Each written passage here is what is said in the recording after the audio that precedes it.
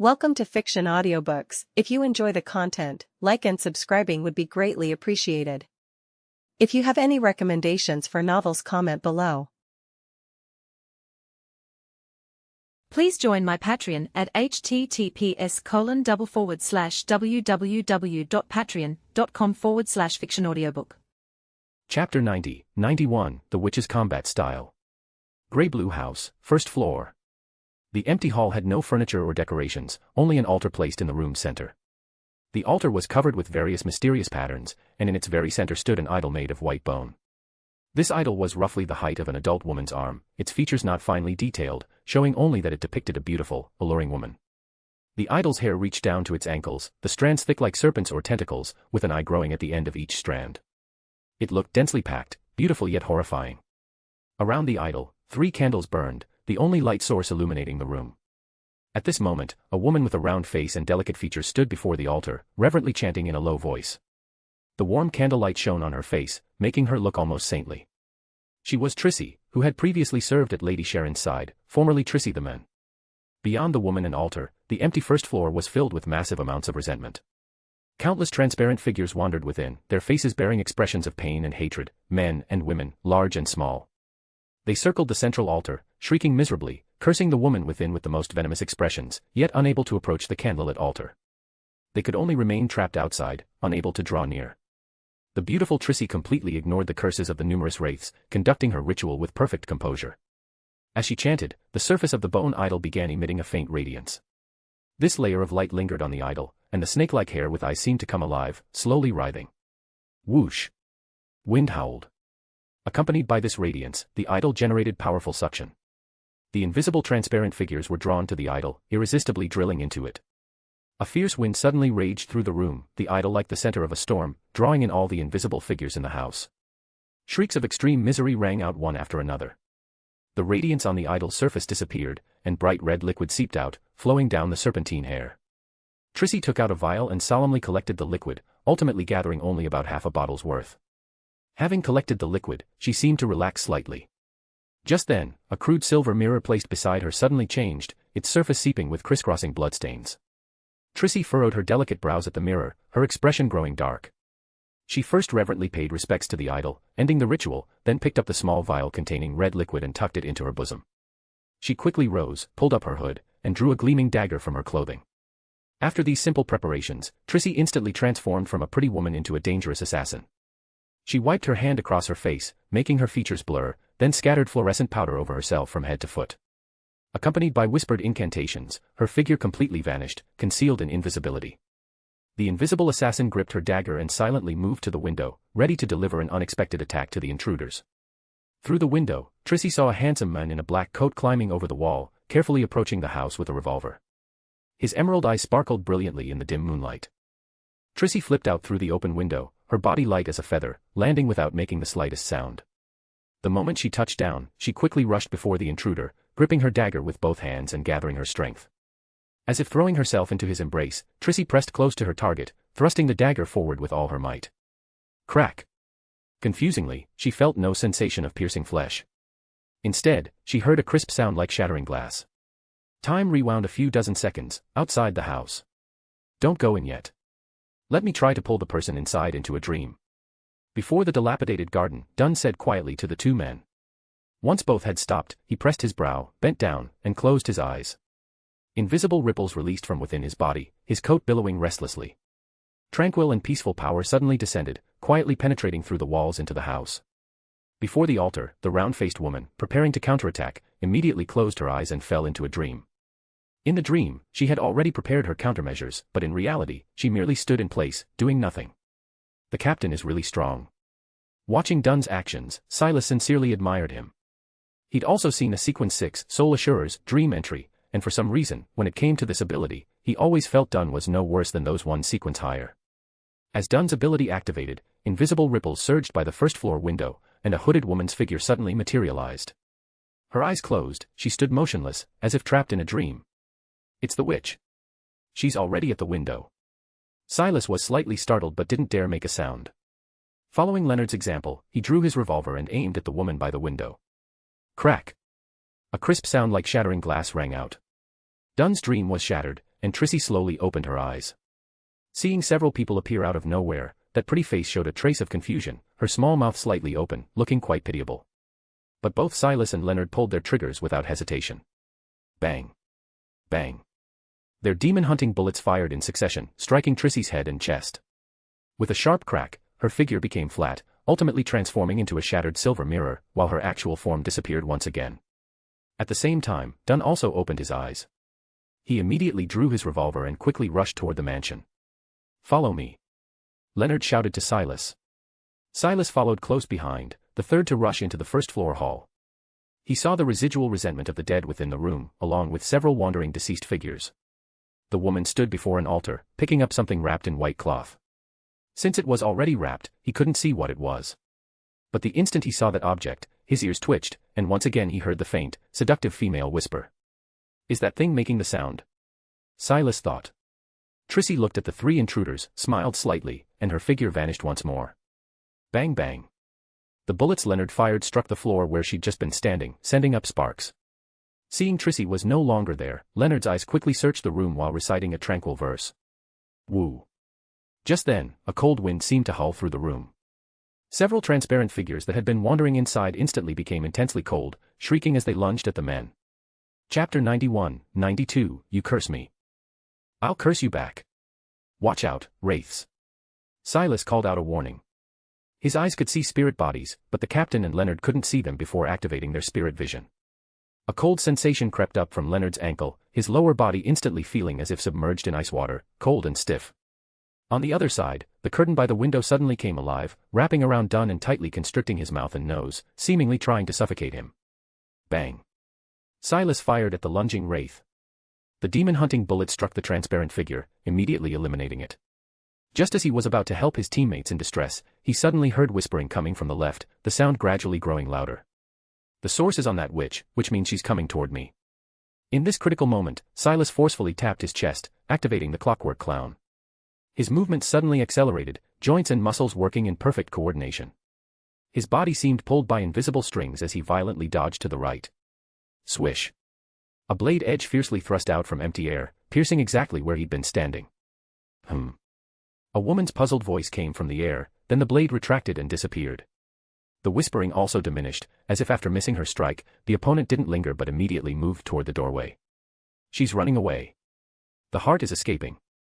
Bang bang bang.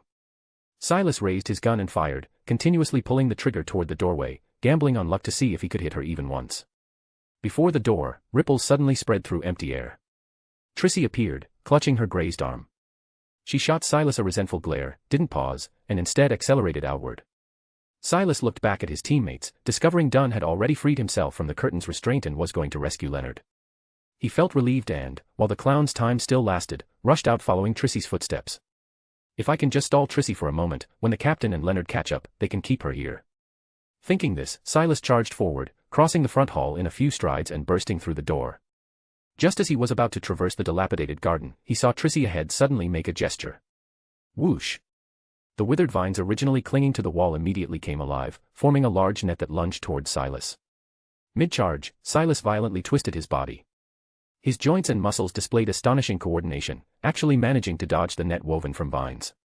But just as he exerted full effort to evade, and his body couldn't adjust in time, something from the vines suddenly shot toward him. In this critical moment, he could only raise his hand to protect his face. Thud. A stinging sensation came from the back of his hand.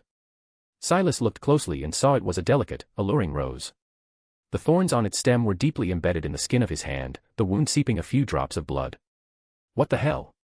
Silas cursed inwardly and plucked off the rose. When he looked up again, his opponent had already taken advantage of the moment to run to the edge of his vision, rounding a building and disappearing from sight. Damn it. Silas cursed again. When he looked down, he discovered that the rose had vanished. Wait, something's not right. That flower absorbed my blood. Silas stared at the wound, a sense of crisis welling up inside him. He quickly drew his ritual dagger, rushed back into the first-floor hall, and collided with Leonard and Dunn, who were coming out. Where is she? Leonard asked. She ran that way. Silas pointed, then let his two teammates chase after her while he sat down on the floor with his dagger. He spread open his injured left hand, pressed it against the floor, used the dagger to reopen the wound, and dipped his fingers in the blood to draw a simple magic circle on the floor. The circle's outer ring enclosed his left hand and part of his wrist. Meanwhile, by the tussock river, Trissy ran quickly with a dark expression on her pretty face, cradling the flower that had absorbed Silas's blood and murmuring softly. Boom. Black, illusory flames surged from her palm, instantly enveloping the flower and burning it completely. On Silas's side, he'd just finished drawing the circle when flames suddenly burst from his wound, rapidly spreading along his body. But because of the circle, the flames were blocked when they reached his wrist, only scorching the flesh within the circular area. Shit. Silas's left hand burned fiercely, skin sizzling. The air immediately filled with the strange mixture of burnt and cooked meat smells. The searing pain tormented Silas, and he cursed loudly from the agony. You dare curse me? Watch me curse you back. Silas was truly ruthless now. His right hand raised the silver dagger high, and borrowing the residual resentment in the hall, he loudly chanted the true creator's honorific name in Hermes. The Lord who created everything. Fortunately, Leonard and Dunn had both gone in pursuit. Otherwise, he really couldn't so openly borrow the true creator's power. The curse's resentment gathered on Silas's dagger. The originally silver blade quickly turned an ominous pitch black. Then, aimed at his still-burning left hand, he viciously stabbed down. By the tussock river, Trissy looked at the flower that kept burning but never turned to ash, confusion appearing on her face. Just as she prepared to lean in for a closer look, an invisible force suddenly shot out from the flames, stabbing toward her head. Trissy's hair stood on end. The assassin's extreme agility saved her life. She barely tilted her head aside. The curse's pierce carved past her collarbone and shoulder, shooting into the void. Hiss hiss. A terrible, deep gash appeared on her delicate skin, the pale white collarbone clearly visible. Strong corrosive properties manifested at the wound, which slowly extended downward. Ah! Trissy couldn't help but scream, the sound filled with both pain and terror. But before she could take remedial measures, she heard thump footsteps in the distance. It was Dunn and Leonard pursuing her. Seeing this, Trissy could only clutch her festering wound, turn, and leap into the tussock river. By the time Dunn and Leonard arrived, her figure was nowhere to be seen on the river's surface. Captain, we didn't catch her. Leonard stood by the riverbank and said after searching around. Let's go back. Dunn shook his head, his eyes deep, seemingly pondering something. Sleepless ones had strong night vision. They'd both seen the woman seemingly suffer an inexplicable attack before jumping into the tussock river. They just didn't know where that attack came from. What a shame. Didn't kill her. Silas felt the feedback from the curse, knowing he hadn't completely hit his mark. Seeing the flames on his hand disappear and the connection between them severed, he had no way to continue cursing and began cleaning up the scene. During this time, his charred left hand rapidly recovered. By the time Dunn returned, it was completely restored, showing no sign of problems. Chapter 92-93, Solo Pursuit of the Witch. Seeing the curse fail to kill the witch, Silas had no choice but to give up and clean up the scene.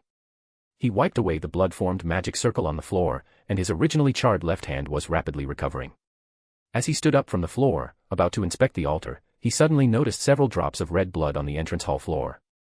Wait, is this the witch's blood? Silas's heart stirred. He took out a handkerchief and carefully absorbed the blood onto it, then hid it inside his coat. Only after completing this did he turn toward the altar to analyze the ritual's purpose from his professional perspective. The ritual's core has been taken away. But judging from these patterns, this ritual's function is to convert the deceased's life force and resentment into pure energy.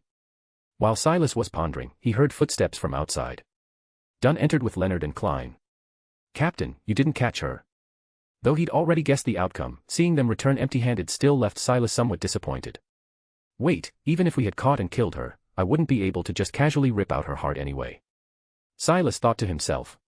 Looking at it this way, letting her escape so I can secretly pursue and kill her myself might actually be better. He suddenly understood why he'd instinctively hidden the handkerchief. Unfortunately, she got away. But our primary objective was to stop the ritual. Driving her off is acceptable, too. So, have you figured out what this ritual does? Dunn asked. This isn't a particularly harmful ritual, Silas said. She's collecting life force and converting it into pure energy. What can that energy be used for? Leonard asked. Healing, or nourishment, probably. Silas himself wasn't entirely certain. Dunn circled the altar and picked up the broken silver mirror on the table. This should be a personal item left behind by that beyonder. He handed the mirror to Klein. Klein, try using it for divination. See if you can find any clues. Yes, Captain. Klein took the silver mirror and was about to begin divination when he suddenly wrinkled his nose and said with confusion, Strange, I seem to smell something burnt. Well, of course. I just burned my hand. If you sniff more carefully, you might even smell roasted meat. Silas studied the altar nonchalantly and said, the spirits have all dissipated. I can't perform a seance, so it looks like we'll have to rely on Klein. I'll check the second floor. Leonard went up the stairs. Silas stayed on the first floor. He was very interested in Klein's divination and wanted to observe it firsthand. Although Klein had taught him some divination techniques before, his talent was perhaps all spent on rituals. He'd never been able to get started in this area. Klein produced paper and pen and wrote down a divination statement. Then, with one hand stroking the silver mirror and the other holding the paper, he muttered under his breath. After repeating it 7 times, his eyes deepened, and he lowered his head, falling into a dreamscape. Dream divination. After a moment, Klein slowly awakened and shook his head somewhat helplessly. It's been interfered with. I only saw some water mist. I see. Dunn said without much disappointment, as if he'd expected this result all along. Before long, Leonard came down holding a makeup box, his face showing amusement. Hey, look at this. After Triss became a woman, her interests changed, too. Later, Klein tried divining with the makeup box again. Dream divination, dowsing, and other methods were all attempted, but the answer remained the same, the divination was interfered with. Silas's brow furrowed. If all these personal items had been set up with anti-divination measures, would the blood traces she left behind also be ineffective? Probably not, because I drew her blood on the spot. She had no time to sever the connection with her body, unless she'd been making the corresponding preparations routinely. But ordinary Beyonders definitely wouldn't do that sort of thing. Good, so this is a valuable clue. Silas thought to himself. He quickly made a decision. There was no time to waste. He planned to use the blood on the handkerchief tonight to track her whereabouts, then kill her directly and rip out her heart. Meanwhile, Dunn looked around the room. Finding no other clues indeed, he could only sigh and say, in that case, we'll have to investigate from other angles. For instance, by using the clothing at the scene, or setting up surveillance at the train station, investigating the house's owner. That would require cooperation with the police department, and the process would become tedious. For Silas, however, this was actually a good thing. With that, the incident had come to a conclusion for now.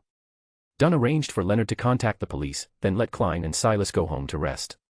It had only just gotten dark, and there were still public carriages on the streets. The two waited at the station for a while, boarded a carriage, and returned to Daffodil Street. On the road, Silas had wanted to ask if Klein had found any leads on the Red Chimney rooftop recently, but remembering he was currently under Miss M's surveillance, he said nothing more and just chatted casually with Klein. Klein can contact Isaac. I wonder if Isaac could deal with Miss M and save Cecilia. I have one more chance to block the surveillance. Should I use it on this? He pondered this while still chatting with Klein. We really should have eaten dinner outside before coming back. I don't know if they've saved any food for us at home. Honestly, after a whole evening of trouble, especially after repairing his left hand's injury, his stomach was experiencing severe hunger. Let's hope our sister will be thoughtful enough to save us some dinner. Klein said with a smile. He was also thinking, planning to go above the gray fog to divine after returning home. The mystical level there was higher. Perhaps it could break through the anti-divination and find clues. The crimes Trissy had committed were extremely vicious, and he didn't want such a person to remain at large. The two parted at their respective front doors. Silas pushed open the door, and the aroma of food immediately wafted over. Seeing Cecilia sitting at the dining table laden with dishes, waiting for him, he couldn't help but smile. If that damned Miss M weren't beside her, the scene would be even better. Welcome back. Miss M said to him with a smile, what a shame you didn't catch that witch. I couldn't get the materials I wanted either. So what, are you planning to punish me? Silas took out the blood-stained handkerchief from his coat and said warily, I obtained a clue. I'm planning to go after her tonight. As long as I catch her, I should be able to get what you want. As he said this, his heart stirred, and he asked, or you could come with me. With your strength, controlling a low sequence which should be quite easy, right? From the way Miss M fights, I might discover her problem. However, Miss M just looked at Silas with a smile. After a moment, she suddenly snapped her fingers, and a sharp pain struck him. Ugh! Silas grunted and grabbed the table for support. Silas! Cecilia cried out and ran over to support her brother. Has your attitude toward me been a bit too disrespectful lately? Miss M said with a smile. Silas trembled in pain, but inwardly he was sneering coldly. She doesn't dare to act directly. There's definitely something wrong with her. Got you. Chapter 93-94, Midnight Pursuit.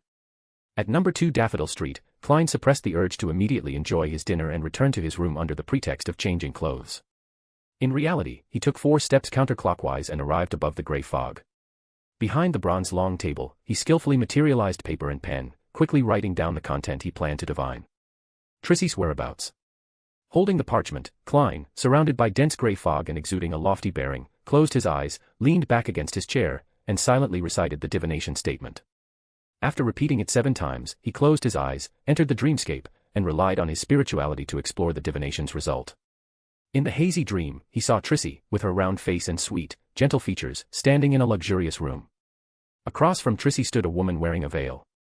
Her appearance couldn't be seen clearly due to the veil's obstruction, but just from her graceful, curvaceous figure alone, it was enough to inspire endless imagination. Who is this? Trissy's superior? Klein thought to himself. He tried hard to identify the room's furnishings or find the corresponding area through the window, but failed to accomplish either. As his spirituality became difficult to sustain, he had to exit the dream, leave the gray fog, and return to the real world. Looking on the bright side, at least I know Trissy has a superior in Tingen. I can tell the captain tomorrow. Klein thought this way, feeling the hunger in his belly, and hurried downstairs. Then he saw his sister Melissa staring at him with a strange look. What's wrong? Klein, didn't you say you were going to change clothes? Melissa asked. Ah. Klein looked down and discovered that in his haste coming downstairs, he'd actually forgotten to change clothes. So what was the excuse he'd just made about? He could only smile awkwardly and say, I forgot. At the same time, in the East Borough of Tingen, inside a mansion on Olsner Street.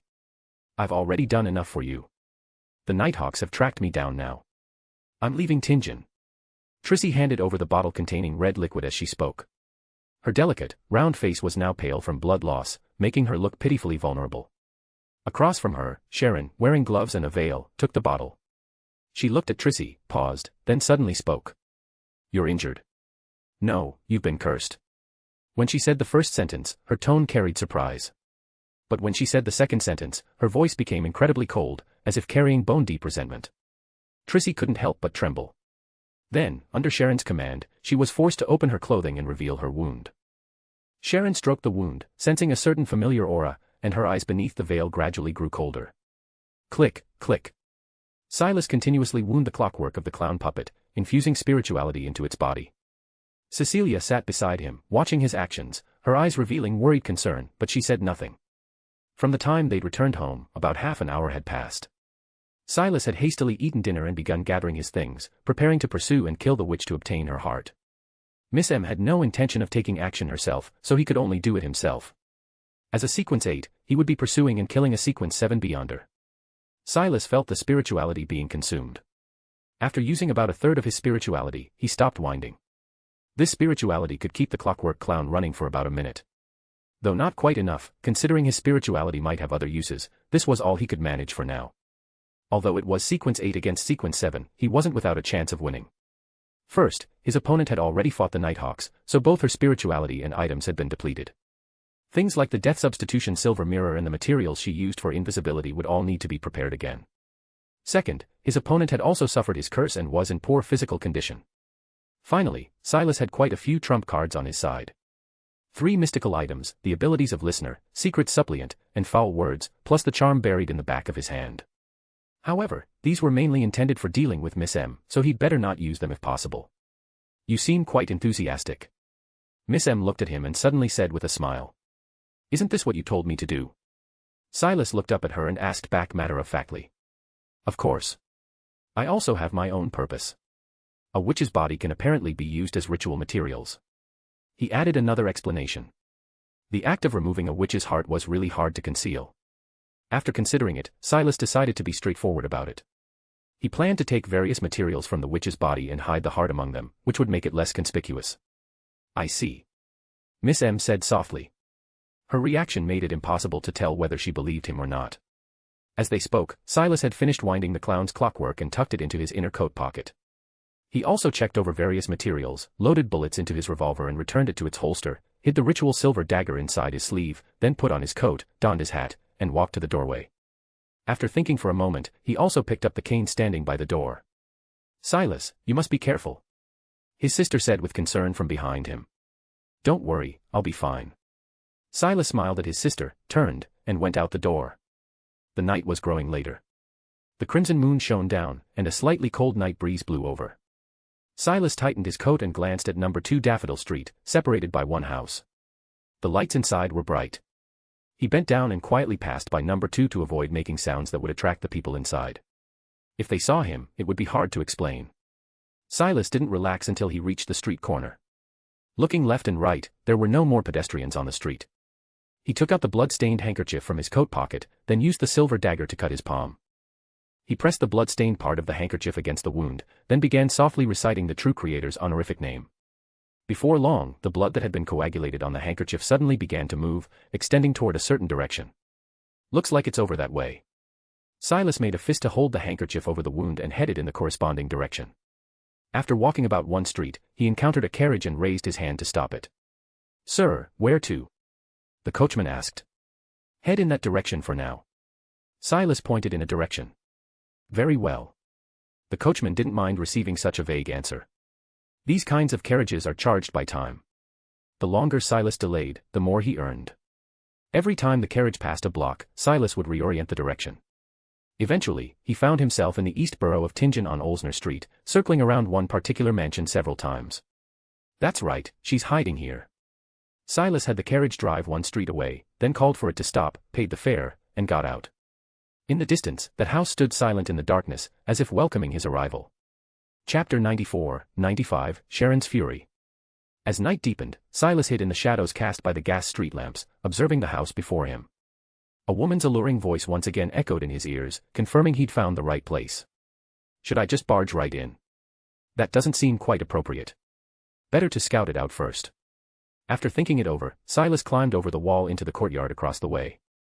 He used his dagger to create a wall of spirituality, then took out candles, essential oils, herbs, and other materials from his coat. At night, the streets had sparse foot traffic, so even if he did something suspicious, he didn't need to worry about being discovered in the short term. Silas used spirituality to light the candle that symbolized himself, dripped essential oil into it, and sprinkled in herbs. When the atmosphere became mysterious, he took a deep breath and spoke in ancient Hermes. "I." Then, switching to Hermes, he continued the incantation. "In my name, I summon the spirit wandering in illusion, the creature from the upper realm with keen observation, the friendly being willing to lend me its ethereal eye." He was seeking power from a spirit world creature to obtain a method for surveilling Sharon's residence. Boom. The flame instantly turned ghostly blue and expanded to the size of a human head. A transparent lizard slowly crawled out from within, as large as a medium-sized dog. Most eye-catching were its eyes, which protruded from their sockets like antennae. Silas communicated with this creature through spiritual intuition, understanding what it needed. He nodded, picked up the dagger, and cut a line beneath his eye bag. The nerves near the eyelid were rather sensitive, seeming to hurt a bit more than cutting skin elsewhere. But it's bearable, not too painful. Silas thought this way. After becoming a secret suppliant, he'd sadly discovered he seemed to have grown accustomed to various acts of self-harm. Blood soon flowed from the wound beneath his eye bag, as if he were crying tears of blood. But before the blood could streak down his cheek and fall to the ground, the transparent lizard extended its long tongue and licked away the blood tears. Its originally protruding eyes extended even further outward until they detached from their sockets and floated up. Silas felt a connection and closed his injured eye. His vision didn't become dark from closing his eye. Instead, another field of view appeared. In this vision, he saw himself with eyes closed, from a slightly elevated angle. It was that floating eye. His vision had linked with that eye. As Silas's thoughts shifted, the eye floated and moved around. Spirit world creatures were difficult to detect without activating spirit vision, which meant Silas now had a way to secretly survey this house. He controlled the eye, making it drift toward the house. The transparent eye wasn't blocked by walls at all. It easily passed through the courtyard wall, crossed the garden, and finally entered the first-floor hall. This was an extremely luxurious space, clearly prepared for many guests to dance. But perhaps because the timing wasn't right, at the moment it was completely bathed in darkness. Silas circled the entire first floor, but aside from seeing sleeping servants in a corner room, he made no other discoveries. Is she on the second floor? By the way, why would this witch be living in such an upscale place? Silas thought to himself as he drifted upstairs. He manipulated the eyeball to pass through the floor. After a moment of darkness, light returned before his eyes. Over 10 meters away, Silas's physical body couldn't help but tremble. There's someone in the room. This was an extremely luxurious room. Carpets woven with exquisite patterns covered the floor, furniture made from various expensive woods, the bedside table piled with cosmetics and jewelry, and the half-open dressing room stuffed with fine clothing. In front of the vanity table sat a beautiful silhouette with her back to Silas. She wore a veil and gloves, and her appearance was somewhat familiar. Sharon. Silas recalled that unforgettable night, the figure who had entered the theater box while watching the play. Wait, Sharon is also a witch. I came here following Trissy's blood. Why isn't it Trissy the witch? Silas's heart filled with doubt. Something's wrong, very wrong. Sharon removed her gloves, exposing her hands to the air. On that soft, pale hand was a large patch of hideous, terrifying scars that made viewers feel both frightened and regretful upon seeing them, as if precious artwork had been marred by barbaric markings. On the vanity table sat the small bottle Trissy had delivered. Sharon opened the bottle and cautiously dripped a drop onto the scar. The blood-red liquid seeped into the wound, and the originally hideous injury faded somewhat. After a few more drops, the scar began to shrink inward and became smaller. Sharon set down the bottle and removed the veil from her head. Innocence and allure coexisting, infinitely charming yet pitiable, half her face. The other half was completely destroyed, with scars even more terrible than those on her hand. The skin was completely gone, as if corroded, leaving a skull wrapped in bits of flesh and blood. Holy crap! Silas couldn't help but jump in fright. Suddenly, without any warning, Sharon whipped her head around and looked directly at Silas. On that face where beauty and ugliness coexisted, she revealed a sinister smile. "I've been waiting for you," Sharon said. Her voice was delicate and pleasant to hear, yet incredibly cold, filled with malice and killing intent. Whoosh! Silas immediately opened his eyes. Without hesitation, he ended the ritual, grabbed the candle, and fled in the direction away from the house. Clearly, the hunt had failed. He'd been ambushed instead. Although he didn't know what sequence Sharon was, she obviously appeared much stronger than Trissy. Not only had she easily discovered him, but more importantly, for some reason, her hostility toward him was extremely strong, so strong she didn't bother concealing her killing intent at all. Just after climbing over the courtyard wall, Silas immediately activated the clown puppet at his chest. His speed suddenly accelerated, fast enough to hear the whistling wind in his ears. Wait, besides the wind, there's an even sharper sound coming from behind. Whoosh! Silas's keen hearing saved him. While sprinting at high speed, he suddenly turned left. Several ice spikes followed close behind and viciously pierced into the ground. If he hadn't turned, he would have been pinned to the ground by now. Running away just from seeing me. Such behavior would bring shame to a lady. Sharon's seductive voice came from behind. She'd somehow already caught up. Though her words were suggestive, the coldness in her tone grew even stronger. Silas didn't respond to her, only fled with all his might. At that moment, another sound of wind came from behind. After dodging, he discovered what landed wasn't an ice spike but an ice mirror. In the mirror, Sharon's face, both horrifying and beautiful, was smiling at him. Crack! The mirror shattered. Sharon burst out from the mirror, the dagger in her hand burning with pitch-black flames, thrusting straight toward Silas's heart. Power Stones. Chapter 95, 96, Sequence 8 versus Sequence. Sharon's dagger burned with black flames as it thrust toward Silas's chest. Her assassination technique was sharp and vicious, and her grasp of timing was far superior to Trissy's. Having just dodged the ice spear, Silas's body was in a state difficult to adjust to. Seeing the dagger stab toward his chest, he could only twist his waist muscles with all his might. Accompanied by the crisp crack of bones, he forcibly turned his upper body to evade. Boom. The pitch-black flames grazed past his chest, the terrible heat making his face feel scorching hot. Taking advantage of the opening when Sharon's strike missed, Silas rolled forward and then bounced up like a ball. At this moment, he seemed to have become the most skilled acrobat, continuously somersaulting to dodge the ice spears shooting at him one after another. Sharon, having fired a volley of ice spears, sneered coldly. Just as she was about to continue chasing with her dagger, she saw a metallic glint suddenly flash from under Silas's armpit. Bang! Bang! Gunshots suddenly rang out in the quiet night. While curling his body in midair, Silas had already drawn the revolver from his holster. After landing, 2 demon-hunting bullets thundered out from Sharon's blind spot. He fired these 2 shots not to hit Sharon, but to cause her a bit of trouble and slow her down. Moreover, firing guns on a late-night street would naturally disturb the residents with the noise, and Sharon certainly wouldn't want people to see her appearance. At this point, Silas had abandoned his ambush plan. Sharon was obviously more formidable than Trissy, possibly of a higher sequence, and she'd been prepared for his attack all along. At this moment, he'd changed from hunter to prey. And what prey should do most is flee from the hunter. The bullets from the revolver blocked Sharon for an instant, and faint sounds of commotion came from the surrounding residences. Seeing his goal achieved, Silas delayed no longer and accelerated his escape forward. His sealed artifact only had a 1-minute time limit.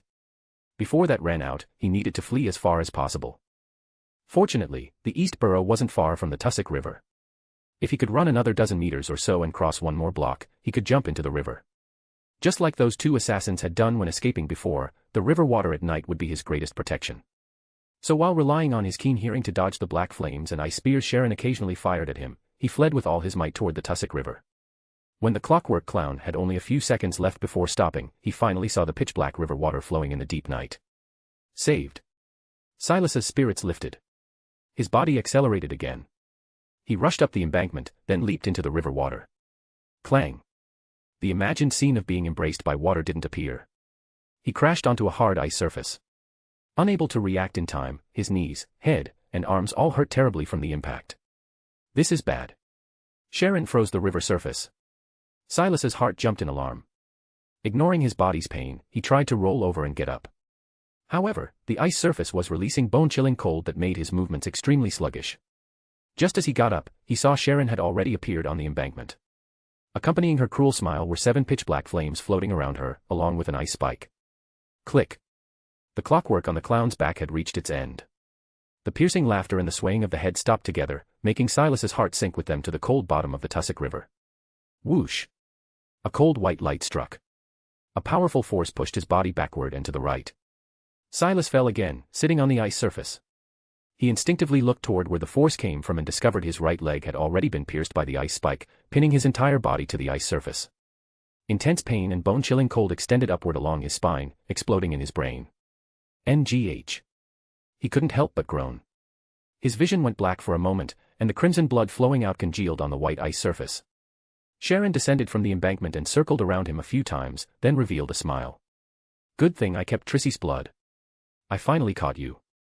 I seem to have hurt you. I'm truly sorry. Sharon spoke in a seductive tone. However, this is much lighter than the harm you brought me. She stroked her scars as she spoke. What is she talking about? Silas looked up at Sharon. From her wounds, he seemed to detect a somewhat familiar scent, as if it came from himself. Could it be that she's the person I cursed last time at the transport company? No, that person definitely died. So does that mean she was the one who stopped me then? The curse you gave me carries the true creator's aura. You should be a Secrets Suppliant, right? I'm very curious. Why would a Secrets Suppliant become a Nighthawk? But you came here alone to track Trissy without bringing your teammates. What's the reason for that? Sharon asked. Silas only gasped painfully without answering. Beside him, Miss M's eyes calmly watched all of this, seemingly having no intention of rescuing him. Unwilling to speak. Seeing this, Sharon gently stroked her ruined face, her tone gradually becoming venomous and cold. No matter. I'll take you back and question you slowly. But before that. The 7 flames around her flew out one after another, falling towards Silas, who had nowhere to escape. Let me make that handsome appearance of yours become just like mine. The pitch-black flames landed on Silas and began to burn, swallowing his body in the blink of an eye. Aya. It hurts. The sharp burning sensation stimulated Silas's nerves. Every part of his skin bathed in extreme heat, making even him, who was accustomed to pain, unable to help but scream miserably. He struggled on the ice surface, trying to extinguish the flames, but those black flames seemed to have attached themselves inside his flesh. No matter what, he couldn't put them out.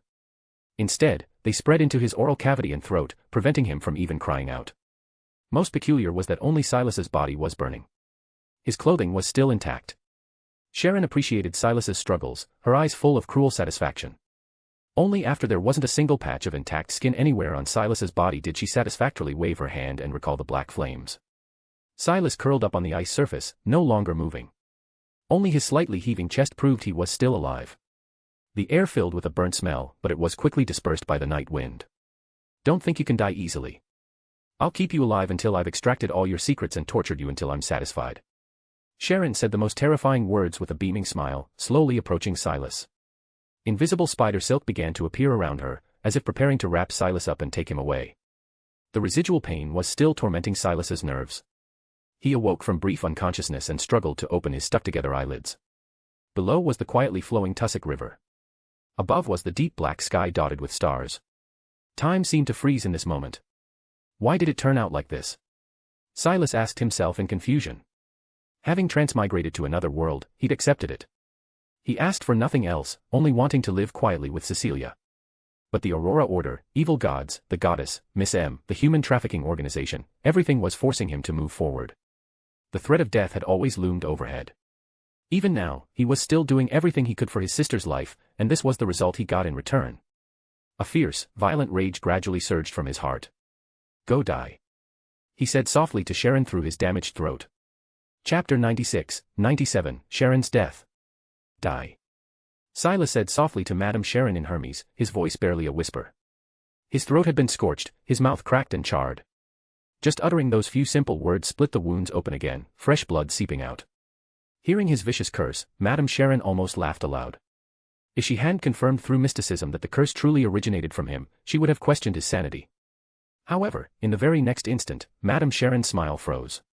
From the formless void, something like fragmented, hidden whispers seemed to pour into her ears, taking effect in her mind. Thump. Thump. Black, root-like veins suddenly bulged out, spreading rapidly across the surface of her skin. "Ah!" Madame Sharon screamed, clutching her head. The spider silk that had been reaching toward Silas lost its power at once, drooping downward. Countless blood vessels burst in the whites of her eyes, tinging her vision with red. Against the crimson backdrop, she saw the charred figure of Silas slowly rising. With each movement, his body split open and bled. But soon, incredibly, his flesh began to heal, breaking through the scabs and regenerating. "You're not a secret suppliant. You're a listener, or a rose bishop."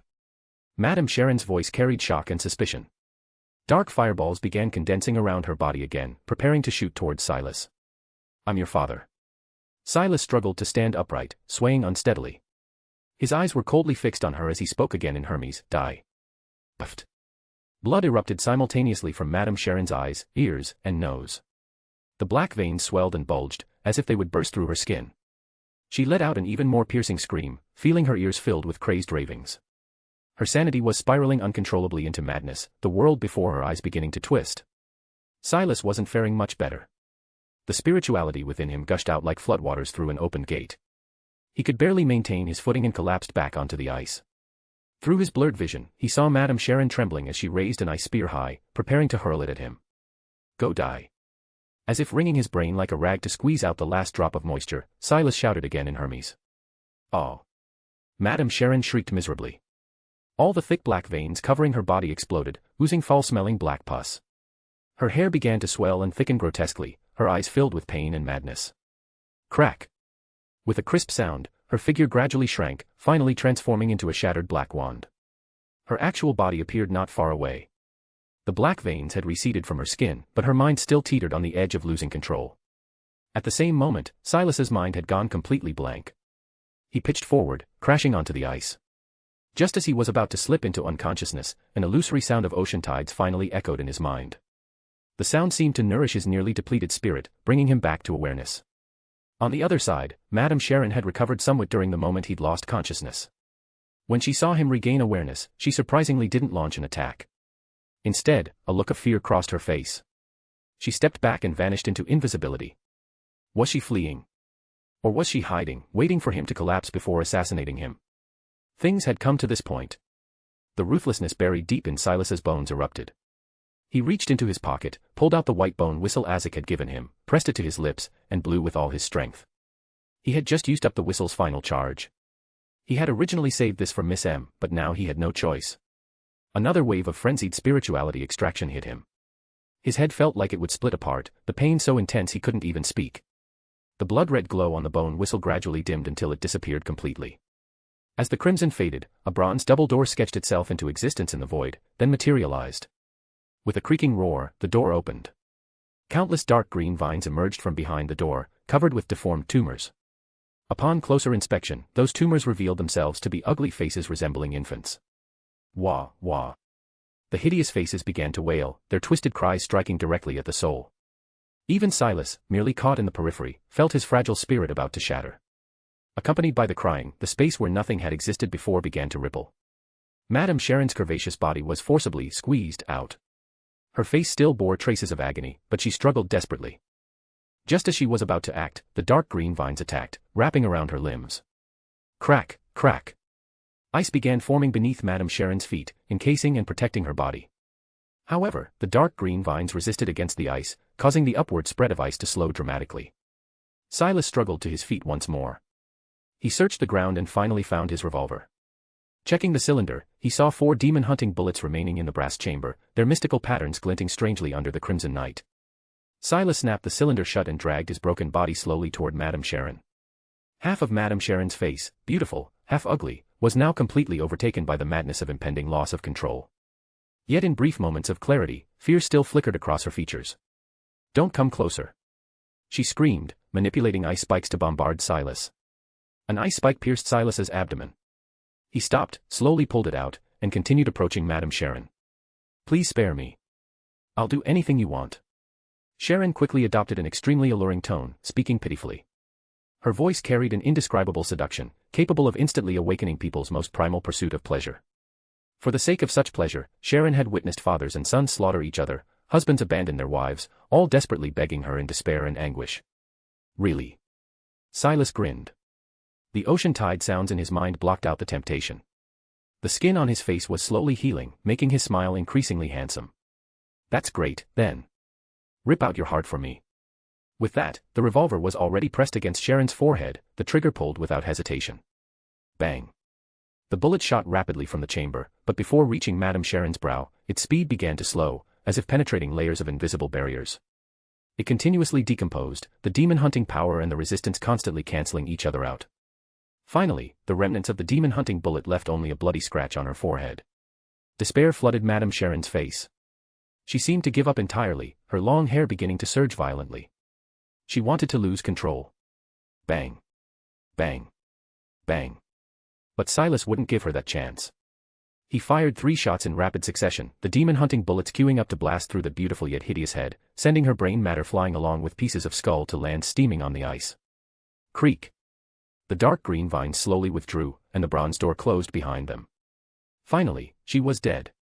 Silas took a deep breath. He had originally wanted to pull out his dagger and take her heart. But the moment he tried to move, he felt completely drained of strength. He could only slowly sit down and wait for his stamina to recover. Beneath the pitch-black sky, a man with skin mottled between charred and pale, his face handsome yet fierce, sat expressionlessly on the ice, facing a headless, delicate corpse. The scene was bizarre with a touch of the absurd. Chapter 97-98, Dissecting the Witch.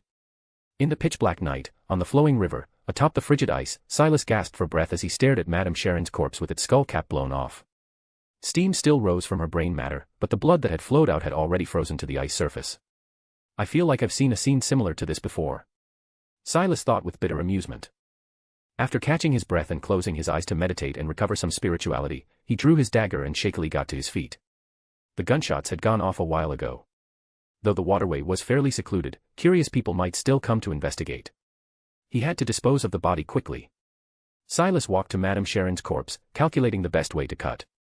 At that moment, a thought suddenly surfaced in his mind. Maybe I should perform a séance first and extract more intelligence from her. Whether it's insider information about the demonist sect or details about the human trafficking, even if I can't tell the captain, at least I won't be so passive. Séance was an ability that spiritualists like Daly excelled at. However, secret suppliants, and seers like Silas or Klein could barely manage it using rituals. But it had to be done quickly. If the target's spirituality dissipated completely, it would become impossible. With this in mind, Silas didn't hesitate.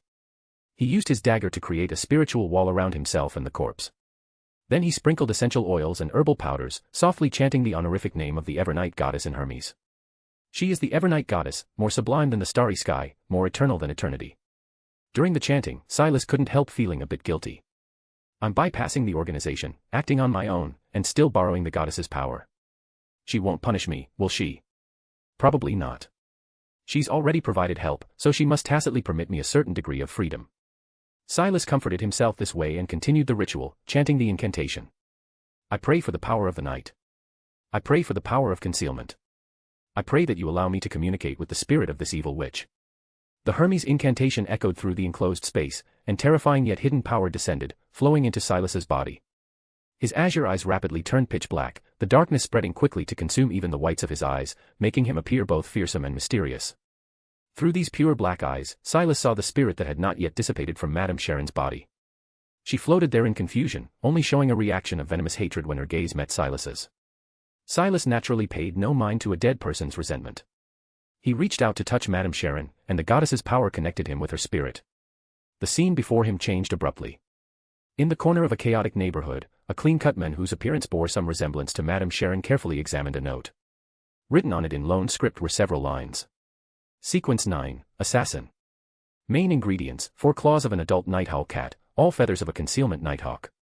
Supplementary ingredients: 80 milliliters of pure water, 5 drops of white mandala juice, 5 grams of night vanilla powder, 10 grams of powdered adult nighthawk cat whiskers. The scene shifted and changed. The man appeared in a dark alley. His appearance looked much more mature and sinister, cold and vicious. Standing opposite him was an extremely alluring woman. He concealed his lust for the woman, bowing his head respectfully as he accepted a note she handed him. Written on it was: Sequence 8, Instigator. Main ingredients: heart of a siren, poison sac of a shadow lurker.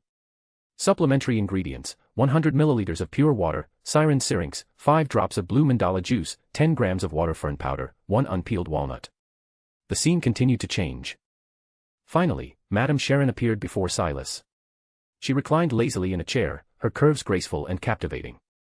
He saw her say to Trissy below, "I've almost got that councilman under control. Once he's on our side, too, our transportation routes will become even faster." On the vanity behind her sat a statue made of white bone. It depicted a woman with a bizarre yet beautiful form, her hair extending all the way to her ankles. Each strand was as thick as a snake, with eyes at the ends. The moment Silas looked at the statue, it reacted. Under the gaslight, luminescence rippled across the statue's surface, all the snake hair seeming to come alive, writhing.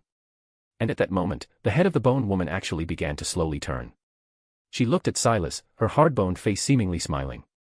Boom. The illusory world collapsed abruptly, and Silas's consciousness returned to the ice surface. Ah. He clutched his head, letting out a pained scream, as if a blade had split his skull open, exposing his brain directly to the cold air. It took him a long time before he could struggle to his feet. In that instant of meeting the statue's gaze, some forbidden knowledge had been forcibly crammed into his mind. Thinking back on it now, it seemed to be an honorific name. The primordial demoness honorific name. Silas muttered in disbelief.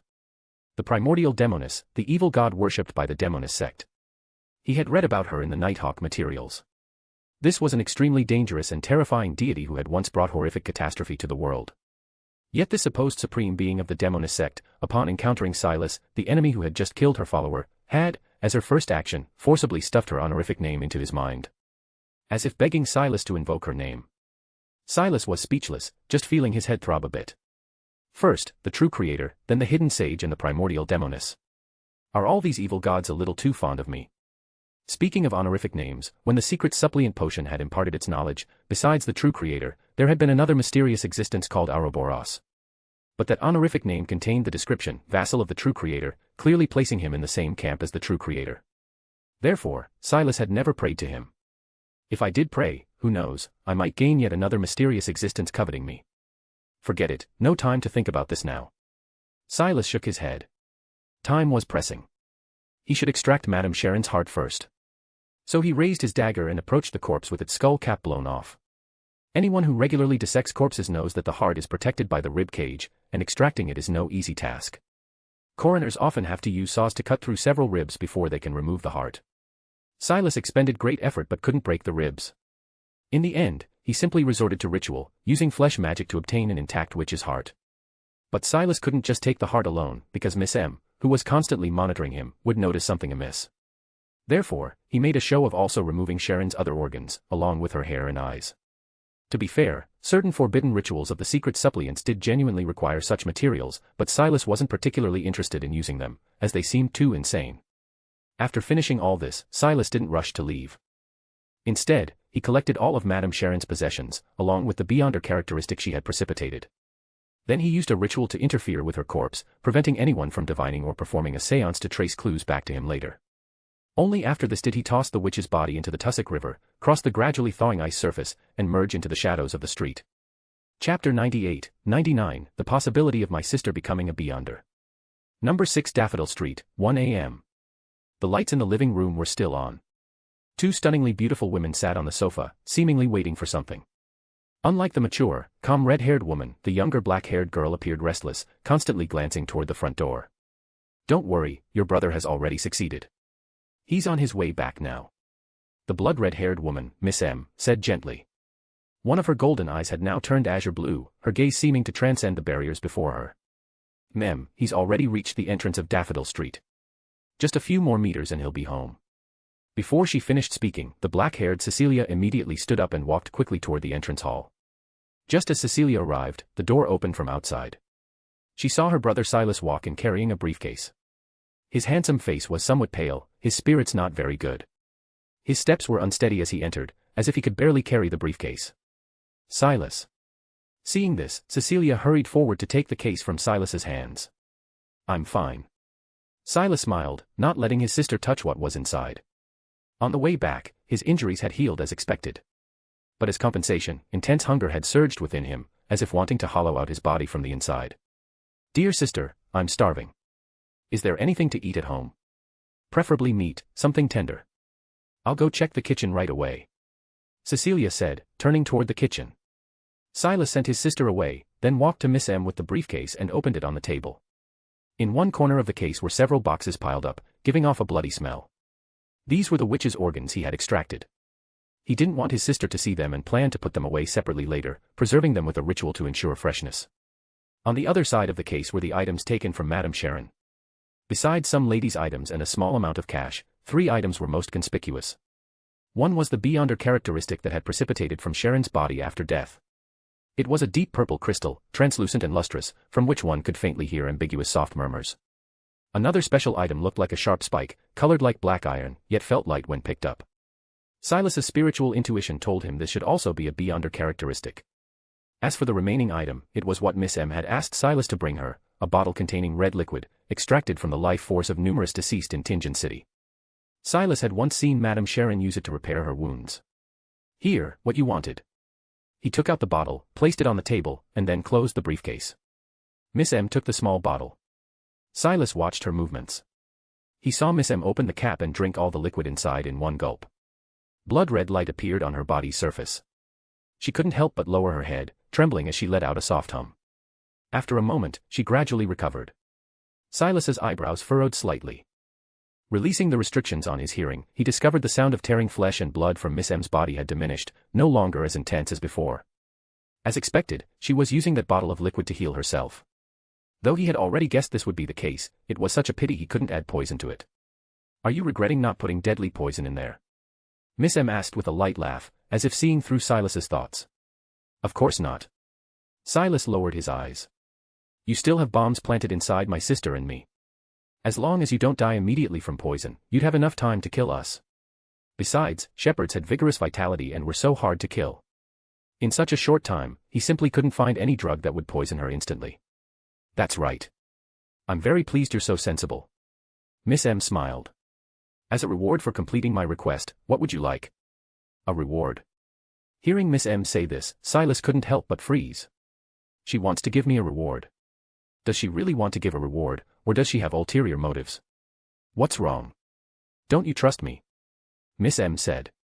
Silas said nothing. What a shame. Well then, how about I teach you some advanced knowledge about potions, or rather, Beyonder characteristics. This kind of thing, the Church of Evernight won't tell you. Seeing Silas's ambiguous attitude, Miss M said with a sigh. You should already know about the acting method, so let me teach you the 3 laws of Beyonder characteristics. Miss M said. Silas had no objection. He accepted the white bread and black tea Cecilia had prepared to tide him over, eating while listening to Miss M slowly explain the 3 laws. The 3 great laws of Beyonder characteristics were indestructibility, conservation, and convergence. Indestructibility meant Beyonder characteristics couldn't be destroyed and would precipitate from dead Beyonders. Conservation meant the total amount of characteristics remained constant. And convergence meant characteristics of the same sequence had a tendency to gather together. In his previous experiences, Silas had vaguely recognized some of these patterns. Now, hearing Miss M's explanation, he suddenly understood completely. No wonder dead Beyonders precipitate characteristics. It's because characteristics don't perish. Wait a minute, if that's the case. Then the main ingredient for the listener you provided me before, could it be? That's right, it was precisely a characteristic precipitated from a listener who died previously. Miss M said without concern. Silas's expression changed slightly, his eating motion pausing, but very quickly he returned to normal, continuing to pick up the white bread, dip it in butter, and eat it, occasionally sipping his black tea. Additionally, among the items you took from that witch, there's an assassin's Beyonder characteristic, Miss M smiled. If you know what the supplementary ingredients are, perhaps you could have your sister take it and become a Beyonder. Did you divine the potion formula from the witch through a seance? Silas recalled briefly and knew she was referring to that sharp, black, iron-colored crystal. Madame Sharon was a Beyonder of the Demoness pathway. Having a low-sequence Beyonder characteristic wasn't strange at all. But, having Cecilia become a beyonder. He hesitated momentarily. Just then, Silas heard a sound nearby. Cecilia was bringing out the prepared food and placing it on the table. She must have heard Miss M's words, or rather, the latter had deliberately let her hear. Brother, is an assassin an offensive type of beyonder? She prepared Silas's utensils while asking. Yes, indeed it is. Silas replied. I see. Then, brother, if possible, I also want to become a beyonder.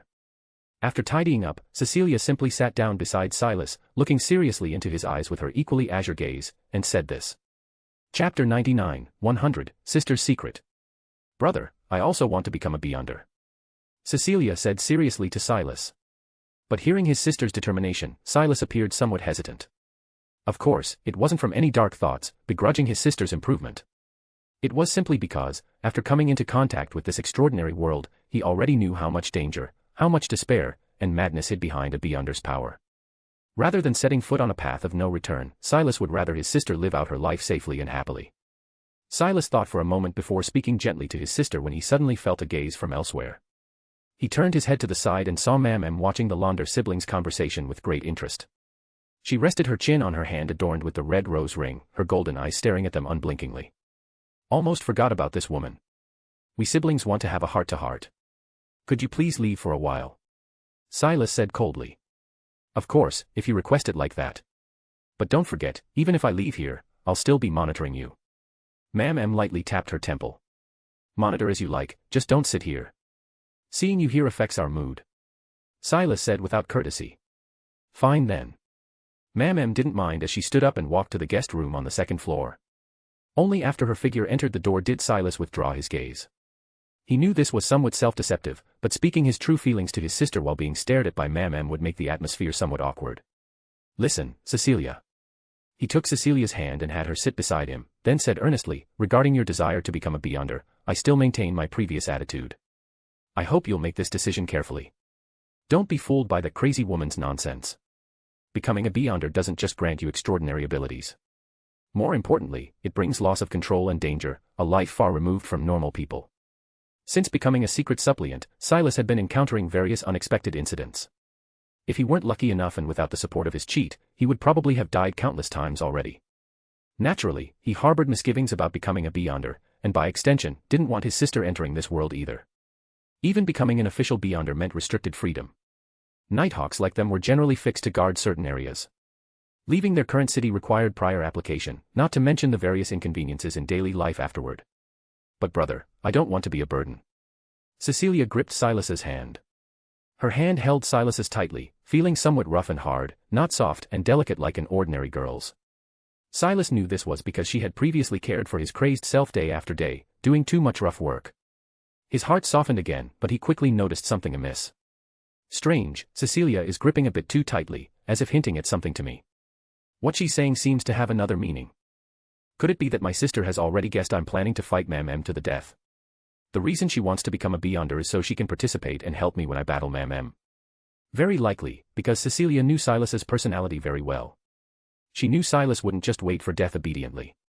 Even if it meant mutual destruction, he would try to resist his enemy to the very end.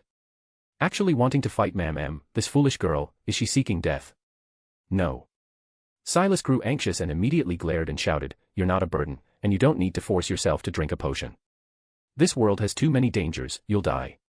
I absolutely won't allow it. Because Mam was listening, he couldn't be too obvious. He could only warn his sister obliquely not to participate in his battle with Mam. He didn't want to see his sister die because of him. Since transmigrating, this was the first time Silas had gotten angry at Cecilia. His voice was somewhat loud, his expression probably quite fierce too. Cecilia stared at him blankly, her azure eyes blinking, and then tears suddenly fell. Crystal clear, large teardrops like pearls flowed continuously, quickly, and silently, sliding down her delicate face, streaming along her cheeks to her round chin, and dripping down. She neither cried out nor sobbed, just looked quietly at Silas, tears streaming down her face. Don't cry, don't cry. Silas immediately panicked, hurriedly reaching out to wipe his sister's tears. Guilt surged up in his heart, overwhelming his anxiety and leaving him somewhat at a loss. I'm not scolding you. Sister, I'm saying, I'm not afraid of death. I just hope that if something really does happen, at least you'll survive. This was his sincere wish, without a trace of falseness. A kind-hearted, Beautiful young woman like Cecilia should have been blessed by heaven with a happy life. Not like now, following a half-mad brother through difficult days. Just when they'd finally had a few days of peaceful living, they were forcibly dragged into the threat of cultists. If Silas had no way to defeat Mam, he at least hoped his sister could be saved. "Brother, do you remember Mother's funeral?" Cecilia wiped away her tears and asked. Her eyes were red, looking heartbreakingly pitiful. Silas searched his memories fruitlessly and could only shake his head. "Father died, and Mother died soon after. After the funeral ended, my only remaining family in this world was you," Cecilia said. "From that moment on, I swore an oath to the goddess that I would survive together with you, that no matter what difficulties we encountered, we would overcome them together. You certainly accomplished that." Silas nodded. The young woman's strong will made him feel genuine admiration. "No." Tears quickly welled up again in Cecilia's eyes. "I betrayed my oath. Brother, after that, as the days passed one by one, your illness didn't improve at all, the money at home grew less and less, and I couldn't earn more than a few pennies. In the end, I sold the furniture, sold Father's pocket watch and Mother's jewelry, rented a place close to the lower street, and still had to care for you every day, cook, do laundry, work. I was really too exhausted, I couldn't hold on anymore. Later, when our family was at its most difficult, when I saw you go mad, I even thought about whether I should just kill you and then kill myself, whether that would bring relief." Cecilia sobbed, her face bearing an expression of both release and atonement. "If Sirius hadn't taken us in later, if all those things hadn't happened, if you hadn't recovered from your illness, perhaps we would have died together in the lower street long ago. So, brother, you really don't need to be so good to me. You don't know what I almost did to you. Every day since then, I've felt uneasy in my heart. That night after watching the play, I wanted to tell you clearly, to have you scold me harshly. But because she came, even my last chance disappeared. I could only bottle it up inside, constantly feeling miserable." After saying all this, Cecilia covered her face and broke down crying. Chapter 101, Investigating Myself. Silas's previous state was similar to that of a critically ill elderly person, requiring the same arduous care with no hope in sight. Caring for a gravely ill elder until their death is an exhausting ordeal, especially when the old person lingers on the edge. For both the caregiver and the patient, it becomes an immense torment. Even the deepest affection gradually erodes under the weight of repetitive toil. In his past life, Silas had witnessed rural funerals where the person who had truly cared for the dying elder until the very end couldn't shed a single tear. While others wailed in elaborate displays of grief, that person's face bore only a strange mixture of relief and confusion. Back then, the half-mad Silas had no possibility of recovery either. He would only continue to drain his sister through endless labor, so he could somewhat understand Cecilia's state of mind at the time. Therefore, after hearing her confession, Silas felt no anger. Instead, his heart only grew more tender toward his sister. "Cecilia. It's okay, Cecilia. Look at me and answer a few questions." Silas reached out and grasped both of his sister's arms, shaking her gently to make her lift her head. "You had thoughts of killing me and then yourself, but did you actually do it?" "No." Cecilia, who had been crying, was forcibly shaken by him. After a moment of stunned silence, she answered. "Even for a single day, did you ever neglect taking care of me?" Silas continued pressing. "No, but I..." "Then there's nothing more to say." Silas cut his sister off. "It was just an extreme thought born from despair at the time, nothing serious. Compared to everything you sacrificed to care for me, it means nothing." He practically forced his conclusion on her, interrupting her words. "Besides, you went through such hardship during that time. Even the goddess would forgive you if she heard your story. As for me, I care even less about it." Under Silas's somewhat clumsy comfort, Cecilia finally managed to calm down a bit. But once she had composed herself, she immediately repeated her earlier request to become a Beyonder. "Brother, I ran away once before, wanting to give up on your life. Not this time." Cecilia spoke with determination. "I want to become a Beyonder and help you." Silas smiled bitterly, realizing he truly had no grounds left to refuse. "All right then.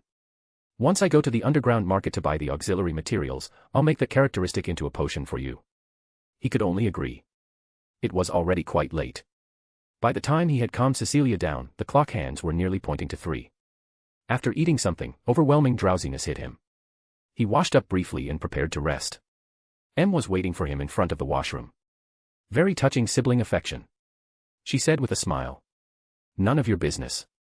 Silas muttered sullenly and headed straight back to his room. Because he had slept so late, Silas could barely bring himself to get up the next morning.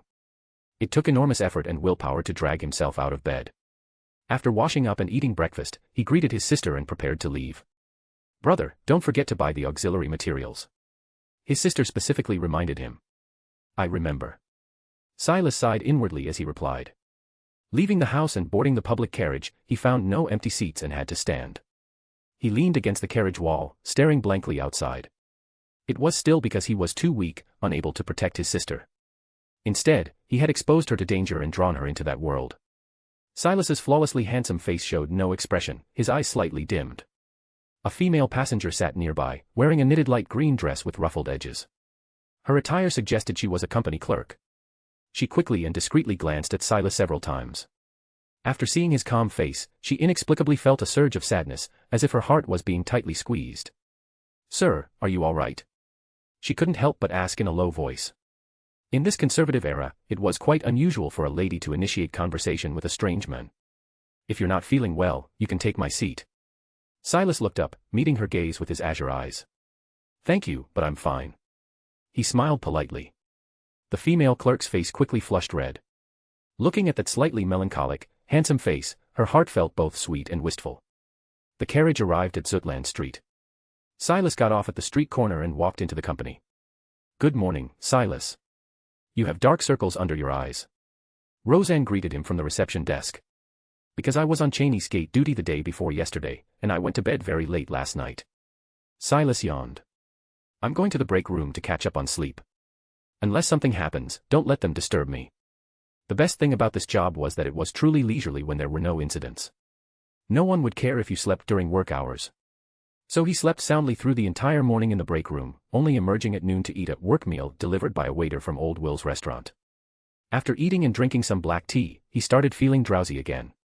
Silas. Just then, a figure in a black trench coat came around from behind the partition and called out to him.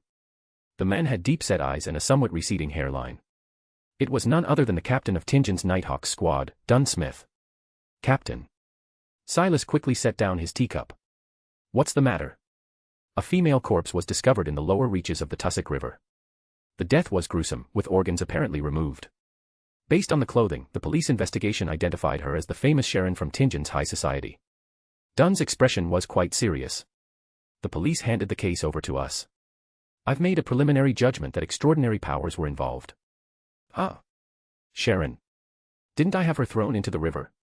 How was she discovered so quickly? Silas couldn't help but freeze, though he immediately put on a puzzled expression. Sharon. I think I've heard that name. I know. She's a famous socialite in Tingen's high society. Roseanne said excitedly. Many nobles and wealthy merchants were her suitors. She's actually dead. I wonder which spurned admirer turned love into hate and killed her. Roseanne, don't talk nonsense. Dunn said helplessly. Sorry, Captain. After Dunn glared at her, Roseanne immediately behaved and slipped away. Dunn sent Roseanne back to the reception desk, then turned to Silas. Klein and Fry have already gone ahead. We should leave soon, too. I hope your abilities can be useful. You have no idea how many important people are pressuring the police to solve this case. Yes, Captain. Silas hurried to the break room to change into police clothes. As he walked, he thought to himself, does this count as investigating myself? He had already performed the anti-divination ritual. Klein shouldn't be able to discover anything. So he could just say some random things and redirect the clues elsewhere. Right, he would say he sensed a corrupted aura from the corpse, claim that Sharon's death was the work of the Aurora Order, and then reveal Sharon's identity as a witch. That way, by mixing truth with lies, they definitely wouldn't figure it out. Silas quickly formed a plan. As long as he solved the case quickly enough, he should still have time to go to the market and buy materials for his sister. Finally, 100 chapters. Hooray! Chapter 101, 102, it was all the Aurora Order. On the road to the Tussock River in the East District, the carriage swayed and jolted along. Inside the cabin, Silas and Dunn stared at each other wordlessly. The atmosphere is a bit awkward. Better find something to talk about. Silas thought to himself. By the way, Captain. How's your potion digestion going? He quickly thought of a topic and spoke up. Fairly smoothly. I've already finished digesting Sleepless. Right now I'm reenacting the Midnight Poet. Dunn replied. But I haven't seen you buy any poetry collections. Silas recalled Leonard's usual frivolous demeanor and really couldn't figure out how to enact Midnight Poet. That's good. Once you finish enacting Midnight Poet and digest that nightmare potion, you can seek advancement. Unexpectedly, Dunn shook his head. My enactment at Sequence 7 will probably not go very smoothly, he said calmly. It will likely take more time than the average Sequence 7, possibly even 2 or 3 extra years. Why? Silas asked instinctively. However, Dunn only remained silent and didn't answer. Seems like there's some hidden circumstances. Better not press further. Silas wisely shut his mouth. And so, the carriage continued on until it arrived at the banks of the Tussock River in the East District. The location where the body was discovered was 3 blocks away from where Silas had dumped it. The corpse must have floated up and drifted downstream before getting caught on the shore and being found. It was afternoon, and the Tussock riverbank was bustling with activity. Besides the gawking onlookers in the distance, there was also a large contingent of police maintaining order and investigating the scene. Klein and Fry stood on a slope by the riverbank, at their feet a human-shaped object covered by a white sheet. So noisy. As soon as Silas got out of the carriage, he couldn't help but frown. After adjusting the sensitivity of his hearing, he walked over. Before he even reached Klein's side, a putrid corpse stench came blowing on the wind. It was an indescribable foul odor that seemed to assault the brain, instinctively provoking disgust and nausea. Ugh! Several nearby police officers immediately covered their mouths and retreated. Silas couldn't help but stop in his tracks. He looked toward Dunn, only to find the man continuing forward as if he hadn't smelled anything at all. He had no choice but to pinch his nose and follow behind, arriving at the corpse. The body was covered by the white sheet, yet the horrifying wounds were still visible on the surface. Corpse fluid had soaked through the white cloth, seeping out in pale yellow water stains. Captain, Silas. Fry and Klein greeted them. How's it going? Dunn asked while pulling on black gloves. I found no clues, Klein shook his head. The body was interfered with through a ritual. I couldn't divine any useful information. Plus, the time of death was too early, so there's no way to channel the spirit either. Dunn looked toward Fry. The cold-tempered, corpse collector said without a trace of emotion, all of the deceased's internal organs were removed, but the direct cause of death should be the gunshot wound to the head. Gunshot wound. Can you determine what type of gun was used? The police are searching the area for shell casings, but haven't found any yet. Go ahead and search. It'll be a miracle if you find anything, since I collected all the casings. Silas chuckled inwardly. This feeling of scheming against his own people was actually rather interesting. Also, the killer probably wasn't very familiar with human anatomy. From the wounds on the corpse, you can tell that when he removed the internal organs, his technique was quite clumsy. Fry said. Hearing this, the corner of Silas's mouth twitched involuntarily. No dissection experience and whatnot, really sorry about that. After listening to both their reports, Dunn nodded and reached out to grasp the white cloth, slowly lifting it. As Mrs. Sharon's corpse was exposed to the air, the stench of decay grew even stronger. The corpse odor was so overwhelming that Silas could barely breathe, even feeling somewhat nauseous. Just as Silas was suffering, Fry brought a square pewter-colored flask to his nose. After removing the cap, it gave off a mixture of mint leaves, tobacco, disinfectant, and other things, a strongly stimulating yet refreshing scent that immediately made his breathing much easier. Thanks. Silas said to Fry. For helping him out, he'd forgive him for calling his dissection technique clumsy. You'll get used to it. Fry only nodded coldly, putting the pewter flask back in his pocket. Silas steadied his breathing and returned to stand before the corpse. Good afternoon, Mrs. Sharon. Haven't seen you in a while, but you're looking as lovely as ever. Full of dark humor, Silas greeted the corpse in his heart. He saw that Mrs. Sharon's body had turned pale from soaking. Because the weather was still quite hot, the corpse was decomposing rapidly. Add to that the fact that he had opened up her chest and abdomen and blown open her skull with a bullet, and the upper body was already a complete mess. Only the expensive dress she wore could prove the originally noble status of its owner. Well. Have you discovered anything? Noticing Silas's gaze, Dunn spoke up. The other two also looked over, their eyes carrying a certain expectation. With divination, channeling, and on-site investigation all proving ineffective, Silas was their last hope. Unfortunately, the one they were relying on was the very perpetrator of the case. I see traces of extraordinary power on the corpse. Silas deliberately furrowed his brow, putting on a pained expression. Her flesh and blood carry an aura of corruption and madness. It seems to come from the Secrets Suppliant sequence. Sure enough, when he said this, all three men's expressions grew grave. The Aurora Order. Dunn said in a heavy voice. I can only say it's very likely. Silas pointed to the marks on the wounds. There are traces of flesh magic on the body. I know this kind of ritual. The killer probably used it to extract the internal organs. What he said was completely accurate, he just concealed part of the truth. For instance, the person who used the flesh ritual was himself. The three were silent for a moment. Klein said quietly, when I tried to divine just now, I was interfered with by invisible ravings and didn't discover anything. His statement further confirmed Silas's words. Dunn took a deep breath, his voice slightly cold. It hasn't been that long, and the Aurora Order's forces have already returned to Tingen. I really hope we can find their trail soon and root them out completely. That's right, it was all done by those lunatics from the Aurora Order. Silas thought to himself. But why, Mrs. Sharon? And why remove her internal organs? After his moment of emotion, Dunn thought of the key questions. Regarding that point, I actually have a theory. Silas said. Besides the aura of madness, I also sensed an aura similar to Trissy's on her corpse. You're saying there was also a witch among those who killed her? No, what I mean is that she herself was very likely a witch. Chapter 102, 103, The Assassin Potion. Mrs. Sharon's aura is similar to Trissy's. I have reason to suspect she's also a witch. As soon as Silas said this, the others all showed surprised expressions. Are you certain? Dunn asked, his eyes deep and probing. I can't guarantee it, but it's very likely. Silas didn't speak in absolutes. Being too certain would make him seem suspicious. Besides, speaking of Mrs. Sharon, her most famous trait was her beautiful appearance and how she was sought after by high society. Trissy's appearance improved greatly after becoming Sequence 7. So I suspect this pathway might enhance one's looks across the board. Klein and Fry exchanged glances after hearing this. That actually makes some sense. But how can we verify it? Dunn thought for a moment before speaking. How about this? Let's first recover Mrs. Sharon's body, then go investigate her residence. If she's a witch, we should be able to find clues where she lived. Perhaps we can also obtain intelligence related to Trissy. With the captain's orders, the Nighthawks naturally complied. They helped Fry place the body in a bag and load it into the carriage. Intelligence on Trissy. She might very well be Mrs. Sharon's subordinate. Silas thought to himself. Just then, he suddenly remembered something. By the way, Captain. Silas spoke up.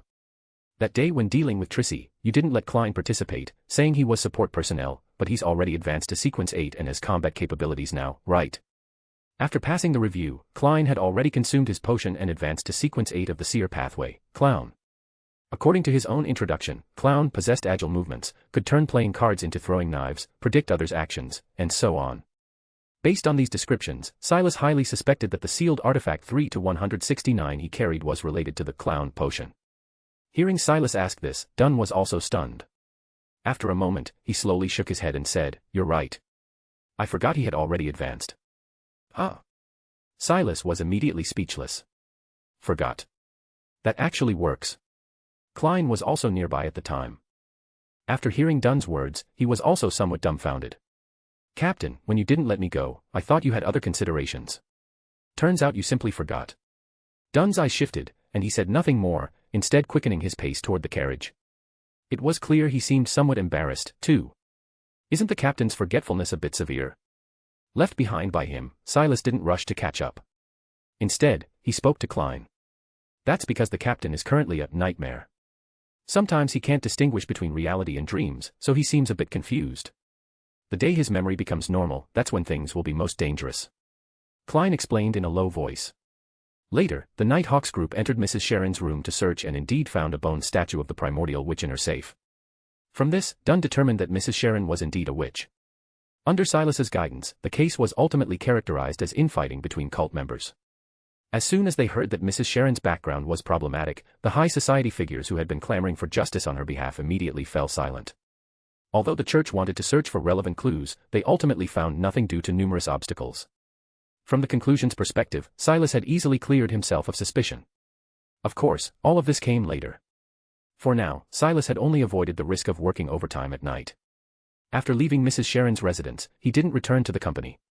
Instead, using the excuse that he was running low on mystical materials and needed to go to the underground market to purchase some as supplements, he bid farewell to Dunn and the others and boarded a carriage to the dock area. The Evil Dragon Bar, in the dock area, was as lively as ever, with the underground market crowded with people. Silas tried to find traces of the monster Ademasol inside but wasn't successful. After asking around, he learned that due to excessive fear, Ademasol hadn't dared to leave his home recently. Silas had wanted to ask him for details about the disaster he had mentioned. Seeing the situation, he could only give up. He could only wander around the market, buying all the auxiliary materials his sister needed for advancement while also replenishing his own supplies. Klein had once suggested that he could use the reimbursement system invented by Emperor Roselle to cover the cost of purchasing materials. But Silas found the paperwork for reimbursement a bit troublesome, and since buying materials didn't cost much anyway, he had never tried it.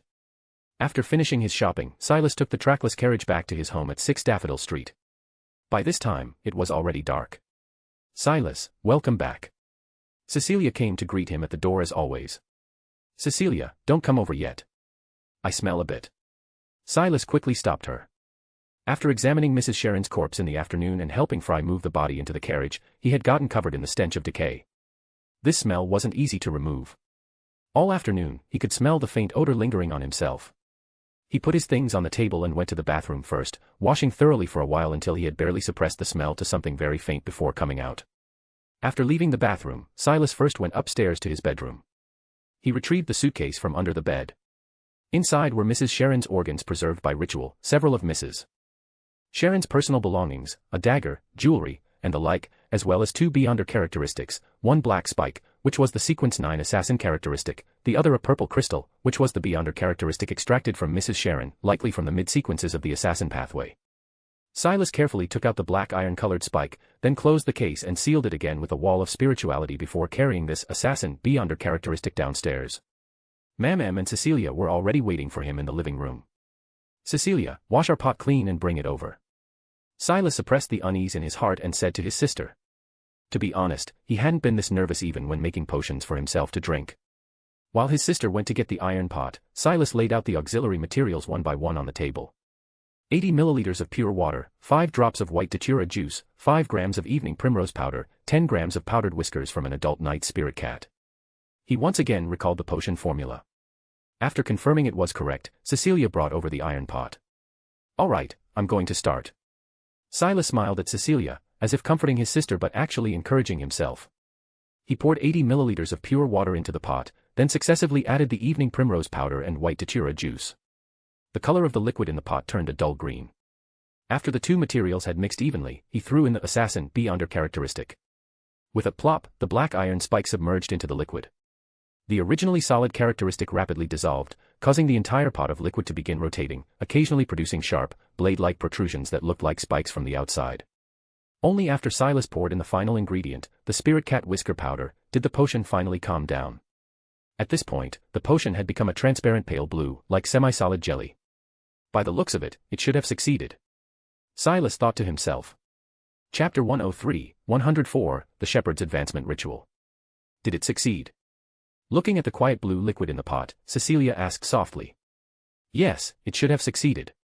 Silas observed carefully and didn't find anything abnormal about the potion. Although he felt somewhat uneasy, he still chose to trust his spiritual intuition. Then I'll drink it, Cecilia said, taking a cup from the side and dipping it into the bottom of the pot to scoop up the potion. The potion all flowed together into the cup, not a single drop remaining at the bottom of the pot. She glanced at the liquid in the cup and was about to bring it to her mouth without hesitation. Wait, Cecilia, don't rush. Silas quickly stopped her. Only after his sister's gaze turned toward him did he say hesitantly, I don't really understand the assassin pathway. But there's an evil god at the top of the sequence who might influence you, and for the sake of enactment, your hands will also be stained with blood. Hearing him say this, Cecilia's expression showed some helplessness. Brother, the potion is already made. Things have come to this point, so why are you having second thoughts again? What I'm trying to say is that this pathway isn't the most suitable for you. Perhaps we should wait a bit longer. Maybe I can find a better sequence potion for you. Brother. Cecilia interrupted Silas. I know what you're saying makes sense. But as you described it, investigating to find a sequence suitable for me, finding a way to obtain the formula, buying all the materials, this whole process, how much effort would that require? Silas couldn't answer, because it was indeed as Cecilia said. Finding a genuine, reliable potion formula and obtaining the formula materials was actually very difficult. Especially since Silas had to work daily and couldn't leave Tingen. Even joining the Nighthawks, someone like Cecilia could only start as a clerical staff member. She would need at least 2 or 3 years to accumulate merit before she'd be qualified to apply to become a Beyonder. And there was one point that Cecilia didn't say explicitly, but Silas knew very well, the biggest problem was that they didn't have enough time. Mam's existence was a ticking time bomb. Who knew when she might suddenly explode? The sooner Cecilia drank the potion and mastered extraordinary abilities, the sooner she could help Silas afterward. For the Londer siblings, surviving came first. Other problems could only be considered if they managed to stay alive. I understand. Silas sighed and stopped trying to dissuade her. After drinking the potion, your body will undergo strange changes. Don't panic, stay calm. He told his sister the precautions, then let Cecilia pick up the cup and drink the blue potion in one gulp. After drinking the potion, Cecilia couldn't help but let out a soft cry. She hugged her arms, her form dimming, as if about to dissipate into the shadows of the room. Relax, feel the changes in your body, then try to guide your consciousness and slowly return to your body. Silas was reminded from the side. Before long, Cecilia emerged from the shadows and slowly opened her eyes. Her azure eyes had become sharp and spirited, her footsteps light, with an added grace like that of a cat. Such a strange feeling. I've become lighter. She curiously opened her palm, turning it back and forth to look, then took a few steps back and hid in the corner of the room. She hadn't disappeared, her body was just concealed in the shadows, looking very inconspicuous. Unless one looked specifically, she would easily be overlooked by others. When I was assassinated, that guy seemed to hide in the shadows like this. Silas recalled being attacked by the assassin. Having Cecilia take this pathway, I don't know if it's good or bad. Just then, he saw his sister's figure suddenly flash. In the blink of an eye, she had already rushed right in front of him. Boo. Cecilia spread her hands like claws and shouted, as if trying to startle Silas, but her posture was quite adorable. How about that, Silas? Am I fast? Her big eyes were full of laughter. Silas knew his sister was trying to amuse him and make him feel better. Stop fooling around. You just became a Beyonder, your spirituality is unstable. He smiled bitterly. Come sit down first. I'll teach you to meditate. Okay. Cecilia learned quickly. Before long, she had mastered the meditation method. How do you feel now? Silas asked. Seems pretty good. Cecilia picked up a fork from the dining table and thrust it forward. The fork cut through the air with a sharp whistle. The speed is there, but the force seems still a bit lacking. That's already quite good. Silas's bangs were blown up by the wind she created. For assassination, the most important thing is precision. Just strike the weak points directly. Right, tomorrow I'll buy a human anatomy diagram to study. Cecilia said. Silas nodded while secretly pondering. I wonder what the key to enacting assassin is. Does it really require assassinating others? I really don't want Cecilia's hands stained with blood. However, his sister really did dare to strike. Back when she faced Sirius and she had stabbed with the knife without hesitation. Her courage was much greater than that of the average girl. Because he had previously sworn an oath before the goddess's holy object, Silas couldn't share the acting method with his sister. But at this moment, besides the siblings, there was an outsider present at 6 Daffodil Street. Silas directed his gaze toward who sat on the sofa and hadn't spoken. Congratulations to you both. Seeing Silas look over, she said with a smile. Silas glanced at her warily. Had already told Cecilia some common knowledge about the extraordinary world.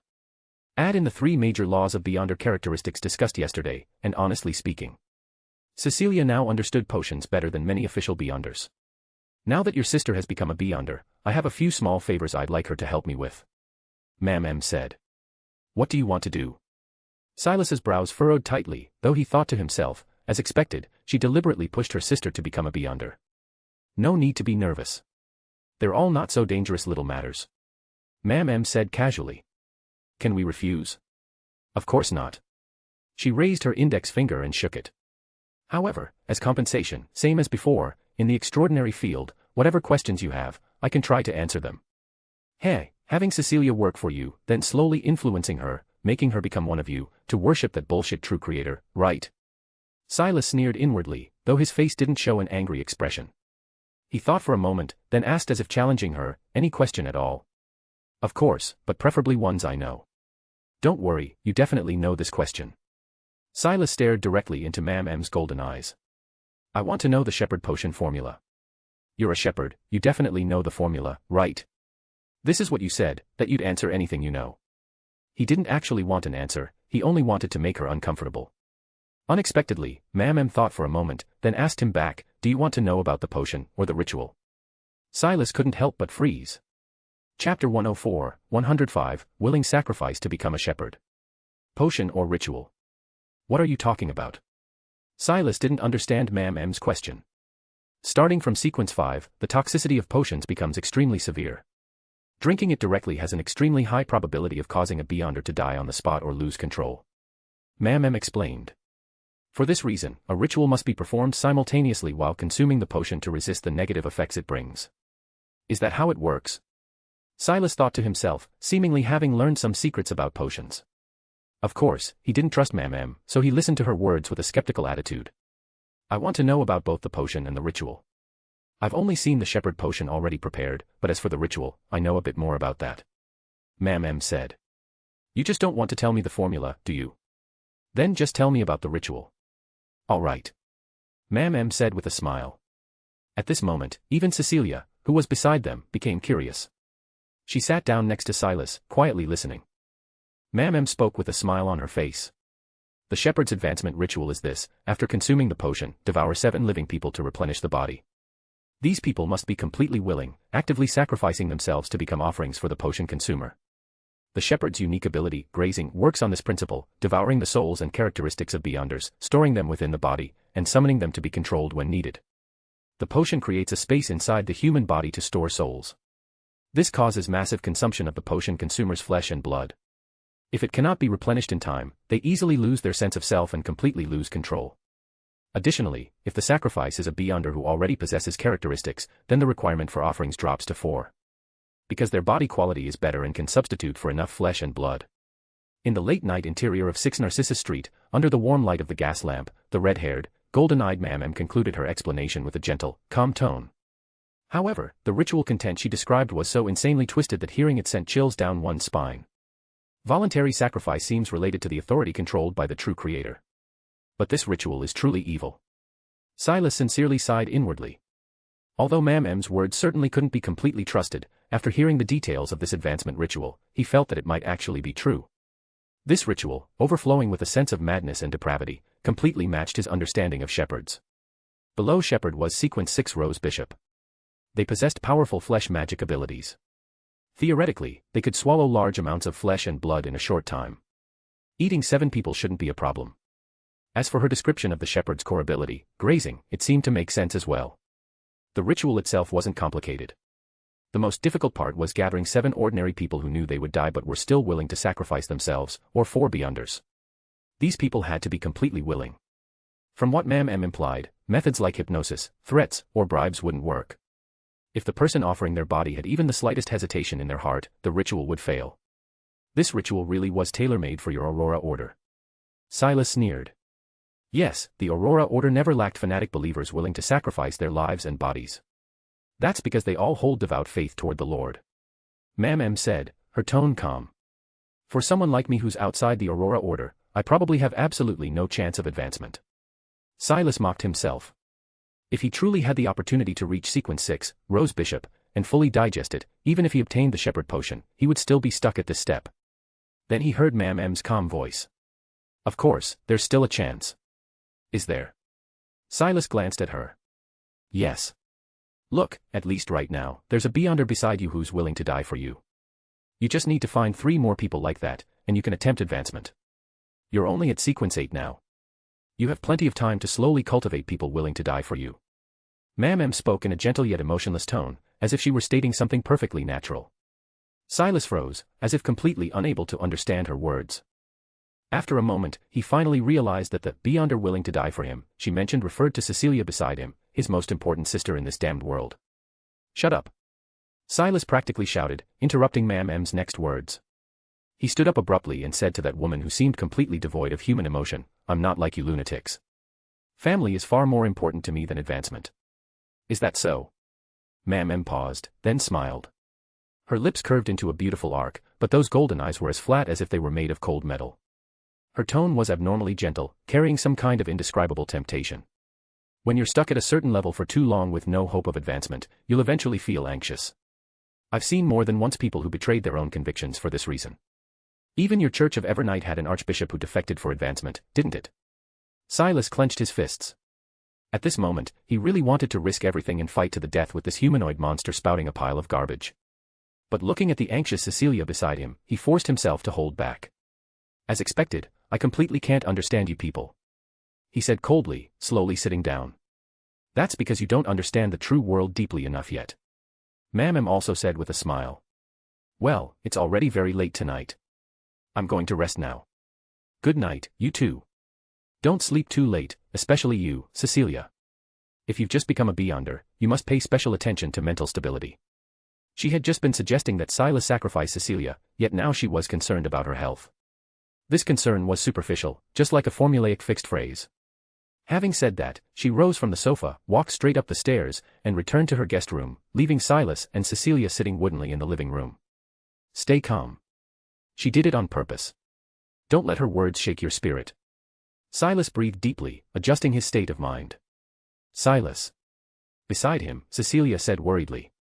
I'm fine. Brother, actually I don't. I won't allow you to continue.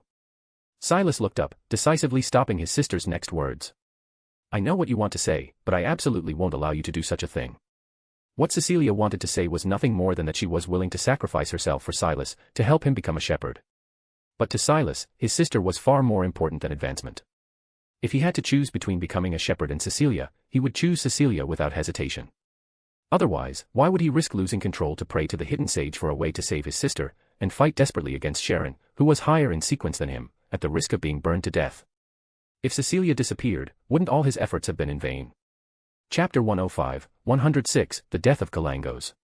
On the very night that Cecilia drank the potion and became a Beyonder, next door to their neighbors at 2 Daffodil Street, the Moretti family was discussing the most popular play of the moment. The newspapers are all saying that The Return of the Count is a play worth seeing. It's already broken records in Backlund, performing for dozens of consecutive shows, all sold out. The troupe is now on tour and will soon arrive in Tingen. I think we shouldn't miss this opportunity. Today is Monday.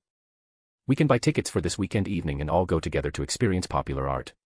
Klein spoke earnestly, trying to persuade his brother Benson and sister Melissa to go see the theatrical performance. Since transmigrating, he had been exhausted dealing with various incidents and rarely had a chance to enjoy entertainment. Well, according to Roseanne, Silas has already taken his sister. The two of them had a wonderful, memorable time at the theater.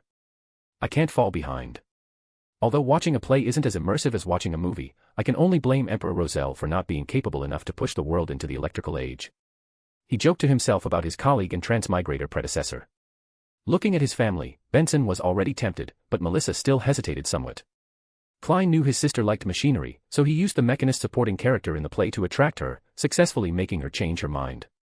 Just as he was proud of gradually learning how to persuade Melissa, a buzzing sound suddenly came to his ears, and a sense of dizziness arose in his mind. Someone was praying to him.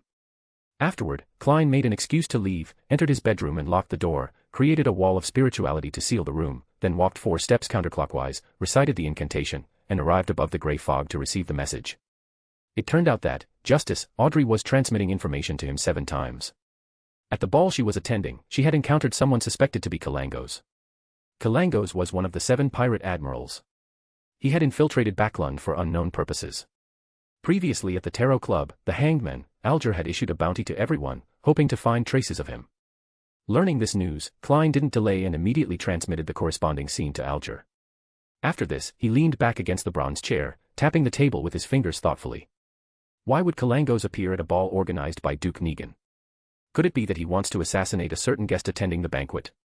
Requiring a pirate admiral to take action, the target might very well be the Duke himself. It's probably involved in power struggles among the upper echelons again. Klein shook his head, giving up on this brain-burning activity. Just as he was preparing to leave the gray fog, his mind suddenly turned, and he thought of the previous case of Sharon. At the time, due to ritual interference, divination had yielded no results. Although Silas later provided a direction for investigation, they still hadn't locked down the culprit. Perhaps he could try again here. Thinking of this, Klein immediately manifested paper and pen, wrote on the white paper the divination statement, the true culprit who killed Sharon, then recited it 7 times silently, closed his eyes, and leaned back against the chair, entering a dream. The next morning, Silas got up early. He hadn't slept very well last night, worried about Cecilia's situation. Best to find an opportunity soon to refine the bottled life form and ensure sister won't be harmed by the flesh bomb. Preferably outside the house, in a place where Mam can't directly see. Silas looked at the black silk thread wrapped around his finger. The goddess had left him one more chance to block Mam's surveillance. He planned to use it on Cecilia to help her remove the curse. For now, he had only found this one witch's heart, so priority would go to his sister. As long as his sister's life was no longer threatened, his freedom would be much greater. Leaving home and boarding the public carriage, he refused the goodwill of strange women as always and headed to Blackthorn Security Company. Extra. Extra. Hurricane Lieutenant Admiral Kalangos shot dead in Backlund. Extra. Extra. Hurricane Lieutenant Admiral Kalangos shot dead in Backlund. As the carriage traveled to the corner of Zutland Street, Silas suddenly heard newsboys hawking. They waved newspapers, circling around the carriage, shouting. Kalangos? Seems like one of the 7 pirate admirals. Isn't he supposed to be at sea? Why would he die in Backlund? Silas felt somewhat puzzled. After getting off the carriage, he pulled out a penny and bought a copy of the Tinjin Morning Post from a newsboy's hand. Unfolding the newspaper, the headline was the news of Kalangos being shot dead, Great Pirate Kalangos shot dead in Backlund by Duke's bodyguard. The news content wasn't long, just laying out the specific information. A great pirate rampaging the seas runs to the capital, where national power is strongest, to assassinate a prestigious Grand Duke. If you tell me there's nothing suspicious about this, I won't believe it. Silas shook his head, thinking to himself. From his understanding, these great pirates and Grand Dukes were definitely all Beyonders. At that ball, there must have been an intense battle between Beyonders. His gaze casually browsed downward as he slowly strolled toward the company. Suddenly, after seeing a certain official notice, his body shook violently. He stopped. Official wanted notice, suspect Duke assassination attempt.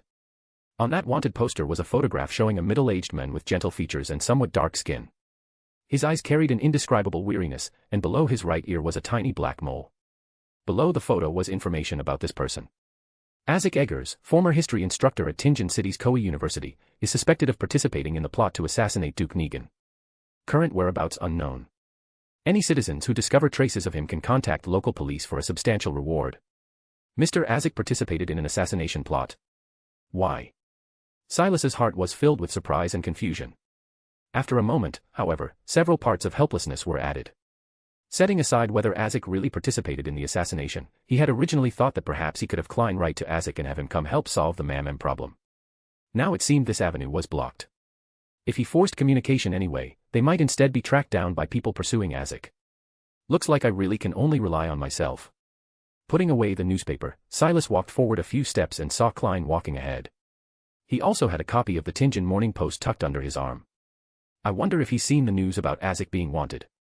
Silas thought to himself, quickening his pace to catch up to his colleague. Good morning, Klein. You bought a newspaper too. Did you see that wanted poster below? Klein slowly turned his head at the sound, his expression somewhat complex. He looked at Silas, his expression conflicted, as if wanting to speak but hesitating. What's wrong with Klein? I get it. It must be because Instructor Isaac, whom he values, has been wanted, and he feels upset about it. Silas reached out thoughtfully and patted the other's shoulder. It's all right. Mr. Isaac surely has his own reasons. You should believe he's a good person. However, after hearing his words, Klein somehow revealed an even more helpless, bitter smile on his face. Chapter 106, 107, The Lord's Sacred Texts. Why is it him? Klein followed Silas into Blackthorn Security Company, looking at the back of his neighbor and colleague with a complex expression. Last night's divination above the grey fog could be said to be very successful, but he couldn't feel happy about it. Because in the dream, Klein had clearly seen the scene when Mrs. Sharon was killed. He saw his colleague being hunted by Mrs. Sharon, burned by black flames on the ice, howling as his skin gradually turned charred black. He saw his neighbor use a peculiar language that caused Mrs. Sharon's spirit to nearly collapse and lose control, leading to her head being blown apart by a revolver. He also saw that after Sharon's death, Silas still didn't let her go.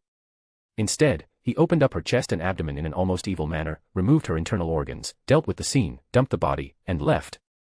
So in places I didn't know about, he's already become this powerful. Klein looked deeply at Silas's back, thinking with emotion. The scene of Silas killing Sharon had given him tremendous shock. In Klein's mind, a scene of the Tarot Club battling Silas couldn't help but emerge. No, why am I even considering this? What I should be thinking about now is why did Silas act alone? If he had just told everyone, we could have gone together to eliminate the witch. That would have been much safer than him going alone. And after the witch's death, he committed those almost evil acts. I really can't understand what he's doing at all. Klein couldn't help but tap his teeth lightly, activating his spirit vision. Under spirit vision, he saw that the glow around Silas's entire body displayed stable, harmonious colors, indicating that his body and spirit were overall very healthy. Only the brain area showed slightly fiery red, as if there was some anxiety. If this anxiety could be attributed to Isaac being wanted, that seemed reasonable enough. There was no aura of evil corruption on Silas. "Good morning." Completely unaware that he was being secretly observed, Silas walked into the hall and greeted everyone. He saw that Roseanne wasn't sitting at the reception desk, but rather someone he hadn't seen before. After a moment of surprise, he suddenly realized this might be the clerical staff transferred from the police station. Roseanne had mentioned happily before that finally someone could cover her shifts, giving her more rest time. The lady at reception smiled politely and somewhat formally when she saw them, briefly introducing herself. Sure enough, she came from Tingent City Police Station. She had previously encountered a Beyonder incident and, because of her faith in the goddess, had been transferred to Blackthorn Security Company after passing review. After chatting briefly, Silas and Klein passed the partition and entered the captain's office. Dunn was sitting in the back of the office, looking at a telegram with deep-set eyes. "Captain," the two said together. "2 new clerical staff have joined our team. You should have seen them." "Yes, I think Roseanne will be very happy." Silas nodded. To be honest, although Roseanne was very lively and friendly, her professional abilities did need improvement. Her father had originally been a team member who died in the line of duty. Not only did the team provide compensation, but they also arranged for Roseanne to join the team, giving her a quite simple yet well-paying job. It must be said that the Evernight Goddess Church did quite well in this regard. "Well, let's not talk about that." Dunn picked up the telegram and said to Klein, "Klein, you know Azek, right?" "Yes, Mr. Azek was my history instructor at university. However, he wasn't my advisor. When I was in school, I occasionally had academic exchanges with him." Klein said, concealing some information. "You both have newspapers, so you should know what this is about. The Tingent City Police Station is investigating Azek and discovered his relationship with you. Klein, write up a document about matters related to Azek and submit it." Dunn said. Clearly, he thought the connection between Azek and Klein was only this much. The police station was probably just making routine inquiries. Silas pretended to know nothing, watching curiously from the side. After chatting with Dunn for a few more sentences, just as they were about to leave, Dunn remembered something else and called Silas back. "Regarding the witch case, there's still no follow-up. Silas, make a few extra rounds on the streets recently, try your luck, see if there's any possibility of discovering members of the Aurora Order." "Yes." Silas agreed casually. "Definitely won't find anything, because the perpetrator is right in front of you, Captain." Klein thought to himself. After leaving the office door, Klein's mind was still thinking about Silas. Silas didn't reveal my relationship with Mr. Azek in front of the captain. If I turn around and report him, wouldn't that make me too much of a jerk? But it's not just acting alone. He has many secrets. Like that powerful vitality that allowed him to recover after being burned like that, and that mysterious, maddening voice. Thinking of this, he suddenly paused, then smiled bitterly. But speaking of secrets, as Mr. Fool above the grey fog presiding over the Tarot Club, I don't really have the right to criticize him. And it's not just him. Leonard also has something special about him. I can't very well report them all, can I? Perhaps I shouldn't be so obsessive. After thinking it through, Klein came to a conclusion. Although there were special aspects about Silas, there weren't any particularly serious problems for now. How about this, after next week ends, after watching The Return of the Count with Benson and Melissa, I'll investigate carefully, or just have a good talk with him. Maybe he's just selling the witch's internal organs as materials for money, same as old Neil. After thinking through all this, his heart finally calmed down. He turned toward the office and began writing a report related to Azek on the typewriter. Silas had no idea that today he had almost been reported by Klein. He stayed at Blackthorn Security Company until the end of work, then took a carriage home. Cecilia should still be at school right now. What should I cook for dinner tonight? He thought at the door. Welcome back. You're off work quite early today. Just then, Silas heard Mam M's gentle voice from behind him. Looking back, she was standing behind him, as if she had just returned from outside. Why did she go out? Silas was stunned for a moment, then alarmed. If someone else saw her, that would be dangerous. Get inside quickly. He opened the door and called out to Mam M in a low voice. What did you go out to do? After Mam M entered, he growled quietly. Just strolling around the neighborhood, experiencing the beauty of Tingent City. Mam M said something completely unbelievable. Hee hee, just kidding. I saw your digestion progress was slow, so I brought back something good for you. As she spoke, she pulled out a book with an undecorated cover from her clothing. This is the sacred texts, about the Lord. The book's cover was made of unknown leather. To the touch, it felt like human skin. Chapter 107, 108, Mam M's True Purpose. What is this? Silas looked at the small booklet Mam M handed him and asked with a frown. At this moment, his heart was filled with doubt and wariness. Ma'am had been hiding in his house all this time, never going out. Now she had suddenly slipped out in secret, doing who knows what behind his back. Ever since drinking that bottle of red liquid, her injuries seemed to have stabilized somewhat, allowing her to move around more freely. The Holy Scripture of the Lord. Ma'am said, read through it, and it will help you digest the listener potion faster. You want me to read the evil scripture of the true Creator? Are you kidding me? No need. I think slowly digesting it this way is working just fine. Silas refused. During this period, he had been role-playing as a listener and had used the listening ability several times. Some attempts were active, others passive. For instance, he had thrown caution to the wind and prayed to the hidden sage, receiving a massive forced infusion of knowledge, as well as inadvertently hearing what seemed to be the murmurings of the primordial witch from the bone statue. Though these experiences were incredibly stimulating, thanks to these evil gods' blessings, his potion was digesting rapidly. Once he figured out the key to role-playing as a listener, perhaps in another 2 or 3 months, the potion would be fully digested. However, Silas had to admit that the Secrets Suppliant pathway was truly insane. If it weren't for the illusory sound of ocean tides protecting him, he probably would have mentally collapsed under the influence of various hidden voices and lost control, turning into a monster. But Ma'am was unwilling to wait. I don't think you have the right to refuse, she said with a smile. What do you mean? I mean, if you're unwilling, I'll make your sister die. Ma'am stated concisely and clearly. Silas's body instantly froze. He watched as she placed the human skin scripture in his hand and walked toward the coat rack. Perhaps for the convenience of going out, today Ma'am wore a masculine black coat and black trousers, giving her a certain charm of a woman in men's clothing. But when she removed the coat covering her body, the full curves that filled out her white shirt beneath and her slender, taut legs unmistakably displayed her feminine beauty. Yet her appearance didn't amaze Silas in the slightest. It only made him utterly disgusted. Ma'am returned to the sofa, crossed her shapely legs, and folded her hands together. Between her delicate white fingers, that exquisite rose ring was red and lustrous. Within 1 week, finish digesting the listener potion, then continue advancing. Her golden eyes scrutinized Silas. Understand. I understand. Silas lowered his gaze. Good. Ma'am smiled gently. Then what are you waiting for? Get started. Silas held the so-called scripture in his hand, walked a few steps, then suddenly said, Why do you care so much about my advancement? Their previous hatred had been as deep as the ocean, yet after Ma'am came to his house, she had consistently been pushing Silas, intentionally or not, toward higher sequences. Her reason for controlling his sister seemed to be just to threaten him.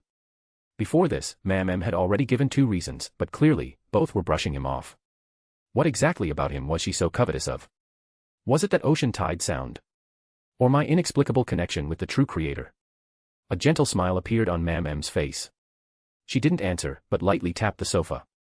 Ugh! Intense pain struck from his internal organs. It was the flesh and blood she had left inside Silas's body, continuously inflicting suffering. Silas immediately collapsed to the ground, his handsome face turning pale. He groaned through clenched teeth, trembling, his fingers gripping the scripture so tightly it creaked. After a moment, Ma'am tapped the sofa again. The pain receded like a tide. Silas was completely drained, sweating profusely. Pick up the scripture and start reading. He heard Ma'am's indifferent voice. All right. Silas caught his breath, got up, took the scripture, and sat in the corner of the sofa. Opening the booklet, the pages inside were the same texture as the cover, soft, yellowed, carrying an ancient smell. Written in ancient Hermes script were poetry-like sentences, content that looked like some kind of religious text praising the greatness of the Lord. Don't read silently. Read it aloud. Ma'am was still giving instructions. She leaned slightly toward Silas, her posture conveying quiet anticipation. Silas's ear twitched as he heard the sounds coming from her body. Her wounds were tearing and healing, and compared to when she had just drunk the red liquid, the sounds seemed to have grown louder. Perhaps her injuries could only be stabilized for a period of time, which was why she was in such a hurry. Silas formed a theory in his mind. So does this mean she cares about me so much because she's planning to devour me and obtain a new body? But that still seemed strange. Logically, the divine envoys of the Aurora Order were all fanatic believers of the true Creator, completely indifferent to their own lives for the sake of the Lord. In Port and Mat, she had been the very definition of a fanatic believer, but the current version of her didn't seem like that at all. She hadn't worn white robes in a long time, and hadn't prayed to the true Creator again either. Thoughts raced through Silas's mind, but he didn't have much time to think. Ma'am was watching him right now. He could only steel himself and begin reading the text aloud. In the beginning, the Lord returned from chaos. Boom. His head felt like it was exploding, producing a violent sound. Warm liquid quickly flowed from his nose. Without a doubt, he was having another nosebleed. What the hell is this thing? Silas thought with lingering fear. He looked up at Mam M, only to find she still wore a smile on her face, watching him. Continue, she said gently but without room for objection. Damn crazy woman.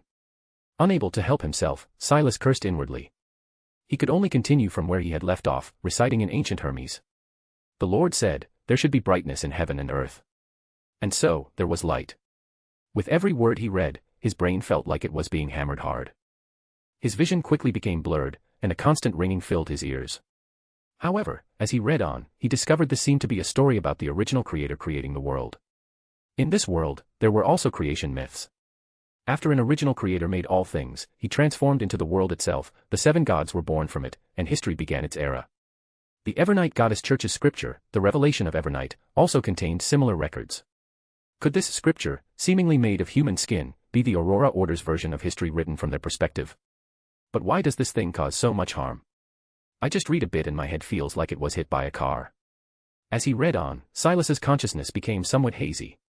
He felt he was hearing peculiar murmurings, and his vision was gradually being shrouded by hallucinations. Chapter 108, 109, Melissa's Trouble. 2 days later, at the Blackthorn Security Company.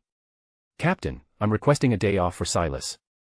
Just after entering the company, before he even had time to remove his coat, Klein hurried into the captain's office and said this to Dunn. Taking leave.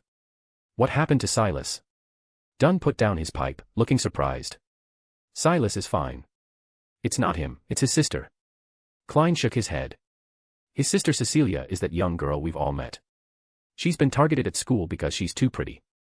She's upset and doesn't want to go to school anymore. However, Klein had just discovered something wrong with Silas, and now he was requesting leave. It seemed a bit too coincidental. But he had divined above the gray fog several times already, and the results all showed that Silas hadn't lost control and everything around him was normal. Someone's bullying Cecilia. Dunn frowned. Why didn't Silas come to me? Well, it seems it hasn't reached the level of actual bullying yet. Silas doesn't want to trouble the team over something like this. Klein sighed. He's already requested a week's leave from school for his sister and plans to stay home to keep her company for now, so he won't be coming in today. I see. Understood. After listening, Dunn nodded slightly. Klein, you're Silas's neighbor. Pay more attention, and if his family has any difficulties, inform me promptly. Yes, Captain. Klein thought with some emotion that the captain was truly a good leader, even if his hair was thinning. After saying goodbye to the captain and leaving the office, he coincidentally thought of his own sister. Because she loved machinery, Melissa attended the local Tingen technical school. She had 2 good female friends, so she wouldn't be reduced to being ostracized at school. Come to think of it, she went to the shopping district with her friends today. A lady needs to buy a nice dress and some good jewelry before going to the theater. I hope the money I gave her is enough. Standing in the company's sunlit lobby, the young Nighthawk suddenly felt somewhat worried. What do you think you're doing? On Lower Street, in front of a shabby apartment building, Klein's sister Melissa was shouting angrily. Like Klein, she had black hair and brown eyes. With improved nutrition, her youthful face had recently gained a livelier, healthier look. A middle-aged woman sat collapsed on the ground, her hair disheveled, her face covered in tear tracks. Beside Melissa stood 2 other girls of similar age, her 2 friends, Selena and Elizabeth. Elizabeth was a girl with naturally curly brown hair and a baby-faced complexion, while Selena had wine-red hair. The 2 of them didn't look nearly as brave, instead appearing quite frightened. Because surrounding them was a circle of rough-looking men. These men were shabbily dressed with brutal demeanors. Even when Melissa scolded them, they only grinned, completely disregarding the 3 young girls. Clearly, they were all thugs and hoodlums who haunted Lower Street. Listen here, girlie. I already told you, Mrs. Rochelle owes me money, and it's only right I collect it. The lead thug ungraciously spat and pointed to a bloody mark on his hand. You wanted to play hero and even hurt me. Fine. Pay me back what this old hag owes us, plus my medical expenses. £5 total. If you're not willing, you 3 little ladies can have some fun with us instead. Hearing their boss say this, the gang of thugs burst into raucous laughter, their voices full of glee. Their eyes grew dishonest as they looked at the 3 girls, constantly sizing up their young, youthful bodies. The poor residents nearby only watched fearfully. No one dared step forward to help the 3 vulnerable young girls. Melissa couldn't help but grit her teeth, her heart filled with regret. It was all her fault for being too rash, getting herself and her friends into this dangerous situation. To save money and help a former neighbor, Melissa had entrusted the making of her dress to Mrs. Rochelle, a neighbor on Lower Street. This woman was an impoverished seamstress, but her skills were quite good. Mrs. Rochelle had already successfully made one dress for Melissa before, and the result was excellent. So this time, to attend a performance, she took the money her brother gave her and came to commission this lady again. Originally, she planned to place her order and then go shopping with her two friends. But unexpectedly, they ran into a group of thugs who had come to collect a debt from Mrs. Rochelle. Mrs. Rochelle didn't owe the thugs any money at all, but they were forcibly extorting her with their hoodlum tactics. Melissa had stepped forward to intervene out of a sense of justice, but accidentally injured the lead thug's hand, which only led to him extorting her as well. "Let us go, and stop bothering Mrs. Rochelle." Melissa tried to make her tone sound forceful. "I'm warning you, my brother's company has connections with the Tianjin City Police Department. If you don't want trouble, you'd better leave now." "Is that so? How terrifying, ha ha ha." Although Melissa was telling the complete truth, unfortunately, the thugs didn't believe her at all. One by one, they made exaggerated, frightened faces, then burst into laughter. They slowly tightened their encircling ring, their smiles growing increasingly unrestrained. The three girls were forced to retreat continuously, soon backing into a deserted alley. The exit was blocked off, leaving only this gang of thugs and the three of them. "Get away. What do you think you're doing?" Melissa could feel the bodies of her two friends trembling beside her. She was scared, too, but still tried to muster her courage and reproach them. "We're going to call the police. You'll all go to jail." "Little lady, let me tell you something nice," the leader said with a grin. "This here's Lower Street. A few people going missing every day is perfectly normal. Even if the police come, they won't be very dedicated. If you girls behave yourselves and we have our fun, we might just be kind enough to let you go." As he spoke, his hand, stained with alcohol and muddy water, reached toward the three girls' brightly colored dresses. Klein. Melissa clutched the protective charm her brother had carved for her, her heart filled with despair. "Melissa. What are you doing here?" Just then, a somewhat familiar voice rang out from outside the alley. Melissa couldn't help but look up. Over the shoulders of several thugs, she saw the excessively beautiful face of Cecilia Londer, her neighbor from the same street. Her brother and her own brother both worked at the same company, but because they attended different schools, the two of them rarely communicated, only greeting each other occasionally when they met at their doorsteps. However, this neighbor's extraordinarily beautiful appearance had left a deep impression on her. Although she didn't know why Cecilia would appear on Lower Street, she was saved. "Run. Call the police. Save us." After reacting, Melissa immediately shouted loudly. If Cecilia was also caught, this only chance would truly be lost. Grab her. Seeing someone stumble upon his good deed, and moreover, a delicate and stunning young girl, the leader's eyes lit up as he called out to his subordinates. Melissa watched in despair as Cecilia seemed frozen in shock, standing there dumbly while several thugs closed in around her. However, in the very next second, those men suddenly all clutched their throats and collapsed to the ground. Chapter 109, 110, Adventures on Lower Street. On this day, Melissa Moretti received a tremendous shock. What had started as simply going out to have fun with friends ended with being surrounded by thugs and nearly coming to harm. The neighbor who had seemed beautiful and delicate turned out to have such agile skills, easily taking down several hoodlums who rushed at her in the blink of an eye. Through the gaps in the crowd, Melissa saw that Cecilia was wearing a hooded cloak with a bulging paper bag in her arms, as if she were on her way home from shopping. Standing at the alley entrance, the afternoon sunlight illuminated Cecilia's delicate features, bathing her entire form in warm tones, making the scene look like an oil painting by a master's hand. All along, Melissa had only been devoted to steam and machinery, with no aesthetic appreciation for art. But even someone as slow as her had to admit that this scene was truly beautiful. However, the thugs who quickly closed in ruined the beauty of this picture and made Melissa's heart clench tightly. "Run!" she shouted inwardly. But in the next moment, she saw Cecilia, who was as beautiful as a figure in a painting, suddenly raise her pale fist and strike out like lightning, precisely and sharply hitting the throats of several thugs who had closed in. They immediately showed expressions of pain, clutching their necks as they slowly collapsed. In the secluded alley, the atmosphere fell silent for an instant. The thugs and the three girls all froze together. Melissa was utterly surprised, and Selena's mouth couldn't help but open slightly. "That's amazing." Elizabeth's wide eyes sparkled as she spoke in an exaggerated, almost childlike voice. "Ah. Damn it. Don't let her get away. I can't see." Cecilia darted through the crowd with graceful precision. Every movement, whether a punch, kick, or knee strike, landed squarely on a vital spot. The thugs' attacks were always just a beat too late, cutting through nothing but her afterimage. Within seconds, the tough-looking gang that had been swaggering a moment ago was sprawled across the ground, clutching their faces, groins, and throats, groaning in pain and unable to stand. Under the three girls' stunned and awestruck gazes, Cecilia brushed off her clothes, though there wasn't a speck of dust on them, picked up the paper bag she'd dropped, and looked at them calmly. Come on. What are you standing around for? The three girls snapped out of their daze, carefully stepping around the writhing thugs before hurrying over to her side. Wow, that was incredible. Elizabeth gushed, her admiration genuine. Thank you, Cecilia, Melissa added, her voice still trembling slightly. If their neighbor hadn't shown up when she did, the three of them might have faced something far worse. Cecilia gave a small, polite smile. Let's get out of here first. Once they left the alley and stepped back onto Lower Street, its muddy pavement and constant noise somehow comforting, they finally began to relax. Melissa, aren't you going to introduce us to this powerful, beautiful heroine of yours? Elizabeth asked, her excitement bubbling back up. She's Cecilia Londer, my neighbor, Melissa explained, glancing at the girl beside her. Our brothers work at the same company. Before today, that was about all Melissa had known about Cecilia. She had never imagined that the quiet, pretty girl next door was capable of something like this.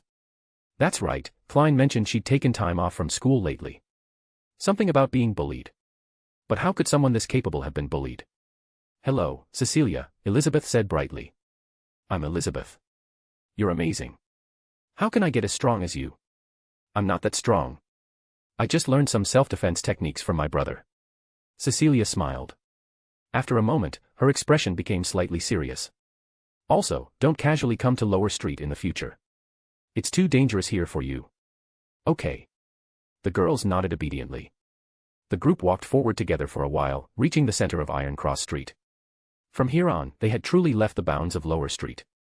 You're safe from here. I still have some things to do. See you next time. Cecilia said goodbye to the three and turned to walk elsewhere. She's really so cool. Elizabeth looked at her retreating figure and sighed. Selena nodded repeatedly in deep agreement. As for Melissa, after calming down, she suddenly had a question. Cecilia told them not to go to Lower Street, but what reason did she have for appearing there? Damn bitch.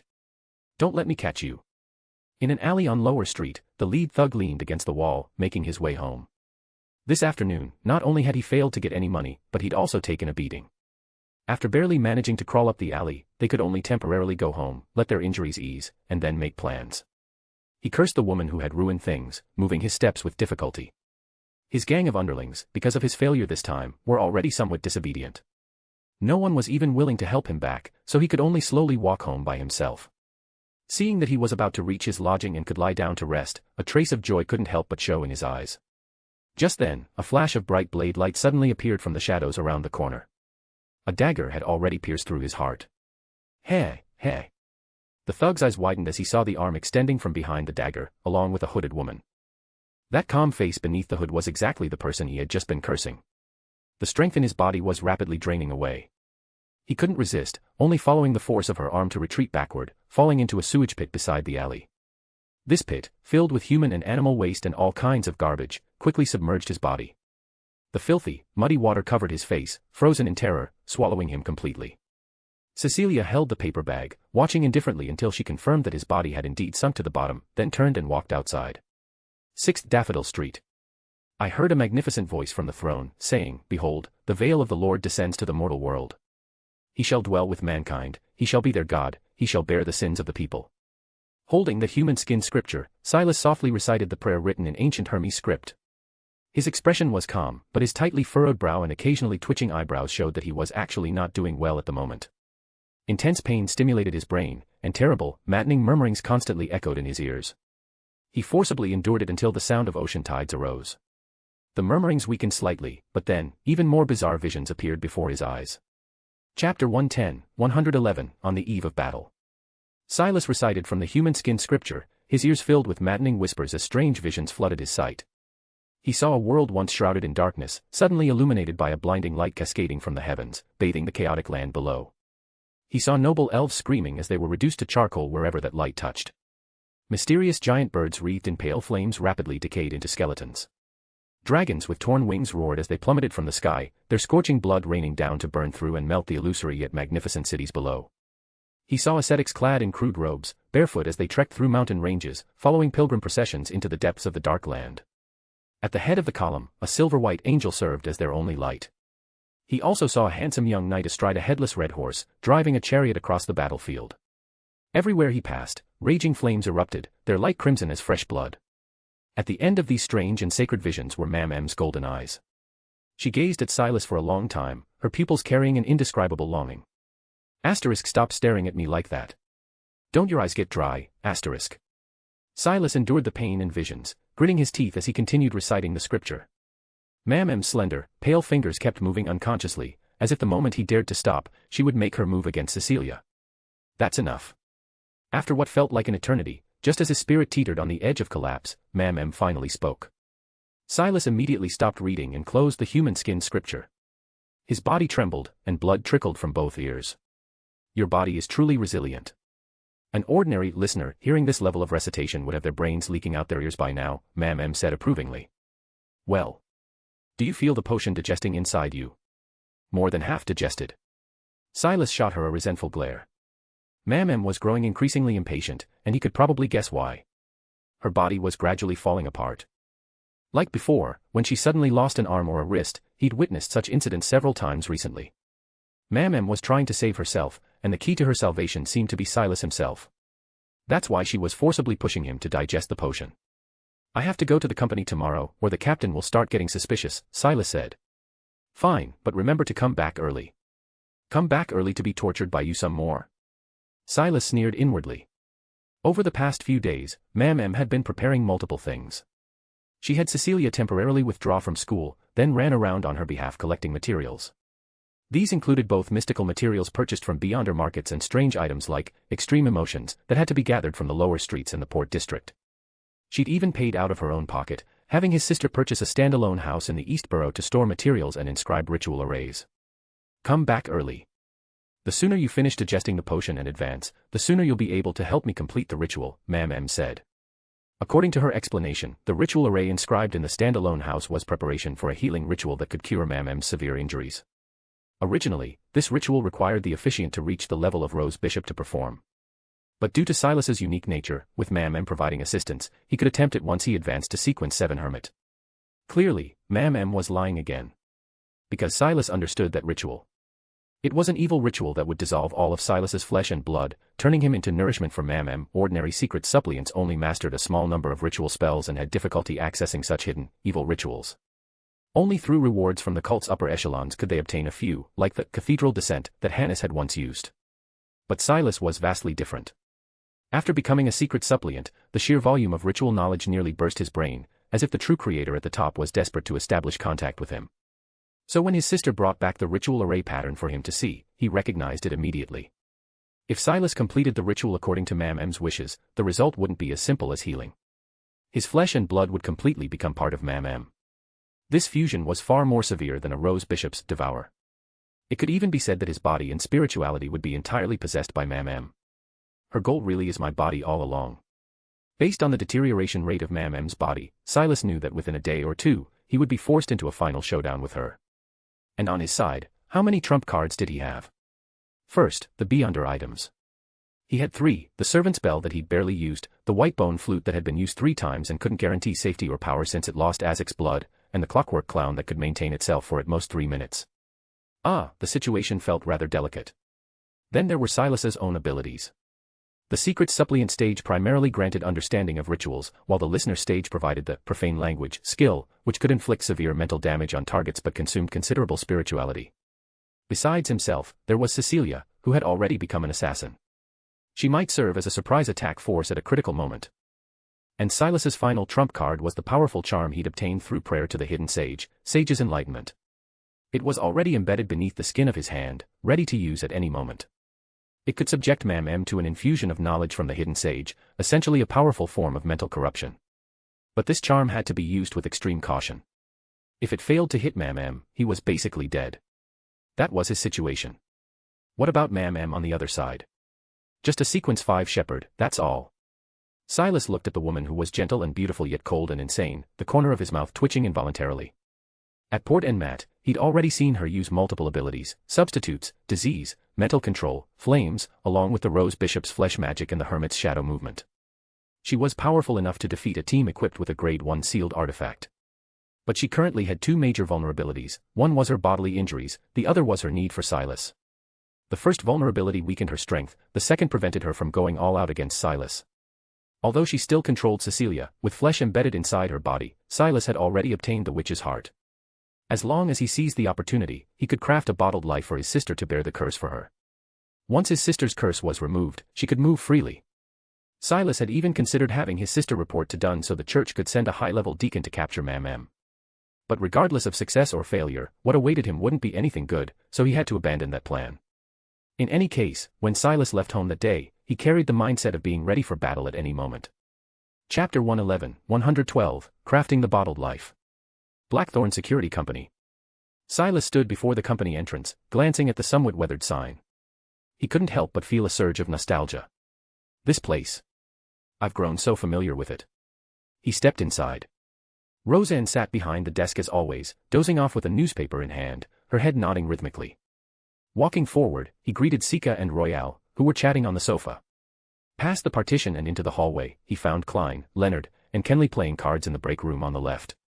Silas smiled at them before turning into Dunn's office. "Captain, I'm back at work," he said to Dunn behind the desk. Welcome back." Dunn set down his pipe and smiled deeply. "How's Cecilia doing?" "Oh, right, my excuse for leave was that my sister was struggling with school." Silas nodded. "I spent a day with her at home. She's feeling much better now and is willing to go back to school. But since I already requested the leave for her, I figured I'd let her rest a few more days." "That's fine." Dunn seemed neutral about it. "If anything else comes up, you can talk to me. Perhaps I can help." Hee, a deeply memorable nightmare is often enough to make bullies see the error of their ways. "Captain, you just want an excuse to scare little girls and practice your acting, don't you?" Silas mentally groaned, but warmth filled his heart. He knew the other man was showing concern for him. Leaving the captain's office, he nearly collided with Klein. "Why aren't you playing cards with them anymore?" "I needed to talk to you, so I sent those two downstairs to play with Fry," Klein said. "You need to talk to me?" Silas was slightly surprised. Klein continued, "Melissa came home yesterday, saying she was harassed by some thugs in the lower streets. Fortunately, Cecilia happened to pass by and helped her and her friend. It turned out that after being rescued, Melissa wanted to express her gratitude but didn't know how. After her two brothers gave their suggestions, they finally decided to invite the siblings to see the popular play The Count's return at the theater this weekend. It's not just Melissa. Benson and I are very grateful to her, too. If she hadn't been there, Melissa would have been in real danger," Klein said earnestly. Melissa hadn't explained things in detail, only saying that Cecilia drove the thugs away. So he didn't know how formidable Cecilia's skills were, much less realize that she might have already become a beyonder. This weekend, huh? Today was Friday. Mam could make her move at any time. He didn't know if he'd even have the chance to make it to that day. Silas hesitated, wondering whether to refuse. But seeing the expectation in Klein's eyes, he thought, what the hell? If I survive, I'll go. If I don't, it won't matter anyway. Sure, I'll let Cecilia know when I get back. We'll go together, he said with a smile. The rest of the day was unremarkable, just an ordinary workday, though it might very well be his last. Under Mam's surveillance, Silas carried on as usual, self-studying, chatting with colleagues, resting, exercising until quitting time arrived. He took the trackless tram back to his house at 6 Narcissus Street. After returning home, he suddenly felt something was different about the house. That familiar, nauseating fragrance seemed much fainter than before. Mam isn't here. This is my chance. Silas, you're back. Cecilia got up to welcome him. She wore a hooded cloak over her dress and hadn't yet taken it off, as if she'd just returned. Where is she? Silas asked casually. She went out. When I got back, she was just leaving. It's only been a few minutes. Cecilia's answer made his heart race even faster. If Mam had just left, that meant he had even more time. I have to seize this opportunity. So Silas walked toward Cecilia with apparent calm, making small talk. When they were close enough, he pressed the black ring on his finger.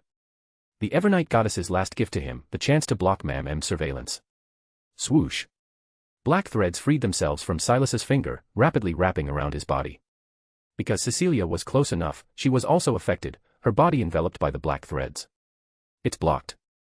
Through his Secrets Suppliant's eyes, Silas saw that the blood essence monitoring Cecilia was also contained. He knew that for this moment, they were both temporarily free from Mam's surveillance. Silas. What is this? Cecilia, don't ask anything. I don't have time to explain. Just listen to me and follow me. He had no time to explain things to his sister. He quickly grabbed her wrist and led her straight to his bedroom on the second floor. Though Cecilia didn't know what her brother was up to, she cooperatively kept pace with him. Entering his bedroom, she watched him crouch down and pull a suitcase from under the bed. A thick, overwhelming stench of blood hit them. Good, the preservation ritual is still working. It's still fresh. Silas immediately spotted Lady Sharon's heart. Although it had been there for several days, because he'd used a preservation ritual, it was still fresh enough, and its spirituality hadn't dissipated.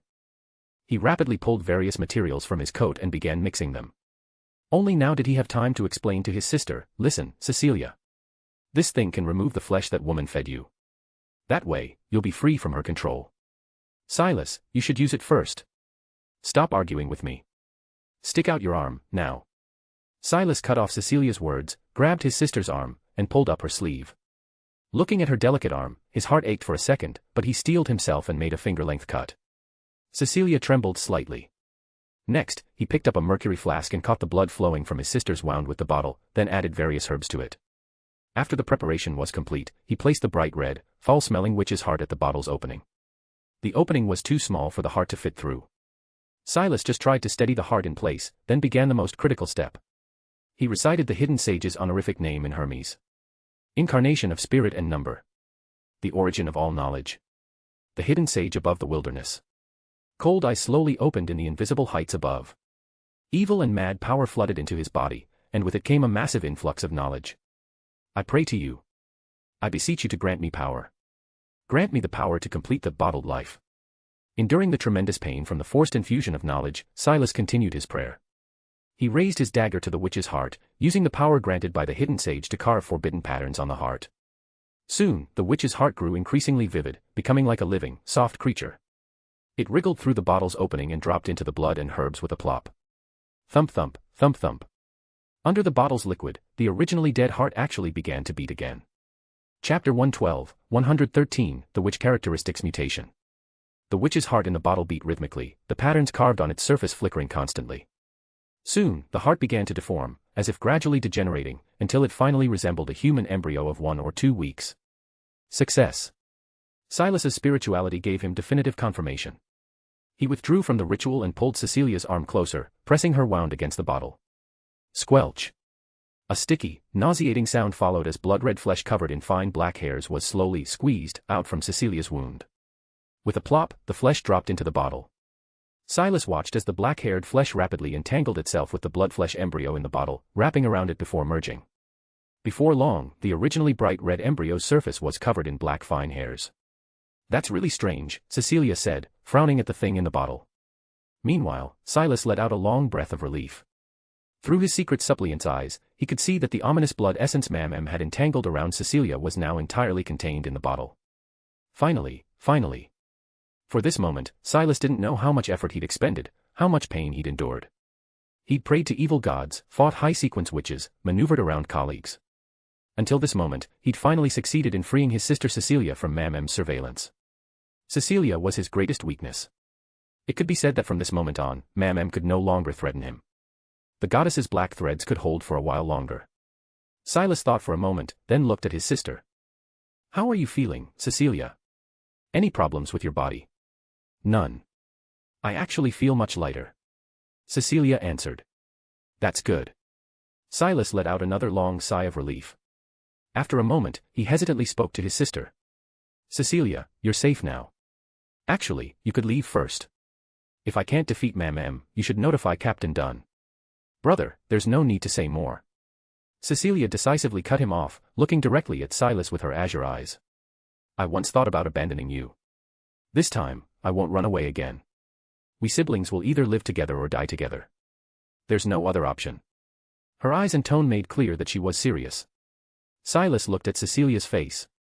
That face, which shared some resemblance with his own, wore an expression of determination and resolve. As if to make up for past regrets, as if to ensure no future regrets in life.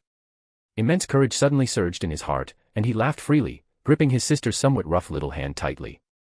All right then, let's live through this together. With their resolve set, the siblings began cleaning up the suitcase to prevent Mam from discovering any clues.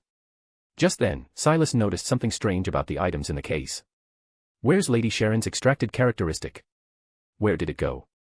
That witch pathway sequence 6B under characteristic, which looked like a deep purple crystal, had originally been mixed in with a pile of miscellaneous items taken from Lady Sharon's body. But now, the crystal was nowhere to be seen in the suitcase. Silas felt slightly puzzled. He carefully searched through the case and suddenly discovered an abnormal situation among the miscellaneous items. Among the items were Lady Sharon's dagger, some cosmetics, paper currency, and similar things. Now, the end of the dagger was stained with a peculiar purple color. When Silas picked it up for a closer look, he discovered that the dagger's handle had become translucent purple. When the purple dagger swayed slightly, it emitted heart-stirring whispers, just like the crystal from before. Could it be? Lady Sharon's characteristic has fused with the dagger. Silas was filled with surprise. From the internal Nighthawk's materials, he'd seen similar cases before. If Beyonder characteristics were stored with certain objects for a long time, they could potentially fuse with those objects, becoming Beyonder items with partially corresponding abilities. In that case, have I obtained another new sealed artifact? He just didn't know what its specific effects were. As Silas pondered this, he noticed the black threads enveloping the siblings were gradually diminishing. It seemed the goddess's protection was about to expire. After a moment's thought, he handed both the dagger and the bottle to Cecilia. Silas, what's this? A Beyonder item formed from that witch's Beyonder characteristic.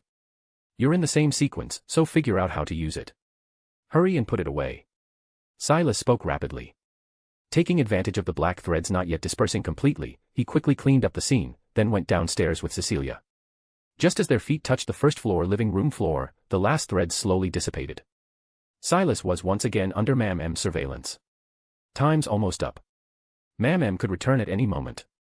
Silas shot Cecilia a meaningful look, reminding her not to expose anything, then acted as if nothing had happened, picking up the human skin scripture and staring at it absently. He'd been reading this scripture for some time now, and his potion had been substantially digested. He gradually realized that the essence of the listener sequence was actually a continuation after Secrets Suppliant.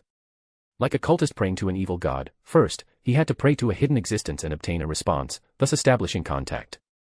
And after that, after establishing contact, the hidden existence would provide feedback, transmitting information to the supplicant, whether knowledge or power. And the process of the supplicant receiving this could be considered listening. This must be the essence of listening. I feel like I'm going further and further down the path of being a cultist.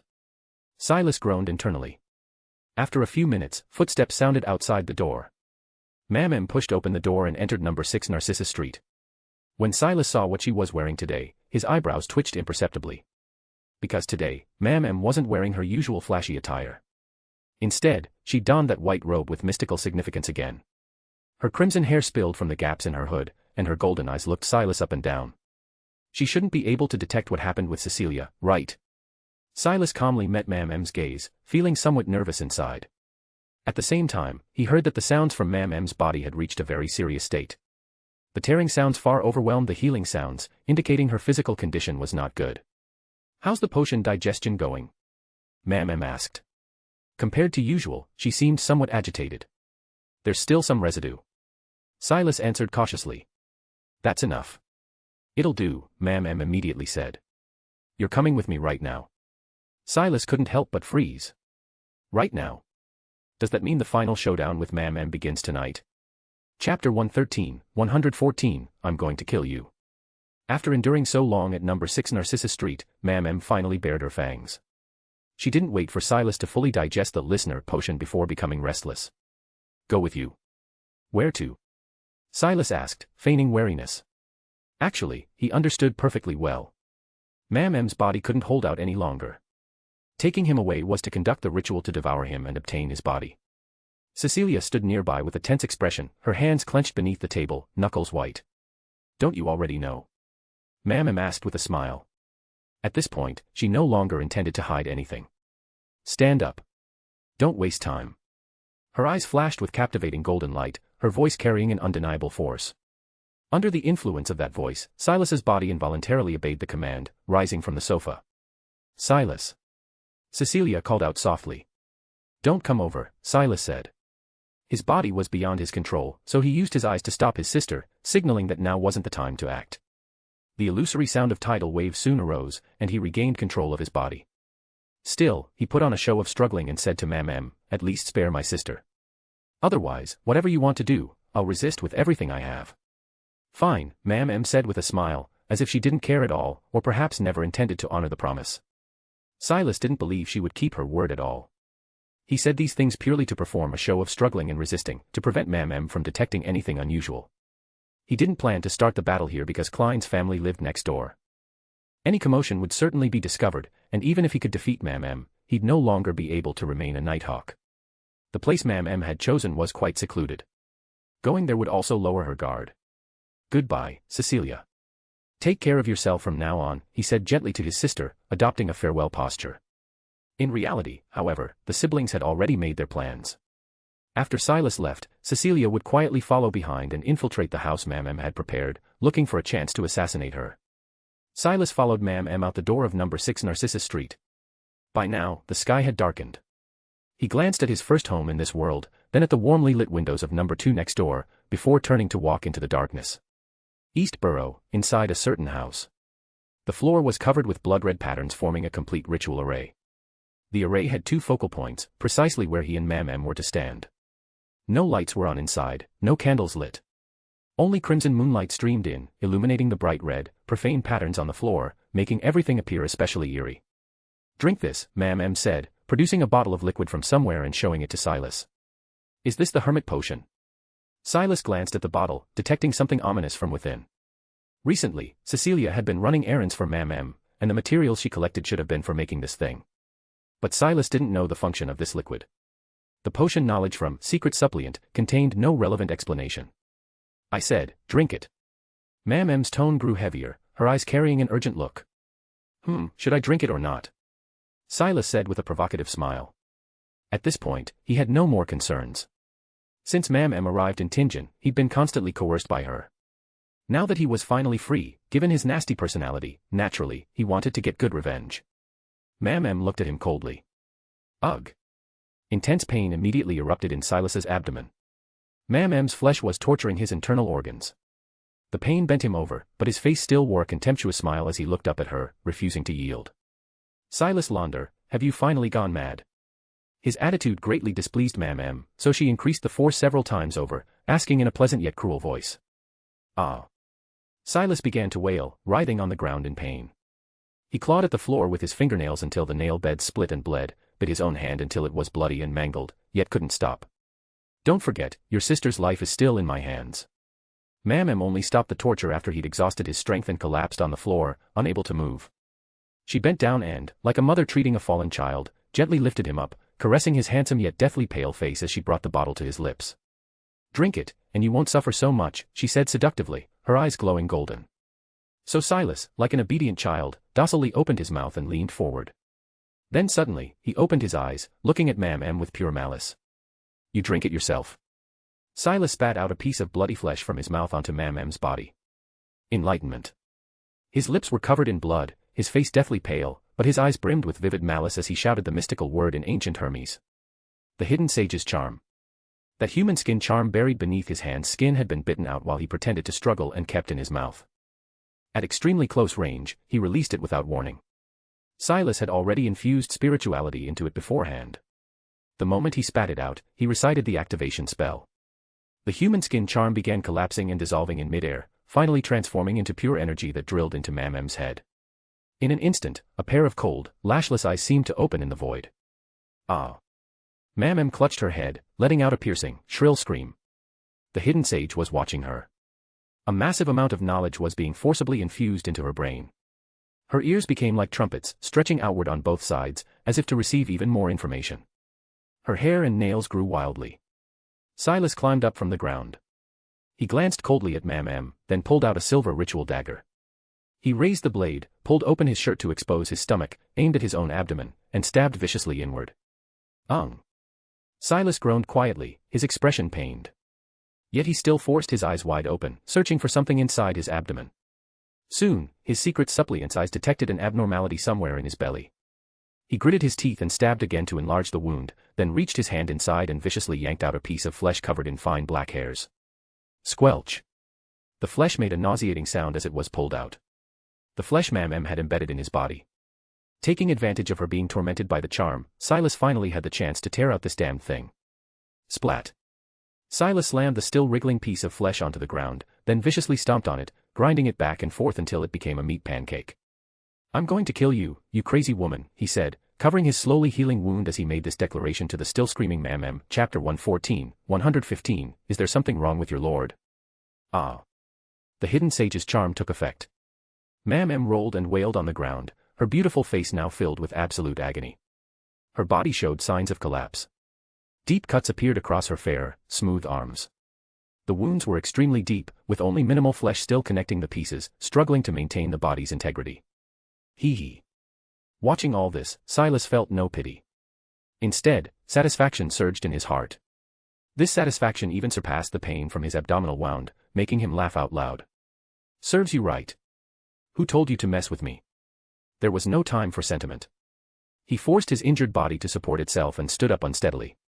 Then he drew his revolver from its holster and aimed it at Mam's head. Bang. Bang. Demon-hunting bullets shrieked as they entered Mam's skull. 1 shot, 2 shots. Mam quickly stopped struggling and screaming. The next moment, her body began to shrivel and shrink, finally transforming into a paper cutout figure. The surface of the paper figure was covered in rust-like red, wrinkled as if weathered for years. Damn it, shepherds really aren't this easy to kill. Silas had anticipated this. He raised his gun, scanning the room, and easily spotted Mam standing in the ritual array. The wounds on her body had healed somewhat, but were still quite visible. Though her expression had regained calm, pain and madness still lingered in her eyes. Her mental state had become extremely poor. The hidden sage. It was actually the hidden sage. You've defied the Lord's will. This is blasphemy. Mam's voice became hoarse and shrill. Her golden eyes were like the hottest coals in a furnace, her body nearly falling apart completely. Oh, and then what? Silas met her gaze fearlessly. As if she hadn't given up hope, Mam looked at Silas and said, "One last chance. Cooperate with me obediently. Don't forget about your sister. You still dare threaten me with Cecilia." Bang. Silas answered with his revolver. After practicing so long at work, his aim had greatly improved. From several meters away, this shot hit Mam's body, making her sway as if struck by a hammer. "Very well," Mam muttered viciously. "Remember, your sister died because of you." She raised her right hand as if grasping something invisible, then squeezed hard, crushing it. Next, she tilted her head with a cruel smile, as if waiting for the sound of Cecilia's body exploding in the distance. But moments later, her expression grew even uglier. "What's wrong? Didn't turn out as you imagined. What a shame.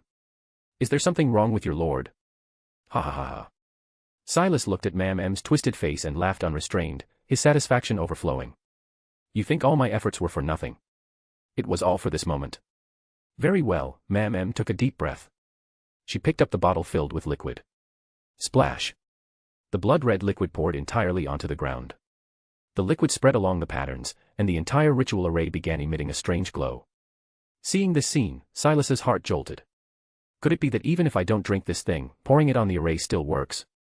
Mam paid no attention to his thoughts. She lowered her head and devoutly, tenderly kissed the bright red rose ring. "Praise the Lord," she said. Silas noticed that after kissing the ring, the wounds on Mam's body seemed to heal faster. Before long, only shallow scars remained. "She's getting serious." Silas didn't hesitate. His right hand formed a fist and struck the clockwork clown at his chest like a hammer blow. Ah! Piercing laughter immediately filled the entire room. He gained 3 minutes of high-speed movement and body control. Almost simultaneously, he saw Mam raise her hand toward him, forming a gun gesture with her fingers. "Bang," she said. Silas's hair stood on end. His body moved before his brain, dodging left with all his strength. He heard a strong gust of wind whistle past his ear. The invisible bullet hit the floor where he'd been standing, leaving a bullet dent in the boards. Bang. He'd just landed and hadn't yet stabilized when Mam sent another air bullet. He could only keep dodging. No good. This is too passive. Silas seized a breathing opportunity, took a deep breath, and shouted at Mam in ancient Hermes, "Die." The gift he received upon becoming a listener, profane words. Ah. Mam stopped accordingly. She showed a pained expression, furrowing her beautiful brows, her hands involuntarily strangling her own neck. The effect is better than before. Well, yes, her mind was just tormented by the hidden sage. Hearing profane words now must be especially delightful. Silas understood. Seeing the weakness, he naturally didn't hold back. Seizing the opportunity, he shouted again. The Lord's gaze shall ever remain in the mortal realm, bringing the grace of corruption to his believers. Thus blessed are those who believe in him. This time, he didn't just shout brief words. Instead, following the prayers from the human skin scripture, he recited to Mam in ancient Hermes using the authority of profane words. Blasphemous and frenzied sounds immediately filled the entire room. Ah. Black veins appeared on M's body surface. These veins kept swelling, as if about to burst out at any moment. She screamed, her form becoming flat, finally transforming into a paper figure again. Another substitute. But her substitutes can't be infinite, just like that witch. Silas thought, also encouraging himself. Just then, he suddenly foresaw this scene, M flashing out from flames, appearing right in front of him. Danger. He immediately retreated, raising his gun. Sure enough, a burst of flames erupted before his eyes. If he'd still been standing there, he would have been immediately consumed by fire. Bang. Silas fired another shot, hitting M in the flames. His revolver had used 4 demon-hunting bullets. Only 2 rounds remained in the cylinder now. Given the current situation, he had no chance to reload. How much longer until Cecilia arrives? Silas swiftly retreated several steps, widening the distance from M while thinking. With both sides suffering losses, Cecilia counted as a powerful fresh force. Moreover, she held a Beyonder item from the witch pathway. If used properly, it might have a good effect on M. Cough, cough. Just then, Silas suddenly covered his mouth without warning, coughing aloud. His forehead quickly became burning hot. He'd fallen ill. M stood in place, watching him, a cold arc forming at her lips. At her feet, liquid had filled the ritual array. The entire array began radiating a glimmering light. Chapter 115, 116, Desperate Straits. Cough, cough. Silas covered his mouth, bent over, and coughed uncontrollably. A few seconds later, his forehead began to burn, and his consciousness grew hazy. It was disease. If he didn't quickly distance himself, the illness would rapidly worsen. After the battle at Port Enmat, he already knew which abilities M had grazed. He had therefore consulted the relevant internal materials beforehand. According to the documentation, the disease ability came from the Demonis pathway. If one couldn't increase the distance from the source, the condition would escalate within minutes from a cold to a stroke or heart attack, resulting in death. Swish, swish. Relying on his exceptional physical abilities, Silas rapidly jumped backward, charging straight toward the window, preparing to temporarily escape. Boom. But crimson flames quickly blazed up in front of the window, and M blocked his path. He had no choice but to dodge again, attempting to flee from another direction. However, though his movements were swift, M always used flame flash to appear before him, preventing him from leaving the room. The two remained locked in a stalemate for over 10 seconds as Silas's condition rapidly deteriorated. His coughing grew more frequent, his forehead burned, and his lungs felt stuffed with hot sand. Each breath brought both itching and pain. This couldn't continue. Cecilia hadn't arrived yet. He had to find a way to change the situation. Silas spent only a few seconds thinking before clenching his teeth and deciding to play dirty. He remembered that when his combat instructor, Gawain, had interviewed him, he'd once said that if you really couldn't win a fight, just open the gas valve in the room and take your enemy down with you. Now he was preparing to do exactly that. In any case, his recovery ability was strong. Even if he got blown up, it wouldn't kill him. Silas had already observed that this room's gas valve was an old-fashioned type. If he could hit a specific spot with a bullet, it would immediately release gas. But the problem was that he only had 2 bullets left in his revolver. He had to aim accurately enough. Feeling the increasingly severe illness within his body, he steeled his resolve. No time to hesitate, let's go. Bang. Silas pulled the trigger, aiming at M in the center of the room. Perhaps because he was severely ill, the bullet didn't hit M's body but instead struck in the direction of the wall behind her, producing a metallic impact sound. Got it. His heart leaped with joy as he saw the valve in the corner struck by the bullet, flipping open. He knew that colorless gas was now rapidly leaking from it.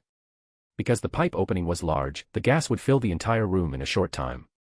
But before that happened, he had to hold M off. Silas reached into his coat and withdrew Azek's white bone whistle. He'd already used the bone whistle 3 times. Without Azek's blood, the summoned spirit creatures weren't stable. They might help him, or they might be completely useless, or even harmful to himself. But right now, he could only gamble. Silas endured the intense discomfort in his lungs, took a deep breath, and blew into the bone whistle. The bone whistle made no sound. What followed instead was the harsh sound of a door opening. Creak. A rusted bronze door materialized from the void and swung open on both sides. Inside was a chaotic space that couldn't be clearly seen. The door appeared right between the 2 people, separating Silas and M. Splat. An arm covered in pale yellow ulcers slowly extended from within the door, slapping onto the floor. The arm crawled forward, followed by a naked humanoid monster with a completely rotted body. Its head was split in 2, with the wound extending from the skull all the way down to the abdomen. The edges were lined with sharp teeth, like a vertically growing giant mouth. The monster's eyes on both sides simultaneously looked at Silas and Mam. Its pale eyeballs gleamed with hunger and greed. The next second, its torso split down the middle, then it separately lunged at both people present. Damn it! Silas cursed silently. The good news was that the summoned spirit creature had a strong desire to attack. The bad news was that it attacked him as well. Roar! After standing up, the monster was a full 2 meters tall. Even worse, its speed was faster than its appearance suggested. With a gust of putrid, rotting stench rushing toward him, it was already right in front of him, its bone-white teeth inches away. Silas dodged to the side. The half-bodied monster's sharp teeth tore through the floorboards, leaving shocking gashes. It quickly rose and chased after Silas, as if it wouldn't rest until it devoured him. Cough, cough. The clown's time still had over a minute remaining. Silas would normally have been able to dodge, but a sudden abnormal sensation surging from his lungs made him cough uncontrollably, slowing his movements slightly. Boom. This brief pause was fatal. The half-bodied monster's sharp teeth immediately pierced through his body. His entire upper half was impaled by the vertical row of teeth. Ah! Intense pain surged from the wound. The teeth churned, greedily devouring the living flesh and blood. Get off! Silas endured the pain and shouted at the monster in Hermes. Ow! The monster was immediately struck by the profane words. Its body convulsed, and it wailed in agony. Silas seized the opportunity to draw his silver dagger and viciously stabbed it into the creature's eyeball, piercing halfway through its head. 1 stab, 2 stabs. Only after the monster stopped moving did he use his hands to push against it, pulling his body off the spiked board of teeth. The pain during this process went without saying. When he finally freed himself and looked up, Mam was fighting the monster. Silas noticed a shattered paper figure on the ground around her, indicating she'd just used another substitute. Mam, go to hell. Silas shouted at Mam, using profane words to influence her mind. Mam's figure immediately froze, and the monster pounced on her. This time, her body didn't transform into a paper figure.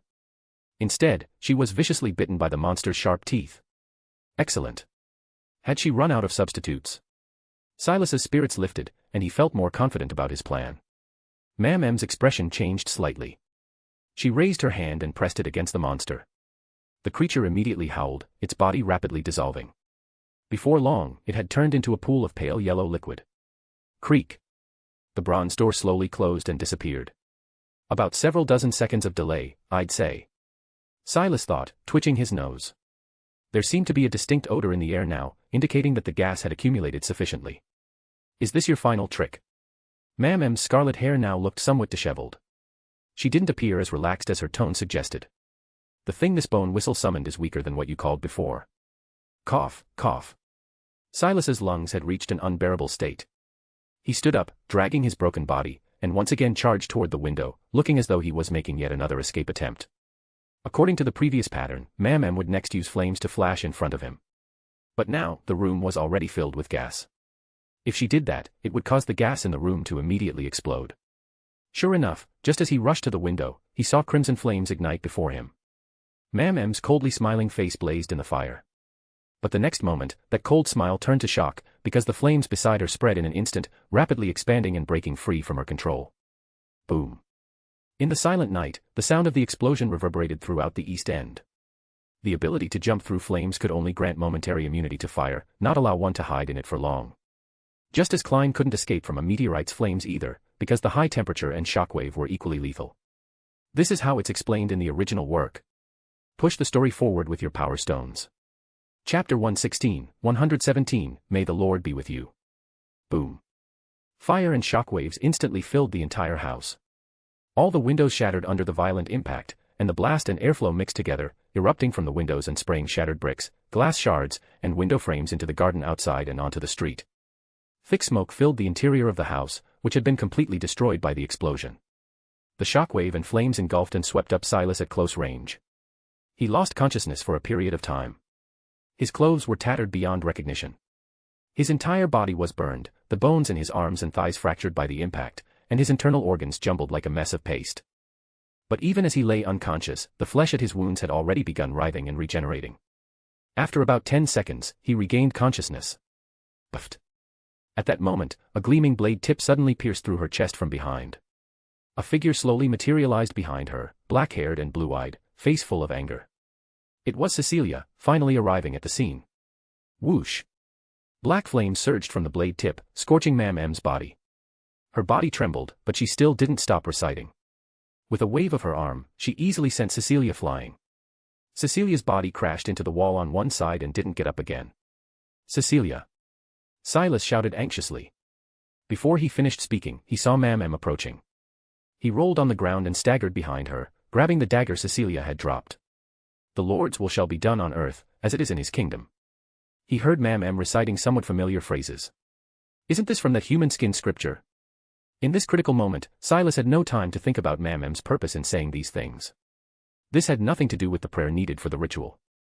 He assumed she'd simply gone mad.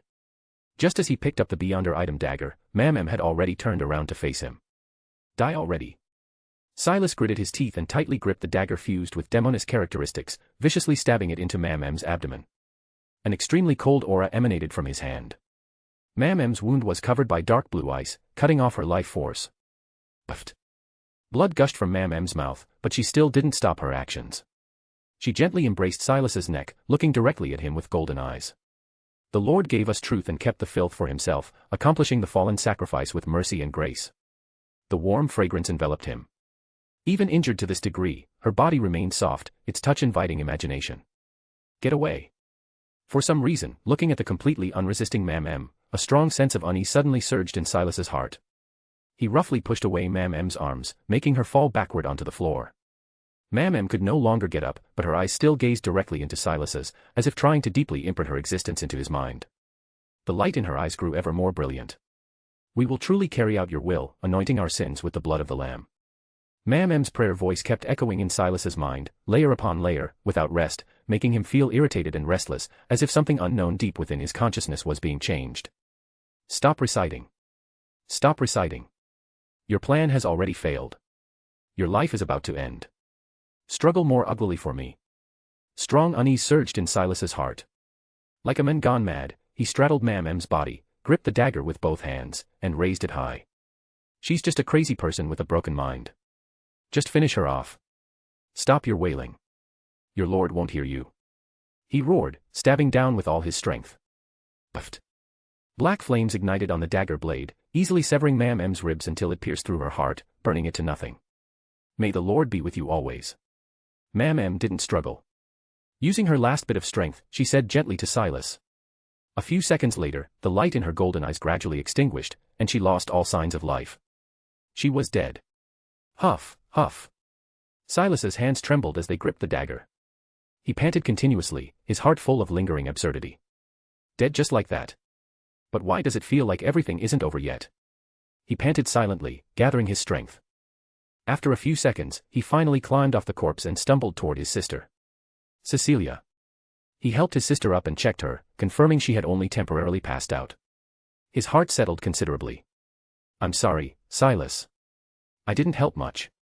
The first thing Cecilia said upon waking was an apology. Don't talk about that now. Get up quickly. We need to leave here immediately. Silas said.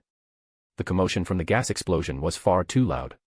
The police would arrive soon, and in a little while, the Nighthawks or other official Beyonders would come too. They had to leave before that. Next, we need to quickly clean up the scene, then find a hidden escape route. Silas was thinking about the next course of action when suddenly, as if sensing something, he jerked his head up. On the street outside the house, several people wearing black coats had already hurried over. When they saw clearly that the person inside was him, they all looked extremely surprised. And Dunn Smith, who was leading them, looked at Silas with iron-gray eyes that revealed profound complexity and regret. Chapter 117, 118, Not a Shepherd. Silas, I think you need to give me an explanation. The regret in Dunn's profound eyes lasted only a very short time. He quickly became serious, resuming the demeanor befitting a captain. Heh. Silas was at a loss for words and could only smile bitterly. Caught by the Nighthawks at the crime scene, his entire body bearing marks of combat, with the corpse of a Beyonder who was clearly an evil god's believer lying on the ground, no matter how he tried to deny it, there was no way to disconnect himself from what had happened here. Not only that, but because he continuously used profane words, his body now emanated a strong aura of corruption. No matter how you looked at it, he didn't seem like a good person. But Captain, why did you arrive so quickly? Silas thought helplessly. The police force in the East End was relatively weak, and it belonged to the Storm Church's sphere of influence. In his calculations, the police should have arrived slowly first, and only after they discovered the abnormalities at the scene would they contact official beyonders. By the time the Storm Church's punishers arrived at the scene, he would have long since cleaned up any loose ends and escaped with Cecilia. However, the result was that just as he'd finished dealing with Mam, he was caught red-handed by the Nighthawks. What now? Captain, Silas had just begun his explanation when he suddenly stopped and said, "Captain, isn't this a bit much?" It turned out that while the two were talking, he'd noticed the surrounding environment had undergone a slight change in an instant. Because he was already familiar with Dunn's abilities, he immediately realized he'd been dragged into a dream. This meant that Dunn was already on guard against him, preparing to arrest him just like this. Crack. The illusory dream shattered like glass. Silas opened his eyes to see that Klein and Leonard had already closed in, pointing the dark barrels of their guns at him. "Silas, come back with us. If not for yourself, then for Cecilia." Klein's tone was almost pleading.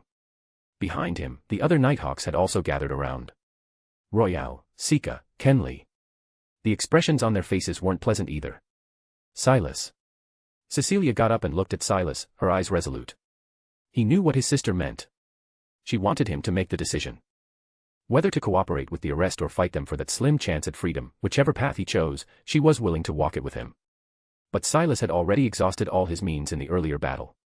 Facing so many Nighthawks in perfect condition, how could he possibly have a chance of winning?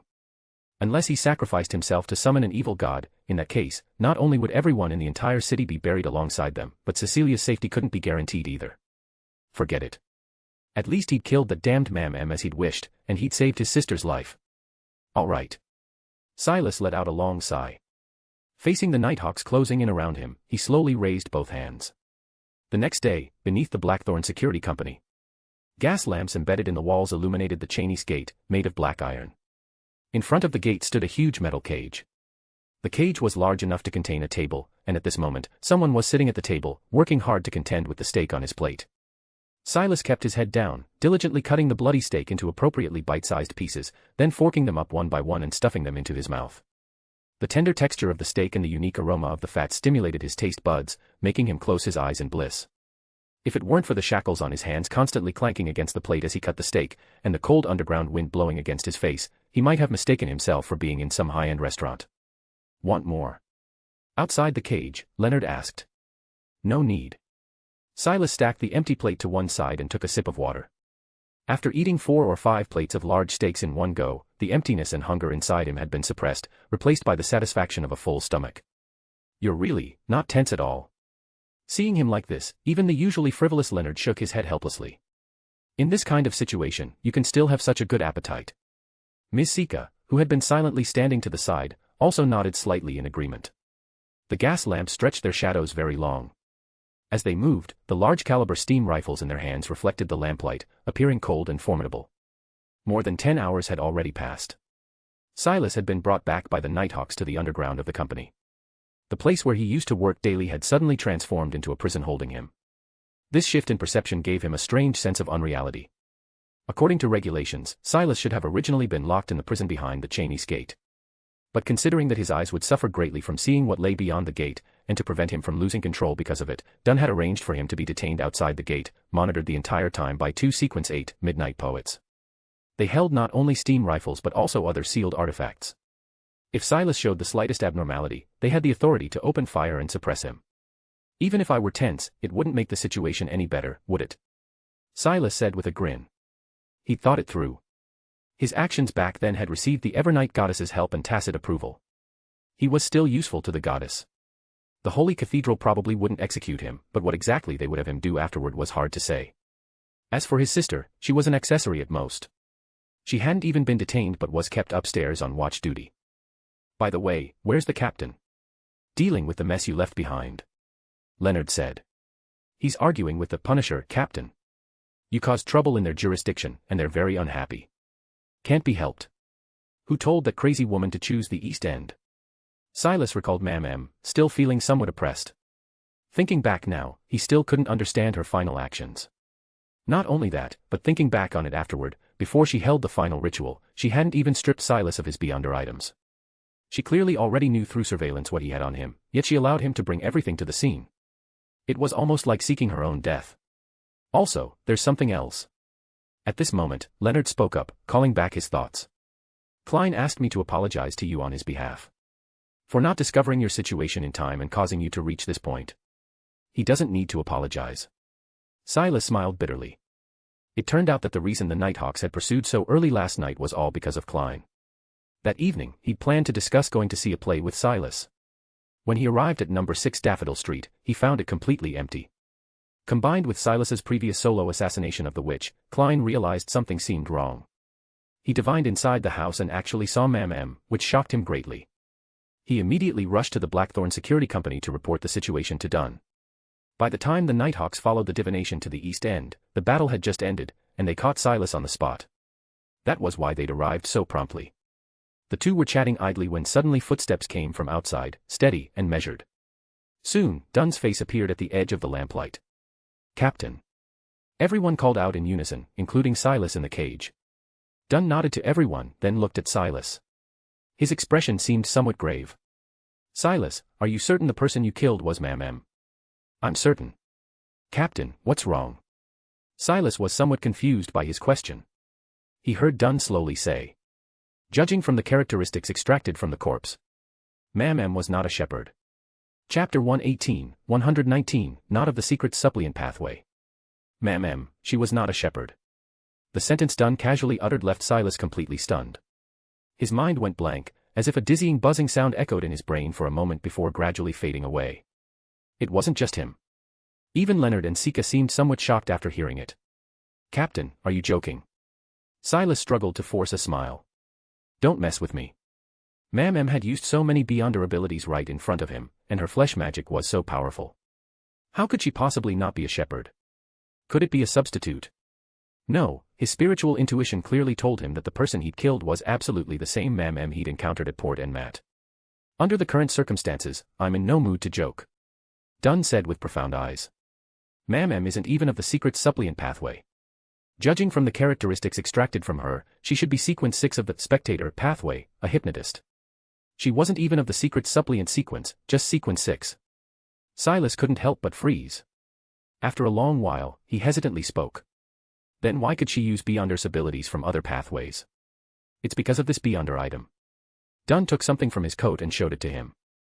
It was a large rose ring, gleaming with a vivid red light under the gas lamp. It was the thing Mam had worn on her hand. Silas recalled that from Port en Mat to Tingen, that woman had always worn this exquisite ring on her finger. Because the ring was shaped like a rose, Silas had always thought it was an ornament related to the true creator's faith. He never expected it to actually be a Beyonder item. Silas's head buzzed. He vaguely heard Dunn's voice coming through in a blur. "We did a preliminary test on this ring and found it has the abilities of grazing and flesh magic. It has grazed at least one witch, one magician, and one pyromaniac. How about it? Does this match your experience when fighting her?" Silas nodded blankly. The person he'd been certain was a shepherd was not only not a shepherd but was even from a different sequence. Her disguise had been far too deep. Thinking back now, back at Port en Mat, when facing Edward's questioning, Mam had only said she wasn't a rose bishop. She'd never said she was a shepherd. No wonder her mental manipulation ability was obviously much stronger than her other abilities. Because that was her own ability. So Beyonders not of the Secret Suppliant pathway could also become believers of the true creator and even climb to the high position of divine envoy. Silas had figured some things out, but the biggest puzzle still couldn't be resolved. What exactly was the purpose behind Mam's actions? Now that she was dead and even her characteristics had been completely extracted, this mystery would probably follow her into hell, never to be unraveled. "Silas, are you listening?" "Silas." "I'm here." He jolted and quickly responded. Looking up ahead, Dunn was watching him. "In any case, things have come to this point. I will report everything truthfully to the Holy Cathedral. The fact that you were forced to advance to Listener under threat, the fact that you acted on your own to hunt down Madame Sharon, and what happened tonight. As for how the Holy Cathedral will handle this, I can't guarantee anything." When he reached the last sentence, his expression dimmed slightly. "That you've reached this point today is also due to my inadequacy as a captain. I didn't discover it in time. I should apologize to you. Don't dwell on it too much, Captain." Silas stopped Dunn. "Although I advanced to sequence 8, so far I'm fine. It's not as serious as you described." Dunn had once said that those who advanced to Listener would without exception slide toward the abyss of corruption, completely becoming servants and fanatics of the true creator. But because of that tide's existence, although Silas could often hear ravings, he could resist the massive pollution brought by the ravings and maintain mental stability. Dunn shook his head. It's not like that. After all, you've only just advanced. Although you still seem the same on the surface, something deep inside has already been subtly changed. From now on, it's hard to say whether you can remain on our side. Captain, why won't you believe me? Silas was speechless. He really wanted to argue, but Dunn had already subjectively decided that his cognition had changed. No matter what he said, he couldn't change Dunn's thinking. It was like running into the street and explaining to passers-by that you weren't crazy. The more you explained, the more they'd think something was wrong with you. Captain, I actually have an idea, Leonard suddenly said, breaking the tension. Just have him curse the true creator directly. That should prove it. Everyone in the underground chamber froze. Was Leonard serious? And yet, it made a strange kind of sense. Even the most devoted cultist couldn't blaspheme the god they worshipped. Silas was stunned for a moment, then realized Leonard's idea might actually work. He looked at Dunn, cleared his throat, and said, the true creator is just a lunatic. Hanging upside down all day long, his head's been full of blood so long he's turned into an idiot. The underground immediately fell silent. Everyone's eyes widened. Why are you all looking at me like that? Silas felt a bit uneasy for a moment. Ha ha ha ha ha. Leonard was the first to burst out laughing. Then Sika also covered her mouth and bent over. Even the steady Dunn showed a rare smile on his face. Ha ha. Head filled with blood. Silas, how did you come up with that? Leonard laughed without any composure. I can't take it. I have to tell everyone about this. All along, the Nighthawks had maintained an extremely vigilant and guarded attitude toward evil gods. Silas suddenly cursing the true creator from such a creative angle was completely unexpected to them. The empty underground space was suddenly filled with a cheerful atmosphere. All right, I believe you now. After everyone calmed down, Dunn's face also became much more relaxed. I'll report this part to the Holy Cathedral as well. It should earn you some points. Okay, Captain. Silas nodded. Also, how is Cecilia? His sister had been kept upstairs by the Nighthawks. They'd been separated for some time now, and he was somewhat worried. She's been insisting she's the mastermind and wants to take the blame for you. Dunn said. Why is she being foolish again? Silas felt both helpless and touched. Captain, she was dragged into this by me. Don't make things difficult for her. I know you're most worried about Cecilia. Dunn said in a deep voice. I'll do everything I can to help her. Thank you, Captain. Silas breathed a sigh of relief. His body leaned back against the chair. Forget it. Whatever Ma'am's real purpose was, at least he protected Cecilia. His efforts hadn't been in vain. As for how the Holy Cathedral would deal with him, let them do as they pleased. Chapter 119, 120, People from Backlund. Early Sunday morning, number 2 Daffodil Street. Well then, I'm off to work. Swallowing the last bite of bread, Klein tilted his head back and drained the coffee from his cup, then hurriedly stood up. Melissa, I'm leaving the ticket-buying task to you. Remember, just buy 3 tickets. I understand. Melissa agreed, her expression slightly regretful. What a shame we can't go to the theater with Cecilia and them. Can't be helped. Who knew their relative would suddenly fall ill? The clown's ability allowed Klein to control his facial expression well. He spoke in a casual, relaxed manner. In reality, he let out a long sigh in his heart. Obviously, the Londer siblings could no longer keep the appointment. He could only lie to Melissa, saying that one of Silas's uncles was critically ill and needed to take Cecilia to see the old man one last time. As for how to cover up the lie afterward, he hadn't figured it out yet. His brother Benson, sitting at the same dining table, looked deeply at Klein, as if sensing something, but didn't speak up. While speaking, Klein had already walked to the foyer, put on his coat, and donned his half-high silk top hat. Have a good day, Mr. Klein. The little maid Bella, who was clearing the dining table nearby, quickly bowed in farewell. Klein walked out the front door and glanced at number 6 next door. That house was now completely empty. He walked to the corner of the street, got on a carriage, and rode all the way to Zotland Street before getting off and walking to the company on foot. As soon as he entered the Blackthorn Security Company, Klein sensed the slightly oppressive atmosphere inside. No one was chatting, no one was smiling. Everyone just sat around the sofa in silence, occasionally exchanging complicated glances. They seemed to be waiting for something. Right, it's today. Klein thought. Klein. He heard someone quietly calling him from the side. Looking toward the voice, Roseanne was leaning over from the reception desk, beckoning him over. What's the matter? I heard Silas and them are leaving today. That's right. Klein nodded. This was also why all members of the Nighthawk squad were waiting in the hall.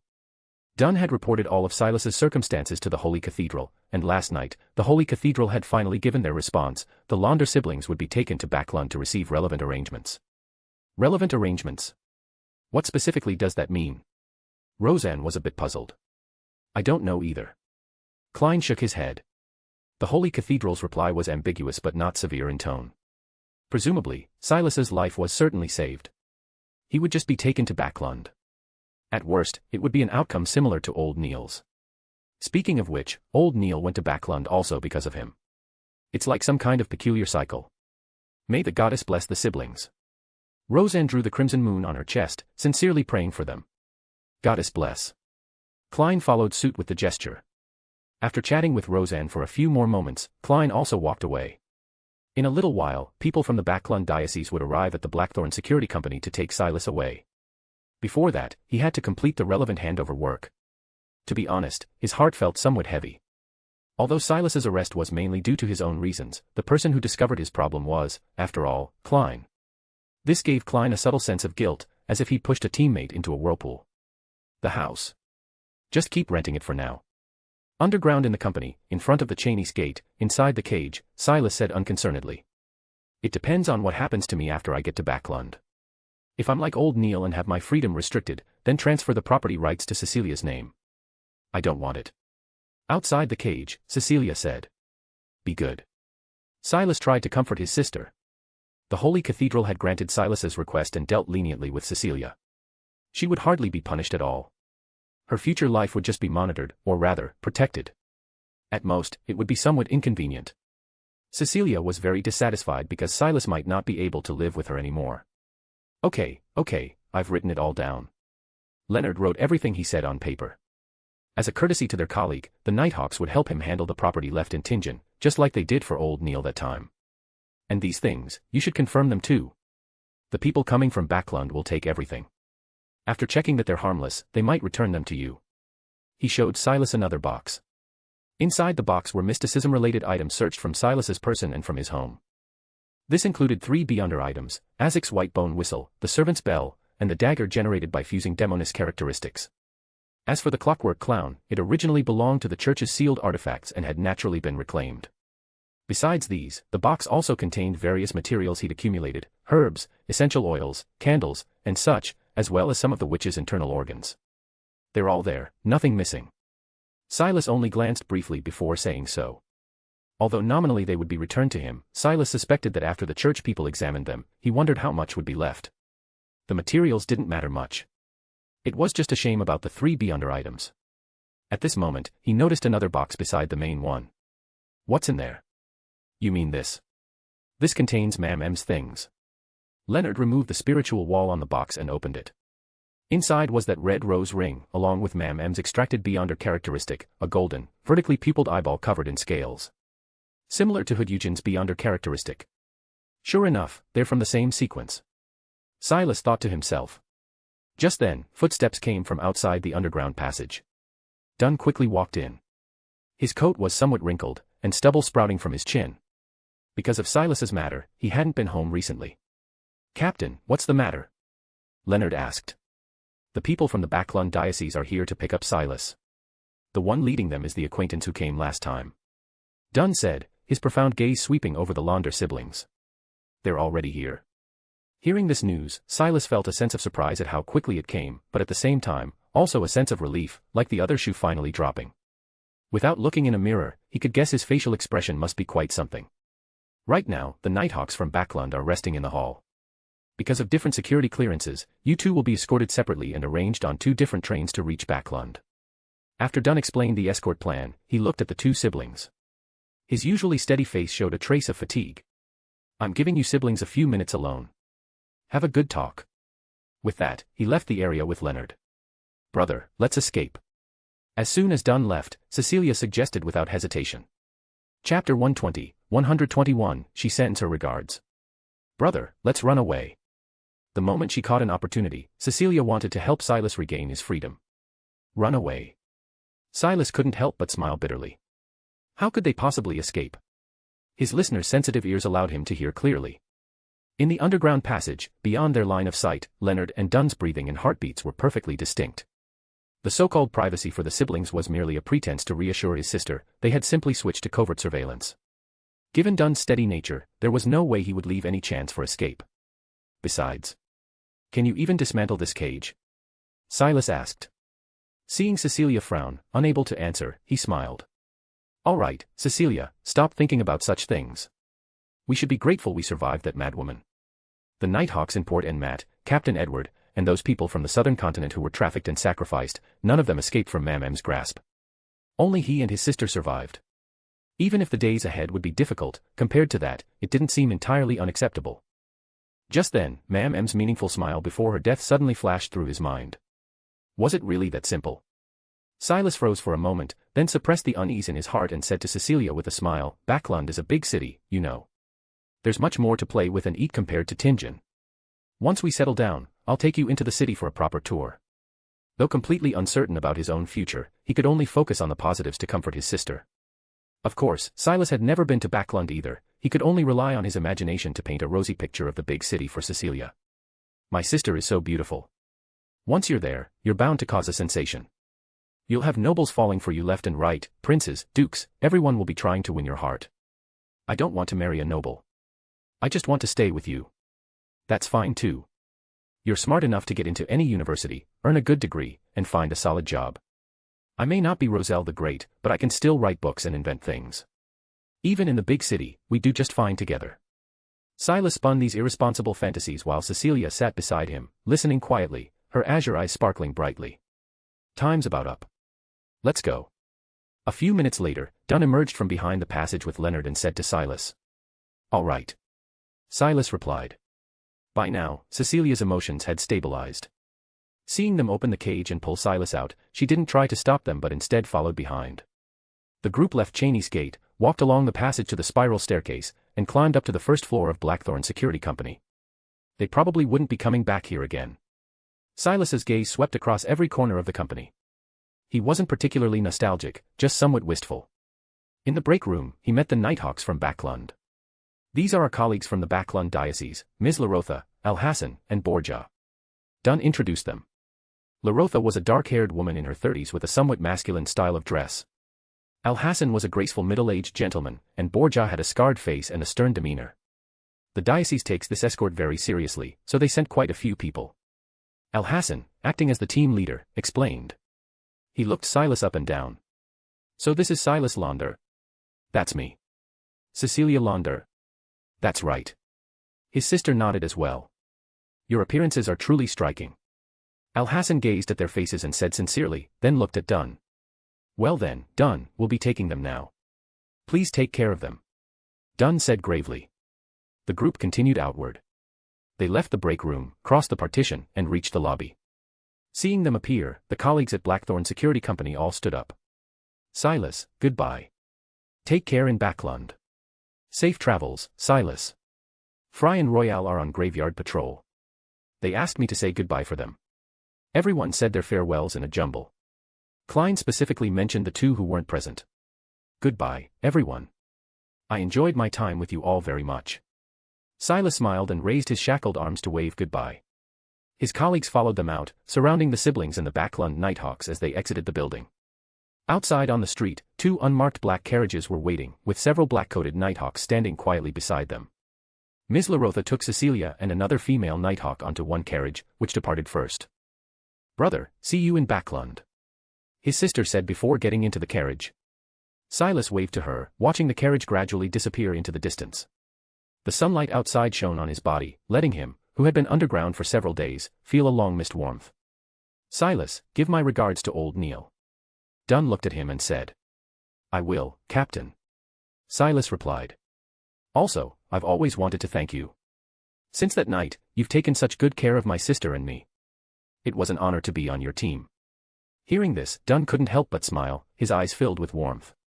Silas, you've helped me a great deal, too. You've done many great things, saved the lives of several cities. It was also an honor for me to be your captain. The two men smiled at each other. All right, that's enough. If anyone ends up in Backlund in the future, feel free to look me up. Silas waved to them one last time, descended the steps, and walked toward the carriage. Beside him, Leonard was handing things over. Ma'am's box had already been sent off, now he was passing over Silas's belongings to the Backlund Nighthawks, confirming them one by one. 3 under items, bone flute, whistle, dagger, and these materials. With each item he named, he placed it into a compartment in the box they provided. Silas watched and suddenly noticed something wasn't right. It seemed like something was missing. What about that scripture? He asked Leonard. Scripture? Leonard looked up at him, puzzled. What scripture? That scripture bound in human skin, the one with stories and poems written in ancient Hermes, that scripture. I didn't see it. It wasn't on you, and it wasn't at your house either. Besides, you never mentioned it either, did you? Leonard looked genuinely confused. I didn't mention it. Right, how could I have forgotten about that scripture? Silas's mouth went dry. Suddenly, he couldn't recall the last time he'd seen the scripture or remember where he'd put that book he'd been reading all along. On the other side, the Nighthawks had finished chatting with Dunn and were preparing to depart. Oh, Dunn, one more thing. Alhassan had walked a few steps when he suddenly seemed to remember something and turned back toward Dunn. What is it? Dunn was watching Silas ahead, his eyes somewhat dim. Hearing the other man's voice, he asked without much interest. It's just. Ma'am sends her regards. Click. A faint mechanical friction sound came from Alhassan's sleeve. A mechanical device was installed in his suit sleeve, instantly ejecting a miniature revolver into his hand, which he gripped tightly. Bang. A crisp gunshot rang out. Alhassan aimed at Dunn's heart and pulled the trigger. Chapter 121, 122, We shall become shepherds, for you, my lord. Bang. The sound of the miniature pistol was crisp and sharp. Combined with its pocket-sized appearance, it looked almost like a toy. However, what shot from the muzzle along with the smoke and flash was a bullet just as lethal as any normal handguns. In that critical moment, Dunn's extensive combat experience and a nightmare's powerful physical capabilities saved his life. Almost instinctively, he twisted his body to dodge the bullet. Thud. The bullet missed his heart and embedded itself in his arm instead. Blood spurted from the wound with the impact. Seeing this scene, all the employees of Blackthorn Security Company froze almost simultaneously. The turn of events was too sudden for them to comprehend, let alone understand the situation. The captain was shot. Why did Alhassan fire? Heh. The air stiffened, frozen in inexplicable stillness for a moment, until Alhassan spoke again. Seeing he'd missed the vital spot, he merely let out a contemptuous snort, then waited calmly. Ugh. Soon, Dunn clutched his wound and let out a low, muffled groan. His expression became extremely pained, and black veins emerged on his face. His body hunched slightly, and the hem of his black trench coat billowed up, as if some invisible thing was propping up the fabric from beneath. Among those present, Leonard was the second to react. He had been handing over Silas's beyonder items when the gunshot drew his attention. In that moment of distraction, the Nighthawk, across from him suddenly increased his grip, trying to forcibly snatch away the box they were both holding. Leonard was both surprised and confused, naturally unwilling to let go. Seeing Leonard refuse to release it, the others behind him immediately closed in, drawing crimson daggers from under their uniforms. Left with no choice, Leonard could only let go and retreat, drawing his revolver from his waist and aiming it at them. After listening closely for a moment, his expression became extremely shocked. No longer hesitating, he immediately fired. Bang. Enemy attack. While firing, Leonard shouted loudly, rousing the team members from their daze. They're enemies. Enemies. Among the crowd, Klein heard Leonard's words and couldn't help but look toward Alhassan and Borgia. The two of them, plus Larotha, who had just left with Cecilia, had come to Tingen when investigating the Antigonus family notebook and had even fought alongside them. Why would Leonard say they were enemies? Then Klein stared in astonishment at an unbelievable scene. Alhassan and Borgia's faces were melting, their features swimming about, finally transforming into two faces he'd never seen before.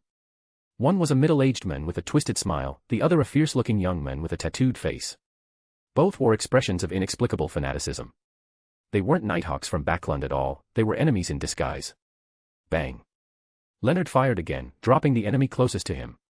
However, the other enemies still charged forward fearlessly, their faces filled with wild joy and devotion. The night wind calls my name. Seeing the critical situation, Leonard dodged the enemy's attacks while loudly chanting verses. A peaceful power emanated from within him, making the enemy's movements sluggish, even causing them to sink into dreams. Just then, he saw the tattooed man stride forward. The man had already donned a black iron-colored metal gauntlet on his hand, pointing it at Leonard. Exile. Boom. An invisible and overwhelming force struck Leonard. Like a leaf meeting a gale, he was blown away directly, crashing down at the steps of the company entrance. By now, the other members of the Nighthawk team had also reacted. Klein, Sika, and Kenley all drew their revolvers, aiming at the enemies below. The tattooed man stepped forward, extending his arm clad in the black iron gauntlet. His index finger pointed diagonally at the ground, drawing a horizontal line in the air, then he declared loudly, "None shall pass here." His voice suddenly became solemn and grand, and a transparent wall quickly expanded between them and the Blackthorn team. Bang. Bang. Bang. Several revolvers fired in succession, but the bullets couldn't penetrate the transparent wall. They struck the wall with loud impacts, then clinked and clattered as they fell to the ground. The tattooed man glanced coldly at the team members, then continued using his gauntlet to create walls, surrounding them on all four sides, forming a square space isolated from the outside. Inside this space, besides their group, was the shackled Silas. "Get away!" Silas shouted angrily. These people, disguised as Nighthawks, had now shed their disguises and surrounded him without explanation, grabbing his arms and legs. More than fear, he worried about Cecilia's safety. These people were M's minions, his sister was in danger. Die. You die too. He was both furious and anxious. His arms were bound, and he couldn't even draw blood to perform a ritual. He could only continuously use his profane words ability, making those who approached suffer mental impacts. But as the space became isolated and the Blackthorn team couldn't interfere inside, these people had no more concerns. They swarmed forward, pinning Silas down and covering his mouth. Rip. His shirt was forcibly torn open, exposing his chest to the air. Silas had been violently resisting, but when he clearly saw his own chest, he suddenly stared in shock, eyes wide. It was that scripture. On his chest, that scripture that had vanished without a trace had completely fused with his skin, embedded in his body. The spread-out pages of human skin fit perfectly with his flesh. Aside from a slight difference in color, there was no trace of forced assembly. Boom. Silas stared blankly at the scripture, feeling as if some shackle deep in his mind suddenly shattered. Countless memory fragments surged forth, forming image after image. These were scenes he had seen before but had unconsciously forgotten, overlooked. He remembered how he had handled that scripture. Images rapidly unfolded. Silas saw that when M first handed him the scripture, her arm emerged from her sleeve, revealing bright red muscle texture, as if the surface skin had just been peeled away. He saw that when he read the scripture, M sat beside him, her golden eyes gleaming with an eerie light. Every time Silas finished reading a page, that page seemed to come alive, detaching from the scripture and floating into his chest, while he and Cecilia remained completely oblivious. He also saw that after finishing the reading, the scripture had completely transferred onto his body. When he fought M, as she chanted prayers before dying, the scripture responded accordingly, until Silas lowered his head and saw a human face slowly emerging on the pages of human skin. Beautiful features, eyes closed. Silas's heart stopped for a second. Then fury, terror, and unwillingness surged up simultaneously, almost enough to explode his head. Why? Why won't you die? How long are you going to haunt me? The people closing in around him stared excitedly at that face. The two leaders, the twisted middle-aged man and the tattooed man, began to take action. The tattooed man pulled out a dagger and walked toward the companion lying on the ground. This person had been shot by Leonard and was barely breathing. The tattooed man showed no concern as he pressed the dagger against his neck, unhesitatingly slicing open his blood vessels. Hiss.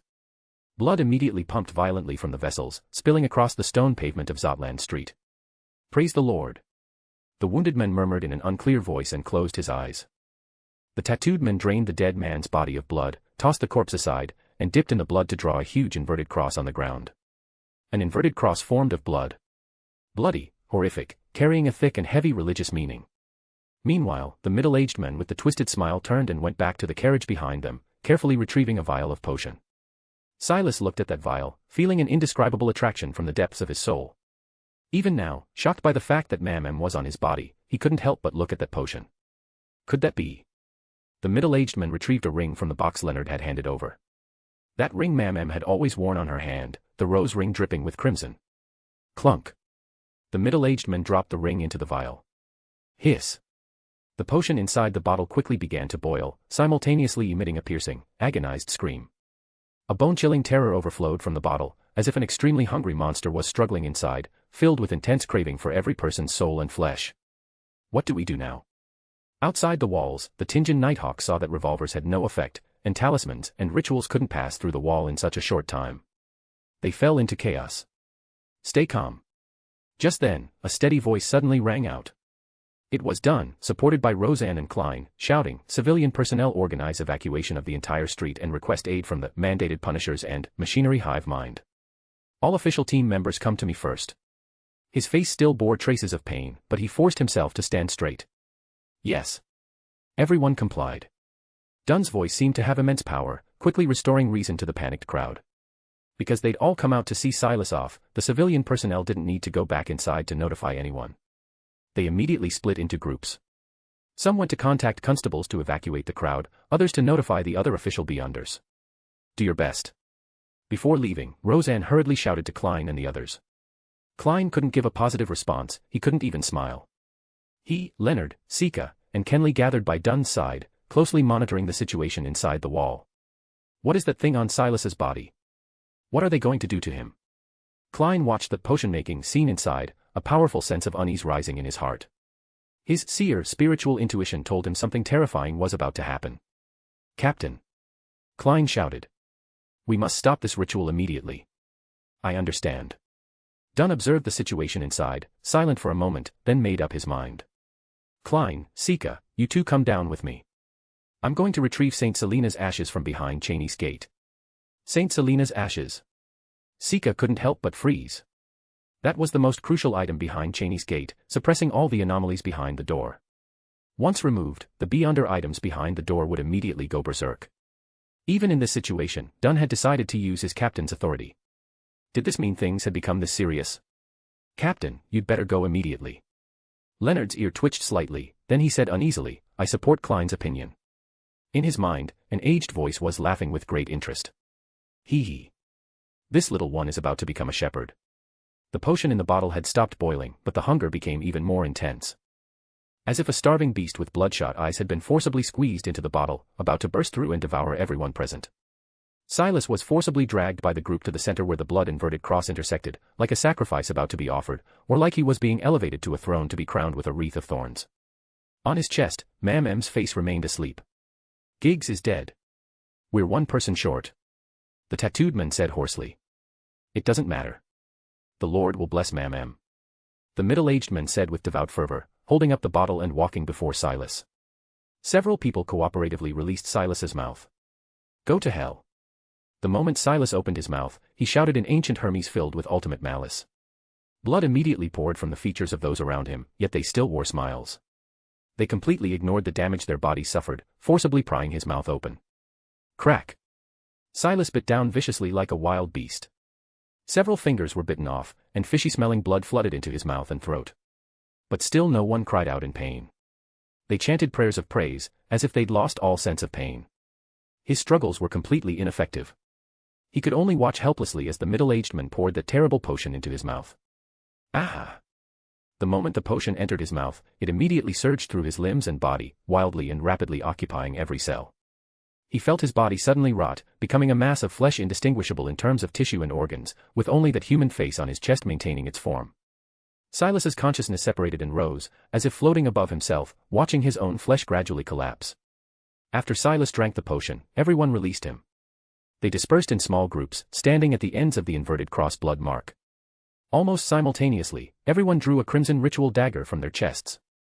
Their faces showed devotion and fervor as they pressed the daggers against their own chests. Clang. Time reached noon. Across the street, the bell tower of St. Selena Cathedral was struck. That holy and lofty sound seemed to come from the horizon, echoing all the way into people's hearts and the depths of their souls. "We shall become shepherds, for you, my lord." Under the blue sky, above the inverted cross blood mark, 6 people spoke in unison in Hermes. Their fingers tapped 4 times on their chests, from bottom to top, from right to left, forming the shape of an inverted cross. "To inherit authority from your hands, to magnify your name and spirit." At the center of the blood cross, Silas's body could no longer support its structure and was almost melting into a mass. At this moment, he emanated a strong sense of emptiness and greed, as if coveting these flesh and souls immensely. Thud. The 6 people calmly pierced their hearts.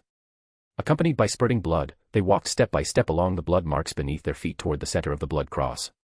They continued chanting ancient prayers. "We shall truly carry out your will, using the souls of lambs to fill this river flowing to you, until it flows eternally." They walked before the mass of flesh and opened their arms. "In the Lord's name." That mass of flesh writhed, greedily swallowing them all. Chapter 122, 123, The Sea of Chaos. Whoosh. The sound of ocean tides echoed clearly, and a moist sensation lapped against his feet, again and again. Silas opened his eyes to find himself standing before a strange sea. What met his gaze was a boundless expanse of water, pitch black and viscous, as if it encompassed all colors and all possibilities. Yet the seawater also appeared incredibly illusory, as though it didn't exist in the real world at all. Mysterious, chaotic, lofty, profound. The end of the seawater, and the space above where Silas stood, were both shrouded in hazy white mist, impossible to see clearly. All he could see was this chaotic, illusory sea. This sea, and the sound of these tides. The sound of the tides felt incredibly familiar to Silas. He immediately recalled that it was this very sound that had blocked multiple instances of evil god corruption and mental assault for him. Was this its true form? Beautiful, isn't it? Someone said softly beside him. Who's there? Silas whirled around. By the illusory, chaotic shore, a woman stood barefoot, gazing at everything in fascination. The wind stirred her blood-red hair, outlining her graceful figure beneath her white robe. "Ma'am, you again." Silas cursed angrily. The instant he recognized Ma'am, he lunged fiercely at her. Splash. Ma'am was knocked down by him, falling into the shallow seawater. He pressed down on top of her, reaching into his clothes. As expected, he found his commonly used silver ritual dagger. "You bastard." Silas roared, raising the silver dagger high and viciously stabbing it into her chest. Once, twice. The illusory seawater soaked Ma'am's white robe. The drenched fabric clung tightly to her body, revealing her slender waist and full curves. Her red hair floated and spread across the water's surface like a blooming flower. Blood seeped into the seawater, mixing with the red hair until they were indistinguishable. Silas's dagger rose and fell. Bloody water covered the surface around him and Ma'am, adding a striking splash of crimson to this illusory, monotonous sea. Ma'am didn't struggle. Instead, she watched Silas with a gentle smile. "Why won't you just die?" After stabbing her countless times, Silas finally grew tired. He stopped, staring into Ma'am's eyes and asking coldly. Ma'am's golden eyes reflected his face. "It really is beautiful here, isn't it?" She didn't answer Silas but said with a smile, "You know, to reach this place, I gave nearly everything I had." "So your real purpose was to come here?" Silas sneered. "This is the task your lord gave you." What a foolish task. Only now did he finally understand Ma'am's true intentions behind all her actions. Ma'am slowly shook her head. "It has nothing to do with the true creator," she said, her voice tinged with delight. Silas froze. The true creator? She actually called her deity by name, instead of calling him Lord. Silas vaguely sensed something was wrong. In Port en Mat, Ma'am had been a standard fanatic, willing to sacrifice everything for the Lord. But when he encountered her in Tinjin, she had become less fervent. Compared to the deity, she seemed to care more about herself. She'd even changed out of her white robe and worn various ladies' garments. Surprised. He heard Ma'am laugh. "I stopped being his believer long ago. And it's all thanks to you." "I should thank you." "Thank me." "Yes." Ma'am touched her chest. Her body, wounded by Silas's stabbing, had already healed, though the torn white robe couldn't be restored, exposing large expanses of snow-white skin. "Remember? In the warehouse at Port en Mat, you wounded me. I truly regret not killing you then," Silas said. At that time, he'd used the Grade 1 sealed artifact to pierce through Ma'am, pinning her together with the bomb made from a mass of flesh, detonating it at close range. Unfortunately, that explosion hadn't killed Ma'am. Instead, it had led to her haunting him to this day. "When you pierced me with that staff, you mixed a trace of this place's aura into it." Ma'am continued speaking as if she hadn't heard Silas's vicious words. By this place, she naturally meant the sea where they both currently stood. This place. Silas was stunned. Back then, to resist the true creator's erosion, the sound of ocean tides had echoed in his mind. Could it be that this aura had entered Ma'am's body through the staff at that time?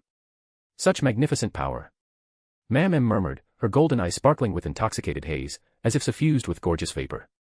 "It actually freed me from the true creator's control. After so many years, I regained lucid consciousness once more." Her words left Silas utterly confused. In other words, by the time Ma'am came to Tinjin, she no longer believed in the true creator. Everything she did was entirely for herself. That's why she coveted Silas's body. That's why she didn't go to the Aurora Order to heal her wounds. That's why she schemed relentlessly, until she occupied Silas's body and came to this space. Does this place have such great allure that it's worth expending so much effort, even abandoning your own body? Silas couldn't understand. Of course. Ma'am smiled. Facts prove my sacrifice was worthwhile. This sea hides the opportunity to reach the top of the sequences, or even beyond the top. Her smile gradually widened, until it became brilliant and fervent. My speculation was absolutely correct. This is the existence that they speak of but cannot name. Ma'am murmured to herself, intoxicated as she felt the touch of the seawater, overcome with wild joy. Silas gleaned some information from her words. It seemed this place was somewhere extraordinary. My cheat ability appears to be an extremely powerful existence. But so far, aside from resisting evil god erosion, it doesn't seem to have any other uses. Could it be that my sequence is too low, so I can't mobilize the power here? He reasoned with his existing mystical knowledge, forming a rough hypothesis. Silas Londer. In the moment of his distraction, Ma'am had stopped her murmuring. She looked at Silas, her eyes brimming with greed. Please, give me everything you are. Splash. From the bloody water spreading across the sea's surface, several twisted humanoid monsters suddenly surged forth. Silas could vaguely recognize their faces. They were the 6 people who had offered their lives, bodies, and souls to Ma'am. Ah! The monsters shrieked, lunging at Silas. They pinned his body down layer by layer, then frantically devoured his flesh. Over the monsters, Silas saw Ma'am slowly rising from the water's surface. She gazed at Silas, her beautiful face revealing an exquisite smile. Chapter 123, 124, See You in Hell. At the same time, in front of Blackthorn Security Company. Inside the isolated space, a bloody and insane scene had unfolded. The mass of flesh that had once been Silas writhed as it swallowed all 6 bodies whole. With each body it consumed, the writhing intensified. After devouring them all, the mass hadn't grown much larger in volume. In its violent squirming, it slowly contracted and restructured itself, taking on the basic outline of a human form, though still blood-red. On its abdomen, Ma'am's beautiful face was lifelike. Leonard, what do we do? The short and stocky Kenley said, extremely nervous. The people on the street had been evacuated, but Dunn hadn't returned with St. Selena's ashes yet. Meanwhile, that monster looked like it was about to fully manifest. Leonard gritted his teeth and listened intently. Just as he was about to speak, he suddenly turned around in pleasant surprise. Thud, thud, thud. Resolute footsteps came from behind the door. Dunn was striding out. In his hands, he cradled a palm-sized square urn. The box was silvery white, carved with strange patterns. The box carried a peaceful yet cold sensation. As Dunn merely approached, Leonard and Kenley felt bone-chilling cold, as if their blood would freeze. Even Dunn himself, holding the box, had his eyes dyed a ghostly blue. Beside Dunn was Klein, following closely. In his hands, he carried a thick blood vessel. Give me that. Leonard took the blood vessel and said to Dunn, Captain, the situation is urgent. Dunn frowned at the humanoid monster inside. Kenley, go downstairs and help Sika suppress the sealed artifacts. Leave this to us. But. Hurry. You can't help here. Yes. After sending Kenley away, only 3 Nighthawks remained at the scene. Dunn took a deep breath, stepped down the stairs, and came before the isolated space. Facing the monster that had once been Silas, he slowly lifted the lid of the urn. Inside the urn were brilliant yet profound grains of sand, as if they had absorbed all the light falling upon them, like a magnificently beautiful starry sky at deep midnight. On Zotland Street at noon, the sky suddenly darkened. In the deep, dark air, countless pitch-black threads suddenly appeared. If Silas were still conscious, he would definitely recognize these threads as the same ones from behind Cheney's gate, the threads that had once helped him temporarily escape Ma'am's surveillance. The threads were cold and slippery. As if automatically detecting the most evil presence here, they spread towards Silas. Crash. The barrier the Nighthawks couldn't break through was easily shattered by the threads, making a sound. Countless threads quickly and quietly extended, surrounding the not yet formed flesh monster. The monster, which had been restlessly agitated, gradually quieted under the thread's encirclement, curling up its body and no longer moving. Great opportunity. Klein and Leonard's eyes brightened as they quickly descended the steps. Leonard raised his revolver, while Klein reached into his pocket and grasped the warm golden talisman. The Sun-Blaze Talisman, a powerful charm created by praying to the blood of a true god. But before they could act, the monster wrapped in black threads moved. The beautiful woman's face on the monster's abdomen suddenly opened its eyes. Boom. Crimson flames burst into flame within the threads. The fire was like fireworks, brilliant yet brief. As the flames disappeared, the monster had vanished without a trace. Watch out. The clown's premonition ability let Klein see a future scene.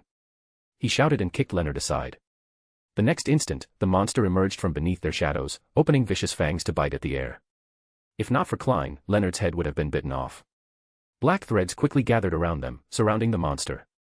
Taking advantage of the monster being blocked, the two quickly retreated to Dunn's side. Stay alert, Dunn said solemnly. This monster likely has multiple abilities. That ring saturated with the shepherd characteristic had been made into a potion, combined with these people's bizarre and insane ritual. Dunn could easily guess that the enemy before them had likely become a shepherd. Swoosh. The monster once again escaped the black thread's entanglement, appearing in the center of the street. Its bloody, mangled exterior was slowly healing, gradually becoming intact human skin. The woman's face originally on the abdomen was moving upward, as if to replace Silas's face and gain complete control of the body. On that beautiful yet eerie face, an inscrutable smile now played. Ms. LaRotha, I think I heard sounds from that street. On the moving black carriage, Cecilia couldn't help but speak. Really? I didn't hear anything. Ms. LaRotha said with a smile, malice hidden in her eyes. That's because your brother is becoming Ma'am M's sacrifice right now. She thought gleefully. She was originally Ma'am M's subordinate, along with Al Hassan and Borja. When the incident at Port en Mat occurred, they had been scattered elsewhere and thus weren't affected. However, Ma'am M's departure was undoubtedly a major blow to them because they all revered Ma'am M immensely. Her existence was second only to the Great Lord, bringing light to their lives. Now they'd encountered Ma'am M again and learned of this grand plan from her. Naturally, they unconditionally supported Ma'am M and were willing to offer her everything. It's about time. Kill this foolish girl, then I'll head back there and see how things are going. She thought secretly, her right hand already covertly touching the crimson ritual dagger. Ms. LaRotha, after we reach Backlund, will I be able to see my brother again? Of course you can. Of course, you can't, because your brother has already become a sacrifice. She said insincerely, looking at the pretty girl before her with no guilt whatsoever. Once you settle down, you can still live together. Live together, my ass, go to hell together. She gripped the dagger's handle tightly and said to Cecilia, by the way, do you know the way to the train station? Did we take a wrong turn? Hearing her question, Cecilia leaned toward the window to look outside, trying to determine the carriage's location from the street scenery. LaRotha was waiting for precisely this moment. She drew her dagger and stabbed toward the girl's back. However, the next instant, she saw the young girl move nimbly and lightly to the side, as if she had eyes in the back of her head, dodging her dagger.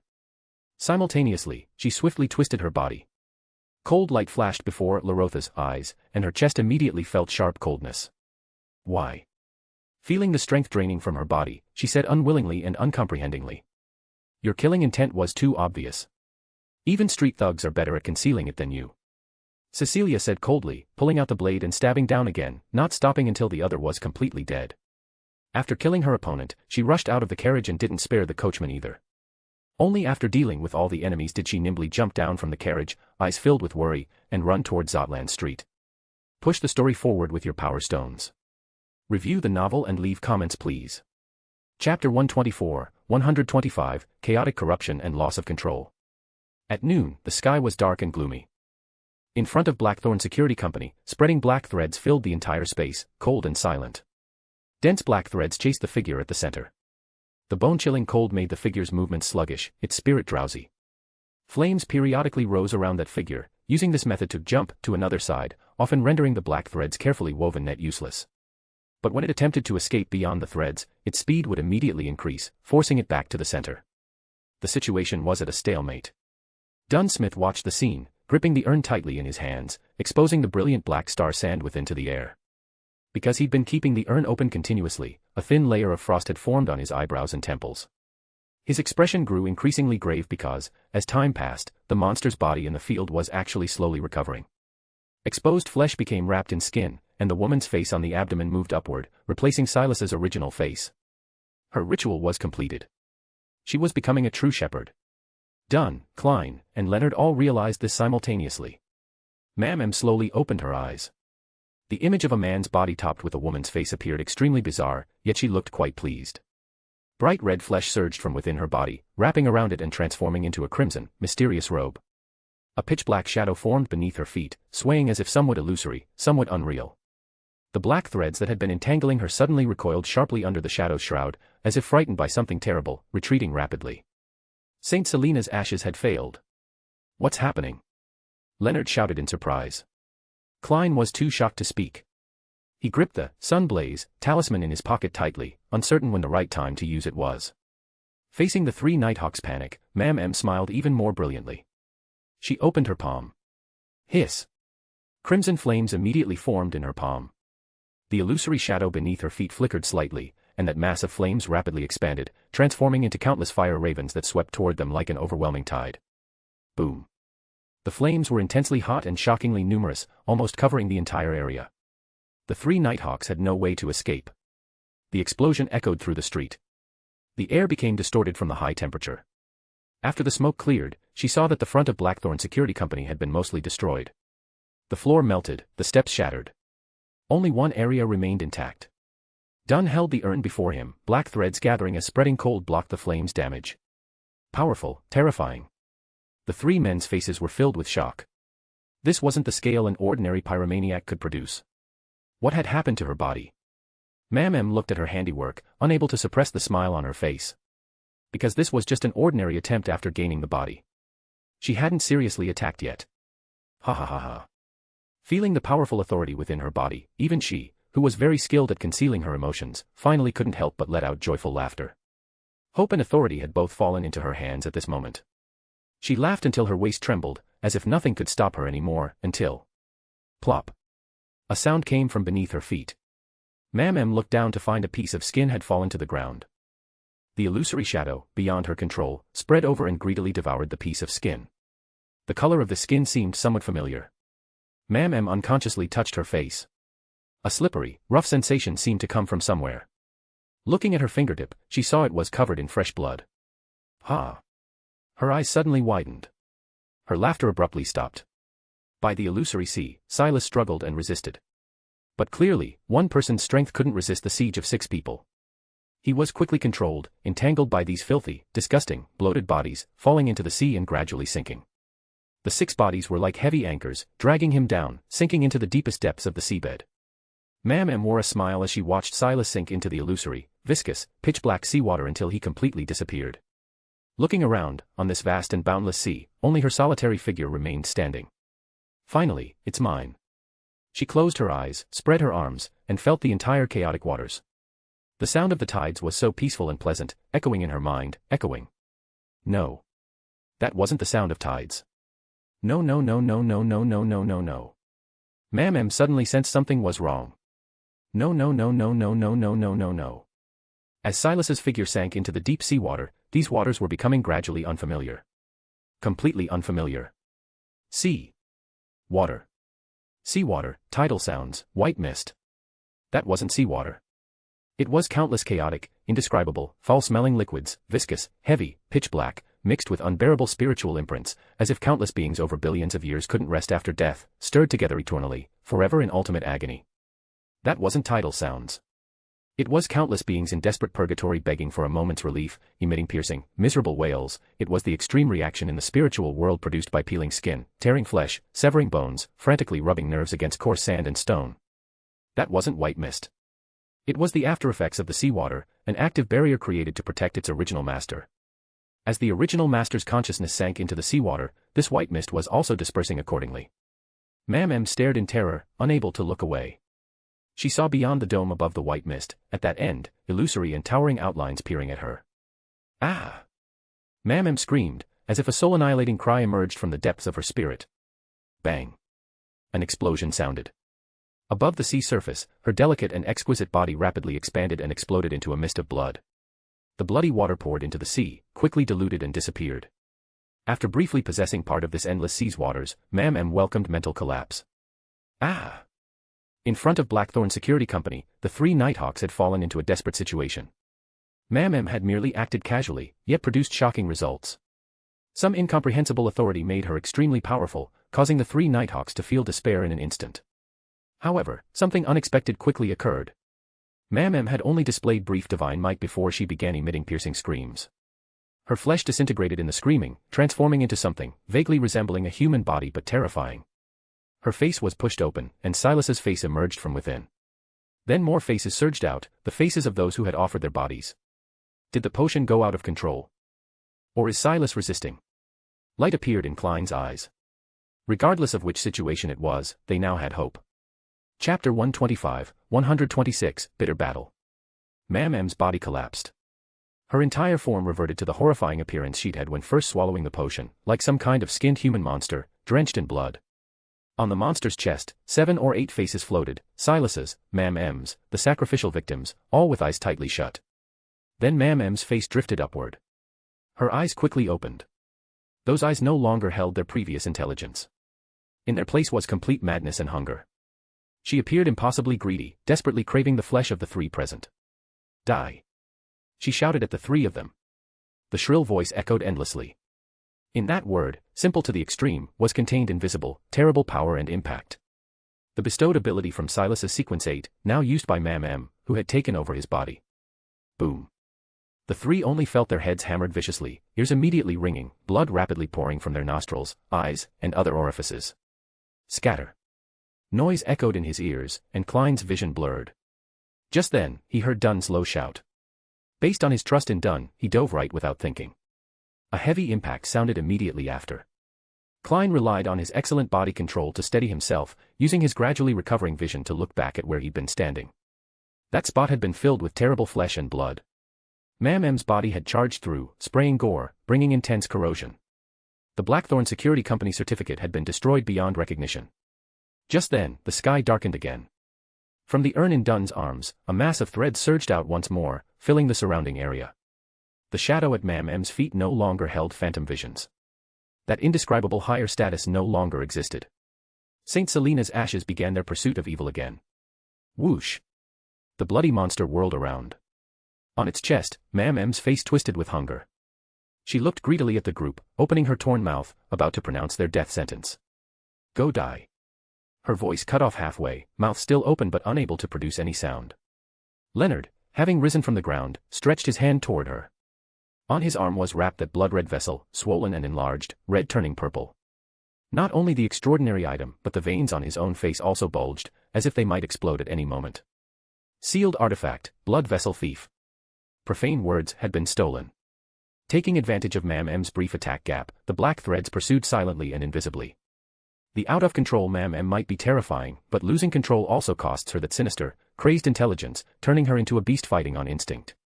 When she saw the black threads closing in, a normal her would definitely have used flame jumping to dodge. But the current crazed her, actually charged straight at the black threads, arms swinging, throwing out flesh full of corrosion.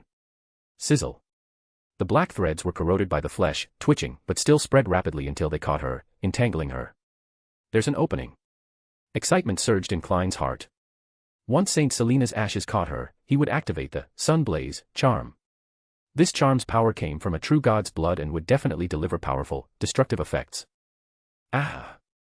Mam M struggled, shrieking sharply, her strength becoming extremely violent. The cold, slippery threads even had difficulty controlling her. Dunn frowned at the scene before him. Under his black coat, thick objects rapidly pushed up, protruded, then simultaneously exploded. Bang! Bang! Bang! A large amount of crimson blood infused with nightmare spirituality splattered out, like a grand blood rain falling around Dunn. The blood fell on the black threads and was immediately absorbed rapidly. These threads swelled quickly, from thin filaments to thick tentacles, binding Mam M tightly. The moment. Klein rejoiced, grasping that warm pure gold flake, making a throwing gesture. Cough cough. He suddenly doubled over, emitting painful coughs. His forehead was rapidly heating up, body temperature rising, lungs burning hot, itching unbearably. Not just him, Leonard and Dunn also showed varying symptoms. Roar. A fierce smile appeared on Mam M's crazily twisted face. She instinctively released toxins, plunging everyone present into the disease's entanglement. Due to this brief loss of control, she broke free of the black threads binding again, charging toward Klein. Submit. A grand yet depraved voice rang out from another side. It was Leonard, forcibly suppressing his coughing, using the profane words that originally belonged to this monster. Boom. Mam M's forward momentum was immediately interrupted, collapsing to the ground. After rising, she released an angry shriek. Before the black threads could entangle her, she sprinted at high speed, making Leonard collide face first with her. Boom. Leonard was sent flying like he'd been hit by a heavily loaded cargo wagon, landing far away. Before he could rise, Mam M was already in front of him, opening her bloody maw. Leonard could clearly see every detail of her teeth. Unable to dodge, about to whisper something, he saw the monster's form suddenly pause. The face belonging to Silas was gradually surfacing, pushing away Mam M's position. In the illusory ocean depths, Silas's eyes were tightly shut. His consciousness was gradually dissipating, as if completely merging with this profound, boundless ocean. Perhaps disappearing like this would be fine. A certain warmth and ease of returning to the womb enveloped Silas, making him unwilling to do anything, wanting only to stay here completely until eternity. He was about to forget his own name, his own existence. Who am I? It doesn't matter anymore. Giving up like this doesn't seem so bad. The real world is too cruel. Every day, struggling to survive, enduring endless pain. Never mind, whether it's me or others, even if it's my family. Brother. He remembered a young girl's voice. Oh crap. Where's my sister? He suddenly awoke. Cecilia. Cecilia had been taken by M's subordinates. And here he was still soaking around. If he didn't wake up now, who would care about his sister's safety? Splash. Silas's eyes snapped open, breaking free from the water's surface, sitting up. The ocean floor, originally immeasurably deep, had suddenly become a shallow beach. When he sat up, he broke through the seawater's encirclement. Looking around, M had long since vanished. Quick, wake up, go save Cecilia. The surging white mist on the sea surface responded to Silas's will, rapidly closing in. His consciousness was quickly pulled out, returning to the real world. Chapter 126, 127, the end of the story. Outside Zutland Street. Just as Leonard was about to be devoured by M, she suddenly stopped. On that grotesque body, M's face descended while Silas's face took its place, seizing control. Was Silas waking up? The three couldn't help but think so. Under their watchful gaze, Silas slowly opened his eyes. In those azure, magnificent eyes, endless madness and pain surged. The world was screaming. Everything was twisting, changing, completely beyond Silas's comprehension and form. He saw the sky's color constantly shifting, like a layer of iridescent, ever-glowing oil film covering it. The buildings on the street stretched and grew taller, then tilted toward him, pressing heavily on his body, making it hard to breathe. His once familiar teammates had become hideous monsters with green faces and fangs, staring at him with hateful eyes, gathering together to whisper, mock him, ready at any moment to harm him. They want to kill me. This world wants to destroy me. Mad thoughts kept surging and exploding in his mind. Mixed in were the chaotic, agonized screams of 7 or 8 people, each person's spirit torn apart, blended together, then forcibly stuffed back into his consciousness. Sometimes they shrieked, venting physical pain. Sometimes they murmured, praising the greatness of the gods. Sometimes they quarreled with each other, arguing over who was right and who was wrong. Silas's consciousness was on the verge of collapse. Beneath all these voices was the terrible influence of the potion itself, the craving for flesh and blood torturing Silas, urging him to devour every living thing with flesh. Unable to think, Silas attacked the threat before him almost by instinct. Bang. With a loud explosion, the thick blood vessels wrapped around Leonard's arm suddenly burst. The blood vessel thief was destroyed. The authority of profane words returned to its rightful owner at that moment. Through the flying fragments of blood vessels, Leonard stared in shock at Silas's eyes, filled with madness. Die. A grand and terrifying word, spoken in an ancient language, gathered indescribable mental impact and invisible force, striking Leonard at extremely close range. Crack. Leonard's body was sent flying like a cannonball, slamming hard into the wall of the security company. The crisp sound of breaking bones followed. The physical injury and mental shock arrived simultaneously, causing blood to flow from his mouth and nose. His expression dejected and face pale, he collapsed to the ground, falling unconscious. The black tentacles that had surged from St. Selena's urn, enhanced by Dunn's blood, arrived just in time, wrapping around Silas's body. The cold, slimy tentacles coiled around him, and he shuddered, regaining a bit of awareness. What did I just do? I actually attacked Leonard. Kill them. Praise the great master. I'm so hungry. His thoughts were thrown into chaos by the jumbled consciousness, making even thinking incredibly slow. Whoosh. Until a phantom sound of ocean waves echoed in his mind. After the tide sound arose, the originally chaotic voices were quickly suppressed, like rats exposed to sunlight, rapidly scurrying to dark corners. Silas was able to wake up. Looking around, he found himself on the street in front of the Blackthorn Security Company, where the surrounding environment had been severely damaged. Not far away on the street, the blood-colored cross hadn't yet dried. Carriages were overturned, buildings destroyed, scorched, smashed, and corroded. Ah, right. I was just held down by those people and forcibly made to drink a potion. Silas quickly recalled what had happened before he lost consciousness. The ambush by the marauder, M's parasitism, drinking the potion, the phantom sea. Of the 3 familiar colleagues present, one had already collapsed unconscious. One held a dangerous urn in his hands. The last one had his hand tucked in his pocket. The 2 conscious ones looked at him, their faces full of vigilance. Silas couldn't help but look down at his own body. On the grotesque flesh, countless eerie faces covered the surface. Damn it. He couldn't help but curse inwardly. That damned Mam had actually turned his body into this. Captain. Silas instinctively looked at Dunn and spoke. Silas, do you have a way to control the mutation in your body? Dunn's face was pale from blood loss, his hands clutching the urn tensely. Silas was about to say he'd try when his abdomen suddenly swelled. The faces that had been suppressed to his abdomen crowded together, bursting forth with a large amount of flesh, rapidly forming a half-body of skinless, bloody torso. In that instant, his body simultaneously possessed two upper bodies, like a conjoined freak. Roar. Mam and the other faces all gathered on this newly formed half-body, facing Dunn, who had released the tentacles, letting out an angry hiss. In that moment, before Silas could react, he suddenly had a strange feeling. Deep within his body's flesh and blood, a suffering soul was wailing, as if invisible whips were lashing it, driving it like a herded lamb to act. Boom. Crimson flames immediately rose before his eyes. His body became incredibly light, his feet left the ground, but quickly solidified again. The flames dispersed, and he had already appeared before Klein. The monster's half-body fingers were sharp as knives, thrusting straight toward Klein's chest.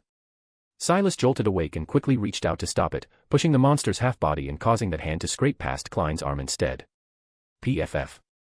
Klein's sleeve and arm were torn open, blood gushing out, but at least he'd avoided the worst outcome of death. So that was Shepard, wasn't it? Silas instinctively thought. His body was quickly carried along, moving rapidly again. Because Dunn was in the area most densely packed with black tentacles, the half-body monster couldn't approach. It could only dodge the tentacles while continuously hurling blazing fireballs at Dunn. So Silas felt that strange sensation again. Elsewhere within his body, a soul was being driven, whipped, and offering up its ability. This is definitely the true nature of Shepard. He had discovered an enormous secret, but at the same time, he also understood his current situation. From his current state, Mam's advancement had gone out of control. She had gone to great lengths to seize Silas's body. But relying solely on that scripture's invasion was still very difficult to achieve. That's why she borrowed the ritual impact of advancing to Shepard, using the souls sacrificed by others to assault Silas's mental world, planning to take his place when he lost resistance. If successful, Mam would not only gain that C, but also advance on the spot to Sequence 5, becoming a mid-sequence powerhouse. Of course, she had clearly failed. She hadn't managed to gain control of that Title C, nor had she successfully advanced. Mam's failure brought Silas enormous trouble. Inside his body was a completely out-of-control potion, a monster formed from multiple bodies fused together. Although with the help of the Phantom C, Silas temporarily possessed conscious awareness, once the duration of that tide sound ran out, he would again fall into the madness from before. So, could he use the cheat, use that Tidal C in his brain, to control the potion? The answer was no. The tide could only help him resist mental impacts, like a evil god's pollution, or like just now, driving away fragments of others' consciousness. But Silas's problem now was in his flesh. He had consumed the potion, and inside his body was still mixed with large amounts of others' flesh and blood. Being able to stay conscious now was already very difficult. The situation was too chaotic. Even the cheat couldn't help. As time passed, the tide sound in his brain was gradually fading. Silas knew his time remaining conscious wasn't much. What is this? Is this my ending? Tangled up with a bunch of cultists' flesh and blood, falling into madness and losing control, becoming a twisted, disgusting monster, wreaking havoc until being killed. I refuse. I'll fight to the death. Even in a certain death scenario, I'll still seek that sliver of hope. Bang. Silas raised his fist and smashed it into the monster's head on his other side. Oddly, pain was immediately transmitted, and for a moment, he even felt like he'd just hit his own head. The half-body monster attacking Dunn paused and instinctively turned its head. Roar. It appeared furious, roaring at Silas. Roar all you want. This is my body. Get out. Silas cursed. Whoosh. Crimson flames immediately rose from his palm. Shepard. The monster had already demonstrated it twice. Silas imitated it. He tried to sense what was inside his body and immediately discovered several souls penned within. Their souls were entangled with beyonder characteristics, like ignorant lambs, completely without resistance, entirely under his control. Lend me your abilities. Silas's mind flowed, transmitting his consciousness to one of the souls. The shepherded soul immediately resonated with him, manifesting the characteristics ability. It was precisely the flame in his hand now, the beyonder ability from Pyromaniac. Taste this. He shouted, throwing the blazing fireball at the enemy right in front of him. Boom. The flames had no possibility of missing, all striking the monster's head, immediately igniting. Roar. Ah. The burning pain was transmitted simultaneously to both the monster and Silas. They screamed in unison. Whoosh. Silas only shouted once before flames ignited in his palm again. This level of burning was already commonplace for him. Compared to this, continuing to control the monster was more important. Captain. Enduring the intense pain that was constantly transmitted through his nerves, Silas shouted, "I'll help control it. Let's destroy it together." That's right. Since he couldn't separate the mad, out-of-control flesh and blood, he might as well destroy them all. After that, relying on his powerful physical recovery ability, perhaps he could still have a sliver of hope. As for the potion, relying on the cheat, there might also be a chance to solve it. In this desperate situation, even a 1% hope must be firmly grasped. Silas. Klein called out, tears seeming to fill his eyes. From his perspective, he felt Silas had decided to sacrifice himself to save Tingen. He couldn't help but feel emotionally agitated and grief-stricken, but couldn't say anything to stop Silas. "Silas, don't move." Dunn's eyes became incredibly deep. He said firmly, his gaze resolute. Bang. Bang. Around him, thick objects surged again. As they burst, large amounts of blood were absorbed by the black tentacles, which immediately became violent. Swish, swish. Their speed suddenly accelerated, carrying extreme cold and deathly silence, converging toward Silas at the center. Roar. The monster sensed terrible danger, roaring, wrapping itself in flowing flames, seemingly preparing to jump. "Don't move." Silas's voice, full of malice, came through. He forcibly pulled at the shepherded soul within, seizing control for himself. The flames that had risen halfway immediately dispersed, abruptly failing. Roar. The black tentacles drew closer and closer. The monster panicked, moving its legs, trying to escape by running. Hiss. A dagger formed from flames instantly pierced through the thigh, pinning its body firmly to the ground. On the other side, Silas's face wore a fierce smile. "I told you, don't run. Get ready to die with me." The black tentacles completely imprisoned it amid the monster's desperate roars and violent struggles, completely isolating its roaring voice.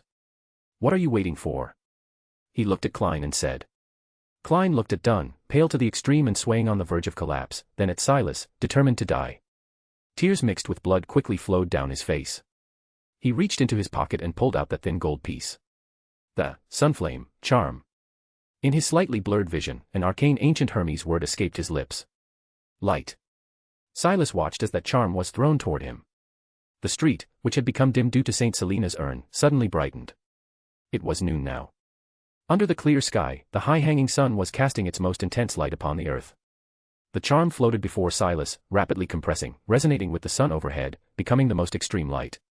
Klein actually had this kind of method. "No, I need to protect myself." Silas closed his eyes, activating blood magic, transferring all healing ability to his side. In the next instant, he felt another sun being born. Boom. In the dazzling brilliance, Klein and Dunn simultaneously closed their eyes. The earth trembled. The light was so intense that it still stung even through their eyelids. They heard the monster's unwilling final wail, which quickly disappeared into nothing.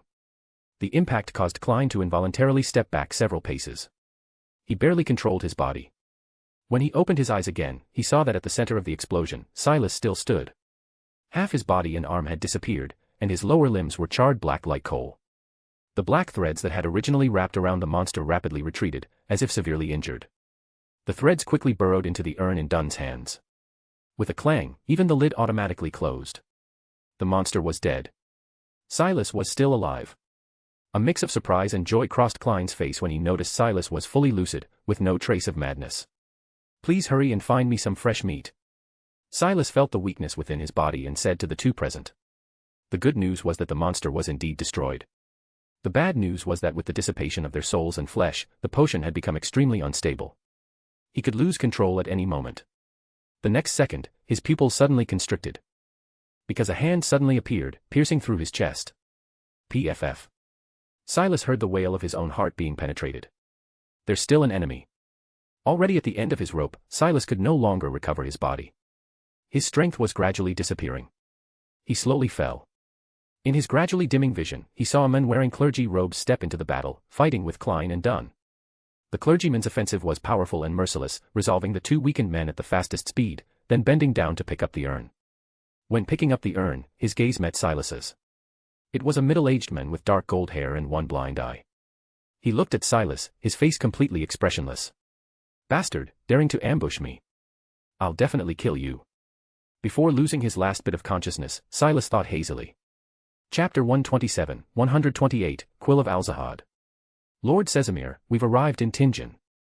Inside the train car, Al-Hassan spoke. Across from him, the golden-haired man had the lower half of his face buried in his high collar, resting with closed eyes. Hearing the call, he slowly opened his calm emerald eyes. "What time is it now?" 12:20. On the other side, Lalata pulled out a pocket watch and shook her head. "We're late." Who could have predicted the train would actually be delayed? The gentlemanly Al-Hassan shrugged. According to the train station staff, due to human error, Tingen City's train dispatch had problems. Several trains were all blocked inside the station at once. Hey, if this were Backlund, such unprofessional behavior would cost the dispatcher their job. In Tingen too. Borja said coldly. As they conversed, the train had already pulled into the station and stopped. The Nighthawks rose from their seats and disembarked, following the crowd toward the exit. Outside the station, the crowd dispersed and became less congested. The view suddenly opened up before them. Crestet carried a silver-white metal briefcase, and people around him seemed to subconsciously keep their distance. Suddenly, his brow furrowed, and he instinctively looked into the distance. His spiritual intuition seemed to convey an ominous premonition. "Everyone, proceed immediately to Blackthorn Security Company at top speed," he suddenly ordered. Al-Hassan was just about to hail a coachman to hire a carriage when Crestet's command left him stunned. But when he looked toward the senior deacon, he found the man's figure already surrounded by invisible phantoms, rising into the air and swiftly flying off into the distance. People came and went before the train station, but ordinary citizens completely failed to notice the strange sight before them, continuing to busy themselves with their own affairs. The Nighthawks were surprised by Crestet's sudden departure. Remembering the command he'd left before going, they immediately dared not delay. They hired the nearest carriage, demanding the driver depart at top speed immediately. The payment would be generous. The coachman, lucky to land such a big job, was overjoyed and whipped the horses vigorously. The carriage carrying the Nighthawks then charged forward wildly. Amid the curses of surrounding pedestrians scrambling to avoid them, it rushed out of the station plaza, brushing past another slowly moving carriage. Inside the slowly moving carriage, a passenger sat calmly, holding up a notebook with a pale palm, slowly turning the pages. With the swaying of the carriage, the writing on each page of the notebook clearly displayed before him. Because he needed a mental health certificate, Silas Londer was forced to stay overnight in the hospital ward. Based on reasonable logic, the doctor arranged for him a seemingly completely harmless patient, Hudugin, as his roommate for the night. To attempt the ritual of summoning an evil god's offspring, Lenivis found Hudugin tonight. Making his roommate the sacrifice was a perfectly logical decision. The generous Zangwil planted half a skull of death's descendant inside Lenivis's fiancée's body. Tonight's ritual would go very smoothly. What followed were several lines heavily blacked out. Tingen City's William Transport Company manager Pon's wife had recently been suspecting him of having an affair. Today, their conflict unexpectedly erupted. The couple's quarrel made Mrs. Pon determined to track down her husband's affair partner. Due to the recent incident of the banker's son being attacked, security companies and detective agencies were very busy. Mrs. Pon searched everywhere and finally found Blackthorn Security Company in a remote corner of Zoutland Street, successfully issuing a commission. That night, Leonard Mitchell and Silas Londer would infiltrate the interior of the transport company. They didn't know the secrets hidden inside this company. Their infiltration had already been discovered by the demoness sex Madame Sharon. Out of caution, she decided to send her subordinate assassins to silence them. This was very reasonable. Silas Londer would die from the sudden assassination. Again, several lines of blacked-out text. Incredible. Silas Londer was stabbed in the chest and didn't die. His body has peculiar secrets. Flipping forward several pages. The Bishop of St. Selena Cathedral took the human trafficking case very seriously because he learned earlier today that a similar situation had occurred in Port Enmat. As a responsible bishop, he naturally connected the two incidents together, sending a telegram to the Holy Cathedral to remind them the two cases might be related. In his report to the Holy Cathedral, he voluntarily mentioned a participant in this incident, Silas Londer, who cleverly discovered the problem.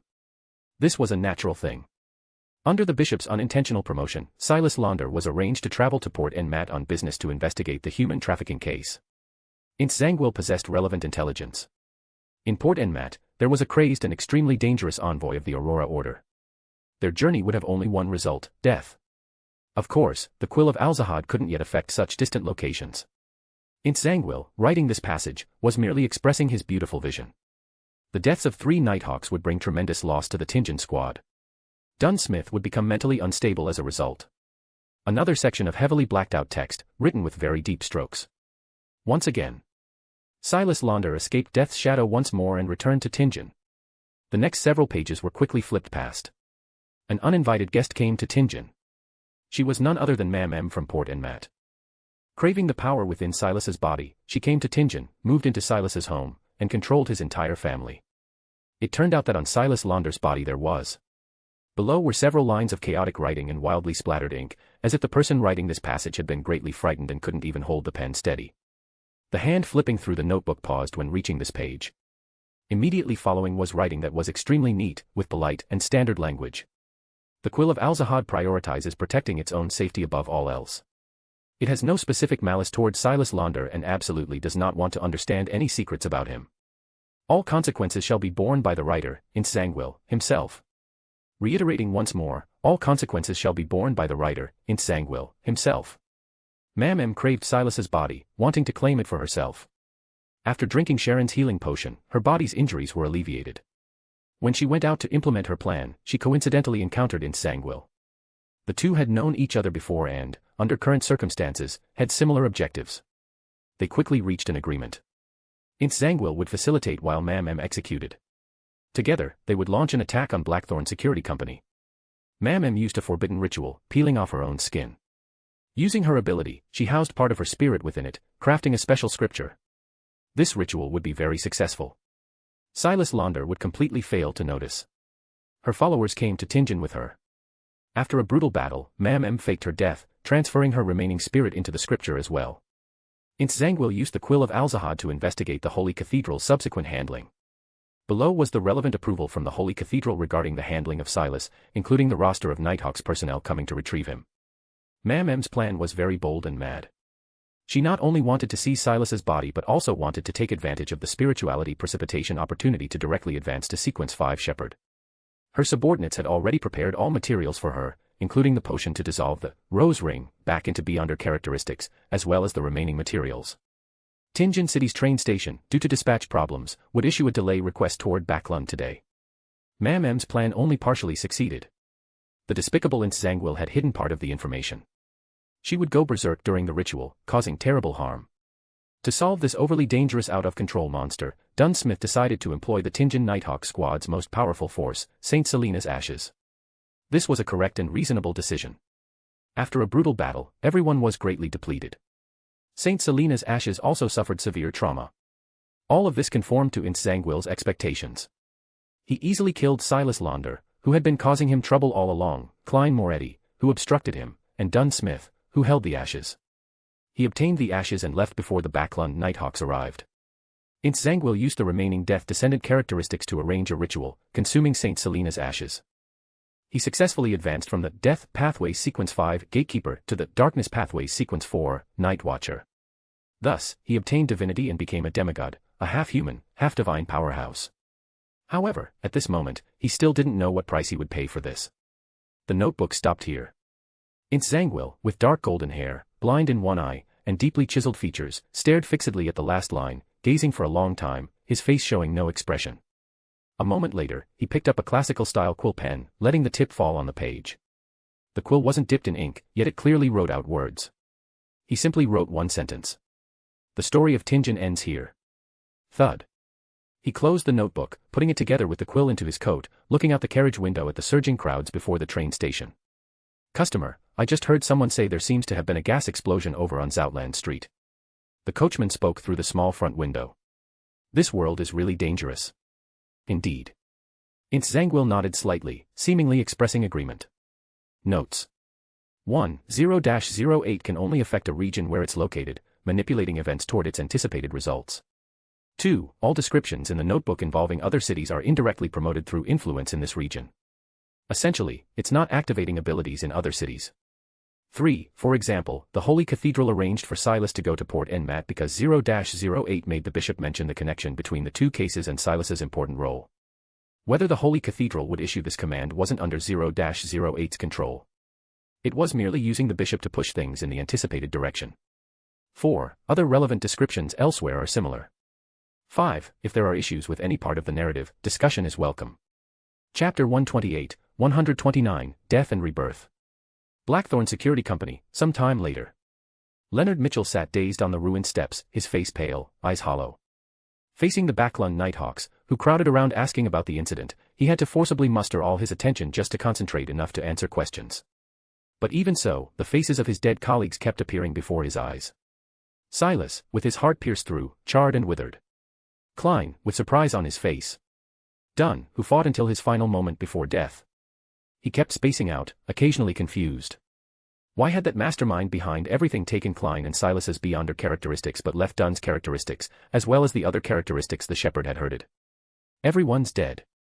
Only I survived. Facing the Backlund Nighthawks, he even had a crazy thought: it would have been better if he died in that battle too. At least then he wouldn't bear this inner torture. If only he'd actively roleplayed earlier, advanced sooner, maybe the outcome would have been different. Leonard's heart was in chaos. He even found the Nighthawks before him somewhat annoying. He was about to speak up and send them away when he saw the crowd part like the sea. At the end stood Christet Casimir, with his deep, calm eyes. I didn't find any trace of Cecilia Londer. Christet's first sentence made Leonard's heart sink into the dark soil beneath the steps. Silas is already dead. His sister was taken by bad people, and I couldn't even find a clue. He closed his eyes in pain. I'm certain that Ensanguil and sealed artifact 0-08 were behind this. Christet walked up to Leonard. Under these circumstances, surviving at all is already quite difficult. You needn't blame yourself. However, Leonard paid no attention to Christet's consolation, only catching the keywords in his words. Ensanguil, the traitorous archbishop, the gatekeeper who failed to advance. 0-08, a seemingly ordinary quill pen. He recalled the relevant information from memory. At the same time, his ears twitched slightly. With Christet standing before him, he didn't dare make an obvious listening gesture, only quietly hearing out the reminder from that voice in his mind. Soon, the defeated look on his face was swept away completely. He's the mastermind behind all this, isn't he? He asked. Christet slowly nodded. Lord Casimir, I'm applying to join the Red Gloves. Leonard looked at Christet's crimson gloves that seemed ready to drip blood, speaking seriously. The Red Gloves were the elite force within the Nighthawks, responsible for pursuing extraordinary cases nationwide. The work was very dangerous, but advancement was also much faster. As a senior deacon, Christet was one of the 3 giants of the Red Gloves and had great authority on related matters. Our minimum requirement is Sequence 7. Christet said calmly. I can advance immediately. Leonard said, bone-deep hatred making his emerald eyes flash with a captivating cold light. He didn't understand why he'd survived either. But even if it was for those who had died, he had to become stronger and launch revenge against the damned bastard. Then write me after you advance. Christet looked into his eyes. Hatred will make a person grow quickly, but don't forget, don't let it steal your soul. Also, there's one more thing. Your teammates' bodies have all been handled. Someone needs to inform their families. I'll go. Leonard stood up, pain welling in his eyes. Not just because he had to face Klein's siblings, but more importantly, because he realized Silas had no family left to notify. Goddess, this ending is far too cruel for the Londer siblings who struggled so hard to survive. I pray you show more mercy. Several days later, Tingen City, Raphael Cemetery. Dunn and Klein's funerals had ended. The grief-stricken Melissa threw a theater ticket and the copper whistle found on her brother into the grave. The crowd gradually gathered before Silas's grave. Leonard, Kenley, Fry, and Brett carried the featherlight coffin over and placed it in the grave. Before the grave stood Silas's tombstone with his photograph. In the photo, he was handsome and young, with a brilliant smile. Beside him sat Cecilia in an elegant dress. Her pretty face carried a hint of shyness, her eyes not daring to face the camera directly, but the corners of her mouth also lifted in a smile. This was a photo they'd found in Silas's home, apparently taken recently after he'd bought his sister a dress. I'll use every effort to find Cecilia for you. Leonard stood before the tombstone, silently speaking to the coffin. The Londer family had no one left.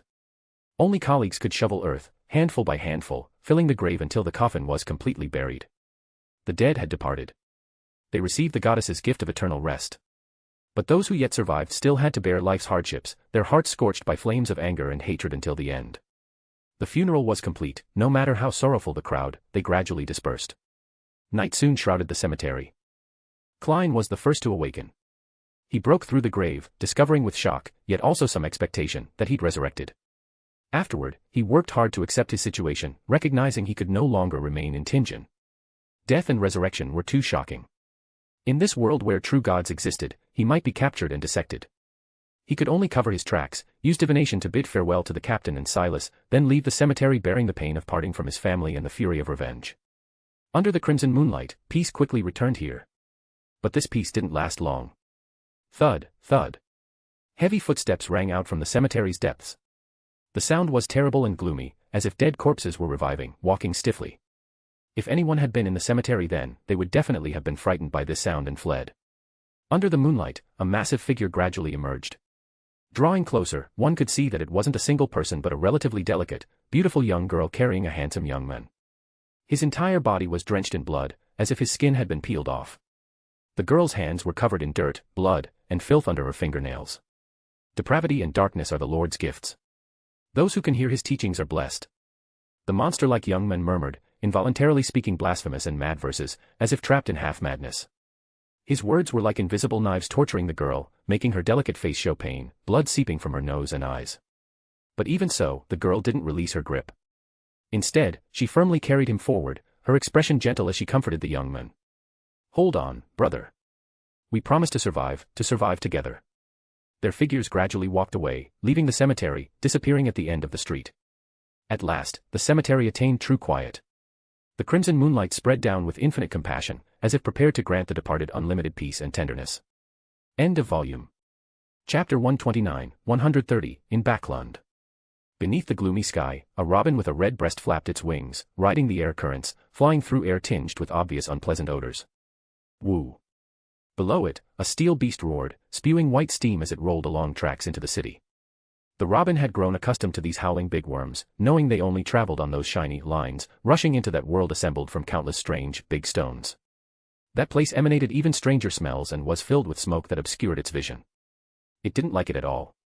It much preferred the city's outskirts, where brilliant sunshine and plump insects awaited. The robin didn't know that in the mouths of those hidden in the beast's belly, this place it found disgusting was called Backlund. This was the capital of the Lone Kingdom, known as the City of Cities, the Land of Hope. It was the most prosperous city on the northern and southern continents, where nearly 5 million people lived. From top tycoons, great nobles, and high officials to penniless vagrants, scoundrels, and prostitutes, all sorts of people gathered here. Every day, realistic tragedies and comedies played out in this place. Looking down from above, this metropolis could be roughly divided into several areas. The West District and the adjacent Queen's District were uptown areas where royalty, nobles, and wealthy merchants congregated. The East District and the Backlund Bridge area were slums where the poor gathered, with terrible environments and chaotic public order. The remaining districts were where ordinary citizens lived, along with commercial districts, industrial zones, dock areas, and so on. We won't elaborate on those for now.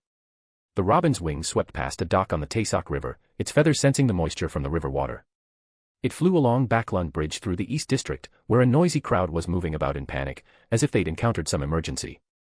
The bird paid no mind to human joys and sorrows.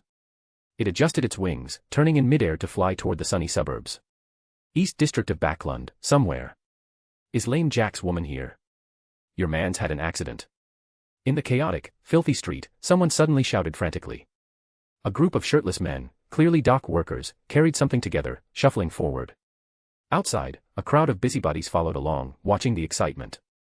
From the apartments lining both sides of the street, gaunt children poked their heads out windows to look down. Where's Lame Jack's woman? Come out quick. The men stopped before an apartment, continuing to shout loudly. Soon, a woman in an oil-stained dress pushed through the crowd to the center. When she saw what the men were carrying, she immediately let out a short, sharp scream. It's hard to describe how miserable this scream full of despair was, like the final cry of a chickadee being crushed to death by bare hands. Jack! Jack, open your eyes! The woman wailed. Several ragged, skinny children followed behind her, looking confused and helpless. The watching crowd observed the woman's breakdown with a sense of satisfied sadness. They felt sorrow for the woman while simultaneously feeling grateful. How fortunate that the person experiencing this wasn't them. What the men were carrying was a severely injured man. Judging by his attire, he was also a dock porter. His right leg was now severely deformed, as if crushed by something heavy, reduced to a flat mess of pulp mixed with white bone fragments. Lame Jack was about to become Legless Jack. Blood was rapidly pouring out. The man's face was as pale as a corpse's, and he moaned lowly. What happened to him? The woman shouted at the other workers. When unloading cargo on the ship, the crane's rope broke, said one of the dock workers who'd carried him back, looking awkward. Lame Jack's luck wasn't good. He just happened to get hit by a falling cargo box.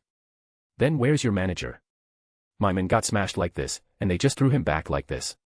The manager said Jack wasn't paying attention, and because of saving him, they even delayed unloading. He said he deserved to die.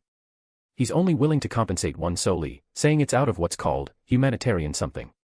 The dock worker clumsily repeated the sophisticated vocabulary he'd never heard before, handing over a silver coin, successfully filling the woman's eyes with hatred and fury. Damned pig. Bastard sired by donkey screwing. Clutching the silver coin, she cursed coarsely and violently in her filthy country accent, yet had no way to seek justice. Because those people at the dock company had connections with gangs and the government. As an illiterate village woman, she was powerless to fight back. The children beside her sensed the atmosphere among the adults, too frightened to cry. After cursing for a while, the woman's emotions gradually subsided. She looked at her husband again, noticing his breathing was weakening and the blood from his leg flowing less and less. Jack's woman, your man's almost gone. You should go buy some medicine from the gangs to make his death less painful. Someone advised. The woman remained silent.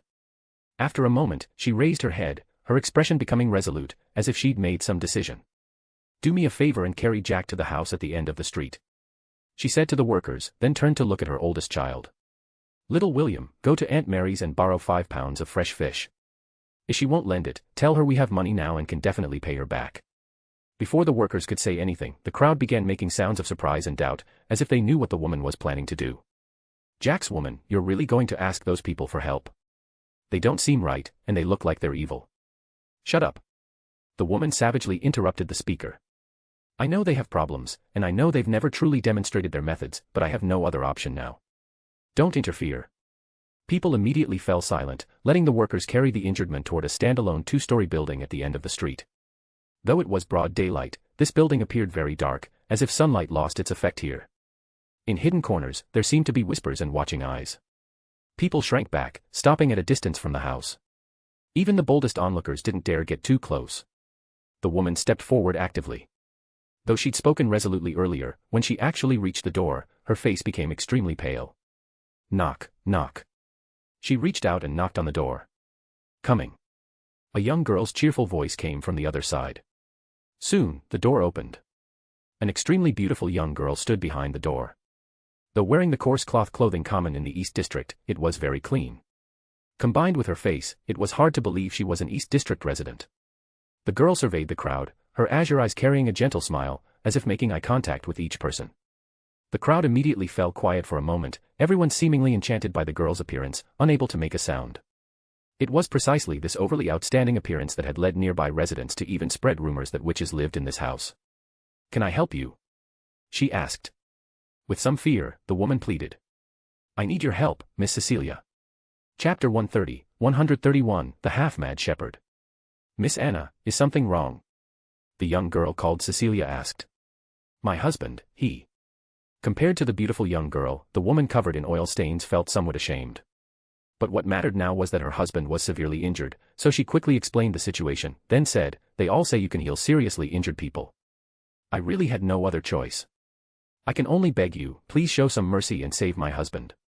Her voice carried pleading within the panic. Though having a seriously injured person healed sounded far too miraculous, practically like some fairy tale, the abnormal nature of this young girl before her and the strange atmosphere surrounding her family made her willing to grasp at this slim chance. The girl's gaze passed over the woman's shoulder, glancing at lame Jack's injuries, then turned back to the woman before her.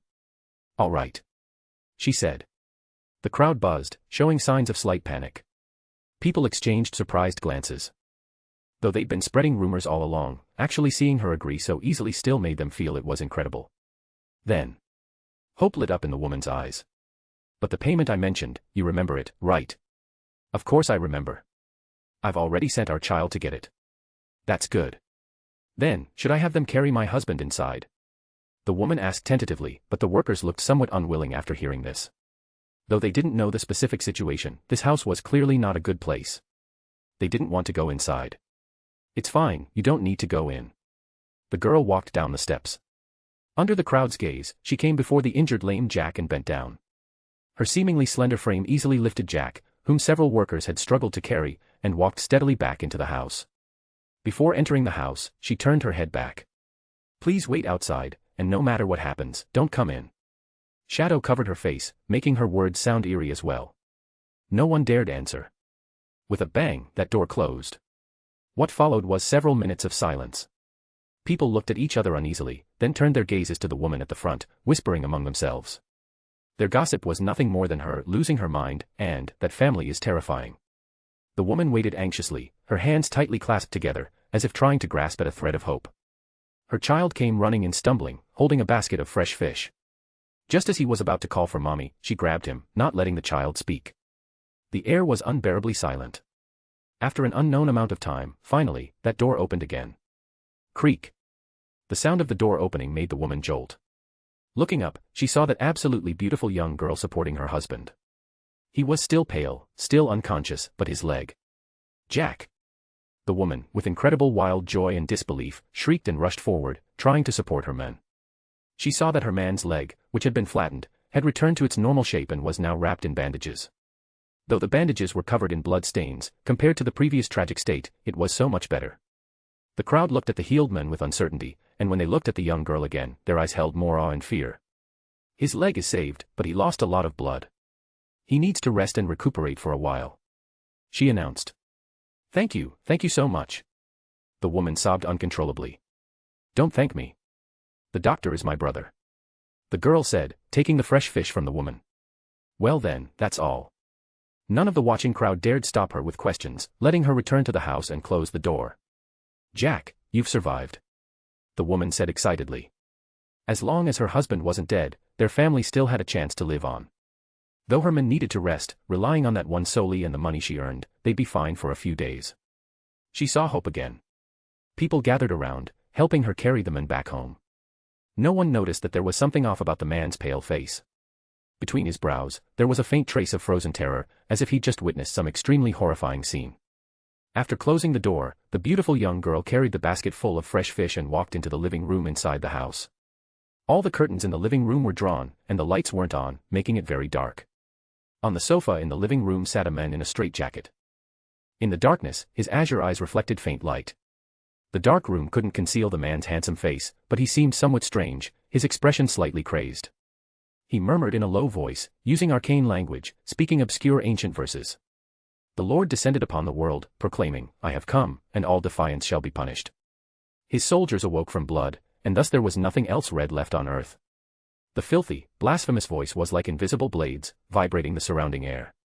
The girl held the basket, calmly approaching. The blood vessels on her face rapidly protruded and turned black. But even so, she didn't stop walking until she came before the man. Brother. She said, pressing a fresh fish to the man's lips. The man's drifting consciousness returned. He opened his mouth and bit into the fish. Whoosh. The fish flesh melted rapidly like wax meeting high temperatures, becoming a clean skeleton in just a few seconds. The young girl put down the fish bones and picked up another fresh fish, repeating the previous steps until the entire basket of fish had been devoured by the man. After finishing the basket of fish, the man's lips became bright red, but soon, this redness slowly faded. Phew. He let out a long breath. His expression returned to normal, and that crazed quality dissipated considerably. He no longer recited epics about deities but quieted down, smiling and winking at his sister. How is it, Silas? Does the potion feel like it's digesting? The girl put down the basket, untying the straps on his straitjacket for him while asking with concern. I don't feel much significant change. It seems the key to digesting the Rose Bishop potion doesn't lie here. Silas Londer sensed the changes within his body, shaking his head. I see. The girl's voice dropped slightly. What a shame. We couldn't treat your half-madness. And because of this attempt, we've also exposed our special nature. I estimate we won't be able to stay here much longer. It's okay, little sister. Don't worry. Silas chuckled. In any case, I'm now a Sequence 5 shepherd. Though my condition is unstable, as long as I slowly digest it, I'll eventually get better. After comforting his sister, he looked around and couldn't help but sigh. I actually ended up in Backlund. He thought. Chapter 131, 132, Status Review and Shepherd Abilities. His memories from right after waking were fuzzy, Silas could barely recall them anymore. He only remembered the world twisting and churning in chaos, terrible whispers affecting him. He couldn't move, carried on his sister Cecilia's shoulder as she walked through dark streets. Once he'd regained a bit more clarity, Silas discovered he was already in Backlund. According to his sister, the Nighthawks had declared him dead and even held a funeral. But his sister had actually dug up the grave, opened the coffin, and hauled him back out. As for the mastermind behind it all, Silas only remembered the person's face, but had no idea who they were or what purpose drove them to do all this. Whenever he thought of Dunn and Klein, who had died because of this, and how he himself had been manipulated to this point, rage boiled up inside him. He absolutely had to drag that bastard out and kill them. But before that, Silas needed to solve his own problems first. With that thought, he looked down at the straitjacket he was wearing. The garment was made of sturdy white cloth, bound with many tough black leather straps, each fitted with buckles. If all these buckles were fastened, Silas would barely be able to move. All of this was to prevent him from thrashing around and hurting himself when his consciousness became confused. That's right, Silas's mental state wasn't very stable right now. His current situation was complicated. The good news was that he'd become a Sequence 5 Shepherd. The bad news was that, due to skipping sequences in his advancement, he now had a massive backlog of undigested potion accumulated in his body, causing him to frequently exist in a semi-mad state. However, thanks to the phantom tide of waves within him and regular infusions of flesh and blood, he wouldn't lose control just yet. Besides that, Silas's financial situation wasn't great either. He'd lost all his Beyonder items, his job with the Nighthawks, and that property in Tingen. 3 Beyonder items and a piece of property. Just thinking about it made his heart ache. But toward his sister, who had given up all of this to bring him to Backlund, Silas felt no blame whatsoever. Returning from the dead was too shocking, too world-shaking, something typically described as the power of the divine. If Silas stupidly returned to the church, what awaited him certainly wouldn't be any kind of happy ending. Not to mention he'd already become Sequence 5, having traveled further and further down the dangerous Beyonder pathway of the Secrets Suppliant. So their best choice was to hide their identities, move somewhere else, and start fresh. At least we're free now, right, Cecilia? He asked his sister with a smile. Backlund was a massive metropolis with a huge population and far more opportunities. Right. The young woman wiped the blood from the corners of his mouth with a towel. I'll go pack our things. We'd better leave quickly before anyone reports us. With that, she headed upstairs. Got it. Silas replied, then sat alone in the living room, continuing to think things through. There were roughly a few problems that needed solving right now. First was the semi-mad state caused by the potion. Because the potion he consumed contained mixed lower sequence potions, he now had 3 portions of potion to digest, Sequence 7 Shadow Ascetic, Sequence 6 Rose Bishop, and Sequence 5 Shepherd. The names and abilities of these sequences had been obtained from Mam back during his time in Tingen. Second, after arriving in this new environment, he was completely unfamiliar with the local Beyonder circles and needed to join similar gatherings as soon as possible. That way he could obtain various information and Beyonder materials. Finally, aside from the semi-madness caused by the potion, he had another small mental issue, which was. In his field of vision, the figure of a woman suddenly appeared out of nowhere. Red hair, golden eyes, dressed in white robes, her face beautiful yet eerily seductive. Though the room was dark, she appeared incredibly clear, as if light was shining on her alone. Why won't you disappear? Silas said through gritted teeth. Mam looked at Silas and smiled gently, but said nothing. Silas leaped up, grabbed a dinner knife from the table, and casually stabbed it into her heart. His movements were so fluid, as natural as picking up a glass to take a sip of water or scratching his own face, just that matter of fact. Warm blood quickly flowed down the knife onto his hand and arm. Mam's face showed an anguished expression before she fell backward. She made no sound as she hit the ground. Silas blinked and found himself alone in the living room. He was still holding the dinner knife, but there was no trace of blood on his hand or arm. Brother. He saw his sister peek down from upstairs, looking at him with concern. Are you having hallucinations again? I'm fine. Silas smiled. Killing her over and over is actually pretty stress-relieving. Ever since waking up, he'd been seeing hallucinations of Mam from time to time. She wouldn't speak, others couldn't see or touch her, only he could make contact. Even though Silas had killed her over and over, she kept appearing. Then let's not move tomorrow. We should go back to the psychiatric hospital for a follow-up first. The young woman upstairs shook her head. I feel like this is a mysticism thing. Finding a psychiatrist won't help. We should still try. Let's attempt multiple approaches. Fine. Silas waved his hand dismissively. Cecilia, you should go back inside. Don't fall. After brushing off his sister, he slowly sat back on the sofa. Apart from a whole pile of troublesome matters, the only good news was that he'd become a Sequence 5 Shepherd, gaining the powerful ability of grazing, along with the Sequence 7 Shadow abilities and Sequence 6 Flesh magic. Sitting on the sofa, Silas closed his eyes and sensed that sheep within his body.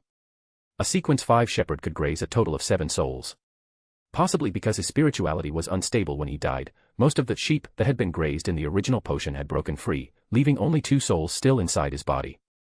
One was the soul of a pyromaniac, while the other soul was rather strange, buried deep within his flesh and blood, unable to respond and impossible to expel. Is it because I was forcibly advanced, causing problems with my body? Silas suspected that remnant soul was the reason Mam M kept appearing in his hallucinations. However, she was at most just a fragment of a soul. Once he finished digesting his potion and his condition stabilized, perhaps he'd be able to deal with it. Compared to that, he currently had 5 empty slots. He wondered where he could find lucky Beyonders to capture and graze. This was where the shepherd's power lay, freely combining grazed abilities until forming powerful coordinated attacks. In any case, the urgent priorities were digesting the potion, finding Beyonder groups and circles, and then. Just then. The world slowly began to grow chaotic. Everything in the room started distorting, insane whispers came from dark corners, beginning to resonate with the restless potion inside his body. Here it comes again. Cecilia. Silas immediately shouted loudly, calling his sister down from upstairs. With her help, he fastened the restraints on his straitjacket. Then, he once again plunged into the mad illusions. Chapter 132, 133, Miss Justice and the Asylum. Backlund, Queensborough, in the study of Viscount Blaine's residence. Zio, Furs, this is the compensation you're due. Across the desk, Audrey Hall, clad in an elegant gown, pushed an envelope toward the 2 female Beyonders before her. Zio Dilcha, with her unruly blonde hair and petite frame, found her gaze instinctively drawn to the envelope. It was so bulging that it couldn't help but inspire pleasant associations. Though it was somewhat improper, she tore open the envelope right away and saw a thick stack of banknotes inside. 10-pound notes. Beside her, her companion Furswall leaned over as well, her normally languid eyes gleaming with unusual light. 800 pounds in total. You can divide it between yourselves, Audrey said with a gentle smile. This is compensation for the danger you faced. 800 pounds. The 2 women exchanged astonished glances. Though that commission had indeed been dangerous, and they'd nearly been caught and killed by a pirate admiral, considering such generous compensation, perhaps it had been worth it. In the future, if there are similar commissions, I hope you'll continue to assist me. Audrey said with a smile. We'd be more than happy to. Zio nodded without hesitation.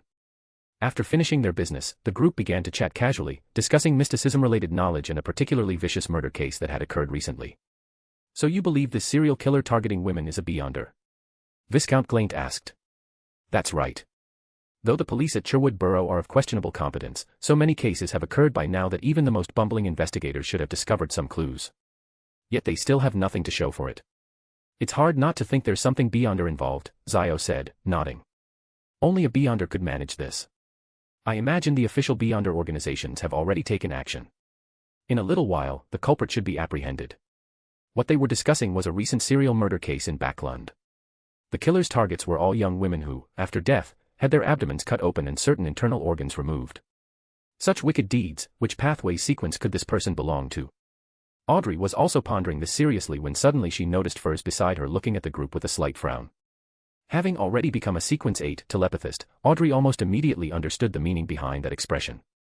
Furs seemed to have something to say but was hesitating, probably uncertain whether her thoughts were correct. Miss Furs, do you have some theory? Audrey asked with apparent curiosity, guiding her to speak. Well. Furs rubbed her brown curls and said uncertainly, actually, I feel like there might be 2 killers in this case. Furs, not this again, Zio said with dissatisfaction, as if she'd heard this theory several times already. Why do you say that? Audrey asked with interest. I read the descriptions in the newspapers. The victims fall into 2 categories, current streetwalkers and former streetwalkers. Among the active streetwalkers, the deaths were more gruesome.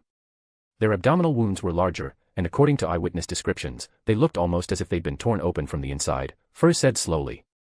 Though the methods are somewhat similar, I feel these are actually 2 different killers.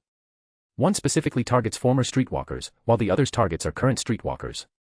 But would it really be such a coincidence for 2 different killers to appear at the same time? Zio shook her head disapprovingly. Is Backlund really that dangerous a place? It's just speculation, speculation. Furs said loudly, quite displeased with her companion's dismissal. They bickered for a while before quickly abandoning the topic. Audrey then guided them to Viscount Blaine's library. As expected, Zio borrowed the copy of Noble Heraldry she'd tampered with, just as Audrey had predicted. Inside that book was a note with Mr. Fool's honorific name, which would carry their fates up to that mysterious grey fog above. While feeling pleased, Audrey made a mental note of Furs's theory. She planned to bring this matter to the Tarot Club and ask Mr. Hangman and the Sun about it. Perhaps Mr. Fool would also find this information interesting. The next day, Backlund, Sherwood Borough, St. Elizabeth's Hospital. Miss, I regret to inform you that your brother's condition has shown no improvement whatsoever, the attending physician said, shaking his head as he held the medical chart. Sitting across from him was a young woman with deep blue eyes. Beside her sat a handsome man who bore a striking resemblance to her. Seeing this pair of siblings with such outstanding looks yet such unfortunate circumstances, even the doctor, who'd seen much, couldn't help but sigh.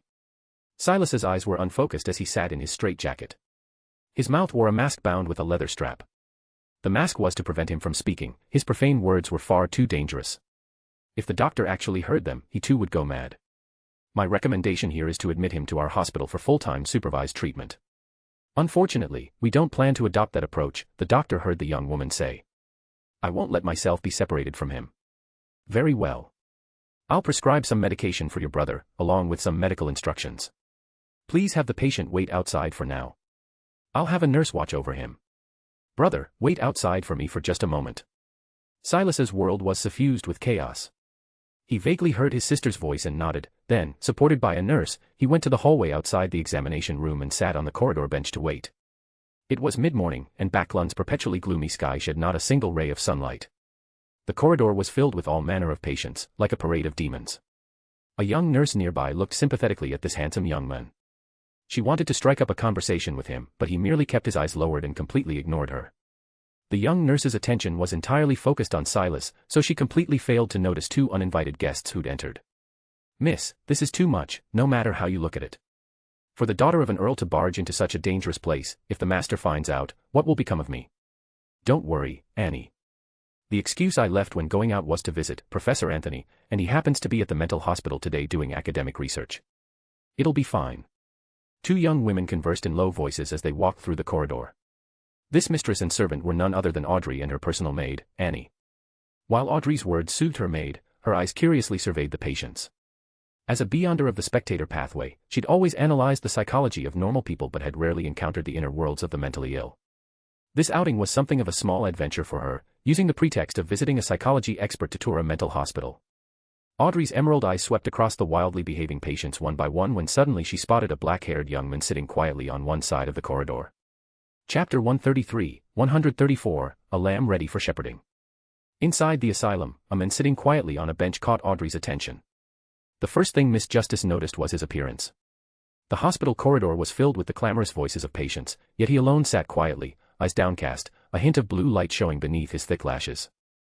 He wore a mask, his entire body wrapped in a straitjacket stitched with leather straps, with only the skin on his face exposed. That lonely, helpless posture made one's heart tremble involuntarily. A nurse beside him was speaking to him gently, but he seemed completely immersed in his own world, paying no attention whatsoever. Was he also a patient? Such a shame that someone so handsome should be here. Audrey sighed sincerely, while at the same time feeling a spark of curiosity rise within her. What would someone like him be thinking right now? Audrey wanted to test her abilities and read his mind. A few seconds later, she would regret making this decision. At this moment, Audrey was heading to Professor Anthony's consulting room with her personal maid Annie, which required passing through the corridor. The distance between them was gradually closing, close enough for her to secretly use her mind-reading ability. So when she walked to the side and slightly ahead of the black-haired young man, she casually lifted her eyes to glance over his body. At the same time, deep within her pupils, a faint golden gleam flashed. The signature ability of a Sequence 8 telepathist, mind reading. Whoosh! The world before Audrey's eyes immediately transformed. People's bodies revealed more details, and the colors of their emotions and auras became strikingly vivid on the surface, available for her to analyze and experience. Such a chaotic aura, yet his emotions are quite calm. She observed the mottled, multicolored aura on his body's surface and the pale blue emotion near his brain region that represented stability. She felt somewhat puzzled. Strange, how is this possible? Such a chaotic aura means his mental world has already fallen into disorder, yet his emotions are still so stable. Wait, there seems to be something else deep within his aura. Audrey discovered that within the colors hidden beneath his body's surface, something strange seemed to be moving. Feeling curious, she wanted to try delving deeper, to simulate his thinking. Just then, the young man suddenly lifted his head. He, who had been looking down all this time, seemed to sense Audrey's prying gaze. His head shot up abruptly, his eyes locking precisely with hers. Those eyes were a clear, transparent azure blue. Audrey's first thought was of her own gem collection. The most translucent sapphire among them was probably this exact color, wasn't it? But in the next instant, she had no mental space to think about such things. From the man's body, an indescribably terrible hunger suddenly emanated. Deep within his eyes, it was as if a twisted monster, extremely ravenous, was hidden. That monster had already set its sights on her body and wanted to devour her completely. Her flesh and blood would be torn apart and swallowed into its belly. Her soul would become an eternal slave, imprisoned, driven, whipped. Audrey's body began to tremble involuntarily. As a telepathist, she could feel this threat even more clearly, could sense the other's undisguised, insane malice. He wasn't human at all, but some kind of terrifying monster wearing a beautiful human skin. Ah. She wanted to scream, but her throat could only produce indistinct sounds. She wanted to flee, but her body was paralyzed by fear and couldn't move. She could only continue staring into those terrifying blue eyes. I'm going to be eaten. Mr. Fool, save me. Goddess, save me. Perhaps her prayers took effect, because the oppressive presence emanating from the young man suddenly vanished. His eyes suddenly lost their terrible aggression and returned to being a pair of beautiful, harmless eyes. Audrey saw that his consciousness had become lucid. He looked her up and down, then lowered his eyes and paid her no more attention. He let me go. Audrey thought incredulously. Miss. Her maid Annie beside her, noticing that she'd stopped, turned back and asked in puzzlement. The young man's oppressive presence had been limited to her alone, even her personal maid standing so close hadn't noticed anything. I'm fine. Let's go. Seeing that the person had already lowered his head and seemed to have no interest in her, Audrey pretended nothing had happened and spoke casually to her maid, though her voice carried a tremor that only she herself could detect. She walked forward stiffly with her maid. Not until the two of them reached the end of the corridor, with no reaction from him, did she finally confirm that she'd been spared. He's also a Beyonder. How terrifying. Audrey felt lingering fear, suddenly sensing a chill on her back. It turned out that, without her noticing, sweat had soaked through her undergarments. She'd only come to tour a mental hospital, never expecting to encounter such a terrifying Beyonder. She felt regret and even wanted to leave immediately and return to the safety of her own home. No, if I do that, Annie will notice something's wrong. Besides, that person doesn't want me to act abnormally. After thinking for a moment, she decided to stick with the original plan and visit Professor Anthony to observe his treatment of patients. Audrey, you must be vigilant. You can't use your ability so carelessly in the future. She said to herself in her heart. From the corner of his eye, Silas watched the young woman disappear at the end of the corridor and snorted coldly in his mind. I thought it was one of that woman's illusions. I almost attacked just now. He thought to himself darkly. The illusory sound of ocean tides resounded in his mind, suppressing all the chaos and ravings. His consciousness had now returned to lucidity. When he'd been in a semi-mad state just moments ago, he'd suddenly felt someone spying on him. When he looked up, he saw a pair of eyes gleaming with golden light. He'd thought Ma'am M had appeared again, but fortunately he immediately realized the other party seemed to actually exist. He quickly called upon the tide to restore rationality to his consciousness and prevent himself from acting on instinct. That's right, as his sequence advanced, he could now actively summon that tide. However, summoning the tide required consuming spirituality, so unless necessary, he wouldn't use it actively. From the looks of it, she seems to be a Beyonder from the same pathway as Ma'am M, Silas thought. As for how he discovered the other party wasn't Ma'am M. Simple. Because the shepherd potion within his body had reacted. The Beyonder characteristic from the shepherd was surging, reminding him that there was a lamb nearby that could be shepherded, that is, a soul carrying Beyonder characteristics. That's what made him realize the other party wasn't one of Ma'am M's phantoms. If I'd killed her just now, I could have shepherded her directly while her soul hadn't yet dissipated, obtaining her abilities. Insane and dangerous thoughts surged through Silas's mind. But he quickly shook his head and suppressed that idea. She was just a low-sequence Beyonder, shepherding her wouldn't provide much benefit.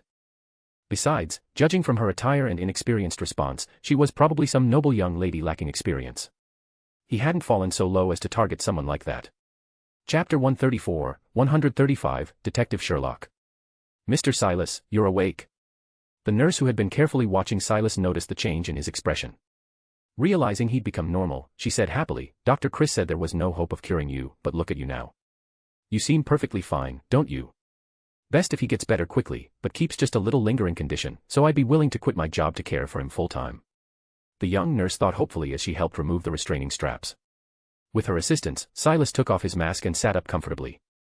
Since he'd already summoned the tide anyway, he might as well take this opportunity to stay lucid a bit longer. Mr. Silas, your sister is currently receiving the doctor's recommendations. Is there anything you'd like? Should I get you some water, or prepare something to eat? The young nurse asked eagerly. No need, Silas replied with a polite smile. Could you get me a few recent newspapers? I'd like to catch up on the news. His smile made the nurse across from him momentarily dazed. Then, blushing, she nodded. Of course. Please wait here for a moment. At the end of the asylum corridor was a newspaper corner, probably originally intended to let occasionally lucid patients catch up on recent news. But now its primary use was providing material for patients to tear up for entertainment. Silas watched as the young nurse retrieved several relatively intact newspapers and walked back to hand them to him. He thanked her, then paid her no more attention as he lowered his head to read, letting her admire his profile from the side. The newspapers themselves weren't particularly interesting. He was just killing time, waiting for Cecilia to finish her discussion with the doctor and come out. Let's see, national affairs, royal scandals, gossip about theater stars. He browsed through one without much interest, then picked up another called the Backlund Post. The 11th murder case. Sherwood Borough at a loss. The headline proclaimed boldly. The lead story in this paper was somewhat more interesting, detailing in depth the horrifying serial murders that had recently occurred in Backlund. A serial killer was specifically targeting women in long skirts and had committed over a dozen cases yet remained at large. Killing, consuming internal organs, clearly a devil worship ritual. Silas quickly reached this conclusion, and his heart stirred. This seems like it could be a decent shepherding target. The devil pathway possessed many powerful abilities, and this was a cold-blooded, ruthless serial killer. Shepherding someone like this wouldn't create any psychological burden. The only thing to note was that official Beyonders were definitely investigating, and he might encounter them. Thinking about it from another angle, this might actually be an opportunity. Let this devil and the official Beyonders exhaust each other, then he could swoop in and reap the benefits. But then again, Backlund was the capital. Would the Beyonders here really be that easy to deal with? Various thoughts churned through his mind. He decided to shelve this plan for now, actively observe the situation, and wait for the right opportunity. After finishing the headline, Silas continued flipping through. The subsequent news wasn't very interesting, and the advertisements became increasingly numerous, ranging from shop promotions to company stock offerings and transfers to marriage and fertility requests. He gradually grew impatient, and his page-turning accelerated. Why hasn't Cecilia come out yet? As he thought this, he turned to pages 7 or 8 of the newspaper. A somewhat familiar name suddenly jumped out at him. Sherlock Moriarty, private detective skilled in handling various matters, reasonable fees, strictly observes confidentiality, residing at 15 Minsk Street, Sherwood Borough. Silas froze. Sherlock Moriarty. A private detective. As if unable to believe it, he carefully read this advertisement again and again, confirming that the name and occupation were indeed what he thought they were. What's going on here? The transmigrator predecessor, Emperor Roselle, had also left behind many literary works in this world, plagiarizing countless classic novels from Silas's world. But he had uniquely never plagiarized detective novels, probably because he hadn't been familiar with them in his previous life. When it came to the most famous detective novels, none surpassed the Sherlock Holmes series. It was so famous that the name itself had nearly become synonymous with detective. The protagonist and greatest villain of that story were named Sherlock Holmes and James Moriarty, respectively, precisely a combination of the given name and surname in this advertisement. A combined name and the detective profession, could this really be such a coincidence? Could it be that this was a transmigrator playing with references from Sherlock Holmes? At this thought, Silas felt both excited and wary. Excited because he might have encountered a fellow transmigrator. Wary because he felt somewhat unable to control this situation. He was currently in a semi-mad state, his sister was only sequence 9, and at precisely this time, someone who was likely also a transmigrator had appeared. The timing seemed too coincidental. What if it's a trap aimed at me? But there was also a strong possibility that this was indeed a fellow transmigrator. If he went to meet them, he might be able to figure out the secret of his own transmigration, and maybe even find a way back. After thinking for a moment, Silas suppressed this very tempting notion. Even if he really wanted to find this person, he should wait until his condition improved before considering it. Otherwise, if it turned out to be a trap, he'd become a fool walking right into the net.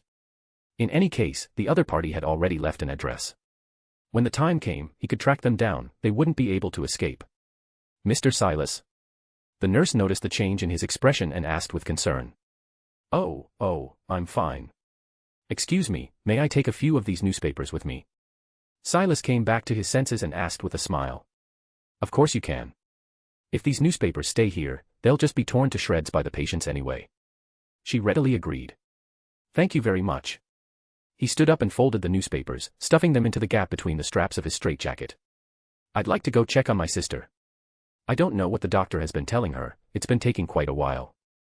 He saw the nurse across from him smile and say something, but Silas's ears heard nothing. A sharp ringing came through, drowning out all the sounds around him. Someone was watching him from behind. Swish. Silas instinctively turned around and saw the figure of Ma'am. She still had that detestable appearance, smiling gently and damnably. Crazed patience passed through her body, she seemed to be merely a phantom frozen in Silas's vision. What do you want now? Silas looked at her coldly. There were quite a few people in the corridor, it wasn't convenient to immediately attack and kill her. Just then, Silas saw Ma'am smile gently and slowly raise her hand. She pointed toward the end of the corridor. Ah! A terrified scream suddenly came from that direction.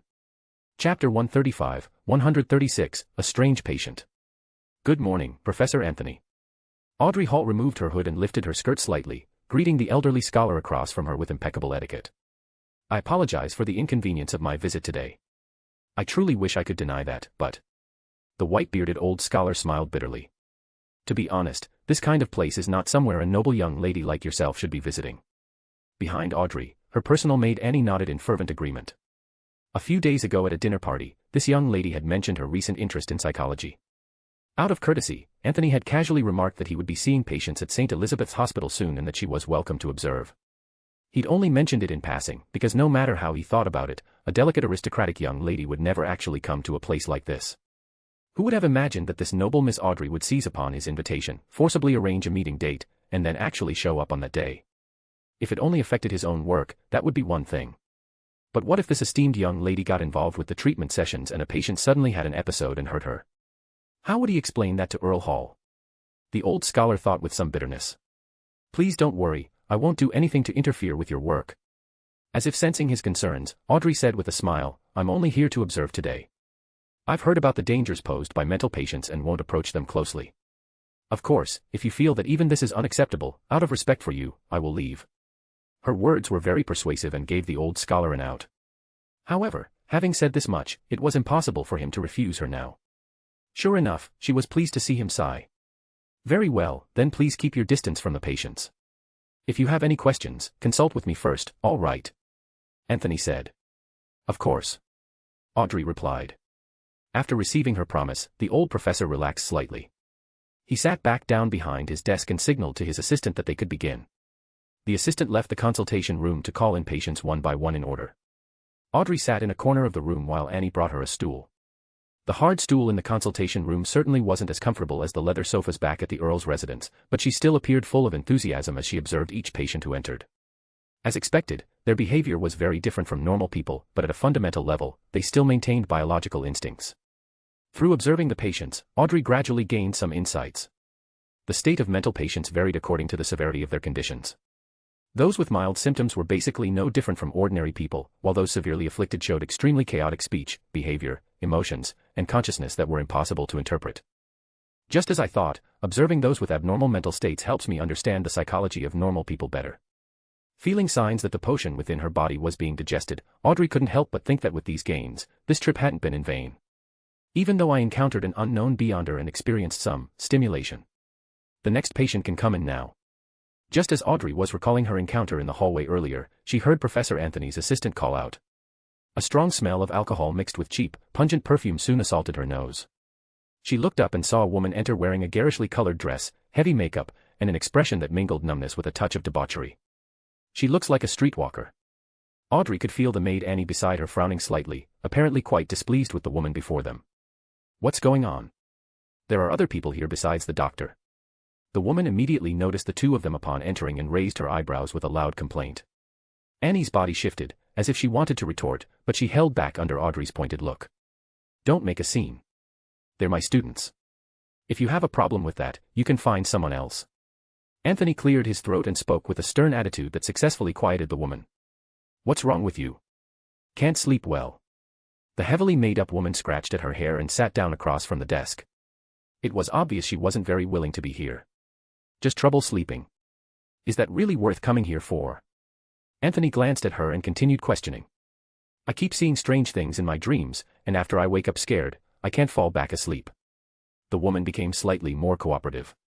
The customers all say I scream in a really creepy way in my sleep, and they don't want to sleep with me anymore. I'm barely making any money now. I asked a few of the smarter customers, and they said coming here could fix it. Say, can you give me a discount? Or I could sleep with you for one night. So she really is a streetwalker. Audrey thought to herself. But what kind of strange illness is this? Terrifying dreams. Frightening enough to make her cry out in a scary way. What do you see in the dreams? Professor Anthony was quite old and completely ignored the streetwalker's suggestive offer, asking directly instead. I forget. The woman shook her head. She forgets. Dreams that terrifying, and she actually forgets them. Audrey thought in surprise from the side. That can certainly happen. It might be related to subconscious avoidance. Anthony thought for a moment and said, how about this, I'll try to hypnotize you and help you recall what you saw in the dreams. Generally speaking, once you know what your inner fears are and address them, your condition should improve. Hearing this, Audrey couldn't help but perk up. I get to see a psychologist perform hypnosis. Of course, ordinary doctor's hypnosis was only based on psychological theory, using verbal suggestions to tap into patients' subconscious minds. The effects were very limited and couldn't compare at all to Beyonder's abilities. But for Audrey, even just as a reference, it had some value. Hearing that this method might cure her, the streetwalker naturally wouldn't refuse. With the doctor's assistant's help, she lay down and closed her eyes. Now you feel very relaxed, very relaxed. Professor Anthony spoke in a calm, steady voice, taking some effort to make the woman's breathing become smooth and stable. Now, you can sense your inner world. Anthony guided her. You're walking slowly, and then you discover the thing that's been hidden in your dreams all along. Audrey observed the hypnotized streetwalker and noticed her breathing suddenly become heavy, her expression slightly contorted. A certain depraved and blasphemous aura was slowly emanating from her body. Something seems off. She almost instinctively wanted to activate her mind-reading ability to probe the woman's abnormality. But remembering her lesson from the hallway earlier, she immediately stopped herself. Tell me, what do you see? With his thin spirituality, Anthony naturally didn't notice anything unusual. Thinking his hypnosis had been very successful, he continued asking. The streetwalker lay on the bed, with a vague expression of pain, murmuring as if in a dream. I see, a hanging giant. Audrey's eyes suddenly snapped into sharp focus. Chapter 136, 137, A Baby's Cry. I see, a hanging giant. The streetwalker murmured under the psychologist's hypnosis. A hanging giant. Professor Anthony couldn't help but frown. What appeared in the patient's dream was rather unexpected. Can you move a little closer and look at the details on the giant's body? Professor. Before he could finish, Audrey, who had been sitting quietly in the corner, stood up and interrupted him. Anthony didn't understand what a hanging giant meant, but Miss Justice understood quite clearly. Through the routine mysticism sharing at the Tarot Club, she already knew this image came from that ancient and terrifying evil god, the true creator. Why would a streetwalker see an evil god in her dreams? No, that can be addressed later. Right now the most critical thing is to stop the hypnosis. She can't be allowed to continue looking, or things will turn disastrous. Unfortunately, Audrey was still a step too late. At the same moment she stood up, the streetwalker's body had already begun trembling abnormally. Her head tilted back, her mouth opened wide, the corners of her lips tearing toward both sides as that depraved and twisted aura surged out madly. Miss Audrey, we agreed beforehand, didn't we? Don't interfere while I'm seeing patients. Anthony turned around, speaking with some displeasure. Ah! A terrified scream suddenly erupted from behind him. That voice, it seemed somewhat familiar. With a touch of confusion, Anthony turned back around. He saw the female patient had somehow already lunged forward and was biting his assistant's neck. The poor young man screamed and struggled as blood rapidly spurted from his neck. The patient has gone mad. Anthony was shocked and alarmed. He rushed over urgently to pull the patient off while shouting for orderlies to come control the situation. Don't go over there. Audrey immediately called out to stop him. What are you saying? My assistant's life is in danger. Just as Anthony was thinking this, he quickly noticed his assistant had stopped struggling. The patient was savagely tearing and biting. He heard the sound of bones cracking, and then he saw his assistant's neck completely bend and tear apart. The entire head fell backward, revealing a headless cavity. Large amounts of fresh blood were gushing out, splashing all over the floor. An icy terror shot from the soles of his feet straight to his brain, instantly freezing Anthony in place. Professor, don't make a sound. Please slowly back away. He heard Audrey speaking to him in a lowered voice. Despite having seen many madmen himself, she actually appeared more composed than him. Following Audrey's instructions, Anthony slowly retreated back behind the desk to stand with her. Her face was extremely pale, but she remained relatively calm, using her hand to comfort her trembling personal maid while cautiously observing the crazed streetwalker. She's been contaminated by the evil god's aura and has an extreme craving for flesh and blood. Audrey noticed the woman was lowering her head and feeding wantonly. Her skin was splitting open, revealing bloody muscles and tissues. Especially her abdomen, which was rapidly swelling as she ate. With my current sequence, I have no way to deal with this. She thought somewhat helplessly. For her current pathway, she still wasn't clear what the high-sequence abilities were like. With only her present abilities, she could only influence people's mental worlds. When faced with a crazed monster, she was completely powerless. Hugh. Her personal maid Annie beside her was trembling. She tried her best to cover her mouth, but still let out suppressed sobbing sounds. Swish. The monster that was devouring flesh suddenly raised its head and turned toward them. They'd been discovered. For some reason, its eyes were still closed at this moment, as if it remained immersed in a crazed dream. But the torn corners of its mouth and its deformed body both indicated it had irreversibly fallen into the abyss. It's coming over. Immense fear immediately seized Audrey's heart. She seemed to already see her own miserable fate of being devoured. Calm down. Audrey, calm down. In this critical moment, Miss Justice desperately told herself, it hasn't woken up yet. I still have a chance. She stepped forward, blocking Anthony and Annie who were bound by fear, and soothed in a gentle, ethereal voice, it's all right. This place is safe. This is only a dream. With the situation so urgent, she could only use the hypnotic language she'd just learned, trying to calm the other party's emotions. Compared to an ordinary psychologist, a mind reader who could observe the monster's state was obviously much better positioned to do this. The monster, which was already under hypnosis, gradually calmed down. Audrey had actually managed to soothe it. Good. Now just slowly exit the room like this, lock the door, and notify the police. She thought with extreme tension, not daring to relax even slightly. Bang. Just then, the room door was suddenly violently smashed open from outside. Several burly orderlies rushed in carrying clubs and instruments. They'd heard the commotion and had come to control the patient. Oh no. Audrey thought helplessly, watching as the monster suddenly opened its eyes at the loud noise. It charged into those orderlies who hadn't yet reacted. Fresh blood and screams rang out once more. The monster devoured flesh and blood wantonly. Its abdomen swelled even more, until finally it bulged as if pregnant. No, it really was gestating something, because Audrey heard a baby's cry faintly emanating from its body. Wah! The crying was filled with an evil, eerie quality. Audrey only felt her vision suddenly spin. She immediately couldn't even catch her breath. Beside her, the two ordinary people who weren't Beyonders were even less able to endure it. Professor Anthony and her maid Annie were both struck by the impact simultaneously and collapsed unconscious. Audrey's own situation wasn't optimistic either.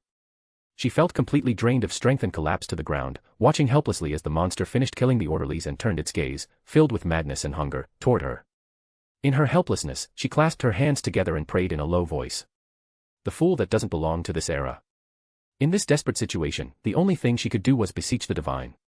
However, before she could finish reciting the fool's honorific name, the shadow beneath the monster began to twist. Something was emerging from within it. Swish. An arm wrapped in multiple restraint straps shot out like lightning and gripped the monster's neck. The fingers were slender with distinct knuckles, forming a stark contrast with the monster's bloody, mangled appearance. Audrey's eyes widened. She saw the handsome young man she'd encountered in the hallway earlier standing between her and the monster. That monster that had easily killed so many people was being easily controlled by him, unable to resist. How did he appear? Miss Justice's heart was filled with confusion and chaos. Silas squinted at the monster before him. Judging by the attire, it had originally seemed to be a streetwalker. Her abdomen was swollen and distended, faintly transmitting a baby's cry that made his head feel slightly uncomfortable. A ritual for a child of God. That was his first thought. The monster struggled and roared. Silas applied a bit more force, his fingers sinking deep into the other party's flesh. Audrey noticed the terrifying monster quickly began to scream. The flesh all over its body rapidly dissolved and flowed onto the ground. The scene was both evil and horrifying. She couldn't help but cover her mouth. This Beyonder was truly very powerful, but his methods were far too frightening. Chapter 137, 138, Is Lenivus about to give birth? Under Audrey's astonished gaze, the monster Silas had grabbed rapidly dissolved into flesh. It looked like it would soon turn completely into sludge. Just then, the monster's swollen belly suddenly accelerated its expansion, and the crying also grew louder. Watch out. Audrey couldn't help but call out a warning. Splat. Her words had barely landed when the belly, swollen to its limit, burst open from the inside. A crimson mass shot out from within, charging straight at Silas's face. Silas watched calmly and raised his other hand. Bang. A horizontal sweep of his fist struck precisely on that mass. The powerful force sent it flying, slamming into the wall at the side. The thing fell to the ground and rolled several times before stopping, revealing its true form. Audrey saw its true appearance and nearly cried out in shock. It turned out to be a lump of flesh the size of a baby, with 4 limbs but with an adult man's face in the center. And that face. Silas seemed somewhat familiar with it. Lenevis. He said in surprise. It was a man's face, ordinary in appearance, except for a characteristic mocking smile at the corners of his mouth. It made Silas immediately recall that fraudster he'd once screwed over. Wah! The flesh mass with a human face cried out, flipping over to launch another attack at Silas. But before it could act, several balls of blazing flame had already shot over, enveloping its body. Wah! It convulsed and howled in the roaring flames, quickly turning charred black until it became ashes. Silas watched the ashes. After confirming it had been completely destroyed, he released his grip and discarded the half-dissolved corpse. The corpse's abdomen had been broken open from the inside, revealing a horrifying wound. Audrey noticed the shape of the wound and suddenly felt a jolt in her heart. A wound from inside to outside, and the victim was working as a streetwalker. She seemed to have discovered a victim of the serial killings. So these people were killed by something bursting out from inside. Furs had mentioned before that she suspected there were 2 killers in the serial murder case. Could this be one of the killer's methods? No wonder the police couldn't find anything. Oh right, that Beyonder just mentioned a name, Lenevis. Could this be the killer's real name? Audrey carefully observed the black-haired, blue-eyed young man, thinking to herself. While she was full of thoughts, Silas was also pondering. The flesh mass from the woman's abdomen was obviously not some child of God. He'd only sensed a very small bit of the true creator's aura from it. If anything, this flesh mass seemed more like Lenevis's offspring. What is the Church of Evernight doing? After all this time, they still haven't caught him. Silas remembered that when he'd modified the ritual, he'd screwed Lenevis over, making him bear the divinity from the true creator in a male body. Theoretically speaking, that divinity had already deeply penetrated his flesh. The ritual could be considered successful. Thinking of this, Silas's expression became somewhat strange. No way, right? A grown man like him actually got pregnant. Counting the days, it had probably been 2 or 3 months now. At the development speed of an evil god's offspring, in a little while more, Lenevis would probably give birth to a child. He just didn't know whether the evil god's offspring he gave birth to should call him father or mother. In a certain sense, either seemed acceptable. Ahem. Silas coughed, suppressing his wandering thoughts. In that case, this streetwalker's corpse was probably Lenevis attempting to save himself. He might have been trying to transfer the evil god's offspring to another woman's body, thus sparing himself from the disaster of childbirth. After all, there really was no exit. If that's the case, then he should be in Backlund right now. Good Lord. What happened here? Quick, save them. The voices in the hallway gradually grew more chaotic. The deaths and injuries were bringing confusion. It wouldn't be long before someone came over. Silas snapped back to attention, simultaneously sensing that the sound of waves in his mind was weakening. He'd maintained consciousness for quite a long time now. His spirituality consumption was a bit high. I need to leave quickly. Thinking this, he stood up and then met Audrey's gaze. Oh right, almost forgot. There's still a witness. Silas thought, stepping forward to stand before her. Audrey's heart immediately tensed. What does he want to do? With such terrifying methods, he must be from one of those dangerous secret organizations. Will I be silenced? Then she heard this handsome but crazy, powerful Beyonder wearing a peculiar straitjacket speak. Do you have money on you? Ah. Audrey froze. Don't play dumb. I just saved your life. It's only natural to collect some payment. She heard him continue, impatiently holding out his hand. From the look of you, you should be a noble young lady.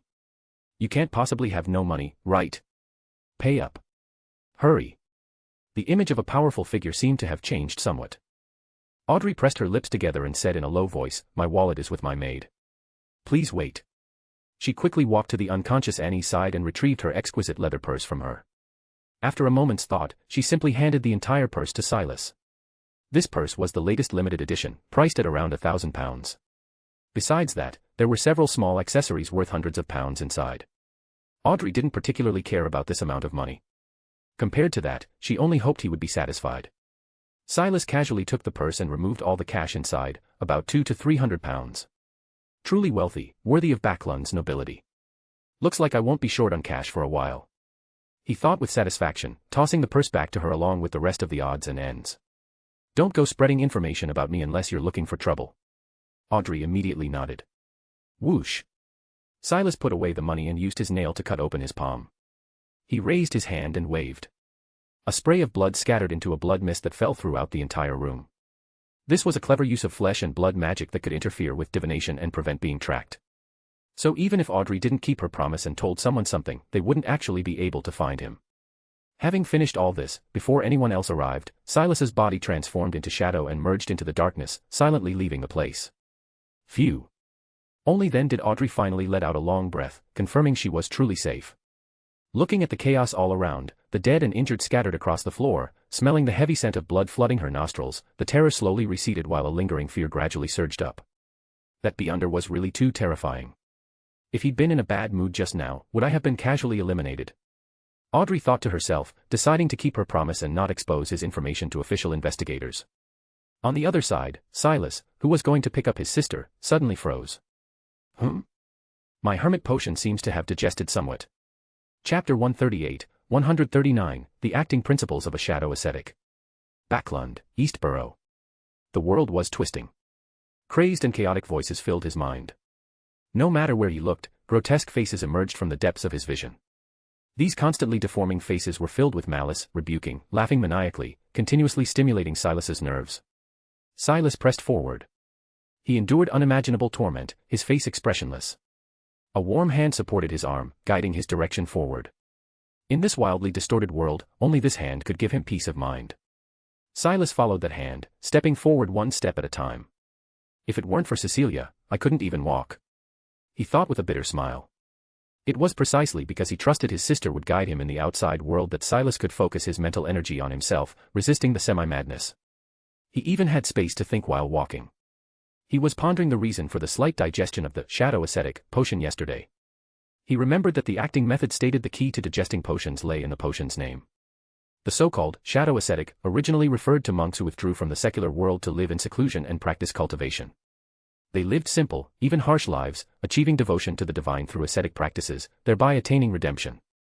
But Silas's actions yesterday had nothing in common with this interpretation. Perhaps I should understand it from a more literal direction. Literally speaking, a hidden monk. The shadow ascetic potion's ability was shadow, which allowed Beyonders to transform into shadows, move secretly, or hide within shadows. This seemed to correspond with that meaning. But what about monk? Does that mean I have to believe in the true creator? Silas analyzed various possibilities when he suddenly felt the arm supporting him gently pat him. This was a signal the two of them had agreed upon.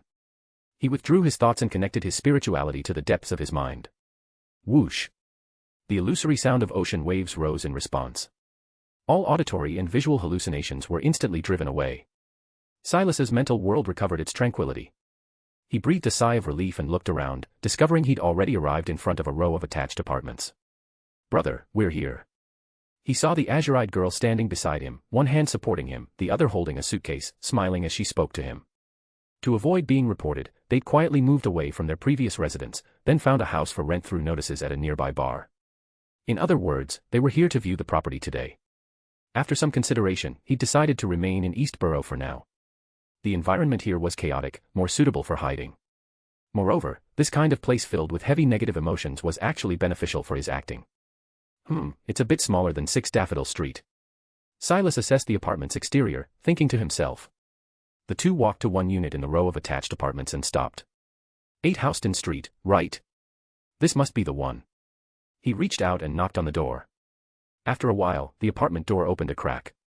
Silas noticed there was still a chain on the door. Who is it? Behind the door was a girl full of wariness. Judging by her age, probably around 12 or 13 years old. Good afternoon. We saw at the Golden Dreams bar nearby that there's a room for rent here. Where are your parents? Silas stepped forward, using his face that could elicit female goodwill to greet her with a smile. However, this time his face didn't seem to work. The girl looked at him warily, then looked past him to behind him. Are the two of you renting? She asked. That's right. We're siblings. Silas answered with a smile. Then you can come in. The girl removed the door chain lock and opened the door, ushering them inside. As she opened the door, she placed a pair of scissors she'd been hiding behind her back on the cabinet in the entryway. Quite alert, isn't she? But still not quite enough. If they really were bad people, they could just make up any lie to get inside. That thin little chain wouldn't have any effect either. Silas thought to himself as he followed the girl inside. This house had a 2-story structure. The first floor had a living room, kitchen, washroom, and so on. The second floor mainly consisted of bedrooms and a study. The house was somewhat empty, without much furniture. The living room, kitchen, and first-floor washroom are shared. I live downstairs, you'll live upstairs. Including furniture usage fees and deposit, the weekly rent is 10 solely. Pay half a year at once, which is £13. The girl spoke in a deliberately seasoned tone, showing them every room in the house. Besides her, there was no one else in her household. Silas noticed that the bedroom that probably once belonged to her parents was already empty. The Secrets Suppliant's eyes could see a faint aura of death lingering inside. It seemed they'd passed away some time ago. So, are you renting or not? The girl deliberately raised her voice, the expression on her face pretending not to care. But Silas could see the tension in the depths of her eyes. A girl who lost her parents and is surviving alone, forced to rent out rooms in her house to make a living. Silas had a general guess in his heart. Thinking of the Londer family's similar plight before, he sighed softly. This was Eastborough. For this little girl to protect her property on her own was far too difficult. She was just lucky to have encountered them. Otherwise, who knows how long it would be before she quietly disappeared without a trace. Pay 3 months' rent at once, then pay rent every half year. Silas decided to do a good deed and said, £6. He didn't ask where her family had gone, but directly negotiated the price. The girl frowned. After a moment, she reluctantly nodded. Fine then. Come to my room and sign the contract. The three walked together to the first floor. In the girl's bedroom study, they could see the desk piled high with textbooks and papers. She seemed to be studying quite diligently. The girl pulled out a standard form contract from under a pile of books. Did you bring identity documents? We came here in a hurry and forgot to bring them. Silas said casually. The girl scrutinized them for a moment. I'll take that as the truth. This is Eastborough. It's very dangerous. After you move in, don't cause trouble. Sure, sure. Silas placated her, taking the contract and looking it over briefly. Finding no problems, he signed his name. Do you usually attend classes? He asked casually.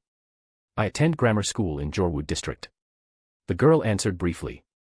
Education really is important. Staying in Eastborough offers no hope. Silas sighed and handed back the signed contract. My name is Kafka Anderson. This is my sister, Cecilia Anderson. And you, young lady. To prevent unexpected situations, Silas temporarily adopted a false name. For his sister, he just changed her surname along with his. My name is Emily. The girl took the contract and signed her own name on it. Chapter 139, 140, Old Kohler. Another day without finding work. Just past morning, Old Kohler returned from the docks, head lowered, walking slowly. September had already ended. October's footsteps had just begun, and Backlund immediately became unbearably cold and gloomy. Though it was morning, the air was already permeated with choking, damp, cold smoke. Beyond a few meters, you couldn't see what lay ahead. Old Kohler tightened his clothes, trying to use his tattered coat to preserve his body heat and prevent it from escaping. He hadn't found work for several days now. His remaining money was just a few pennies, not nearly enough to rent even the cheapest bed. The only lodging he could afford was a rope bed, as the name suggested, just a rope strung horizontally that people draped themselves over to sleep haphazardly for the night, costing only a penny. But Old Kohler was reluctant to pay even for that kind of bed, because he had to eat. Without food he'd have no strength. Without strength he couldn't get work hauling things at the docks. And that way, he could only wait for death. Along the stone steps by the tussock river bank, he walked slowly, white fog obscuring his vision ahead. In a daze, Old Kohler seemed to see his past days. Back then, he'd been a shoemaker with decent skills. He'd had a wife, children, and a house to live in. But then an illness took away his family. Even he himself had been critically ill, staying in the hospital for a long time before surviving. But as the price for surviving, he'd exhausted all his savings and gone bankrupt. In Backlund, it was almost impossible for poor people to rise up. They would only gradually weaken in continuous poverty until they quietly died. Every day people died in Eastborough. Old Kohler had seen many. People would starve to death, die of illness, get run over by carriages, die in factories from having arms or legs crushed off. Even this tussock river with its pungent smell would sometimes have bloated, pale corpses floating up.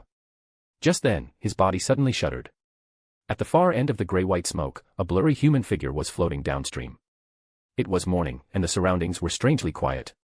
Because the smoke was thick, blocking his vision, it felt like he was the only person left in the world, keeping company with that thing drifting down. Storm above, no way. Am I so unlucky today that I'm running into a corpse again? Old Kohler was on the verge of tears. He was just about to move away when he suddenly noticed the figure was struggling and splashing in the water. It doesn't seem to be dead. He worked up his courage and walked forward a few steps, looking carefully. Sure enough, what was in the river wasn't a corpse, but a young man. He was struggling in the water, being carried downstream by the current. There are steps over there. Grab on. Old Kohler called out. In the waterways within Backlund City, at intervals there were gentle slopes. Old Kohler didn't know what purpose they'd been designed for, but they happened to provide a way to climb ashore. The young man heeded his suggestion, reaching out to grab the protruding edge of the waterway and steadying himself. The morning temperature was very cold. He was shivering. Hurry and climb up. Old Kohler shouted. However, the young man only glanced at him without moving. On the contrary, he seemed to be planning to let go. Looking more carefully, his clothes weren't the rough cloth workers' attire common in East Borough. Instead, they had a certain quality, like some high-end goods. Come up quickly. What are you waiting for? Old Kohler urged, having already walked almost up to the young man. But the other party still clung to the stone steps without moving, his face showing a numb and pained expression. Please don't worry about me. I jumped down myself. He said, his lips pale, teeth chattering. Jumped down himself? Why? Old Kohler asked in surprise. Because he wants to die, I suppose. From the fog nearby, someone said lightly. Old Kohler looked toward the voice and saw a person dressed in white sitting on the bank, legs hanging naturally over the water's surface, looking quite leisurely. Because the fog was heavy, he couldn't see the person's face clearly, only vaguely making out blue eyes. It can't be that he wanted to practice swimming, right? The water quality of the Tussock River isn't suitable for that activity. He made an ill-timed joke. Wants to die. Old Kohler froze. He looked again at the waterway.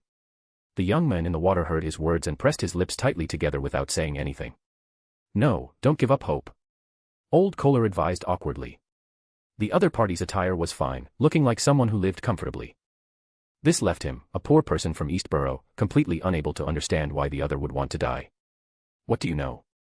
The young man was provoked to anger by their attitudes, his fingers gripping the stone steps tightly. Everything I had, my hopes and future, have all been destroyed. No, you're still healthy. Old Kohler said clumsily. He really wanted to tell the other party about all the miserable things he'd experienced, family members dying, bankruptcy, serious illness. Even at this moment, he was struggling to survive, only hoping to live a few more days. But his eloquence was too poor. He didn't know where to begin. Why do you say your hopes are destroyed? The young man on the riverbank asked with great interest. He didn't seem to intend to persuade him, only wanting to hear the other's story. Since you've already decided to die, why not share your circumstances with us? It's all because of those damned noble lords in Parliament. They repealed the Corn Laws. The young man in the water became agitated, his eyes both excited and desperate. Thanks to that, my family went bankrupt. Our company is finished. It turned out the young man's family had originally run a grain company. His father purchased grain from farmers in various places, then resold it in Backlund. Ever since the Corn Laws were repealed, grain prices plummeted and their company quickly went bankrupt. His father, from the overwhelming blow, soon broke down physically and died. And he himself had devoted all his efforts in the first half of his life to inheriting his father's company. However, just the repeal of one law had turned everything he'd built into useless effort. He felt his entire world had collapsed. What did all my efforts, all my dedication amount to? He shouted in the icy water, angry and desperate. I see. Understandable, very understandable. No wonder you want to commit suicide. The young man on the bank nodded as if empathizing. Old Kohler was somewhat dumbfounded. What is this person doing? Not only is he not rescuing him, he's even going along with his words, urging him to die. Don't listen to him. Old Kohler quickly stepped forward several paces, wanting to pull the person up. But seeing the icy river water, he hesitated. If I fall into the water, with weather this cold, I'll very likely catch a cold. With my current physical strength, catching a cold could really kill me. Heh. As if seeing through Old Kohler's thoughts, the young man let out a mocking, miserable laugh. He was about to let go and let his body sink into the water. Just then, they heard the young man on the bank speak. However, your death would be one thing, but your mother is still alive, right? Have you thought about what will happen to her? At her age, if she came out to work the streets, probably no customers would even be willing to patronize her, right? Both men were dumbstruck. The despairing expression on the young man's face in the water was first replaced by shock, then quickly filled with anger. He splashed about, looking like he was about to climb ashore. Chapter 141, Occultist's Rise to Success. How dare you say such a thing? The young man preparing to drown himself was enraged by the youth's words from the shore. His face, pale from the cold, flushed red as he scrambled up the gentle slope of the riverbank in just a few moves. Old Kohler's eyes widened in shock. How impressive. One sentence was all it took to get him back on shore. So what if I did? Silas, the youth sitting on the bank, asked dismissively. Aren't you planning to die anyway? With that, he casually lifted his foot and kicked the young man back into the river just as he was about to climb out. But he'd already made it up. Why kick him back in?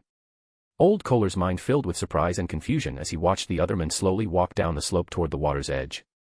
The young man thrashed violently in the water, trying to climb back out. But Silas simply extended his foot and stepped on his head, forcibly pushing him underwater. Can a dead man take care of the living? Silas's cold question rang out mercilessly over the quiet river, accompanied by the violent splashing of water.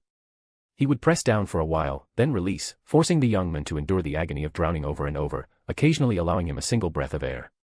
All the while, he continued speaking. No matter how much your mother gets bullied or ends up homeless on the streets, what does it have to do with you? You're already dead. The moment you decided to die, you abandoned your family. Now you suddenly remember and want to make things right. Too late. Just die obediently. Old Kohler was too horrified to speak. He watched as Silas questioned and tormented the poor young man until the latter stopped struggling and slowly sank to the bottom of the tussock river. You killed him. He said tremblingly. Silas glanced at Old Kohler. Without seeming to do anything, the drowned young man suddenly floated back to the surface, though he appeared completely lifeless. Silas grabbed him by the collar, dragged him onto the shore, tore open his shirt, and thrust his hand directly into the man's abdomen. Cough, cough. The young man's eyes snapped open as he coughed violently, vomiting large quantities of water mixed with fresh blood. He was forced to breathe. A hand gripped his lung, forcibly making the fragile organ expand and contract, expelling river water and replacing it with cold, piercing air. Extreme pain and the lingering terror of suffocation flooded his mind. He didn't even notice that his belly had been pierced. Seeing that he'd recovered enough, Silas withdrew his hand. The man's abdomen was completely intact. Sob, sob. The young man coughed and wept. His pitiful state made even Old Kohler feel sympathetic. Yet, despite crying so miserably, he no longer had any impulse to die. After catching his breath, he sat dazed for a moment, then silently got up. He exchanged a glance with Old Kohler before walking toward the far end of the smoke-filled street. He shouldn't die now, right? Old Kohler thought as he watched the man's retreating figure. Looking back toward the shore, the blue-eyed youth had vanished without a trace. That young fellow really had a way with things, though his methods were a bit extreme. Old Kohler recalled the intense scene from moments ago, feeling quite shaken. Come to think of it, didn't his hand actually go inside that man's belly, squeezing his lung hard? A cold, damp wind blew over. Old Kohler shivered and quickly wrapped his clothes tighter around himself. Impossible. I must have seen it wrong. Old Kohler decided not to dwell on the strange things he'd just witnessed. This was the East Borough. If you didn't want to die mysteriously, you had to learn to turn a blind eye. Better head to a nearby cafe and use what little pennies I have left to get some breakfast. Lord of Storms, please let me find work this afternoon. Old Kohler, only in his 30s or 40s but looking much older, prayed as he lowered his head and walked into the acrid smoke. The shadow ascetic potion had digested a bit more. Walking back to his lodgings, Silas felt the changes within his body and was slightly puzzled. I didn't really do anything. I just saved a troubled young man. Today was the first morning after moving, and he'd originally planned to familiarize himself with the surrounding area. He hadn't expected to encounter what just happened after only a brief walk. Could those actions somehow align with the potion's name, causing digestion? Regarding shadow, it might be because my actions were relatively secretive, witnessed by very few people, fitting with the abilities of darkness. As for ascetic, an ascetic is someone who studies divine knowledge, someone who also has the duty to spread the gospel. If that's the case, then shadow ascetic might mean spreading the gospel in secret. As for the gospel being spread, it's probably extreme, corrupting emotions. Thinking back, everyone who witnessed his abilities received quite a shock. They experienced fear, despair, pain, and other such emotions. Silas suspected that if he directly converted them into believers of the true Creator, the potion might digest even faster. Combined with the name of the next sequence, Rose Bishop, Silas gradually gained a deeper understanding of this pathway. This pathway is completely occultist's rise through the ranks of an evil cult. First, petition an evil god and establish contact. Then listen for blessings, become a believer, and begin ascetic practice until achieving the position of bishop. Somehow, it even feels a bit inspirational. The buildings gradually emerged from the smoke as Silas returned to his rented apartment. Pushing open the door, he immediately spotted his landlady, Emily. She held a school bag and wore a veil hat, looking like she was about to head to school. "Good morning. Off to school?" "Yeah," Emily replied. She glanced at the straitjacket Silas wore, hesitated, but couldn't suppress her curiosity. "Do you have some kind of mental illness?" "Nothing too serious, just schizophrenia." Silas waved his hand dismissively. He wasn't joking. Severe visual and auditory hallucinations, other personalities in his mind, it all perfectly fit the definition of schizophrenia. At the hospital, that's exactly how the doctor had diagnosed it. He could only hope that once the potion fully digested, this condition would improve. "I see," the landlady said. She didn't seem very familiar with mental illness. "If you break something during an episode, as long as it's not too valuable, I won't ask you to pay for it. I appreciate your understanding." Silas smiled. Though he wasn't short on money, he still accepted her goodwill. After spending this time together, he'd found the young girl to be quite decent. In this chaotic East Borough, with her parents dead, she was still working hard to survive. According to his sister, the light in her bedroom had stayed on late into the night yesterday as she studied diligently. It seemed she wanted to use education as her way out of the East Borough. Silas didn't dislike people who worked hard to save themselves. After saying goodbye to her in the hallway, Silas continued into the apartment. He saw breakfast already set on the dining table in the living room, with his sister Cecilia waiting for him in the back. "Welcome back, brother. How was it? Were the views outside nice?" "Ugly as sin." "Nothing like Tingen." Silas smiled and sat down, picking up a slice of bread from the plate. In truth, he now only needed to absorb large quantities of raw meat to sustain his life. But he still felt that eating normally with his sister gave him a sense of ritual that helped stabilize his condition. For this, he was willing to expend some spirituality and draw upon the illusory tide in his mind. He'd pretty much figured out the acting principles of the shadow ascetic potion.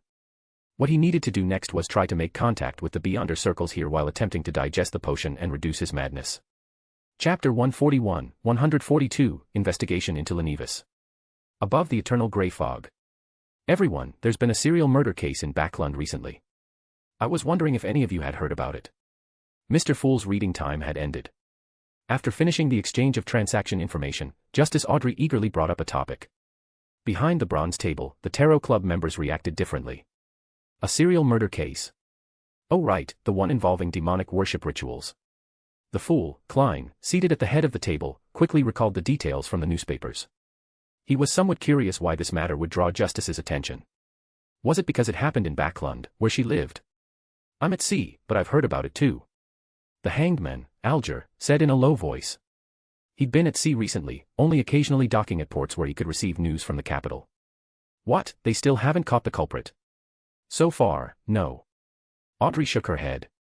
The large emerald gold earrings at her earlobes swayed gently, complementing her green eyes in an interesting way. "That's a bit strange. The official Beyonders in Backlund shouldn't be that incompetent, right?" Alger frowned.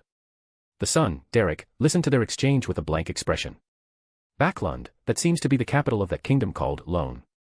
A capital is the largest city in a nation-state. From what they're saying, there's a case happening there."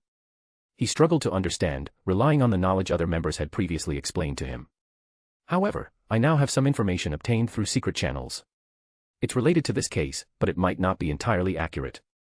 Just then, Justice Audrey suddenly threw out a rather enticing topic.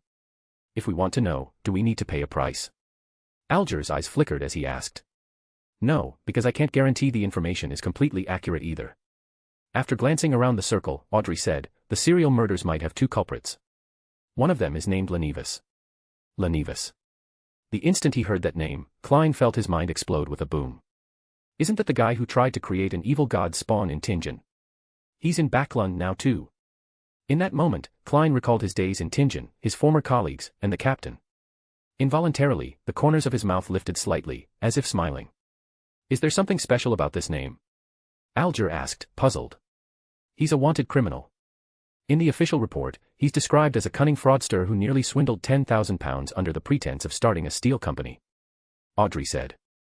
"I don't know what happened to him, but all the women he killed had their bodies burst open from the inside out by twisted masses of flesh." After the incident ended, she'd naturally looked up the name Silas had mentioned and quickly discovered a wanted criminal with the same name. From the results, the photo of the wanted criminal matched the face she'd seen on the flesh mask that day perfectly. Several days had passed since the incident at St. Elizabeth's Hospital. Because of her noble status, the official Beyonders hadn't made things difficult for Audrey.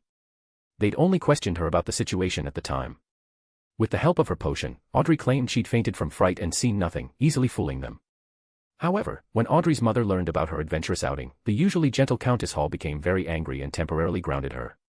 She wasn't allowed to go out for the time being and could only stay home obediently, studying etiquette, grammar, philosophy, and other courses.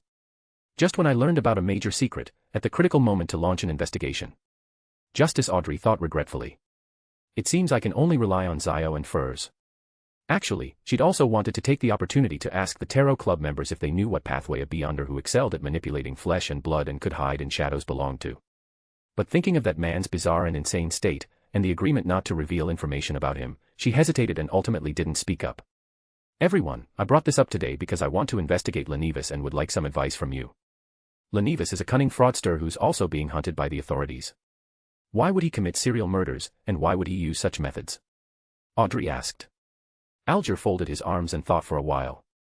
I've heard about rituals involving demon worship that include murders targeting specific individuals. This aligns with Lenivus's behavior, but as for the flesh masses in the victims' bellies, I don't know about that. He said hesitantly. Tap, tap. Just then, at the head of the bronze table, Klein lightly tapped the edge of the table with his finger. Swish. All three simultaneously stopped talking and looked toward the lofty figure at the head. They heard Mr. Fool say softly from behind the ethereal gray fog, the true creator. The true creator. The three couldn't help but change expressions slightly. So Lenivus's case actually involves an evil god. Mr. Fool, are you saying this matter has the true creator's shadow? Alger lowered his head respectfully, showing his reverence. Lenivus carries the true creator's aura. Klein answered with a light laugh. He wasn't lying. After all, Silas had transferred the evil god's divinity into that guy's belly. Come to think of it, could he actually be pregnant? Thinking of the bizarre and comical image of a man pregnant with an evil god's spawn, he didn't know whether to laugh or not. Everyone fell silent for a moment. If you launch an investigation into Lenivus, I hope you can notify me of the results in a timely manner. Alger looked at Audrey and said seriously, I can pay compensation. I understand. I will. Audrey also nodded slowly. She hesitated slightly about whether she should entrust this matter to Zio and Furs. Could they handle it? Oh right, as long as I have Mr. Fool's words. She quickly turned to face Klein. Mr. Fool, if there's progress in the matter, or if a situation arises that I can't control, may I pray to you? Audrey was delighted to see that after a moment of silence, the lofty figure nodded slightly. You may. Klein also wanted to know the news and was worried about having no way to bring it up. Though feeling somewhat guilty, he still maintained his mysterious and inscrutable image. If worst comes to worst, I'll contact Mr. Azek. He thought silently to himself. Noisy sounds from outside the house woke the groggy Silas. Opening his eyes, he found himself sitting on the living room sofa. He didn't see his sister. The commotion outside continued. It was a young girl's immature but deliberately firm voice. The voice was somewhat familiar, seemingly belonging to his new landlady. Besides her voice, there were more rough curses from men. She got into trouble this quickly. Silas lowered his head and used his teeth to bite open the belt restraining his arms. Then, using his freed hand, he unfastened the straitjacket and stepped out the door. Chapter 142, 143, Debt Collection and an Accident. Walking out the door, Silas found his new landlady Emily standing in the street in front of the house, confronting a group of people. She glared fiercely, her thin body trembling constantly. She looked both frightened and angry. Facing her were several individuals who were obviously bad news. The man standing at the front was thin and gaunt, smiling at Emily with ill intent. This is my house. Emily shouted. It should belong to me now. The gaunt man smiled. Of course, if you can pay back what you owe, I'll leave right away. Nearby residents and passers-by poked their heads out, wanting to watch the excitement, but after seeing those fierce-looking gang members, they obediently kept their distance. This is debt collection. Silas listened to their conversation for a moment. It seemed Emily owed the men a sum of money and had used her house as collateral. Now that she couldn't repay the money, the creditor had come to take the house. Good grief. I just rented this place a few days ago, and now the house is about to change owners. His gaze swept past the crowd and spotted his sister Cecilia hiding in the shadows of a building behind them, secretly monitoring the situation. The shadows diminished her presence, making her look quite inconspicuous. She sensed Silas's gaze, turned to look at him, and her beautiful eyes gleamed blue in the darkness. Cecilia, what's going on? Silas communicated with his sister through eye contact. I'm not sure either. Let's keep watching. The girl in the shadows shook her head, replying with her eyes. But I only borrowed £5. I was already planning to pay you back. Emily argued, clutching paper money tightly in her hand. I don't owe you that much at all. This is robbery. I regret your choice of words. The gauntman smiled smugly and pulled out a piece of paper from his pocket. This is the loan contract we signed at the time. It clearly states you need to pay interest. Mr. John. When you lent me the money, you never said the interest would be this expensive. I might have forgotten to mention it. But then again, didn't you make a mistake by not reading the contract carefully? John, the gauntman, said, I was generous enough to lend you money so you could treat your parents and give them a decent burial, yet you accuse me of robbery. It really makes me feel helpless. Hearing this, Silas roughly understood the situation. It turned out their new landlady's parents had died from illness after exhausting their savings, leaving only a house in the East Borough. The East Borough moneylenders had come offering sympathy and actively lent money for her to bury her parents.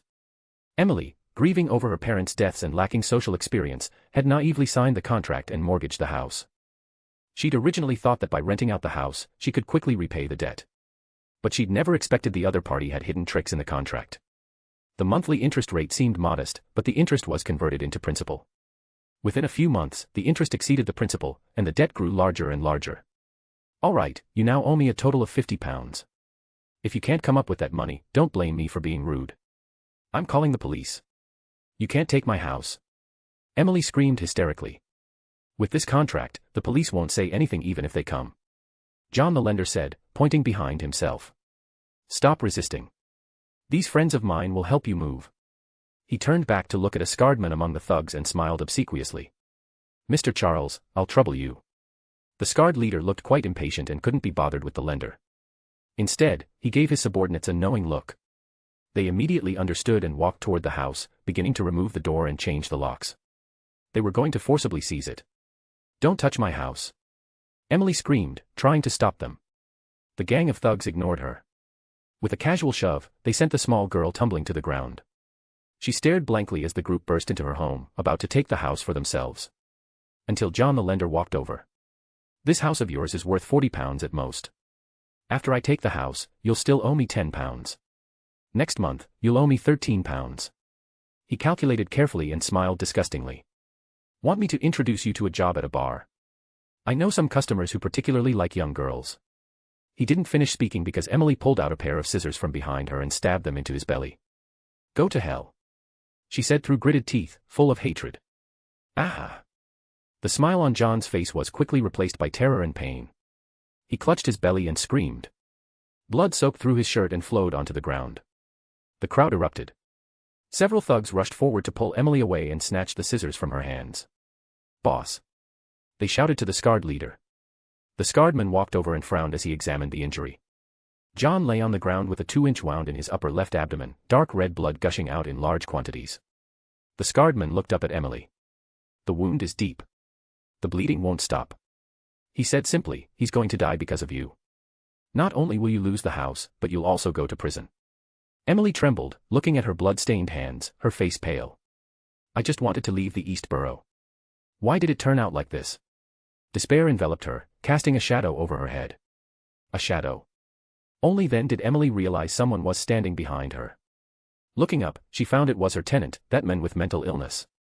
She saw the handsome man step forward to where the severely injured and bleeding John lay, squat down, and look at the wound in the upper left abdomen. Your spleen is ruptured. If the bleeding doesn't stop, you'll die in another 10 seconds or so.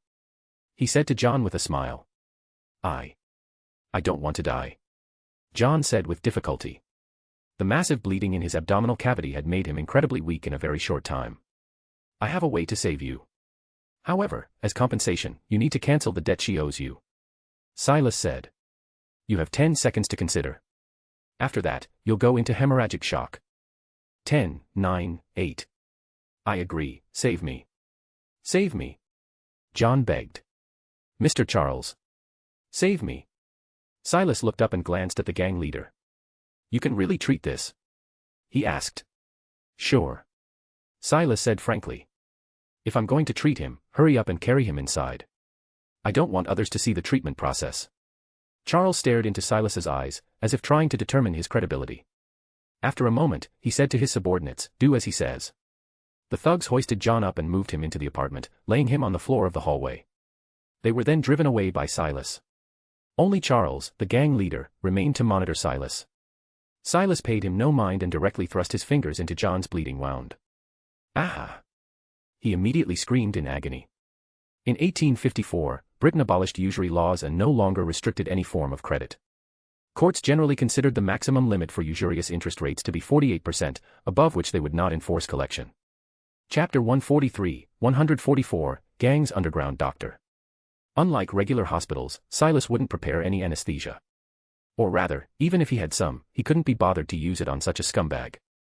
So he simply and efficiently thrust his fingers into the upper left abdomen of John the moneylender, letting him squeal like a pig being slaughtered. Ah! The spleen is indeed ruptured. Silas stirred his fingers a bit, sensing the condition of the internal organs as he thought to himself. Because of the Rose Bishop's authority over the domain of flesh and blood, his potion knowledge included complete understanding of human body structure. Combined with his exquisite control over flesh and blood, it could be said that every Rose Bishop could serve as an excellent surgeon. However, compared to healing and saving people, the vast majority of Rose Bishops preferred turning human bodies into blurred masses of flesh and blood to please their deity. Stop screaming. I'm treating your injury.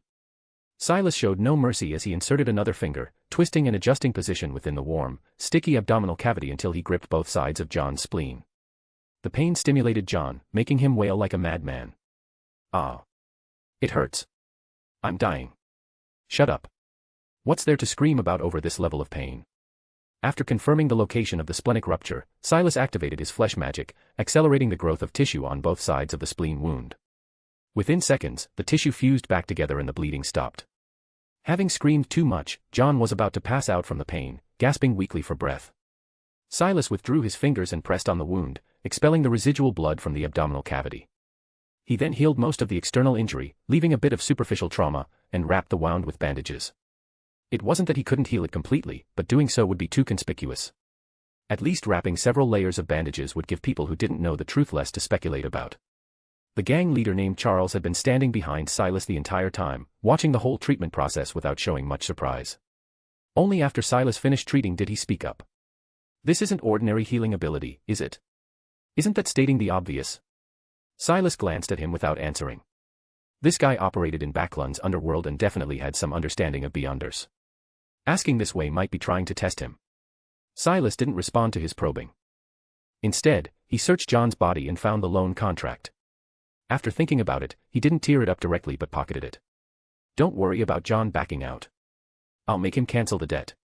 Behind him, the underworld boss continued speaking, enthusiastically resolving Emily's troubles as if it wasn't his subordinates who'd tried to forcibly seize the house earlier. Silas turned around and looked at him with a half-smile. What do you want? This guy's sudden display of goodwill definitely wasn't from a sudden attack of conscience, but because he wanted something. I just wanted to ask, with your ability, how severe an injury can you treat?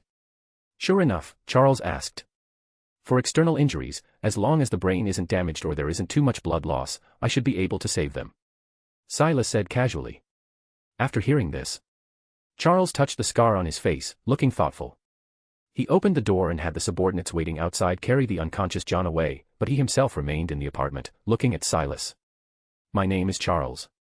I'm with the Riemann gang, mainly managing this street. He introduced himself. I think I've heard of that gang's name. Silas stood up and introduced himself as well. Kafka Anderson. Currently renting this apartment. Ah, living here. No wonder you stepped in to help. Charles nodded. Mr. Anderson, may I ask where you're currently employed? Currently, my main occupation is being a mental patient. Question mark. Charles looked at the clothes Silas wore, seemingly only now noticing it was a straitjacket. He paused, then asked, can you use this healing ability long-term? Yes. Silas guessed what the other man was thinking. Gangs inevitably dealt with violence. Some injuries might be inconvenient to take to hospitals because they could involve cases, or were simply troublesome gunshot wounds. At times like these, they needed reliable secret doctors to help them handle injuries. Looks like this guy wants to recruit me as an underground doctor for the underworld. So, Mr. Anderson, are you interested in using your abilities to provide us with some assistance? Charles indeed asked. As for compensation, it'll be more than regular hospitals. And in return, we'll protect your safety. In the East Borough, no one will dare touch you easily. Silas thought for a moment. Setting aside compensation and safety, these gang members were local snakes. If they were willing to provide help, he could establish his network of connections. If there are injured people, you can send them to me. But don't order me around, and don't expect me to do every job for you. Silas said. He touched some of John's blood left on the ground and flicked it lightly. It landed on the floor at Charles's feet. With a hissing sound, the floor was immediately burned through with a small hole. Naturally. Charles looked at the corroded hole. His eyebrows twitched and his expression became increasingly gentle. Then I hope we'll have a pleasant cooperation going forward. By the way, do you know of any places nearby where there might be people with special abilities like mine? Silas had a second thought and asked casually. As a gang leader, he should be very familiar with the surrounding situation. Perhaps through him, Silas could find circles where beyonders gathered. You can go to Rivermouth Street nearby. There's a Northern Bear tavern there. Occasionally there are people with special abilities inside. Charles answered. I see. Got it, thanks. Silas thanked him and saw the other men out of the apartment. Charles chatted with him briefly, then brought his underlings and the unconscious John, said goodbye, and left. Emily, who'd been sitting stupidly on the ground, stared at all this in a daze, feeling a strong sense of unreality. Just like that, they left. She said in disbelief. Yeah, they left. Silas pulled out the contract from his chest and handed it to the brave girl with a smile. Here. Your debt should be cancelled. As compensation, can you reduce our rent a bit? Emily took the contract and looked at it several times before daring to believe it was real. She looked up at Silas, and a layer of excited moisture quickly welled up in her eyes. Thank you, thank you. She held back tears and said with difficulty, from now on, you can stay at my place, for free.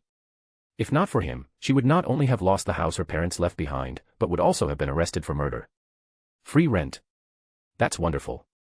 Silas smiled. Oh right, there's one more thing. Those gang members might occasionally come visit in the future. If they show up in the middle of the night covered in blood someday, don't be frightened. Huh. Chapter 144, 145, Audrey's New Commission. Backlund, Queensborough, in front of the Hall family's estate. The wide street was straight and clean, with lush Intis sycamores planted along both sides. This tree species native to Intis was tall and upright, carrying a unique woody fragrance. It grew rapidly and was very suitable as an ornamental tree, so it was widely planted throughout Backlund. Worth mentioning was that Intis sycamores preferred humid, rainy climates. In the sunny nation of Intis, which worshipped the eternal blazing sun, they actually didn't grow as well as they did in the kingdom of Lone. The Loanese, who had never liked Intis, used this to mock the Inchins, saying even their trees couldn't grow properly there. The Inchins would retort sarcastically, ridiculing the Loanese for only knowing how to steal other people's things. Furs, what kind of commission do you think Miss Audrey will give us this time? Outside the Hall family estate, two ladies leaned against the roadside Intis sycamores, chatting idly. Furs glanced back at her short companion, seeing her eager, excited expression. She couldn't help but poke at her. Zio, why don't you just directly ask how much money Miss Audrey plans to pay us this time? Zio, who'd been quite expectant, immediately froze, then said irritably, you have some nerve saying that to me. When you got the message earlier, didn't you immediately rush me to come over too? It turned out that Audrey had just contacted them through Viscount Blaine, saying she had a task to commission to them. Zio and Furs, having just earned £800 from her previously, naturally wouldn't refuse and immediately rushed to Earl Hall's estate. Viscount Blaine said Miss Audrey was temporarily grounded and not allowed to invite guests over. So they could only stand outside, waiting while bickering. By the way, that existence you encountered in your dream before, have you dreamed of it again since? Furs asked casually. No. Goddess be praised. Zio recalled that mysterious, lofty figure above the grey fog and shook her head with lingering fear. Those few pounds for exorcism were well spent. By accident, she'd recited a note written in Hermes. The description on it seemed to point to a mysterious and powerful existence, even causing her to see a peculiar figure in her dreams. That note had been tucked in the books at Viscount Blaine's house. Miss Audrey had also been there at the time. Furs couldn't help but recall and asked her about it. Just then, from a hidden hole in the distant wall, a golden-haired large dog sneakily emerged. Its fur was glossy and smooth, with a small leather pouch hanging around its neck. After emerging from the hole, it looked around in all directions as if searching for something. It seems to know who to look for. I always feel this dog is a bit too smart. Zio muttered quietly and emerged from behind the tree. Miss Audrey's dogs are all trained by professionals. Of course they're smart. Furs said, extinguishing her cigarette, then gently clapped her hands in the direction of the golden retriever. Come here. She called out. The golden retriever heard her call and happily bounded over on all four legs, then sat properly, displaying the pouch around its neck to the two of them. Woof. It barked once. Zio carefully removed the obviously expensive little pouch, pulled open the zipper, and took out the letter paper inside. Furs also leaned over, and the two looked at the unfolded letter together. On it was Miss Audrey's elegant, flawless handwriting. Investigate a fraudster named Lenivas, including his whereabouts, what he's been doing recently, etc. He should currently be in Backlund and is suspected to be related to the recent serial murders. Serial murders?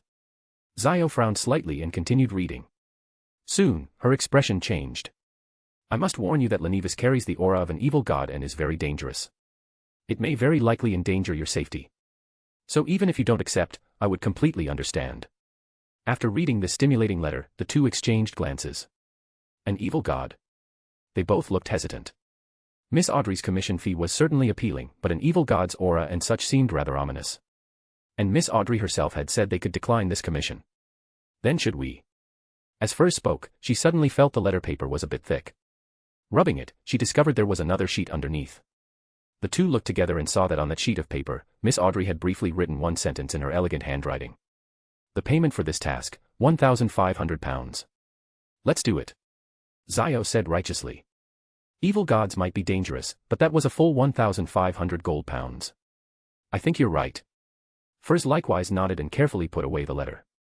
Across from her, the golden dog quietly watched their before and after reactions, its dog face seemingly showing humanized confusion. How was it, Susie? Did they agree? As soon as the golden retriever returned inside, Audrey eagerly asked. They agreed. The golden retriever named Susie nodded. Her mouth opened, vibrating the air, and she actually produced human speech. She looked confused and said seriously, Audrey, are gold pounds that important? Silas stood in front of the mirror, looking at his face. This face was indeed quite handsome, but it was inevitably conspicuous. Going directly to the Northern Bear tavern like this would be a bit too attention-grabbing. Truthfully, he should have changed to an inconspicuous face when he first arrived in Backlund, but at that time he was still in a state of madness and completely unable to care for himself. Swish. Silas placed his hand on his face and slowly slid it downward. Under the control of his flesh magic, his features moved and transformed accordingly. By the time his hand left his chin, the mirror already reflected a completely different face. This face was utterly ordinary, the kind that would be forgotten seconds after being thrown into a crowd. Brother, how about I go with you? He saw Cecilia say to him. The girl's delicate face clearly showed worry, as if afraid Silas would lose consciousness in the tavern and fall into half-madness. It's fine. The situation there is unclear. It's safer for me to go alone. Silas said, using the sound of the tide to suppress the clamor in his mind. He changed into the semi-used worker's clothes she'd bought for him, put on a flat cap, and went out the door. Rivermouth Street, as its name suggested, faced directly onto the Tussock River at the street entrance. Because the upstream was an industrial area, discharged wastewater went directly into the river, making the water smell very pungent. But even so, the poor people nearby who couldn't afford tap water fees could only use the polluted river water for daily living. The sign of the Northern Bear tavern hung a huge bear head. The sign had been there for quite some time and looked greasy and dirty. Silas walked into the tavern and made his way to the bar through the heat wave carrying the scent of alcohol and sweat. Chapter 145, 146, The Loose-Lipped Apothecary. Wadlet B. Behind the bar, the bartender wiped down a glass with a not-so-clean white cloth, asking in a disinterested tone. Silas didn't answer. Instead, he scanned the crowd. The gang leader Charles hadn't lied. There really were Beyonders here. The shepherd potion inside him stirred with excitement, sensing the presence of lambs nearby. The fat men arguing with someone at the table behind him, the men observing the entire tavern from the corner. Their souls were wrapped in the colors of Beyonder characteristics, shining brilliantly in Silas's eyes. What do you want to drink? The bartender repeated his question with more emphasis. A South Wales ale. Silas snapped back to attention and replied. 4 pence. He tossed out 4 pence coins, and the bartender served him a golden beer with delicate foam. Silas looked at the glass but didn't drink. It wasn't just because he worried that alcohol might cause him to lose control mentally. It was also because the rag the bartender used to wipe the glass was too filthy, and he didn't want to touch it. He only ordered the drink as a symbolic seating fee to prevent being kicked out. Silas sat at the bar, staring blankly at his glass, thinking about how to make contact with these people. Why couldn't he just run into someone who would pick a fight with him, attack him? That way, he could kill them in self-defense, not only gaining a lamb to shepherd but also communing with their spirit to connect with the Beyonder circle. Should I start trouble myself? A dangerous thought rose in his mind, but he quickly suppressed it. That's the kind of thing those lunatics from the Aurora Order would do. He couldn't follow their example. It might not be conducive to maintaining his mental stability. Forget it. I'll just gather some intelligence from them first. He slightly loosened the restrictions on his hearing, and the sounds of the entire tavern immediately became louder, rushing into his ears like a tide. Most of it was meaningless drunken babble. But the argument from the table behind him was somewhat different. I told you. Some beasts suddenly appeared in the sewers and are guarding my herbs. Without the herbs, I can't mix what you need. The fat man with Beyonder characteristics said in a lowered voice, his tone urgent and helpless. Unless you can help me clear out those beasts. Those beasts aren't as simple as you say. The men at the table with the fat man said angrily, I must have been out of my mind to believe you. None of the men I sent into the sewers came back. Maybe they were too weak, couldn't beat the beasts and ran away, too scared to come back to you. The fat man said stubbornly. Bullshit. I won't help you anymore. Give me a straight answer, when can you have what I need ready? If I can't get into the sewers, I'll have to grow the herbs from scratch. That'll take at least 3 months.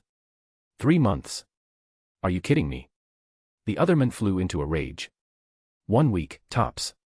Otherwise, you can forget about staying in Backlund.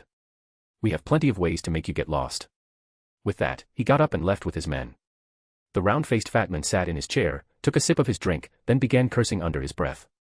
The flesh on his face jiggling, he cursed quite foully, the gist being that he wanted to engage in more than friendly relations with a series of the other man's female relatives. Seems like a Beyonder who can make potions. Silas thought to himself, silently suppressing his hearing like turning down the volume when listening to music. The fat man's cursing immediately became quieter. It's good that he has trouble. I can use this as an opportunity to make contact. And since he can mix potions, I wonder if he can treat my mental condition and create an effective potion. Silas waited in the bar for a while until the fat man had a few more drinks and left in a tipsy state before getting up from the bar. It was already dark outside the bar. Silas walked out the door, and seeing no one nearby, transformed into a shadow and followed the fat man. Damn it. After leaving the bar, the fat man cursed drunkenly. He didn't hurry to leave but began to stroll leisurely. His eyes kept sweeping over the streetwalkers of various styles on both sides of the street, and his face quickly took on a lecherous smile. Silas was instantly speechless. You're in urgent trouble, and you still have the mood to look for prostitutes. Considering that if he didn't approach him now, the fat man would start negotiating prices and wouldn't have time for him, Silas had no choice but to emerge from the shadows and speak up. You really are in a leisurely mood. Someone just gave you a deadline, and you're still thinking about finding streetwalkers. Ah. Who's there? The fat man was startled by Silas suddenly appearing behind him. As he turned around, his chubby hand reached into his pocket and grabbed something. Don't be nervous. I'm not planning to do anything to you. Silas said, I just overheard your conversation in the bar, so I came out to find you. You're a Beyonder who can mix potions. Hearing Silas's words, the fat man relaxed a bit. He looked Silas up and down, then began to chuckle strangely. Hey, buddy. He said to Silas with the boldness of intoxication, I may be an apothecary, but I can't cure mental illness. Someone like you should go to a mental hospital. If you cooperate with treatment honestly, you might be able to delay losing control for a few more days. What a loose tongue. Silas looked at him calmly and released the shepherd's ability. The originally tipsy fat man suddenly felt that the men in front of him had become extremely terrifying. The space around him seemed to distort, with hungry and empty killing intent boiling, as if it wanted to swallow his soul and flesh whole. I'm going to be killed. No, it's even more terrifying than being killed. My entire body and mind will be devoured completely. Ah. The fat man's body shook violently, and most of his drunkenness instantly cleared. Sober now. He heard the other person say lightly. Sober, sober. He nodded frantically, took a potion from his waist pocket, and drank it down. A strong smell of alcohol immediately emanated from his body, and his originally hazy eyes became clear. A sobering potion. How convenient. Silas thought to himself and asked, Your Beyonder ability can see through my illness. Can you mix a potion to treat my mental condition? I'm just an apothecary. I can only treat physical ailments. For psychological problems, you need to find those lunatics from the Psychology Alchemists' Council. The fat man said with a bitter face, not expecting that his casual loose tongue would provoke someone he shouldn't have. Where can I find the Psychology Alchemists' Council? I don't know.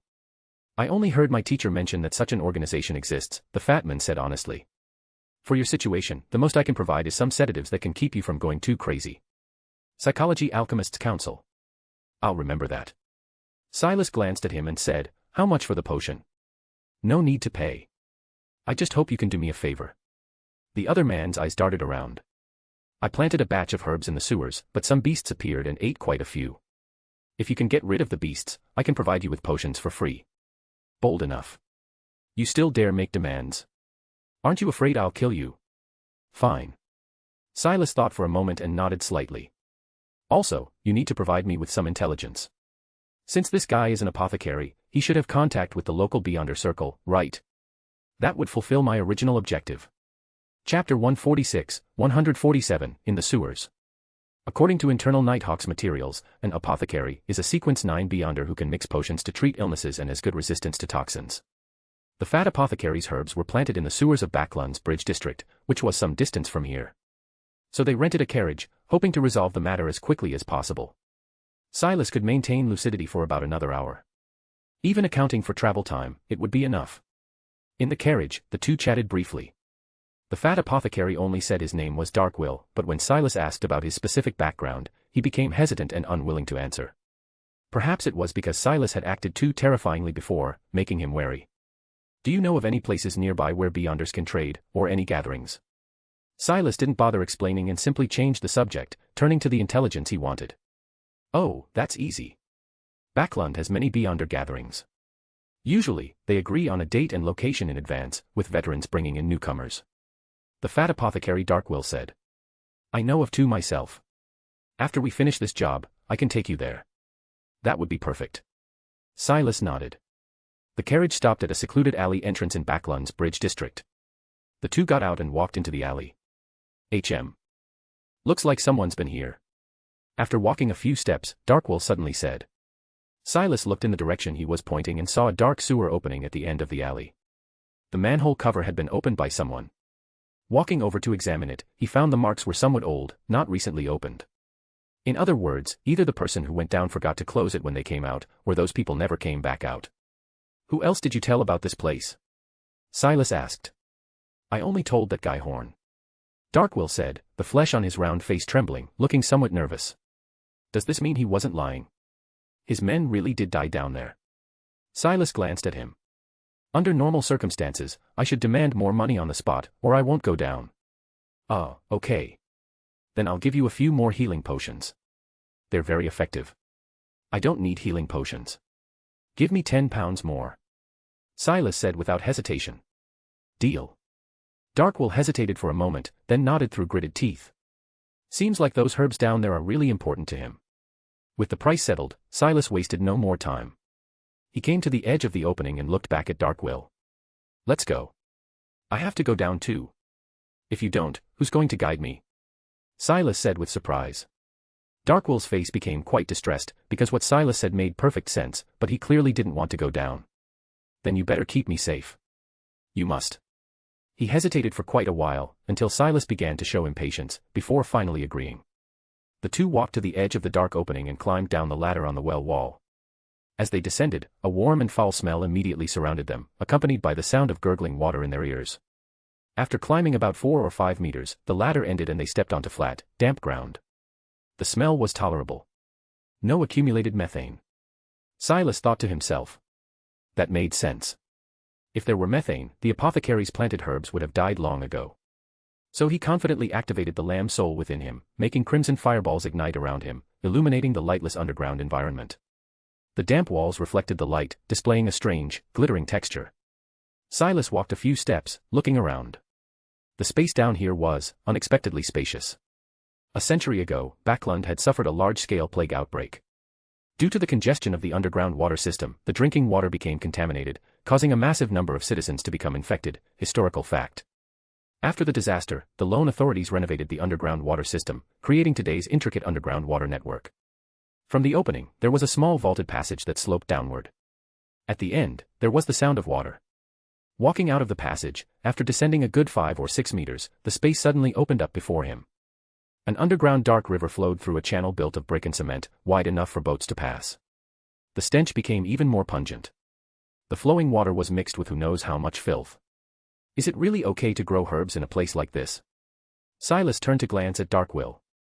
Those are things that go in your mouth. What's wrong with it? Some herbs prefer dark, damp places. Darkwill had been nervously observing his surroundings, but hearing Silas question his professionalism, he immediately straightened up. Besides, growing herbs requires fertilizer, and fertilizer is even dirtier. As he spoke, he pulled a jar of ointment from his pocket and smeared it below his nose on his philtrum. That area immediately turned black, making it look like he'd grown a thick mustache. Cancels out the smell. Want some? He offered the ointment to Silas. Silas shook his head in disgust and slightly used flesh magic. The tissue inside his nasal cavity grew, immediately reducing his sense of smell. It's not poisonous, don't worry. The apothecary said with an awkward smile. I said no. Hurry up and lead the way. Hearing Silas say this, Darkwill quickly put away the ointment and walked ahead to guide him. The two gradually fell silent, only walking forward accompanied by the sound of the dark river flowing beside them. At the edges of the light created by the fireball, rats, insects, and other creatures squeaked and scurried away. Silas's ears twitched slightly. He seemed to hear some strange sounds. Almost there. Darkwill said quietly. The two turned a corner, and ahead appeared a recessed space about half the size of a room. It seemed to be a place where sewer workers stored tools. But those tools had now been moved aside, replaced by several rows of wooden racks of varying heights, covered with soil-filled flower pots in which various herbs were planted. This must be Darkwill's herb room. Silas looked at the fat apothecary and found his face wore an expression of terror, because at this moment the herb room contained not only herbs but also several huge, bloated, bizarre creatures clinging to the racks, gnawing at those herbs. Sensing the firelight, they all turned their heads together, revealing sharp mouths, twitching noses, and bloodshot eyes. Mutated rats. Silas thought as he looked at their appearance. These rats were about the size of piglets. For some unknown reason, they had become this way. Seeing Silas and his companion, they didn't flee. Instead, they made excited squeaking sounds, jumped down from the wooden racks, and charged toward them at extremely fast speed. The rat at the front had already rushed up to Silas. It greedily opened its mouth wide, preparing to bite into Silas's flesh. Its overgrown teeth were clearly visible in the firelight. Boom. A fireball shot out and drilled into its mouth. Chapter 147, 148, Madness. Boom. The crimson fireball shot out violently and drilled into the mutated rat's gaping mouth. Squeak. The giant rat immediately let out a pitiful cry, rolling and struggling on the ground until its belly exploded. Cooked innards splattered out along with rising white steam. Before the other rats could feel fear and retreat, several condensed, compressed fireballs had already caught up with them one after another, igniting them into writhing torches. They screamed miserably, rolling in the damp, muddy ground, but the flames were difficult to extinguish and kept burning until they turned into charred corpses and stopped struggling. The air was probably now filled with the acrid smell of burning meat, but since both men had blocked their sense of smell, they couldn't detect anything. All right, go collect your herbs. Silas turned and said to Darkwill. Okay. Darkwill immediately nodded and hurried to his wooden racks to harvest the herbs that hadn't been ruined yet. As he collected the herbs, he replayed the battle scene in his mind. Such impressive fire control ability. Darkwill marveled. He happened to know that one particular sequence of Beyonders possessed this ability, the Hunter Pathway, Sequence 7 Pyromaniac. I never imagined I'd actually hire a mid-sequence powerhouse. Thinking that his payment was only a few potions and a mere 10 pounds, Darkwill couldn't help but feel guilty, and his herb-gathering speed increased considerably. If he knew that Silas wasn't actually Sequence 7 but Sequence 5, who knows what he would think. Silas wasn't thinking about any of that, because his main goal wasn't to make money but to find a way to connect with the local Beyonder circle. He lowered his head to examine the charred corpses of those giant rats. He'd eliminated them too quickly earlier without careful observation. Now taking a closer look, he immediately sensed a familiar aura from the corpses. The subtle, corrupted evil essence of the true creator. He frowned slightly. Besides the true creator's aura, there was another, more dominant presence in the giant rat's flesh and blood. That presence was exactly the same as what he'd encountered with the crazed streetwalker at the mental hospital. Are these rats Lenivus's doing? Silas thought to himself, looking up at Darkwill, wanting to ask him what was located above this section of the sewers. Just as he raised his head, his previously blocked nose suddenly caught a whiff of warm, sweet fragrance. Mam was standing beside the wooden rack, smiling at him. The busy Darkwill hadn't noticed the extra person beside him at all and was bent over, working hard to collect his herbs. Rustling whispers gradually rose in his ears, surging into his mind layer upon layer. In the distant darkness, it seemed like countless hostile eyes wanted to burst out at any moment and ambush him. What are you doing out here? Silas said coldly.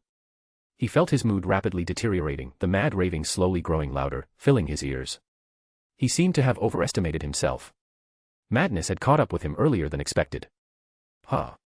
Darkwill turned around in confusion and found Silas staring at empty space with a ferocious expression. Mam didn't speak, only smiled. Silas let out a cold laugh, dug a chunk of flesh from the rat corpse on the ground, and threw it in Mam's direction. Hiss. The flesh instantly dispersed, transforming into a large cloud of blood mist that enveloped where Mam stood. The bricks and stones were immediately corroded and dissolved. Mam didn't escape either, her flesh rapidly rotted away, her body burning through to reveal her skeleton. Unable to support herself, she fell, still raising her right hand with the red ring, pointing behind him. She seemed to be warning Silas of something. Splash. As if confirming her gesture, violent water sounds immediately erupted from the dark river behind Silas. Ah. Darkwill, already startled by Silas's sudden madness, suddenly screamed because something was climbing up from the river channel. Their bodies were dripping wet, and under the firelight, they revealed an unusual pale pink color, the kind of pinkish white of skinned flesh soaked in water for too long. Traces of clothing still remained on their bodies, but their appearance had strayed too far from the concept of human. It's them.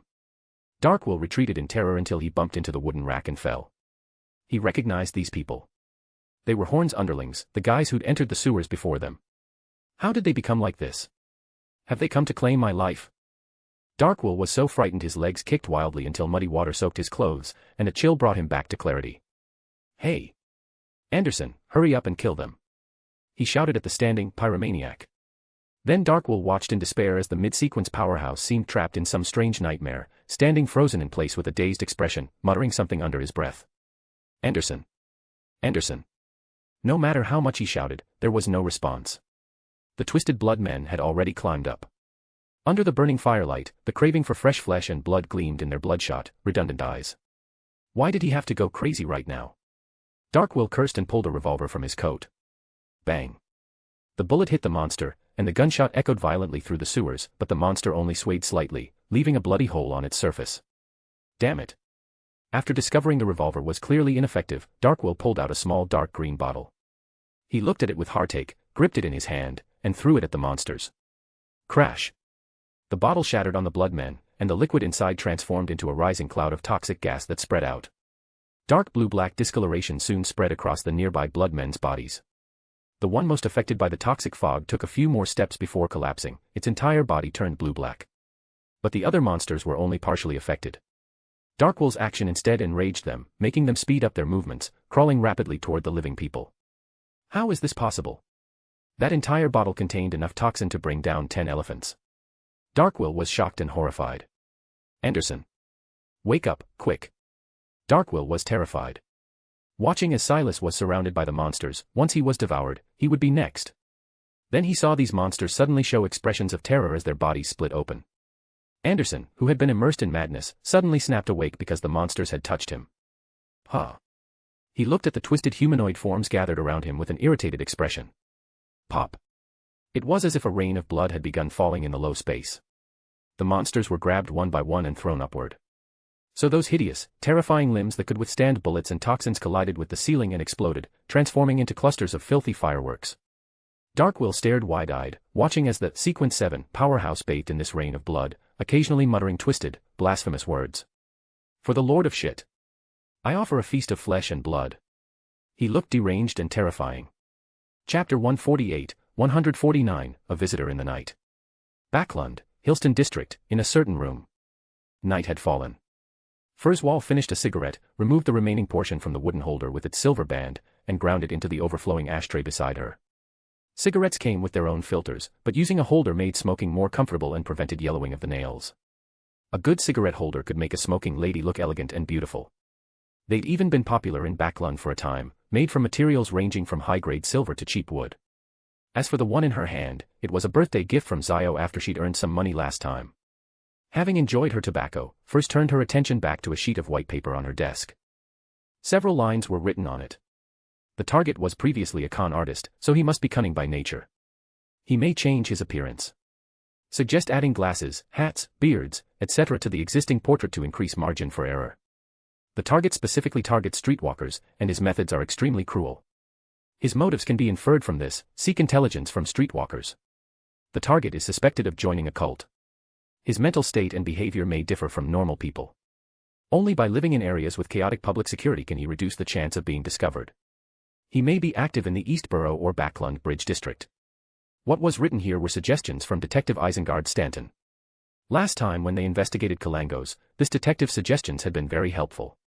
So this time they simply asked him again to make inferences about Lenevis's situation. Hearing that the target might be a serial killer, Isengard had seemed very interested. He appeared to want to ask for more details, including who provided the intelligence, but out of professional integrity, he'd managed to restrain himself. Tomorrow Zio will definitely want me to go out with her. The East Borough is too far, I really don't want to go.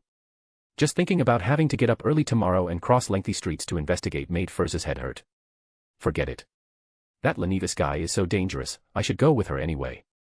Otherwise, if those two short legs of hers can't move fast enough, she'll easily get caught. Ugh. Just as she was making excuses for herself in her mind while also dissing her friend, she suddenly froze, then her expression rapidly became ferocious as she reached up to cover her ears. Crimson moonlight flowed like water, filling the curtains and streaming through the gaps onto the floor, bathing the room in a faint red glow.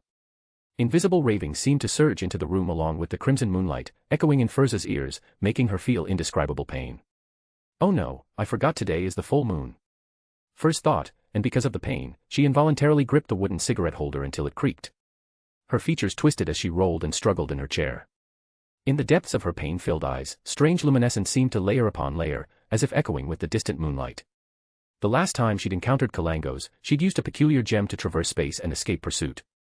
But the side effect of that object made her here unknown, terrifying ravings every full moon, ravings that brought her extremely intense pain. Stop. Furz screamed miserably, tearing at her hair as if trying to offset the pain in her brain. Large clumps of brown curly hair were torn out by her, but she seemed oblivious. Several minutes later, she finally recovered, drenched in cold sweat and gasping for breath. Looking at the clumps of hair in her hands and the cigarette holder, Furz couldn't help but smile bitterly.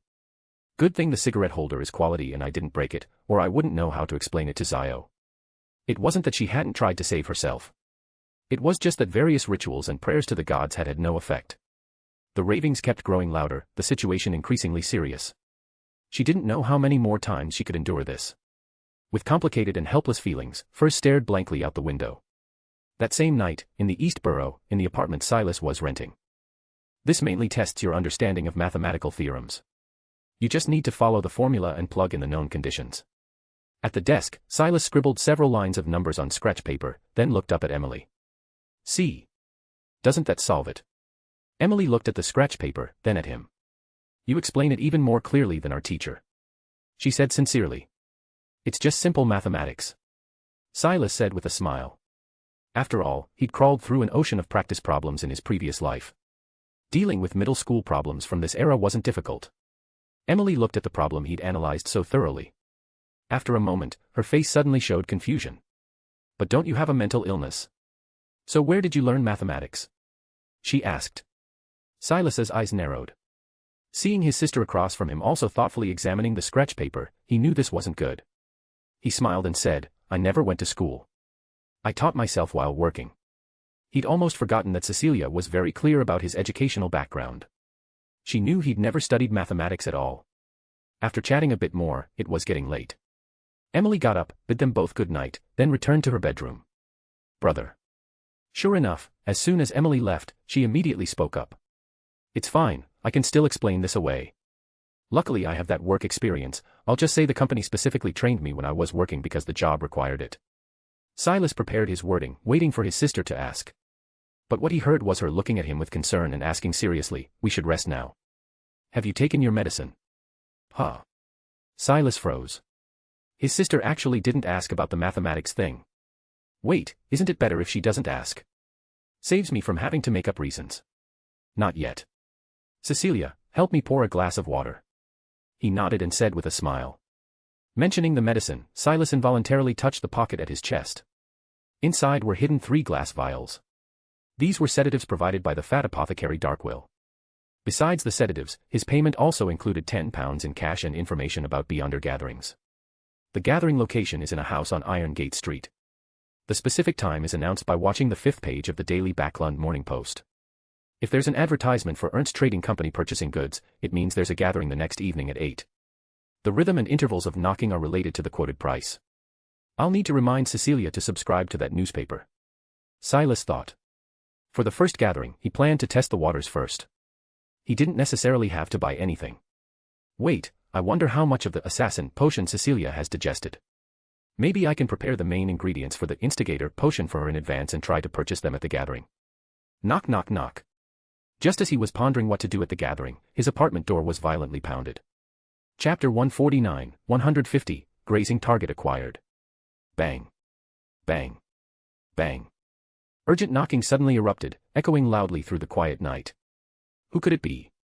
In the middle of the night, enemies. Silas's eyes narrowed as he rose from the sofa. He saw his sister emerge from the kitchen, gripping a dining knife in reverse, discreetly pressed against the inside of her wrist, ready to strike at any moment. What's going on? The landlady Emily poked her head out from the bedroom, asking with uncertainty and alarm. Stay inside. Silas said curtly, striding quickly toward the entrance. The shepherd potion inside him showed no reaction. The people outside were either ordinary humans or powerful beyonders skilled at concealment.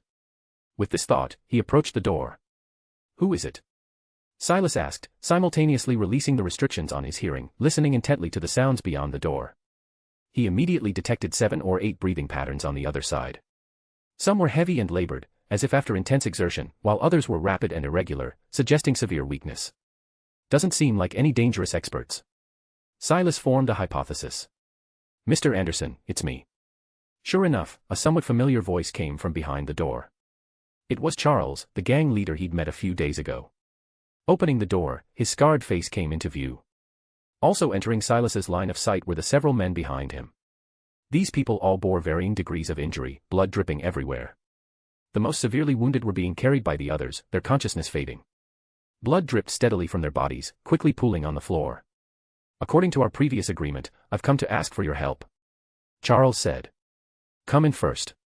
Silas didn't waste words, simply stepping aside. They filed into the apartment in disarray, blood trailing all the way across the floor. Emily stared at this group of bloodied people, her hand flying to her mouth in shock. Silas signaled to his sister to take the young woman and retreat, keeping her from being frightened.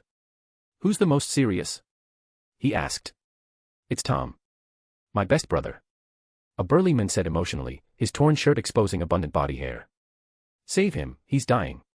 Silas followed his indication and saw that the man called Tom was a small fellow with a stiff piece of paper lodged in his chest. Blood was seeping from both the wound and his mouth. Gurgle, gurgle. Blood-tinged bubbles were forming at his mouth. His lungs must be damaged. With an internal organ injury this severe, even the best hospital in Backlund would find it tricky. Wait much longer and this guy would die from suffocation. Tom's complexion was slowly turning ashen blue. Brother, hang in there. The burly man shouted. All right, move aside quickly.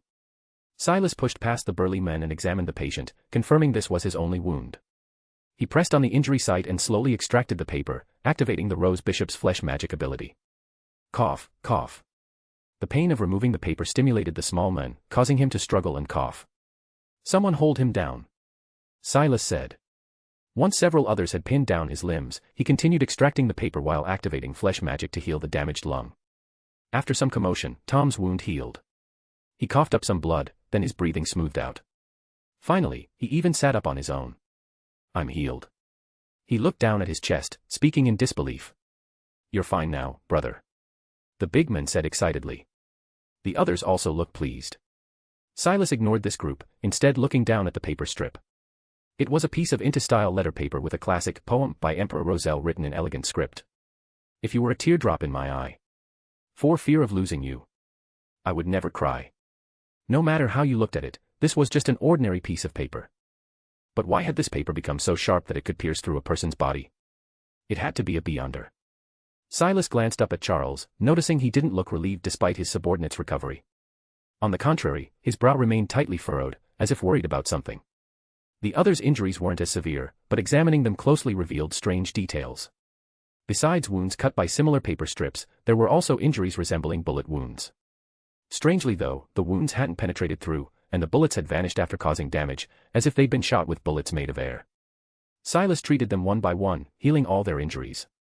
Looking at their unblemished skin, these thugs appeared both shocked and frightened, their gazes towards Silas now tinged with awe. This ability beyond their comprehension completely overturned their understanding. After treating the injuries, Silas didn't rest. He cut his finger and let a drop of his own blood fall onto the spilled blood on the floor. The blood on the ground quickly began moving on its own, gathering into a liquid sphere that Silas held in his hand before tossing into the sink. This peculiar blood-controlling ability frightened them even more. Charles watched Silas's actions, appearing thoughtful. All patched up. 1 critical injury, £10, 2 serious injuries, £5, 4 minor injuries, £5. That comes to £20 total. Fair enough. After disposing of everything, Silas walked before Charles and extended his palm. Of course that's fair. I should say, thank you very much. Charles quickly recovered, smiling at Silas with a politeness unbefitting a gangster. He took out his wallet from his pocket and counted out 2 bills from a stack of cash, handing them to Silas. All £10 notes. Are gangs really this flush? Silas glanced at his wallet and accepted the bills. He started to casually stuff them in his pocket, only to realize the straitjacket had no pockets, so he tossed them on the table instead. By the way, what's all this about? He picked up the paper strip from the table and asked Charles, did you provoke some dangerous character? It appeared that Charles's ramen gang had been attacked by a Beyonder. There was an incident. Charles said briefly, his face showing a bitter smile. He looked at Silas, hesitated a moment, then asked, Mr. Anderson, I wonder if you'd be interested in helping us. I'm already helping you. Silas played dumb. He'd already guessed what the other party wanted to say. Probably asking him to intervene and confront the Beyonder who attacked them. Not just in that way. Charles said. I mean, you also possess Beyonder abilities. I wonder if your abilities could counter that enemy. If you can help us, we're willing to pay adequate compensation. Tell me the specific situation first, then I'll consider it. Silas looked at him, somewhat interested, but didn't immediately agree. The Beyonder who had inflicted these injuries on these guys seemed skilled in combat. A decent grazing target. If he could capture them, his first sheep might finally be secured. Chapter 150, 151, The Contested Manuscript. Explain the situation clearly first, then I'll consider it. Silas didn't immediately agree to Charles's request. Instead, he wanted to extract more information from him. Gangs and Beyonders, these two unrelated terms, how had they intersected? It starts recently. Charles began his explanation. Apparently, there was a gang in Backlund called the Zmanger Gang, composed primarily of Highlanders from the southern continent. They were fierce fighters and didn't get along with any other gangs. This included Charles's own Reman Gang, which frequently clashed with the Zmanger Gang over territorial disputes and conflicts between members. However, in recent days, the Zmanger Gang had become surprisingly docile. These Highlanders had suddenly gone silent, no longer fighting with other gangs. But this was the chaotic East Borough. When you showed compromise and retreat, someone would inevitably take advantage. Several gangs neighboring the Zmanger Gang began seizing their territory and driving out their members. Though the Zmanger Gang resisted, their boss Massault, their strongest fighter, never appeared from start to finish. Their boss had vanished. You had to understand, Massault was incredibly formidable, his combat prowess far exceeding ordinary people. It was precisely because of him that other gangs had been suppressed by the Zmanger Gang. Now that Massault was gone, everyone began kicking them while they were down, devouring the Zmanger Gang's sphere of influence. The Reman Gang was among them. At first, though the Zmanger Gang resisted, because they were being attacked by all the gangs simultaneously, the pressure on the Reman Gang wasn't significant. But then, we accidentally seized a package from them, and those Highlanders suddenly went berserk. Charles said with lingering fear, it was like we'd kicked them where it hurts. They completely ignored the other gangs, abandoned their territory, and came after us like madmen, demanding we return the item. And what does that have to do with this? Silas waved the poem manuscript in his hand. It sounded like ordinary gang warfare, nothing that should involve Beyonders, unless there was something wrong with the package they'd seized. Because those guys cared so much about that package, our boss decided it must contain something valuable and refused to return it to those Highlanders no matter what. So a fight broke out, Charles recalled. As the fighting continued, several people with strange abilities appeared.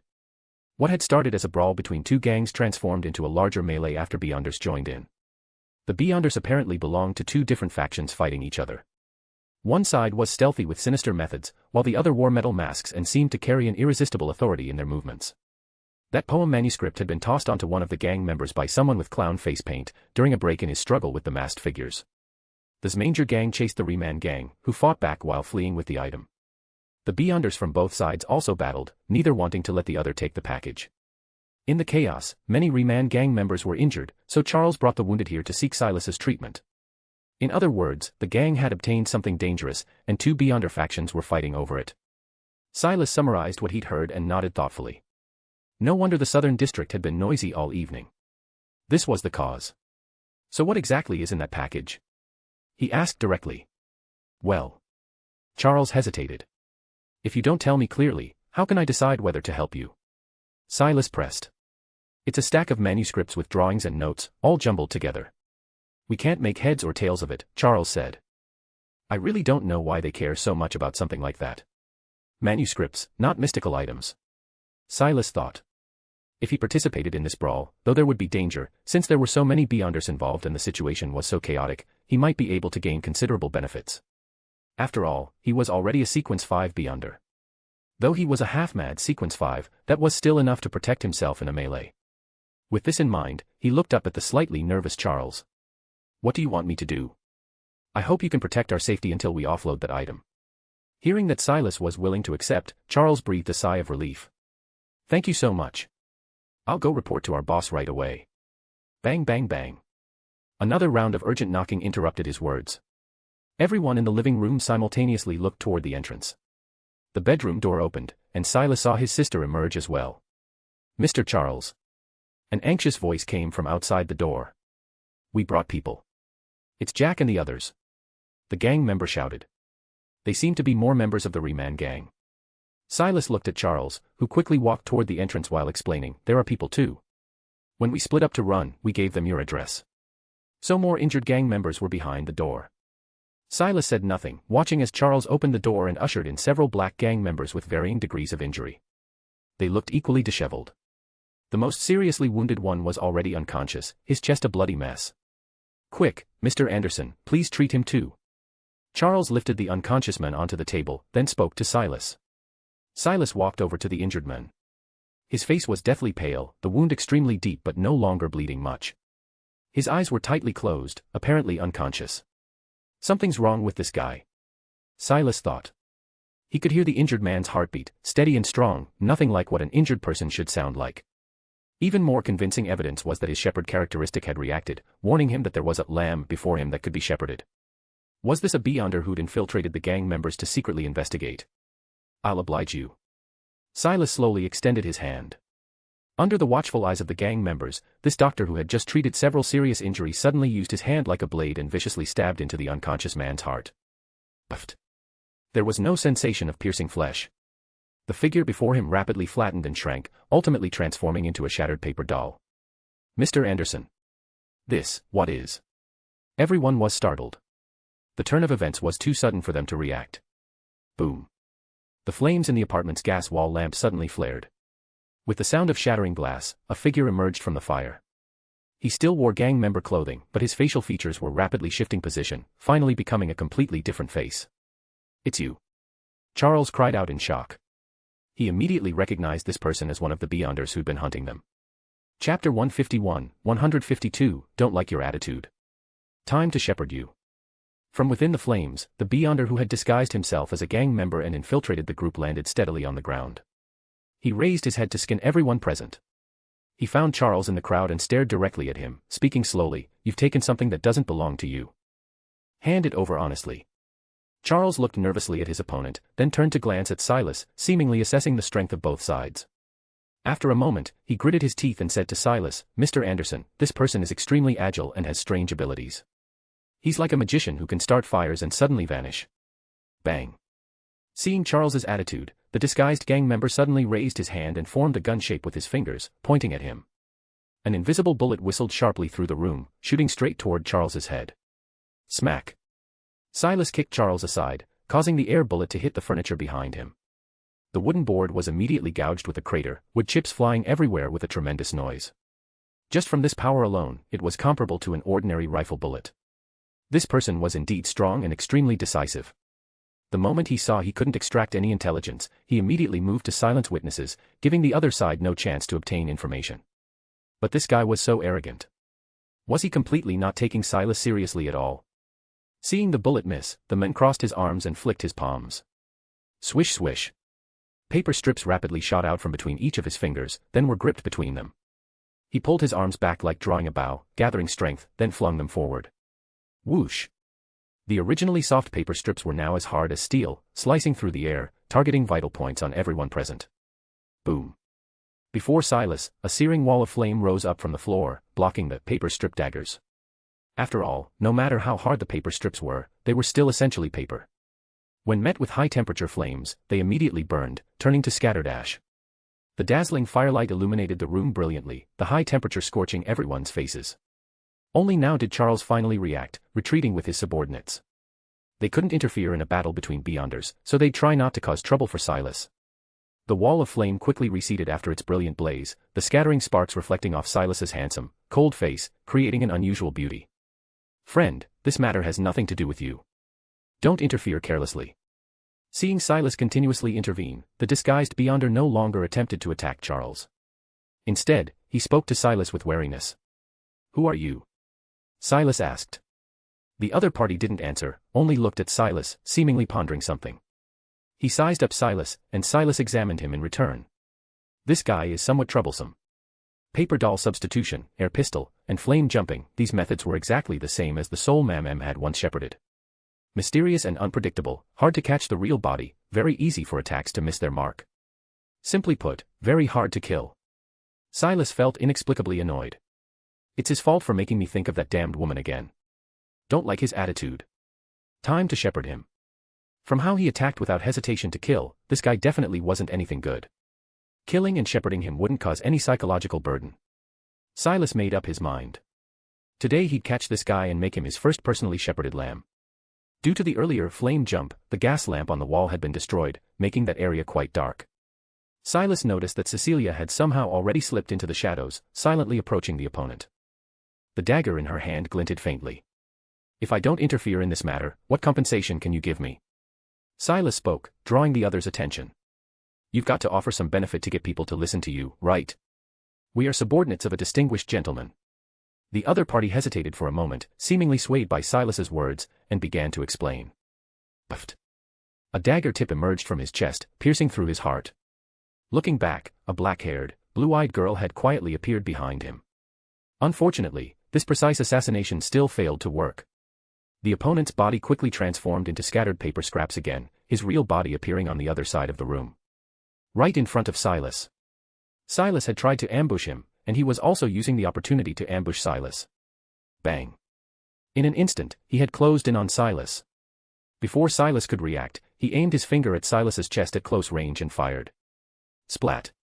The powerful impact blasted into Silas's chest with power comparable to the newest steam rifles, directly leaving a massive penetrating wound in Silas's chest. Through the wound, one could even see the wall on the other side. "Mr. Anderson!" Charles cried out in horror. This was terrible. Anderson had seemed so formidable and could even manipulate flames, yet he'd been shot dead by this mysterious guy.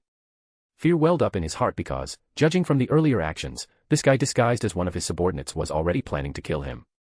If I confess honestly now, will he spare my life?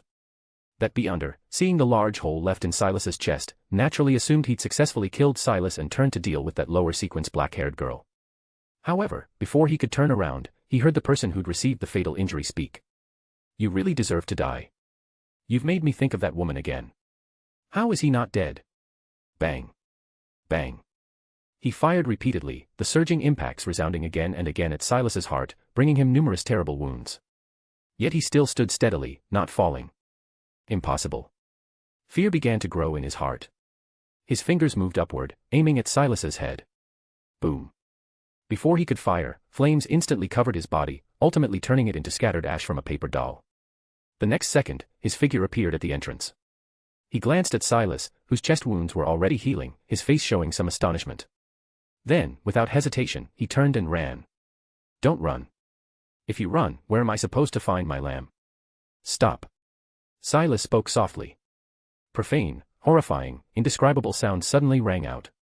Everyone present felt their heads buzz, as if struck by an iron hammer on the brain. Ah. The Beyonder who was the target had it even worse. He cried out in pain, clutching his head as blood flowed from his nostrils and ears. Profane words, a direct attack on the spirit. He staggered several steps, seemingly barely recovering a bit of consciousness. With a bang, he transformed into flames and vanished. He escaped. Charles thought with both surprise and unease. This person was so troublesome. If he really got away and came back for sneak attacks from time to time, what would they do? At this moment, he saw Silas walk to the entrance and pick up several drops of blood the other had left on the ground. His sister thoughtfully handed him a dagger. Silas was going to use blood to curse the escaped guy. Under everyone's fearful gaze, Silas quickly used the dagger to cut his own arm, muttering twisted prayer words in a low, mad voice. Soon, a simple blood array was constructed on his skin. Having advanced to Sequence 5, Silas no longer needed to prepare such complex rituals and could quickly perform curses. In other words, after reaching high sequences, a Secrets Suppliant could significantly simplify ritual procedures. After the array was completed, he dripped that drop of fresh blood onto it. A glimmering red light lit up, carrying a heavy, terrifying atmosphere. No one dared to speak, only watching as Silas whispered in a frenzied, malevolent tone. Invisible twisted power accumulated, flesh writhing in the red glow, establishing a connection with the separated body part. At this point, barely more than 10 seconds had passed since the men had used flame jump to leave. Praise the Lord! Silas shouted, raising his right hand and driving the dagger straight through his own arm. Ayaha! Not far outside the house, an extremely miserable scream immediately rang out. That utterly despairing sound seemed to come from a torn soul. Chapter 152, 153, First Grazing. The Eastern District, deep into the night. A shrill howl suddenly erupted from the depths of the street. The agony of the person crying out felt almost tangible, as if it could pierce through eardrums and seep directly into one's mind. The surrounding area was deathly quiet. The nearby residents must have heard the noise, yet no one came out to see what had happened. Even the homeless people who had been sheltering from the wind in the vicinity quietly got up and fled into the distance. In the Eastern District, the curious tended to die quickly. The crimson moonlight fell gently, illuminating the Beyonder who had collapsed on the ground. A terrifying curse had descended upon him. Invisible blades pierced his chest, creating horrific wounds deep enough to expose ribs and internal organs.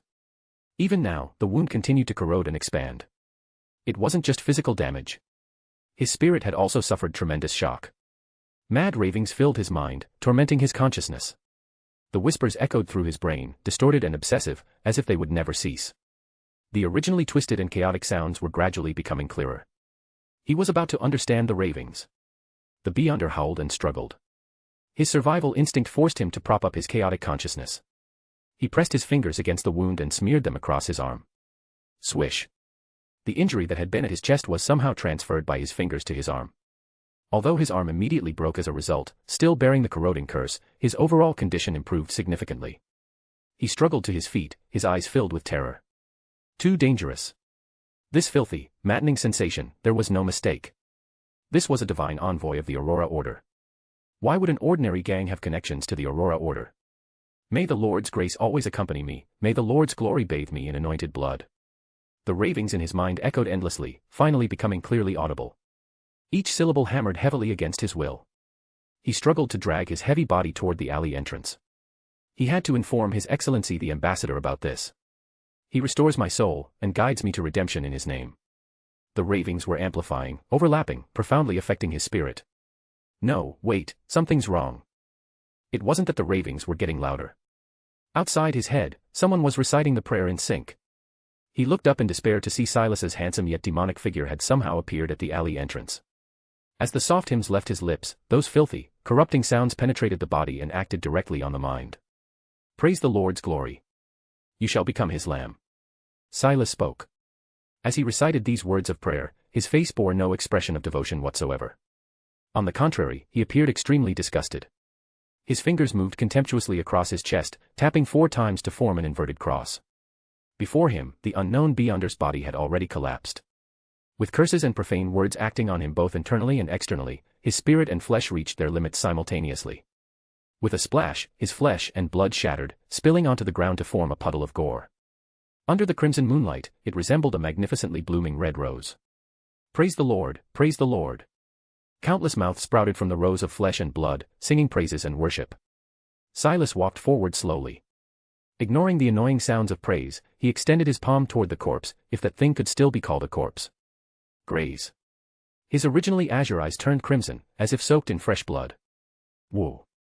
A bone-chilling cold wind generated from his hand and blew toward the bloody rose. The wind, cold enough to freeze marrow, carried an extreme hunger as it swirled over the corpse, creating powerful suction. Something transparent slowly extracted from the corpse. It was a transparent figure. From its outline, one could barely recognize it as resembling the corpse's original form.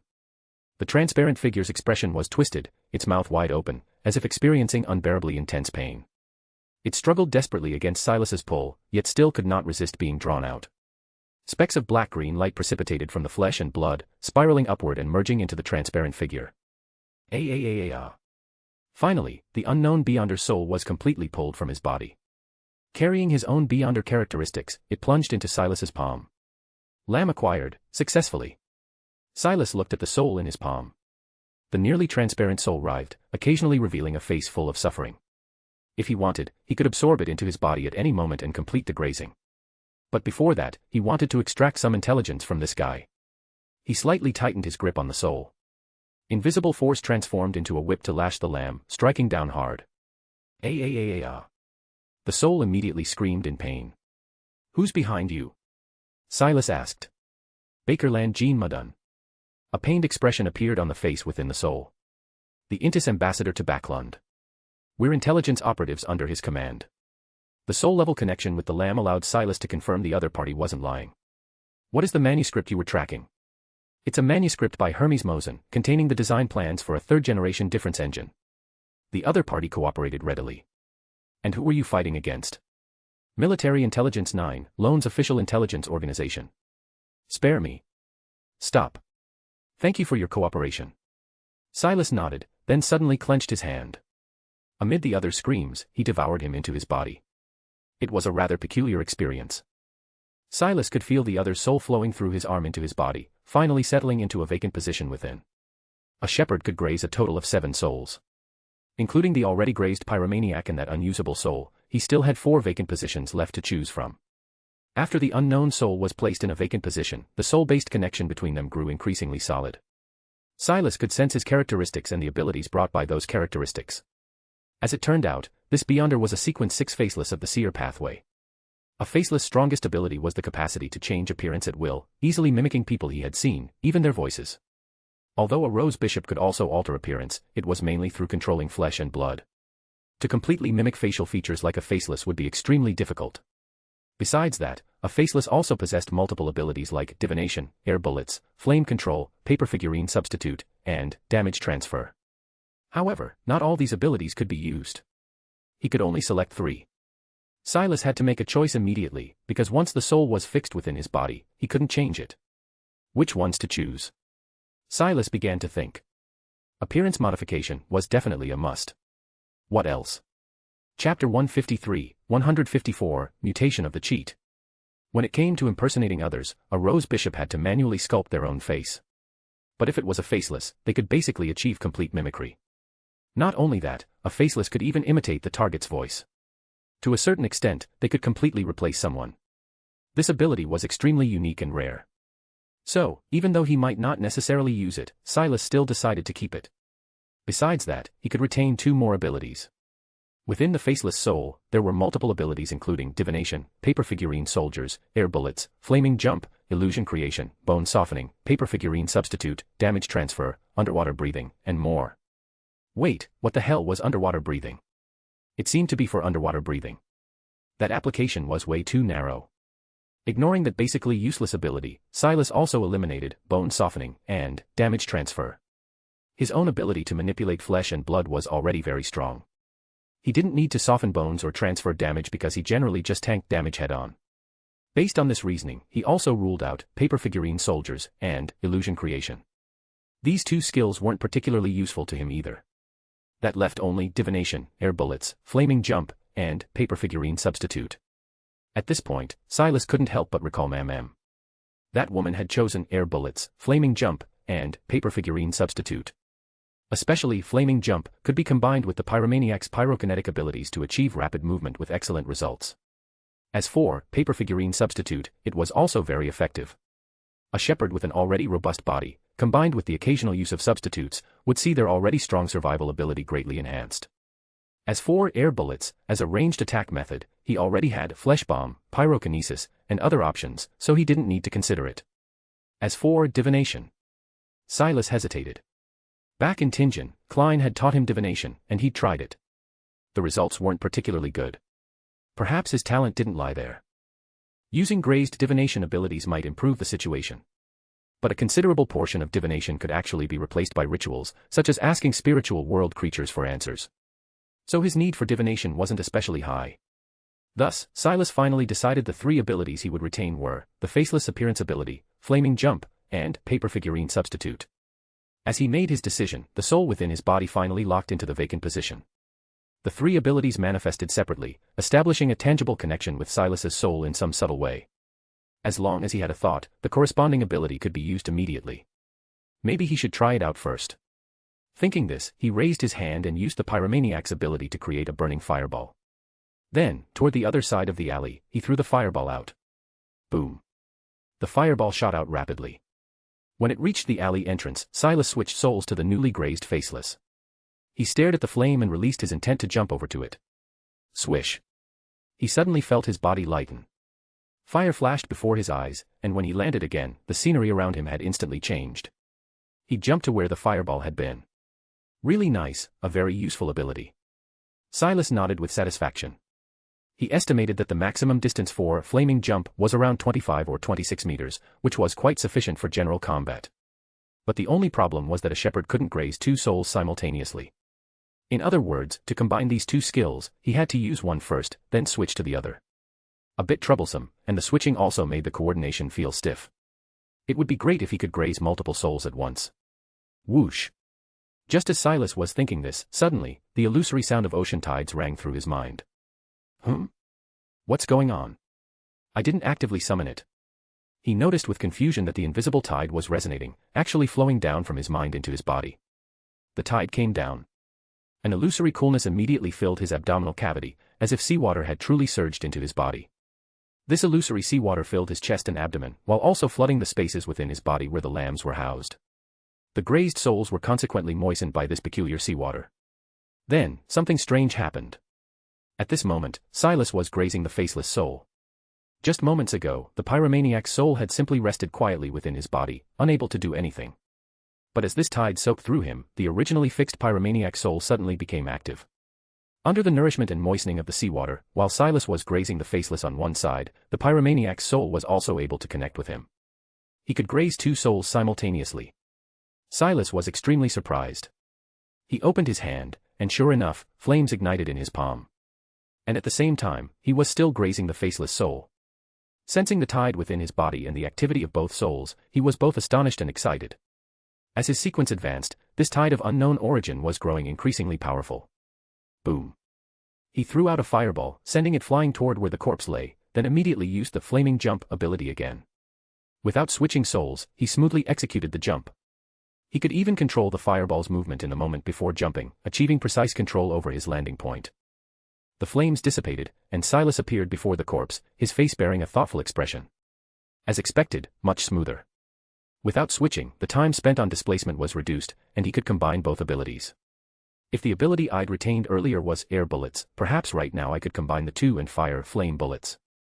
The sound of the tide within his body grew quieter, seemingly because simultaneously grazing had consumed some spirituality. Without the tide, he could only graze one at a time. And simultaneous grazing with the tide increased spirituality consumption, so there were trade-offs. But regardless, this ability of his was much stronger than that of ordinary shepherds. Used well, it would definitely produce miraculous effects. Having figured this out, Silas couldn't help but feel delighted. Just then, footsteps came from the alley entrance.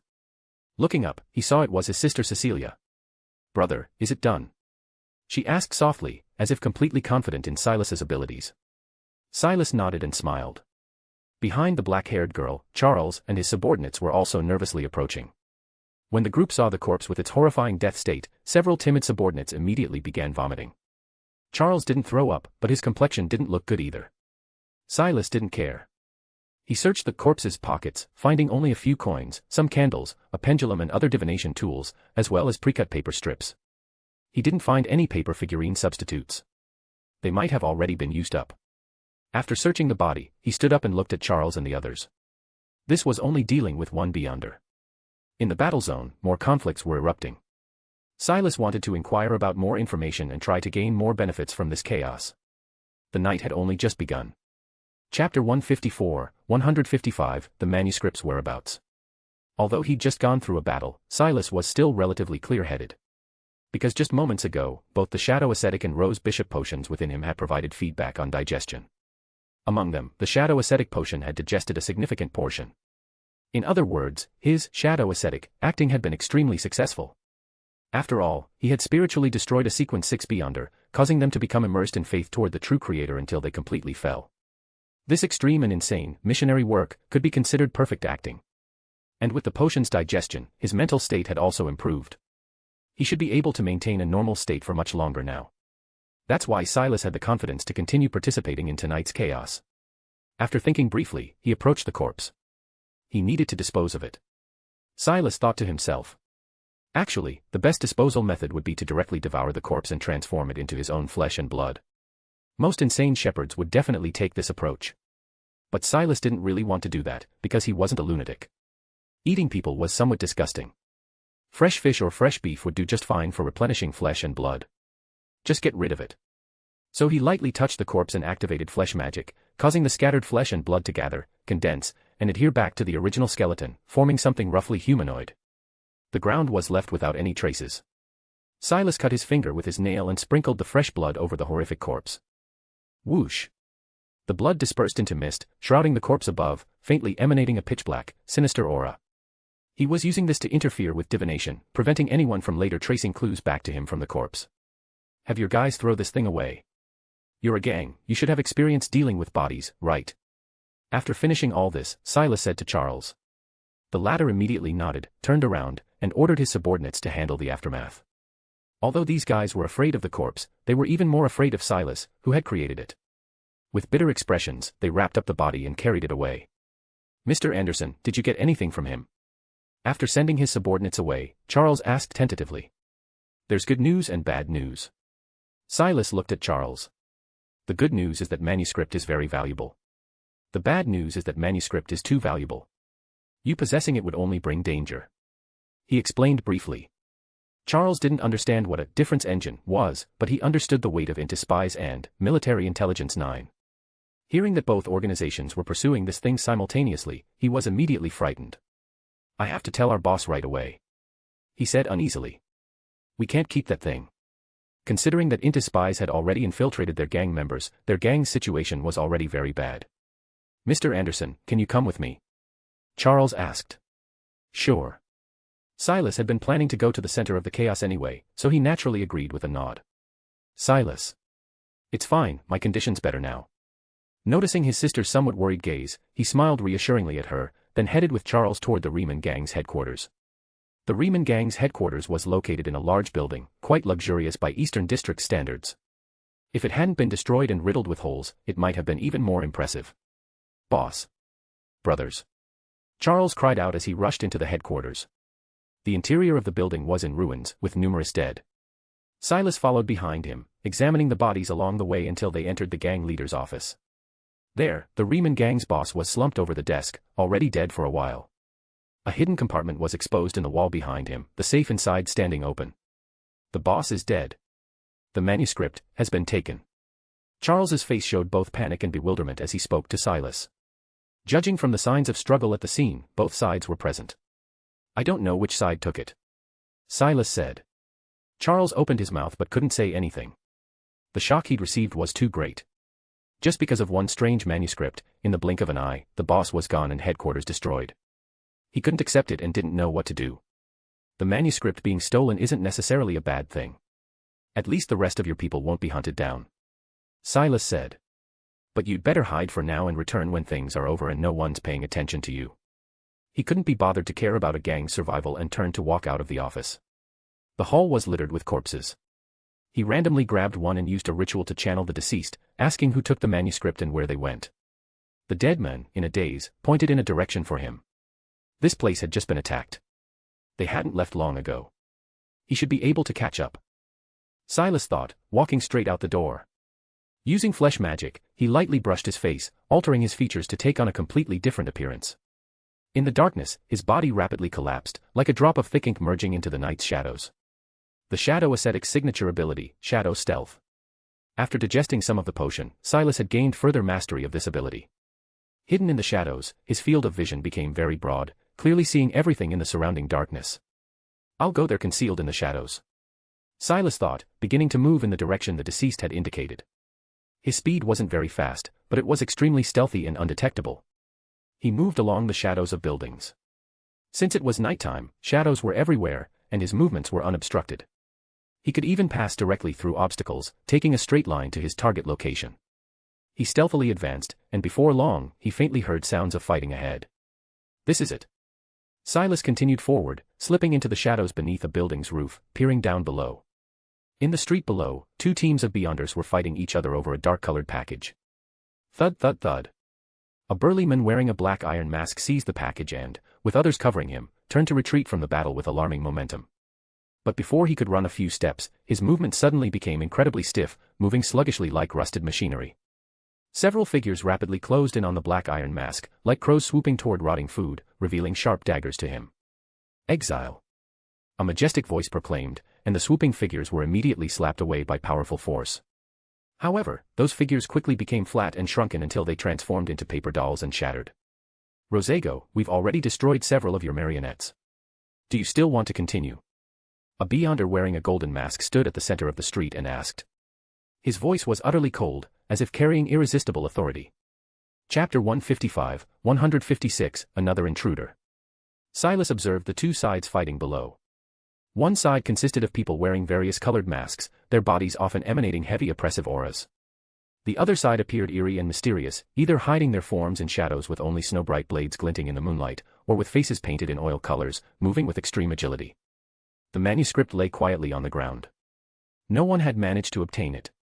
Rosago, we've already destroyed several of your marionettes. Do you still want to continue? A Beyonder wearing a golden mask called out. Hee, who's Rosago? Never heard of him. A voice echoed through the street, though its source was unclear. Humph, how long are you going to keep pretending? Your boss is currently hosting a public ball to make it look like he has nothing to do with this. The golden mask's voice carried mockery. He's living it up while you're fighting for your lives. Is it worth it? Rosago. Silas thought to himself. An Inta-style name. Based on what the golden mask said, he quickly sorted out the factions. The masked side should be Military Intelligence 9, while those concealing their forms naturally were Intis intelligence operatives. That's quite a speech. If I really were the person you claim, perhaps I'd be persuaded. The voice came with amusement. Clearly, he was completely unaffected by the golden mask's words and had no intention of admitting his identity. Unfortunately, I'm not him. This last sentence was spoken in 3 different voices, coming from different mouths among his faction. The effect was eerie yet somewhat comical. What a strange sensation.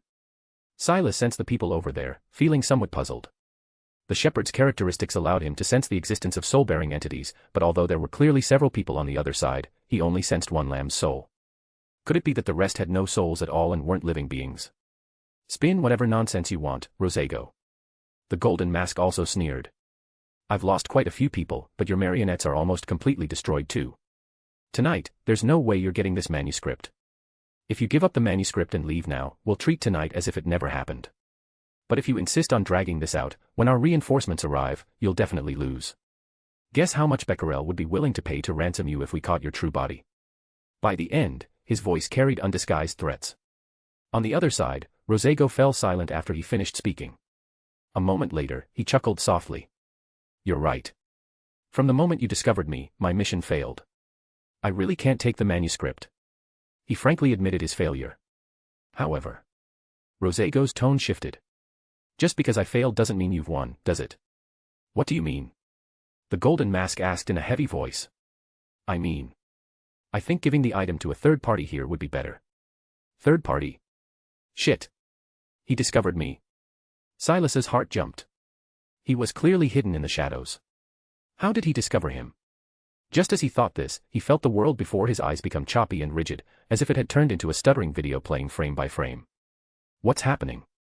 Not only his vision, but Silas's thinking also became sluggish. It turned out it wasn't the world that had slowed down, but himself. What the hell? No, I need to save myself. Whoosh. As thoughts stirred in Silas's mind, the illusory sound of ocean tides immediately rang in his head, surging down powerfully. That feeling of being controlled was consequently neutralized. A light sound of surprise came from Rosago's direction, as if puzzled that Silas could break free from control so easily. Who's there? On the Military Intelligence 9 side, the operatives suddenly became agitated. Although Silas hadn't been exposed, they shouted in great alarm, as if they'd discovered something.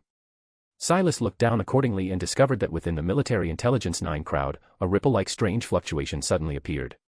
Then the ripples burst open, and a figure appeared abruptly. Besides him, someone else had also infiltrated. This was a pretty young girl with fiery red long hair, her face bearing youthful innocence. When her figure manifested, she first showed a surprised expression, her mouth slightly open, tilting her head in confusion. Only when she saw the operatives aggressively surrounding her did she react. Unhurried, she drew the long sword at her waist and plunged it into the ground. Boom. Dazzling light surged furiously from beneath her feet like a terrifying storm, raging with her as the center. Those operatives charging over were immediately engulfed and blasted by the storm of endless light. Several operatives were blown away, scattered across the ground. The red-haired girl took this opportunity to quickly break away from the crowd and run toward where the manuscript lay. Stop. The golden mask roared and was about to chase the girl when he saw all the figures on Rosego's side simultaneously pounce toward him. They were actually using their last resort, going all out to block him. Bastard. He roared, putting on a black iron-colored metal glove. Passage is forbidden here. He proclaimed loudly while snapping his fingers.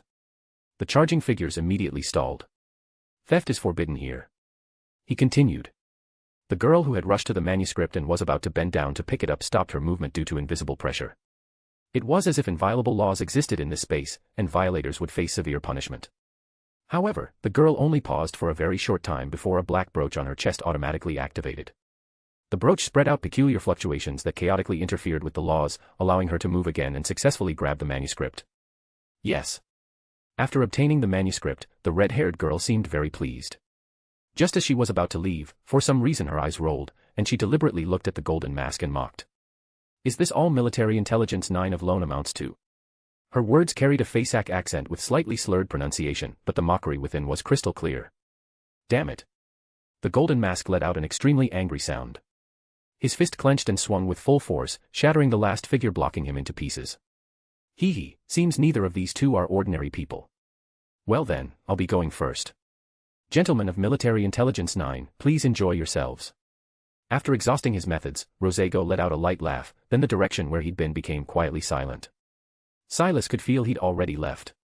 At the same time, the red-haired girl somehow produced a cloak from somewhere and draped it over her back. Immediately, invisible air currents surged, rapidly lifting her body upward. She was going to fly away. How does she have so many Beyonder items? Stop her. The golden mask was furious. A whole night's effort and massive losses, and just when they were finally about to succeed, some little girl from who knows where had snatched the fruits of victory. This wouldn't do. The operatives closed in, but the red-haired girl had already risen to a height they couldn't reach, flying toward the distance. Flight is forbidden here. The golden mask continued snapping his fingers and shouted. Ah. The flying girl let out a startled cry and immediately plummeted. The place where she fell happened to be not far from Silas's hiding spot. Chapter 156, 157, You're Mr. A. Ah. With a startled cry, the red-haired girl who had stolen the manuscript fell from her flight and crashed onto the gently sloped roof of a row house. The billowing cloak seemed suppressed by something, drooping down and lying obediently against the graceful curves of her back. Damn it. The girl rubbed her bruised knee and stood up using the chimney for support. The manuscript she'd been holding had fallen not far in front of her. On the street below, Military Intelligence 9 operatives were rapidly approaching. They surrounded the building, and some agile ones had already begun climbing. They'd probably reach the rooftop soon. She had to leave immediately. The red-haired girl could only endure the pain and stand up, reaching out to pick up the manuscript. However, before she could touch it, a slender hand suddenly reached out from the shadows of the chimney and firmly grasped the manuscript. Who? The girl's eyes widened in surprise. Under the crimson moonlight, from that narrow shadow, a figure appeared abruptly before her, as if squeezed out by the darkness. He wore a strange straitjacket and looked down at the manuscript, his face expressionless. Give it back to me. She shouted anxiously. So the person looked at her. His appearance was ordinary, except for his eyes, which were quite special. Those eyes gleamed with azure light in the darkness, and deep within them revealed an indescribable sense of madness and otherness, as if he wasn't human but some terrible monster hiding beneath skin. The girl was startled by his eyes and involuntarily took a step back. Silas withdrew his gaze, opened the package, and glanced inside. It was indeed a manuscript filled with text and various design diagrams, so densely packed it made one's head spin. Whatever, I can't understand it anyway. I'll just put it away for now. He secured the package and tucked it inside his coat. At this moment, the Military Intelligence 9 people had already come up. Their footsteps trod lightly on the clay tiles, surrounding Silas and the red-haired girl. They appeared well-trained, silent and swift. Hand over the item. The golden-masked leader said, his voice seething with anger. He hadn't expected that more than one person had been hiding in the shadows, completely undetected by him. Silas turned his head to look at them. What pathway did Military Intelligence 9 mainly consist of again? Recalling the Nighthawk's internal materials, Military Intelligence 9 was an intelligence department under the lone military, controlling the Arbiter pathways beyond their sequence. This pathway was known for order and authority. I said, hand over the item. The Golden Mask was enraged by Silas's attitude and roared loudly, his body appearing immensely imposing. Buzz. A beam of brilliant light shot from the eyes behind his mask, dazzling to the extreme, as if passing through Silas's eyes to act directly on his mind. Intense pain followed, as if someone was whipping Silas's soul with an invisible lash, or stirring his brain nerves with a knife, stabbing his medulla. Mental pierce. The signature skill of the Arbiter Pathway Sequence 7 Interrogator could directly act on the target's spirit, bringing them immense pain. However, Silas's body only swayed slightly. He didn't even let out a single cry of pain. What's this? Far worse than the true creator screaming. He shook his head and, under everyone's astonished gazes, extended both hands. Crack. As if plucking a strawberry, Silas casually pulled off his own finger and threw it at their feet. Get back. The Golden Mask shouted. Boom. The finger began swelling in midair, then exploded violently. The fingertip burst open, transforming into a mass of highly corrosive blood mist that instantly surged toward the crowd. Confinement. At that moment, the Golden Mask raised his metal glove again. An invisible wall immediately formed before everyone, blocking the blood mist. Hiss. The blood mist corroded the roof tiles, instantly producing a large cloud of white smoke. If it hadn't been blocked, the consequences would have been unimaginable. Good thing we blocked it. The Golden Mask had just begun to relax when he saw a crimson fireball rapidly expanding before his eyes. This fireball seemed to have a mind of its own, quickly bypassing the wall and pouncing directly at him. Get lost. The Golden Mask swung his arm. An invisible whip cut through the air with a lash, precisely striking the fireball and causing the crimson flames to explode midair, transforming into countless scattered meteors. Bang. As the fireball exploded, Silas's figure leaped out from within. His appearance completely exceeded the Golden Mask's expectations. Before he could react, Silas punched him in the chest, knocking him down directly. Chief! The nearby operatives cried out in alarm. A silver-masked figure wielding a longsword rushed forward, raising his hand to stab at Silas. To his surprise, Silas didn't dodge at all but let the longsword pierce through his chest and abdomen. Then the silver mask felt resistance in his hand. His longsword had already been firmly gripped by his opponent. Boom. Crimson flames generated from Silas's hand. Like vicious living serpents, they traveled along the sword and viciously pounced on the silver mask, instantly devouring him. Ah. The silver mask shrieked miserably, his entire body transforming into a pillar of fire, his hands flailing wildly. Here, forbid. Ah. The Golden Mask lay on the ground, tremblingly raising the arm wearing the metal glove. Just as he was about to speak, Silas's foot stomped on his arm. With a crack, it broke. Flesh magic, and so many beyonder abilities. Shepherd. The Golden Mask shouted in terror. You're Mr. A of the Aurora Order. Aurora Order. There's an Aurora Order in Backlund too. No wait, in such a large capital, it would be abnormal if the Aurora Order wasn't lurking around. Listening to this guy, the divine envoy responsible for this area is called Mr. A. Hee. He's mistaken me for Mr. A. Silas only let out a cold laugh, neither refuting nor acknowledging. He simply conjured a ball of flame in his palm, condensing and compressing it to create terrifying heat and powerful energy. First I'll finish him off, then leave with the manuscript and pin everything on the Aurora Order. Perfect. Thud thud thud. Hurried footsteps came from the distance. Looking up, a team of at least a dozen people was rapidly approaching, each wearing a mask on their face. Military Intelligence 9's reinforcements had arrived. Silas looked toward that group and frowned slightly. The shepherd's intuition told him that several among those people possessed extremely radiant beyonder characteristics. They seemed very powerful, exceeding the upper limit of what he could currently handle. He could only retreat. Boom. Silas decisively stopped, not delaying even a second. His body transformed into a fireball. By the time it exploded, he had already disappeared. Only from afar could explosions and firelight be heard from the next block, then silence. Who knew where he'd gone? Don't run. Give the item back to me. The red-haired girl also called out. Taking advantage of the Golden Mask's control dissipating, she took flight again, chasing in Silas's direction. Only a group of empty-handed Military Intelligence 9 members remained, looking at each other in dismay. Chapter 157, 158, Handling the Manuscript. Late that same night, a bit later, by the Tussock River. Rosego walked with steady steps, holding a sapphire pendant in one hand. He had handsome features, black hair, and blue eyes. His well-groomed beard accentuated his masculinity without making him look crude. No doubt such a gentleman would be favored by ladies of all ages at balls. Is it here?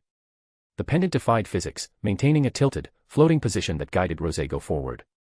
He walked to the riverbank and stopped, because going any farther would mean stepping into the water. So he stood there by the river, which reeked of a fishy stench, and closed his eyes. Splash, splash. Before long, the sound of churning water suddenly rose from the river as something floated up and swam toward him. It was a 3-finger-long bass, its eyes bulging, bobbing its head, completely unafraid of Rosego. It swam right up to him, and as he crouched down, it delivered what it had been holding in its mouth into his hand. After completing these actions, the bass rolled belly up, died instantly, and sank to the bottom of the Tussock River. What the bass had been holding in its mouth was a pale piece of flesh that seemed to have lost its healthy luster from being soaked in water. It has the scent of corruption. Rosego frowned. After failing to seize the manuscript, he had withdrawn from the battlefield, only to discover he could no longer contact his faceless subordinate. The man had followed his orders to infiltrate the gang and extract information about the manuscript, but had simply never returned, which was very strange. Rosego had originally thought, what difficulty could there be in dealing with a bunch of gang thugs? Who would have known his subordinate would simply vanish like that? He had no choice but to use divination to track him down. Eventually, he found his subordinate's corpse at the bottom of the Tussock River. Borrowing the bass's eyes, Rosego had seen the mutations in the corpse. Combined with the sense of corruption from this piece of flesh, he suspected his subordinate had died at the hands of a Beyonder from the Secrets Suppliant sequence. Holding the piece of flesh, Rosego attempted dream divination. However, in his dream he saw only a crimson blood fog, and nothing else. The Aurora Order. When I get back, I'll need to tell the ambassador. Finishing his divination, he pondered silently, then said a prayer for his subordinate as a memorial. Poor Ander, may your soul return to the kingdom of the radiant sun god. This mission could be called a complete failure. His subordinate had been killed, his marionettes had all been destroyed without exception. Most critically, he hadn't managed to take the third-generation difference engine manuscript. No, that thing was probably never going to fall into our hands anyway, because we had a mole among us. The information had already been leaked to MI9, and Ambassador Bakerland was implicated as a result and had to return to Intis. Rosego felt somewhat regretful, because he reported directly to the Intis Ambassador Bakerland Jean Mudun, and if the ambassador returned, he would have to go back as well. Fortunately, his abilities were well suited for intelligence work, so even returning to Intis, he certainly wouldn't be sidelined. However, before that, the ambassador had assigned him one other small task, to kill a small-time detective who had gotten caught up in the incident. If not for him, MI9 would never have noticed their operation. Coincidentally, that small-time detective was actually a clown from the same sequence as him, posing as a detective through divination methods, working hard to make money in Backlund. Although all his marionettes had been destroyed, Rosego wasn't worried about being killed by a low-level Sequence 8. Still, out of caution, he used the sapphire pendant in his hand to perform a simple divination. The sapphire pendant quickly gave feedback, rotating slowly in a clockwise direction. In other words, it would succeed, but there would be some difficulty. Rosego paused for a moment, then quickly came up with an explanation. Probably because that small-time detective hired a Sequence 5 bodyguard. A Wraith happens to be countered by my abilities. Although it'll be a bit troublesome, it can also serve as a replacement for my marionettes. With this thought, he hesitated no longer. He bid farewell to his colleague at the bottom of the river, then turned to leave. While the night hadn't yet ended, he would go to 15 Minsk Street and deal with that small-time detective called Sherlock Moriarty, then report to the ambassador. What a hard life. He smiled bitterly as he walked into the pitch-black night. Stop following me. Silas Londer cursed angrily, forced to emerge from the shadows. Behind him, the red-haired girl had been following him the whole time. Seeing him stop, she stopped as well. Give it back to me. She shouted. Believe it or not, I'll kill you. Silas said coldly, his head buzzing. Today he had forcibly maintained consciousness for a bit too long. If he didn't get back soon, he'd probably go half-mad on the street. Killing me won't be that easy. After Silas threatened her, the red-haired girl's face first turned pale, but she quickly retorted. Silas glared at her but didn't immediately attack. Because what this girl said was actually true. The red-haired girl had a great many mystical items on her. With the support of these things, she had found and caught up to him several times despite his repeated attempts to hide. And even when Silas attacked, she could dodge using her Beyonder items. She had too many Beyonder items, and their effects were excellent. Ordinary people would be doing well to have one or two, yet she actually possessed so many. It was as if she were a young scion from some ancient great family. Moreover, Silas couldn't be sure just how many more Beyonder items she had or judge the danger level of those items. A guy he couldn't hit and couldn't shake off kept following him, and he felt incredibly irritated. "I've taken the thing, so forget about it," Silas said viciously. "If you keep pestering me, I'm going to get serious." If she insisted on pushing him, Silas would have no choice but to abandon evasion and attack with full force. The red-haired girl backed up a few steps, seemingly truly frightened by him. But soon, she rolled her eyes as if she'd thought of something, and asked, "Let me ask you, if you've taken the manuscript, can you find a place to sell it?" Silas froze. He'd only focused on snatching it and really hadn't thought about this point. The manuscript was indeed very valuable, yes, but where could he sell it? He hadn't yet been to the Beyonder gathering that Fat Apothecary had told him about, and he wasn't clear about what went on there. Rashly exposing information about the item might lead to discovery by MI9. Other underground black markets had the same problem. He couldn't find a buyer in the short term, and it was easy to leak his own information. "See, I knew it." The girl's voice carried a Fasak accent, with pronounced trilled consonants. "I happen to know of a Beyonder gathering where an important person is seeking this manuscript. That person has a very good reputation and isn't with the authorities. How about this? I'll provide the channel, and we'll split the proceeds. How about it?" After she finished speaking, Silas felt somewhat hesitant. Either way, it would be better to get rid of this manuscript quickly. If someone could handle it fast, that actually seemed pretty good. After all, he'd obtained it with basically no cost, so accepting less compensation was acceptable. Fine. 90-10 split. He nodded. "No way. Why don't you just go rob someone? We split it evenly." The two haggled back and forth for a while, finally settling on a 70-30 split, with the red-haired girl taking him to that Beyonder gathering to introduce him to the important person. "My name is Sophia. What about you?" Her name matched her accent, both carrying a Fasak flavor. "Kafka Anderson." Silas gave his false name. Chapter 158, 159, Aurora Order claims responsibility. Silas and the red-haired Sophia agreed on the split, but verbal promises didn't count for much, so she produced a contract paper and wrote out all the terms clearly for both of them to sign. Although they signed with false names, the moment he finished writing, Silas felt a subtle and peculiar connection form within his body. If he didn't act according to the contract's contents, it seemed something very bad would happen. Even a Sequence 4 demigod would pay an enormous price for violating a notarization. "I hope you won't break the contract," Sophia warned seriously. "That Beyonder gathering is tomorrow night. We'll meet at the head of Backlund Bridge then." Silas nodded in agreement and parted ways with her. He merged his body into the shadows. Instead of going straight back, he circled around several times until he confirmed Sophia wasn't following, then returned to his rented apartment. "You're finally back." Greeting him at the door was his young landlady Emily, wearing a tender yellow nightgown, her hands twisted together, looking anxious and uneasy. She'd been through far too many shocks that night. First a group of bloodied wounded people had burst in, then actual fighting had broken out. Although she'd hidden in her room and hadn't witnessed it with her own eyes, she'd still heard the terrifying commotion. When she came out to look, her home had been turned into a complete mess, with even a scorched mark burned into the floor. "Sorry for frightening you. Where's my sister?" Silas asked, his gaze sweeping around the room. He didn't see Cecilia anywhere. "I don't know." Emily's answer made him freeze. "After all your noisy commotion, the room went quiet. When I came out, I didn't see anyone. Where had Cecilia gone?" Silas grew somewhat anxious and turned to go look for her, only to see the door being pushed open just then, and his sister walking in. "Brother, you're back." She looked very happy. "Cecilia, where did you go?" "I was prowling invisibly around the nearby streets the whole time, in case anything unexpected happened." His sister answered. "So, how did it go? Is everything resolved?" "More or less." Through his clothes, Silas touched the third-generation difference engine manuscript hidden in his chest, and his heart settled somewhat. Just then, the clamoring sounds in his ears gradually grew louder, his vision darkened, and all objects began to twist and deform.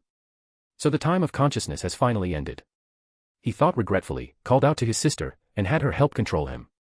Either way, he'd made out like a bandit tonight. Not only had he digested the potion, he'd also harvested a lamb, and even obtained an item of extremely high value. With this thing, who knew what he could trade with that important person? Money. Beyonder items. Or perhaps he could simply ask them to intervene and solve his mental condition. Before falling into half-madness, Silas was still considering these things. Early the next morning, having replenished himself with large quantities of fresh meat, Silas regained consciousness. He sat at the dining table, accompanying Emily and Cecilia for breakfast while unfolding the newspaper to read the news. Ever since the fat apothecary told him about a gathering that published clues in the Backlund Morning Post, he'd subscribed to that paper. He'd also subscribed to several other newspapers that were fairly well known in Backlund as a way to obtain information in his daily life. Just like now, as soon as he unfolded the paper, a very impactful piece of news appeared prominently in the headlines. Intis Ambassador Bakerland murdered. Terrorist organization, Aurora Order, claims responsibility. Seeing this headline, Silas couldn't help but freeze for a moment. Wasn't Intis Ambassador Bakerland the superior of Rosago that the Golden Mask had mentioned? He'd been killed by people from the Aurora Order. Thinking about how he'd just impersonated an Aurora Order envoy last night, Silas couldn't help but laugh. He'd originally planned to push the blame onto the Aurora Order, but unexpectedly, the Aurora Order had actually been involved in the incident. In that case, MI9 would be led in the wrong direction, running off to investigate those fanatics, and he'd be much safer. A good thing. Let them tear each other apart. With a cheerful mood, Silas continued flipping through the other newspapers. He saw that on page 5 of the Backlund Morning Post, there was no related gathering information, and that Sherlock Moriarty detective was still running his advertisement. 15 Minsk Street, I'll remember that. Once I finish digesting the shadow ascetic potion, I'll go meet this great detective. Silas thought to himself. He put down the newspaper, picked up scissors, and cut the finished paper into several roughly shaped paper figures, planning to use these as substitutes later. Northborough, the Backlund headquarters of the Evernight Goddess Church, St. Samuel Cathedral. Tap, tap. The handsome-faced Leonard, wearing bright red gloves, walked through the empty, deep corridor. Compared to when he was in Tingen, he looked much more composed. In his emerald eyes, there seemed to be a trace of hazy detachment from reality. Turning a corner, Leonard suddenly stopped dead. Before his eyes, many familiar figures suddenly appeared: Dunn, Klein, Silas. They looked at Leonard, each wearing a smile, just like when they were at the Blackthorn Security Company. Leonard watched quietly for a while, his eyes filled with nostalgia, slowly revealing a bitter smile. I'm sorry, Captain. I shouldn't have mocked you behind your back before. Turns out after becoming a nightmare, one's memory really does get much worse. After the dreamlike hallucination disappeared, he continued forward. Now he had successfully advanced to Sequence 7, Nightmare, and gained qualification to join the Nighthawk's elite, Red Gloves. He would gather in Backlund together with other newcomers, then head to the sanctuary in Wintershire in the north to receive a full set of training and courses. Just wait, everyone. This is my first step in avenging you. As he was walking, he suddenly encountered an old man coming toward him. The other wore a classical-style black robe, holding some documents in his arms, his hair gray and white, deep wrinkles on his face. Old Neil. Leonard's eyes couldn't help but constrict. And opposite him, old Neil also noticed Leonard. First shocked, then soon his gray-white beard began to tremble, his face showing a mixture of joy and desolation. He looked like he wanted to open his mouth to say something, but when the words reached his lips, he didn't know where to begin. Leonard took a deep breath, lowered his eyes, and continued walking forward. He didn't say a word. Hold it in, don't speak, don't reminisce, Leonard told himself in his heart. Because once they started talking, they'd inevitably chat about the captain, about avenging their companions. Old Neil was someone who died once already and had saved the captain more than once. Now he was already very old. Making him leave his peaceful twilight years to participate in battle against powerful enemies would be too cruel. Better to just pretend not to know each other. It's better for everyone. Old Neil seemed to sense Leonard's thoughts too. He became conflicted, sad, even a bit angry. The documents in his arms almost couldn't be held steady. But until the very end, he didn't initiate conversation either. Just like that, the distance between the two gradually closed until they passed each other by, then the distance widened again. Take care. As he neared the end of the corridor, an aged voice, trembling, came from behind him. Leonard closed his eyes, his footsteps not stopping. Chapter 159, 160, The Mysterious Important Figure. After night fell, Silas arrived at the head of Backlund Bridge. This magnificent bridge spanned both ends of the Tussock River, connecting the two city districts of East and West Borough. Throughout the entire Backlund city district, there were a total of 15 bridges spanning the Tussock River. This one had the largest scale and could accommodate 4 carriages passing side by side simultaneously. Not only that, the bridge had undergone special design. Through the action of steam devices, the bridge deck could be raised up, allowing even taller ferries to pass through. Due to the bridge's convenient transportation, a large number of poor people who made their living from boats gathered around the bridge's periphery. Corresponding illegal buildings also sprouted up chaotically, like proliferating human tissue, rapidly extending along the riverbank. This area thus gradually came to be named Backlund Bridge Borough, becoming a slum in circumstances similar to East Borough. Under the blowing night wind, Silas met Sophia at the bridge pier. Her bright red hair was gleaming under the crimson moonlight. "So slow," she said, displeased. "You made me wait forever. Why all the nonsense?" Silas glanced at her. At this moment, he had already used the Rose Bishop's flesh and blood magic to alter his appearance, changing into the look Sophia had seen last night. Although using the faceless ability could do it better, since he didn't particularly need to impersonate a specific person, Silas was too lazy to consume spirituality to shepherd it. "Let's hurry up and start. Stop wasting time," he said. "Watch your attitude," Sophia shouted. Although she said this, her hands quickly began moving. She carefully took from her pocket a pea. Silas raised his eyebrows slightly. "Didn't she say we were going to a bee undergathering? What's with taking out a pea?" But soon, his question was answered. The pea bathed in the moonlight and began growing rapidly. It soon broke through its shell and extended tender green shoots. A strange voice came from inside the shoots, a clear child's voice. "Walk along the yellow brick road, walk along the yellow brick road." The voice prompted them. Yellow brick road. Backland's streets were all cement. Where would there be any yellow bricks? Silas instinctively looked down and suddenly discovered that beneath Sophia's feet, there really was a road paved with yellow bricks. The road extended forward, its end appearing somewhat blurred, leading to an unknown destination. "Come over quickly," the red-haired girl shouted to him. Silas walked over and stood together with her. "Don't look ahead. Keep your head down looking at the yellow bricks on the ground, and walk forward along the yellow bricks. That'll get us to the gathering location." Her voice carried several notes of tension. The two stepped forward simultaneously. To the pea's cheerful tones, they walked forward with heads down, stepping on the yellow bricks. Silas's gaze fixed only on the yellow bricks, walking in the direction along Backland Bridge. But gradually, from the corner of his eye, he noticed that the scenery on both sides of the yellow brick road was beginning to blur, the cement bridge surface replaced by peculiar lights and shadows. Within the lights and shadows, there seemed to be something. Although he was somewhat curious about what was inside, remembering Sophia's earlier warning, he didn't rashly look. He just kept walking until the yellow bricks disappeared. Raising his head, a peculiar palace appeared before his eyes. This was a building constructed entirely from pea vines. The vines wound and wove together to form walls, steps, and domes. The palace style was magnificent and luxurious. Because it was composed of plants, the whole thing emanated an emerald green vitality, looking especially attractive. Around the palace was a stretch of wilderness. He couldn't tell where it was, but it had definitely left the Backland city district. "This is really impressive." Silas looked up, sincerely sighing with emotion. This counted as the most fantastical scene he'd witnessed since crossing over. It was just that although the building looked good, it surprisingly had no designed entrance. How were they supposed to get in? Creak. As if responding to his doubt, on the palace's high wall, vines wriggled downward, extending in front of them and hanging down. They rapidly wove together, forming a basket with seats. Silas saw Sophia sit in with practiced ease, so he followed her and sat in the basket. The vines quickly rose up, bringing them inside the palace.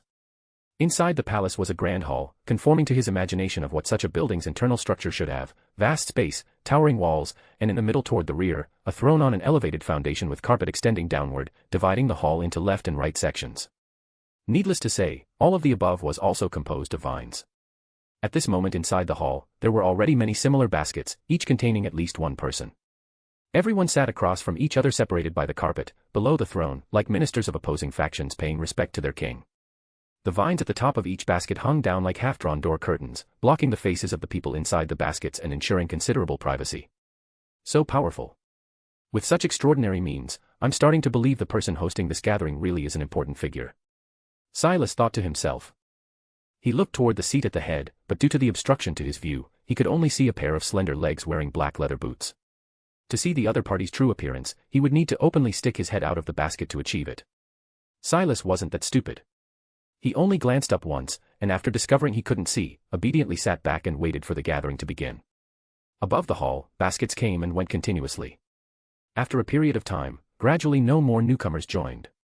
The time is about right. Let's begin. A woman's voice came from the throne, gentle, calm, without any emotion. "Good evening, Your Majesty the Queen." Everyone said respectfully at the same time, including Sophia. Silas didn't know in advance and didn't have time to speak. He could only imitate them, nodding his head slightly toward the head position. Queen. Very imposing indeed. He thought to himself. Immediately after, the woman on the throne seemed to move, and so peculiar things generated on the carpet. They had semi-transparent humanoid bodies and floated courteously between the various baskets, communicating with the people inside, as if they were servants belonging to the queen. Through the communication of the invisible servants, transactions were quickly completed one after another. Occasionally when someone publicly sought items or help, the servants would record it. Corresponding information would then automatically appear on the inner walls of the baskets, very conveniently. Ding ding. Sophia rang the bell inside the basket. Soon an invisible servant floated before them, bowed to them, and waited for their instructions. Please tell the queen we've obtained the thing she wanted, Sophia said. The invisible servant bowed for a moment, then straightened up. It didn't say anything, but the basket where Silas and they were suddenly began moving, drifting toward the queen's direction. Under the surprised gazes of everyone, a wall of vines suddenly rose up, dividing the hall in two, isolating them and the queen from Silas and the other two. The basket slowly unwound, and they stood at the steps below the owner of those black leather boots. Chapter 161, The Queen's Reward. Because of the manuscript, Silas and Sophia were brought before a throne woven from pea vines. Calling it a throne was a bit of a stretch, it looked more like a comfortable hammock. It sat slightly above their line of sight, allowing Silas to see only what was above the black boots. A white cake-style dress with a very girlish flare hung naturally down, concealing the legs. An odd pairing, yet surprisingly harmonious. Silas thought to himself. He didn't raise his head to look at the boot owner's face. Instead, he kept his gaze level, waiting for the other party to speak first. He could feel eyes scanning down from above, lingering on him for a moment. That gaze seemed to pierce through his body, seeing straight to his deepest core. After studying him for a moment, the other party suddenly let out a soft sound of surprise. A lucid beyonder on the Secrets Suppliant pathway. She found out. How did she figure it out? Silas's heart suddenly tightened, and he almost jumped. But immediately, he summoned the illusory tide to protect his consciousness, which quickly restored his calm. All of this happened in a very short time. To Sophia's eyes, he only swayed slightly. Even after having his sequence exposed, he showed no overreaction. Oh right, they said you were a shepherd. Sophia seemed to remember something. And they called you Mr. A. I'm not Mr. A. Silas immediately refuted. Because the moment she said that name, the gaze from above seemed to become quite hostile. If he didn't explain, who knew what might happen to him? I don't believe in the true creator. That guy is just a lunatic who spouts nonsense. Same as always, straightforward disparagement of the true creator, quickly and forcefully proving he wasn't one of his followers. A lucid shepherd who's reached sequence 5. From atop the throne, the queen's voice carried curiosity. How rare. Counting you, I've only seen 2 people lucky enough to manage this. How did you do it? Well, that's because of certain accidents. Silas gave a dry laugh, not planning to explain. You don't want to say. Understandable. The lady on the throne said lightly. Though she knew Silas was concealing something, she didn't use her authority to force him to speak. Everyone fell silent for a moment. The atmosphere became very quiet, so quiet that one couldn't even breathe loudly. By the way, Your Majesty, we came to present the manuscript you requested. Sophia hastily broke the silence, taking the initiative to step forward. She turned back, signaling Silas to take out the item. An invisible servant floated over, received the manuscript from Silas's hands, and respectfully presented it before the queen.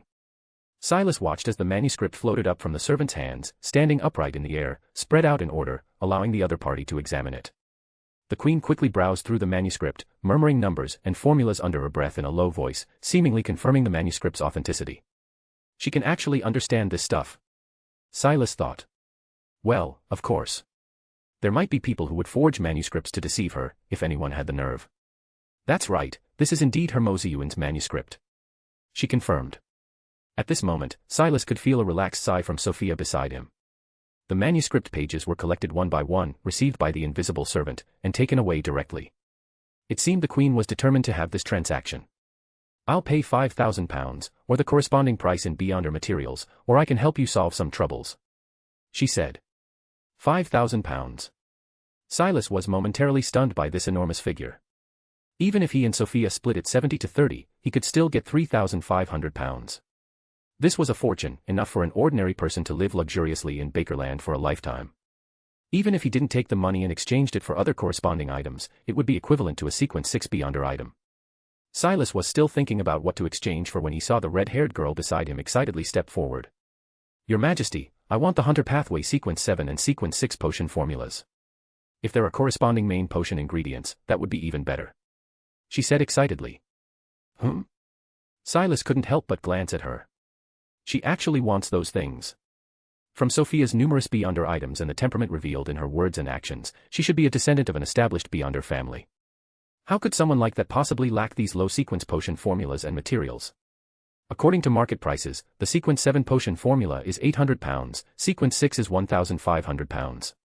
The corresponding main potion ingredients are £600 and £1,500 each. The Queen said. There are 2 main potion ingredients in total, which meant getting everything would cost £1,200 and £3,000 respectively. Hearing such expensive prices for the potions, Sophia, who had been excited just moments ago, suddenly froze. After a few seconds, she looked at Silas beside her with some resentment, her eyes roughly meaning, if it weren't for you, I could have taken all of this. Silas smiled noncommittally. Just sell any one of the Beyonder items on you and it would be enough. I won't sell, she said huffily, turning her head away from him. Aren't you two together? The Queen asked. So Silas briefly explained that the manuscript was obtained by the two of them together, and they had agreed on a 70-30 split. According to the contract, Sophia could get 30% of £5,000, which was £1,500, only enough to buy 2 Sequence 7 main ingredients, or the Sequence 6 potion formula. Your Majesty, I'm willing to pay an additional £500. Together with my £1,500, that's £2,000 total, in exchange for the complete Hunter Pathway Sequence 7 potion formula and Beyonder materials. Sophia said, seemingly having made up her mind. Acceptable. The owner of the black boots gave brief instructions, and an invisible servant came forward to lead her inside to retrieve the corresponding items. What about you? What do you want? Money, Beyonder items, or some help? After sending Sophia away, the Queen asked Silas. Silas thought for a moment. Money. As for money, he wasn't particularly short on it at the moment. Silas had received several £100s from that noble lady last time, which was enough for living expenses. Additionally, he estimated he would be stuck at Sequence 5 for quite a long time and had no immediate need to purchase Sequence 4 potions. Currently, his main problems were 2, one was his mental state, the other was Lenivus. The former kept him in a semi-mad state, while the latter carried an evil god's offspring and surely harbored deep hatred for Silas, who had caused him to become this way. Among them, the most urgent to solve was the mental problem. But how trustworthy was this Queen? If he asked her to help solve his mental problems, she would inevitably peer into his mind and might discover his special nature. If she discovered his uniqueness and took the opportunity to seize it, would he have any way to resist? Silas hesitated. He'd been tricked once already, so caution was natural. Maybe he should choose a Beyonder item instead. £3,500 would roughly correspond to a Sequence 6 level item, not particularly strong but not weak either. Wait a minute. Suddenly, inspiration struck and he had an idea. Right. He wondered if there were Beyonder items that could treat mental conditions. That way, he could heal himself while avoiding direct exposure. Your Majesty, I hope to obtain a Beyonder item from the spectator pathway. Silas spoke. Are you trying to treat your mental condition?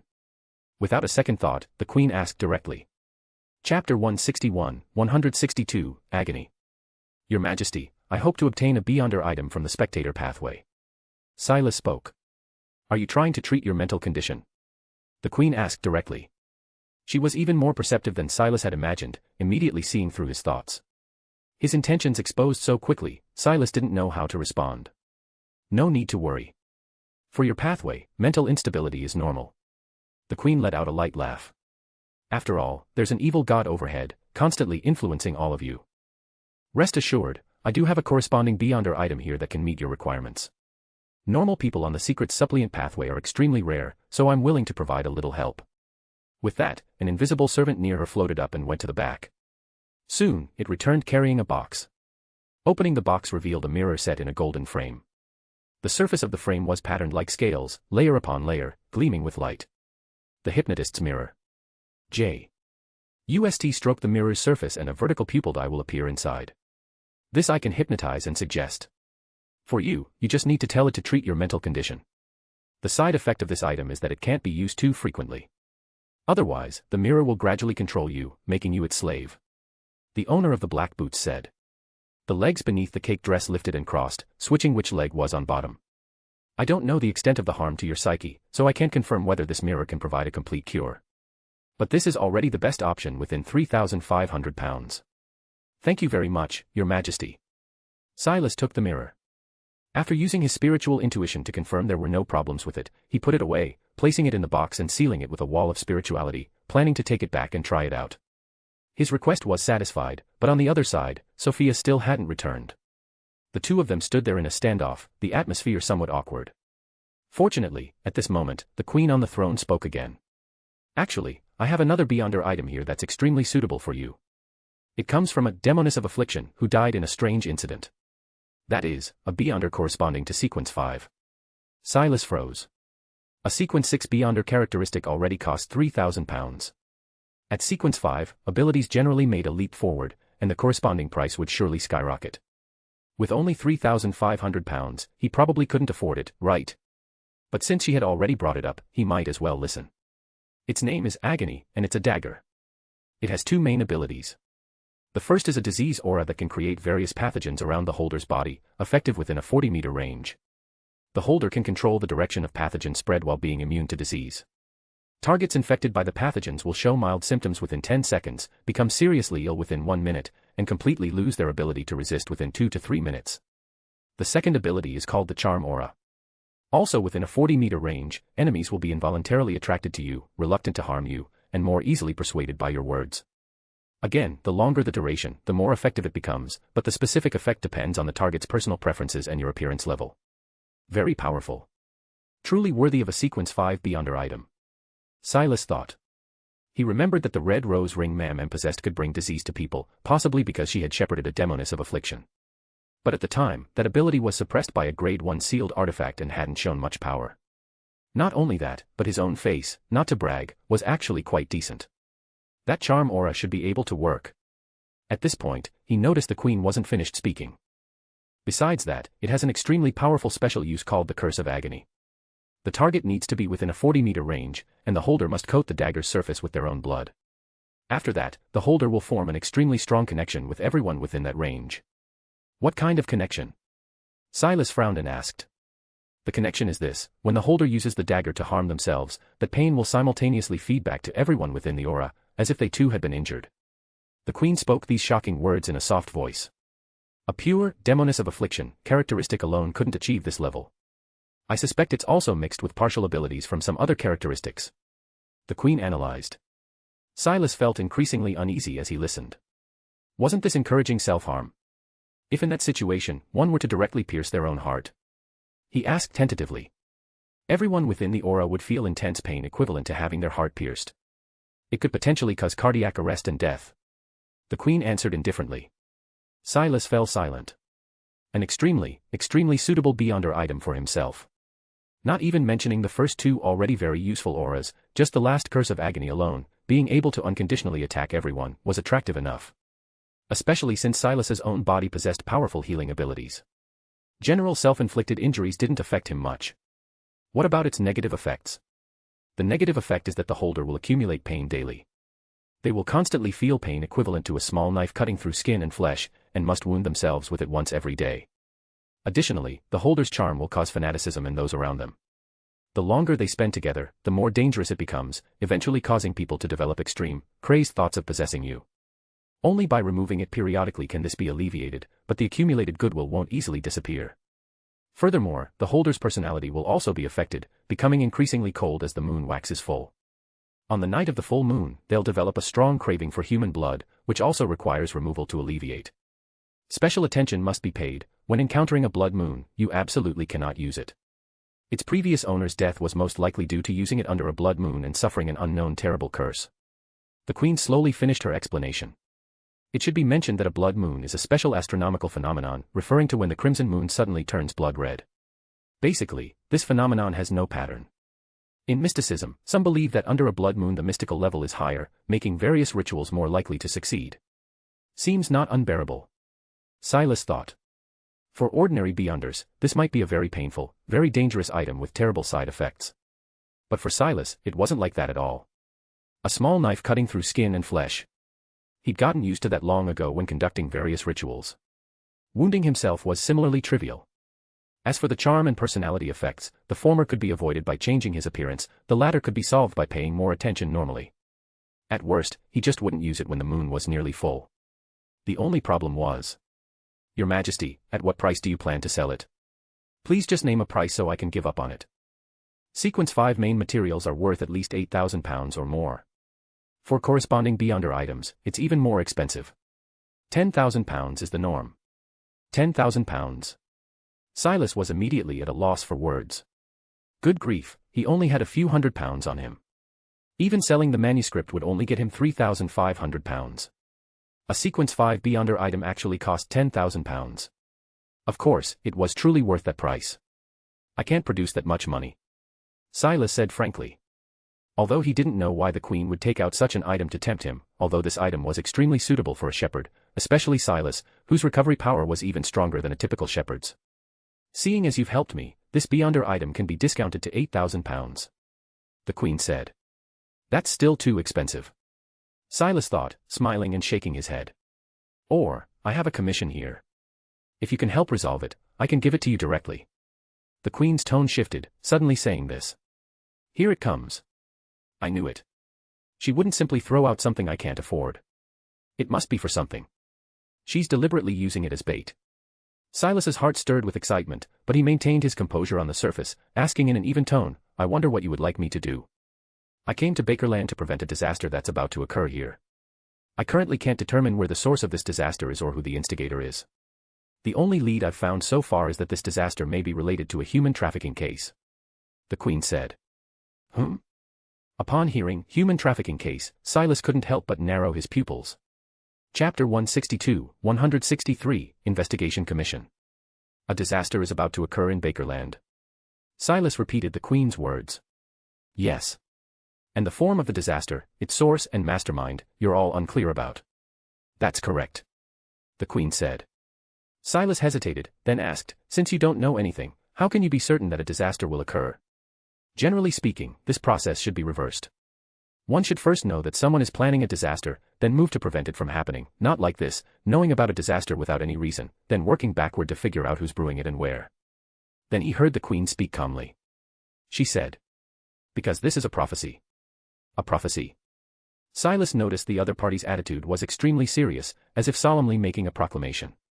Accompanying this voice, it seemed as though invisible fate was tracing its path, witnessing events occurring one after another. Could her extraordinary pathway's unique ability allow her to foresee the future? Silas thought silently. I understand. He stopped questioning her and instead asked, you just said this disaster is related to human trafficking. Is that also part of the prophecy? Yes. The Queen gave an affirmative response. Specifically, I saw in the prophecy that commoners were being captured from the southern continent, from islands in the Violent Sea, from the lower classes of various cities in Lone. All being gathered in Bakerland. They are part of this disaster. Human trafficking coming from the southern continent. At this point, Silas became more certain that all of this was likely related to the human trafficking incidents he encountered back in Tingen and Port and Mat. Ma'am might have known some inside information, but she was already dead, leaving only a hallucination that couldn't speak. Your Majesty, why would someone as powerful as you need my help with the investigation? Silas thought for a moment and asked. Because this is Bakerland. There are too many factions and powerful individuals here. I cannot act rashly. The other party answered. If I cause misunderstandings with related factions, that wouldn't be good for me. It's not just you. Since hosting the gathering, I've already given this commission to many people.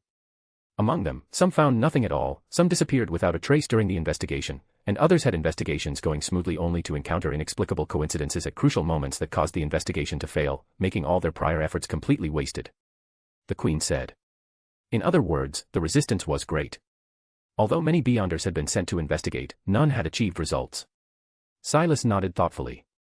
At the same time, he felt a sense of familiarity with the coincidences the Queen mentioned. Could it be that the mastermind behind what happened to him was also in Bakerland now, and was connected to the human trafficking case? If so, he had even more reason to investigate. He came back to his senses and spoke. Your Majesty, if I can help you find leads on the human trafficking case, you're willing to give me that Beyonder item, Agony, correct? Yes. The Queen said. As a Sequence 5 shepherd, your survival ability and Beyonder's capabilities far exceed theirs. You should be different from them. You're worth me paying a price to obtain your help. In other words, she has high expectations for me. I understand. Silas couldn't help but smile faintly. The Queen had guessed correctly.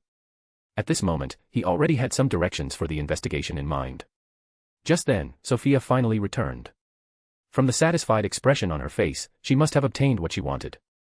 Thank you very much, Your Majesty. She bowed in acknowledgement. No need. We made a fair trade. The other party said indifferently. With a rustling sound, the P-wall behind them began to descend. The separated space merged again, but the previously lively hall had become deserted. The people who participated in the gathering had all left. The gathering's over? I was hoping to participate in the Beyonder gathering and collect some materials. Silas thought with some regret. Speaking of which, he wondered how Cecilia's digestion of the assassin potion was going. It was about time to start preparing for her advancement. A pea vine descended before him. The pod on it opened, spitting out a pea that fell into his palm. This pea looked a full circle larger than Sophia's, and its color was more emerald green, approaching gemstone quality. Silas picked it up to observe carefully and seemed to see vague mystical patterns on the pea's surface. Before the gathering, this pea will shake to remind you. Let it be bathed in moonlight and it will guide you. The Queen said. Additionally, if you encounter irresistible danger during your investigation, you can crush it and it will teleport you back to me. Something that can save lives in critical moments. She probably learned from the lesson of previous investigators being killed. Silas put it away. After he and Sophia expressed their gratitude once more, they were sent out of the castle by a vine gondola. After a bout of mist and colorful lights, their feet landed on solid ground, with a pungent fishy stench blowing toward them. Looking around, he discovered they had returned to the starting point, the bridgehead of Bakerland Bridge. About an hour had passed. The night wasn't too late yet.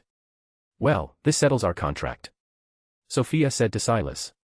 He could tell she was still somewhat dissatisfied. Why are you looking at me like that? I'm just a bit curious. Silas asked. Your background is obviously excellent. Why would you need to obtain Sequence 6 and Sequence 7 potions on your own? Relying on my family wouldn't be interesting. Sophia said with great momentum. I want to prove myself to them. But you were able to snatch that manuscript so easily largely because of all those Beyonder items on you. Ordinary Beyonders don't have those kinds of resources. Silas thought silently, shaking his head. All right, then this is where we part ways, he said decisively. This female hunter was a bit unstable. Getting entangled with her might lead to troublesome matters. That's my line, Sophia said forcefully. It's best if we never meet again. With that, she turned first, descended Bakerland Bridge, and walked toward the district on the other side. Silas watched her figure gradually disappear into the darkness, then turned himself and walked toward his apartment. On this evening, he had gained a mirror and a pea. Besides that, he had also accepted a commission to investigate a human trafficking case. The Beyonder item Agony offered as payment was powerful and extremely suitable for him, making him eager to complete the commission. In any case, he had a new goal for the near future. The plot of the previous 2 chapters has been partially revised, modifying the reward the protagonist requested and adding detailed setting explanations for Agony. If any readers finished the previous 2 chapters before 12 a.m. last night, please refresh to get the latest revised version. Chapter 163, 164, The Pregnant Men. Power stones please. Returning home, the night was already quite late.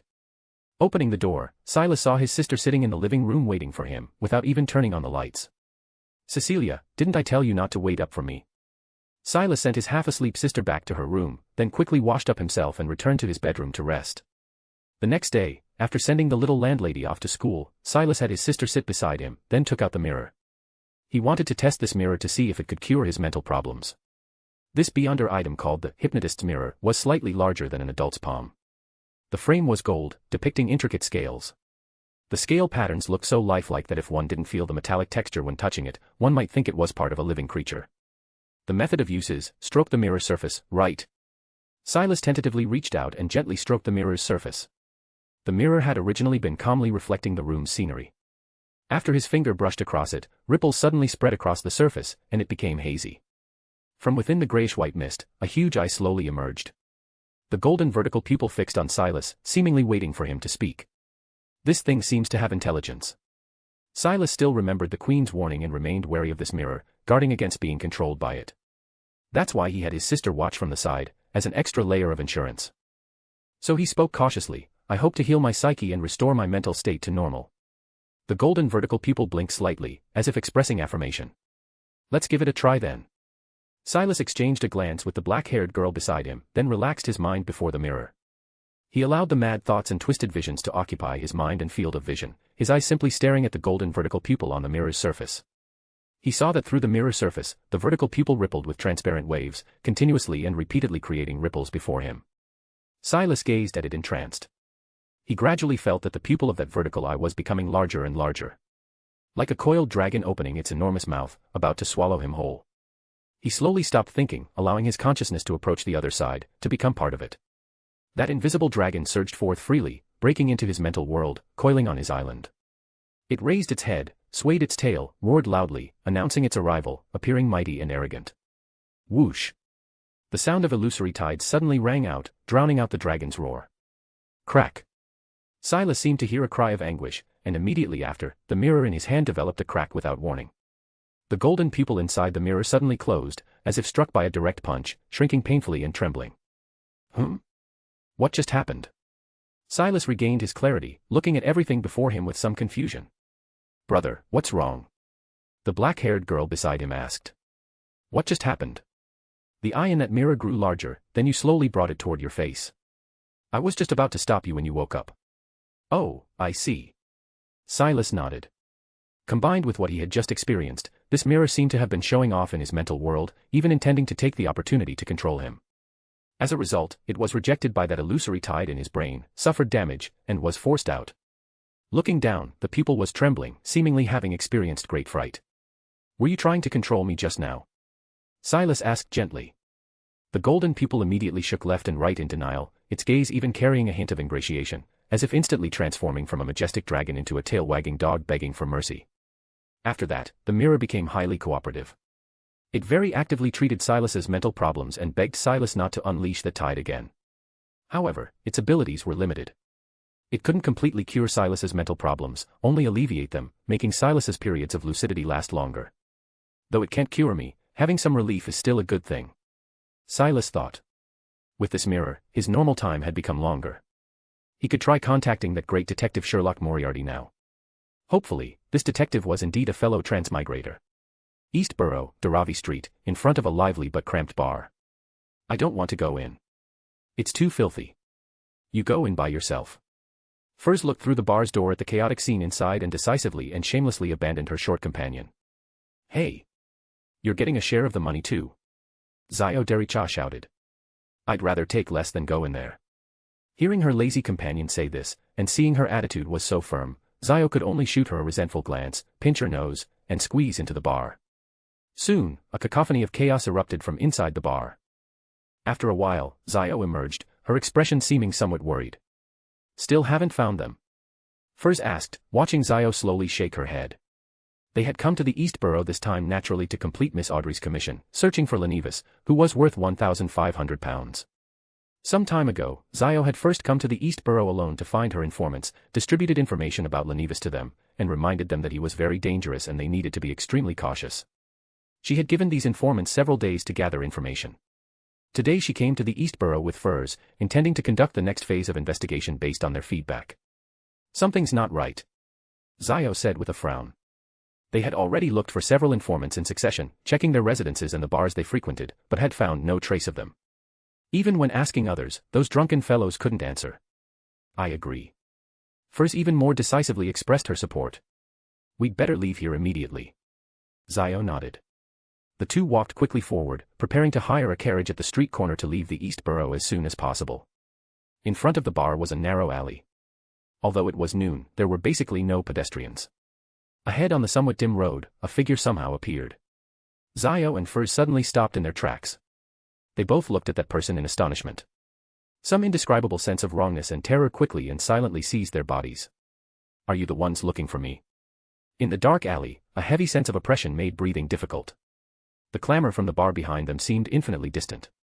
The man who appeared before them wore a mocking smile on his face, questioning them softly. This person was precisely the target they were searching for, Lenivis. Neither answered. Instead, they instinctively looked toward his most abnormal feature. They saw that Lenivis's belly was swollen high, stretching his shirt and pants, appearing bloated and bulky. He had one hand supporting his waist, the other stroking his belly. His expression was serene, even carrying a few traces of maternal love. He looked no different from a pregnant mother, except for the fact that he was a man. Clearly a man, yet pregnant. Not only pregnant, but the state of his pregnancy looked so twisted and evil. Tell me, do you want to become mothers? He looked at them with bloodshot eyes and suddenly said this. Zio and Furs didn't answer. Some blasphemous and twisted sense of abnormality filled their minds. They felt nauseous, they felt fear, they wanted to scream aloud, they wanted to turn and flee. But they stood stiffly in place as if nailed down. A terrible pressure emanated from Lenivis's abdomen, preventing them from moving. Lenivis looked at them, the corners of his mouth gradually lifting on both sides until revealing a wild and crazed smile. Chapter 164, 165, Evil God's Curse. Backlund, Hillston District, inside a somewhat dim house. Isengard Stanton finished his day's work and came to the fireplace. This renowned detective with graying hair slowly settled his body into the rocking chair, letting out a comfortable sigh. October in Backlund was cold and damp, which was indeed rather difficult for someone of his age to endure. Fortunately, he still had a warm fireplace to ward off the cold. By the firelight, he filled his beloved pipe with tobacco, preparing to enjoy a few minutes of tranquility. Buzz. Just as Isengard was about to relax, the space in the living room suddenly distorted. An illusory, blurred door abruptly formed, and then two figures tumbled out from within. Who's there? Isengard leaped up with an agility unbefitting a middle-aged man. He swiftly drew his revolver, his other hand reaching toward his vest pocket, seemingly grasping something inside. The entire set of movements was quick and powerful, in no way inferior to a well-trained combatant. Only after making battle preparations did he have the leisure to look at the uninvited guests who had broken into his home. It's you two. When he saw the faces of these two people clearly, Isengard couldn't help but freeze. As it turned out, these two were clients he had previously served, Miss Furzwall and Miss Zyodericha. At this moment, these two ladies were in a somewhat disheveled state, as if they had just escaped from a pursuit. Especially Zio. Her shoulder was covered by a vicious wound, her eyes tightly closed, already fallen into unconsciousness. The appearance of that wound was extremely terrible, not simply an injury. On the exposed flesh, new granulation tissue was pushing out. As the flesh writhed and deformed, it also emanated an extremely evil cursed aura. This aura affected the unconscious Zio, making her complexion turn iron gray, as if filled with pain and madness, already at the edge of losing control. Detective Isengard first struggled to support Zio with her frail body, kneeling on the ground. Her brown curls were disheveled in disarray, looking panicked and helpless. When she saw the other party was someone she knew, her eyes immediately ignited with the light of hope. Please help me. With the help of Isengard's young assistant, the unconscious Zio was carried to the bed. The wound on her shoulder rapidly spread in a short time, the flesh stirring restlessly, constantly absorbing Zio's life force, as if wanting to devour her from the inside. At this time, the grey-templed Isengard reached into his vest pocket and pulled out an exquisitely crafted ring. The ring was set with countless tiny crushed diamonds, constantly refracting specks of glimmering light. These crushed diamonds surrounded a central emerald gemstone, round and regular, vaguely shaped like an eyeball. Furs only looked at it once and felt her head swell, unable to look directly at it. Isengard solemnly placed the ring on his right middle finger, then closed his eyes.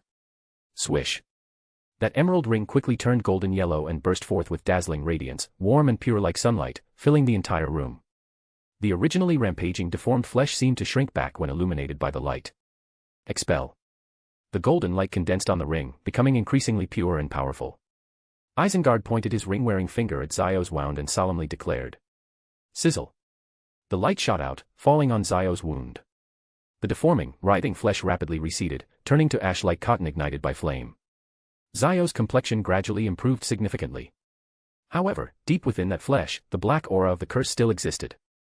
No matter how much the light shone, it remained locked deep in the flesh, unable to be cleared. When Isengard stopped, that curse became active again, beginning to affect the flesh at the wound.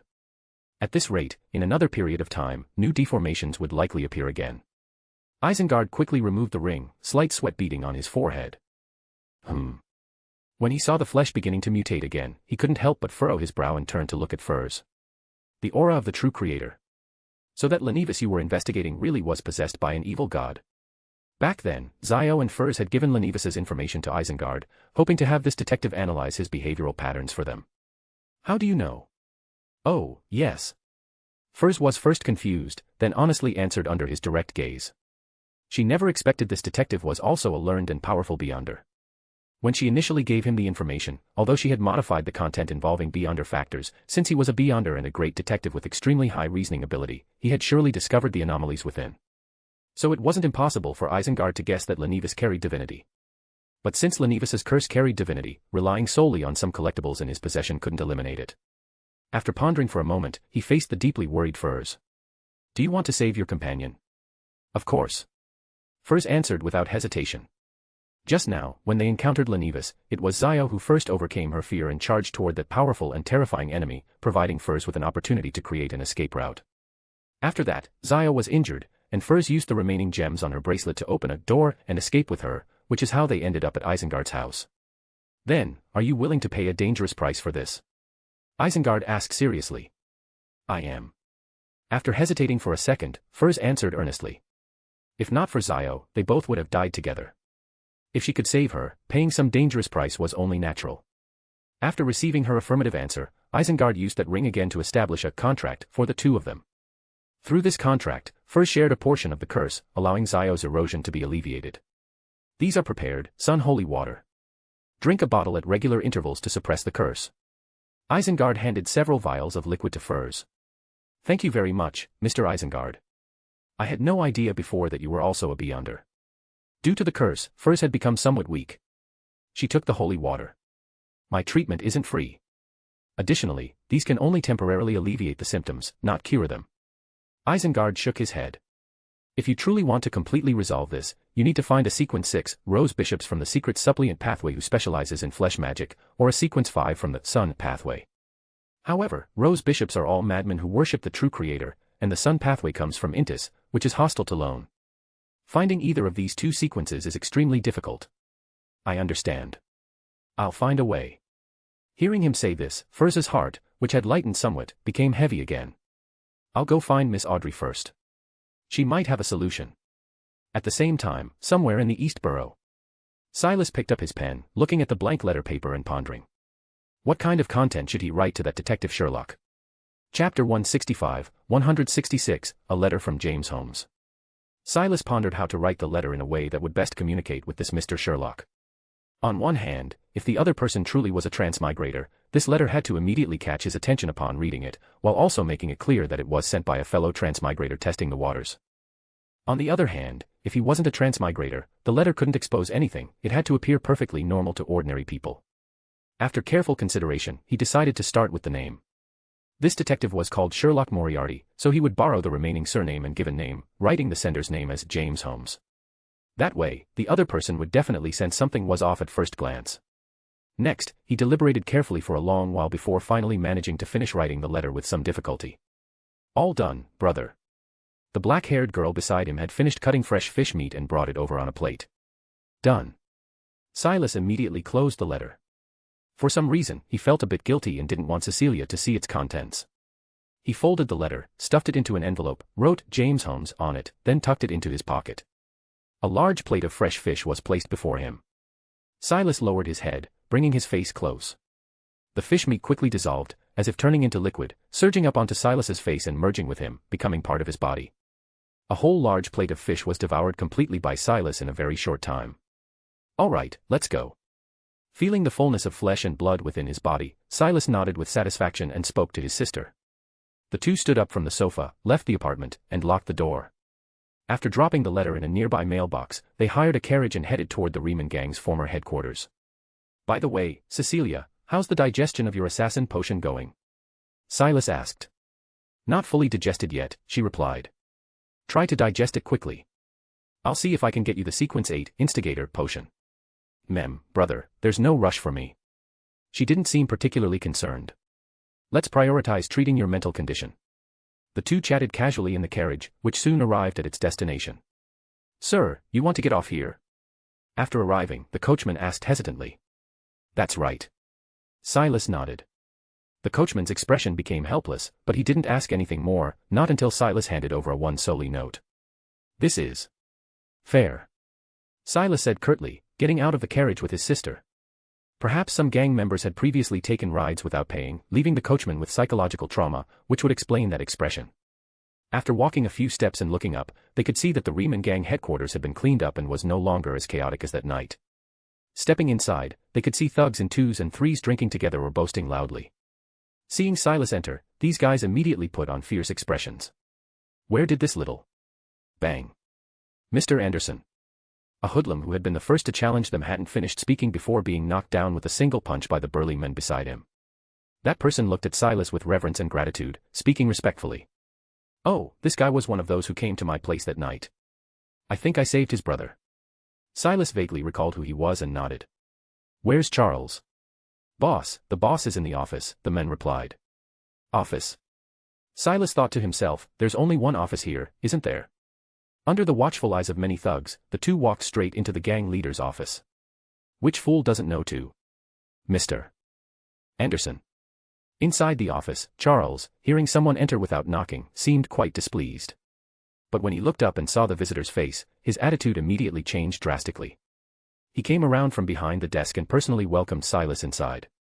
Not bad, Mr. Charles. You've risen to gang leader. Not at all, not at all. It's just the brothers looking out for me and recommending me for the position. Would you like something to drink? Charles's face showed some pride. After the Aurora Order announced that he was the one who had attacked the ambassador, both MI9 and Intis lost interest in the Riemann gang, so Charles had secretly returned to his territory with his underlings. Due to the previous battle, his subordinates had been saved by Silas and most had survived. And because other gangs, especially the Zmanjal party, had suffered severe losses and been forced to contract, he had somehow become the largest force, becoming the new boss of the Riemann gang and seizing a large amount of territory in one go. However, although Charles was riding high for the moment, he hadn't forgotten Silas's divine might that night, and his attitude towards Silas had become even more respectful. No need to trouble yourself. I'm here today because I want you to help me with something. Silas said briefly, help me keep an eye out for missing persons on the streets. He wanted to use the Riemann gang to investigate the human trafficking case. These guys were local snakes and should be very familiar with the situation at the bottom levels.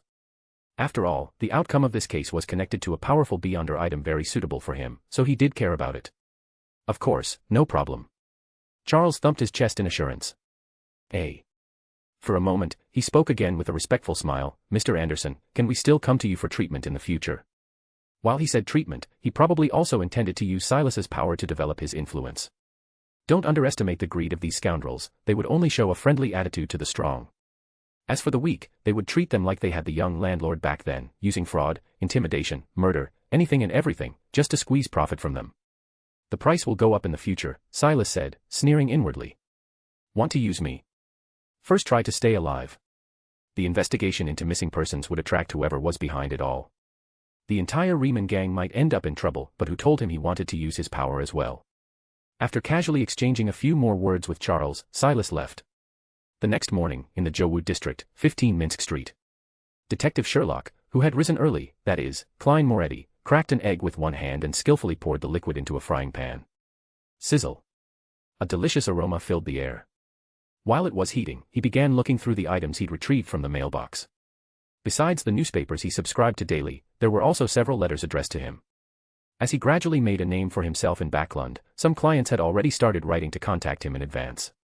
Klein multitasked, flipping the fried egg while examining these letters. Suddenly, his hand jerked violently. Splat.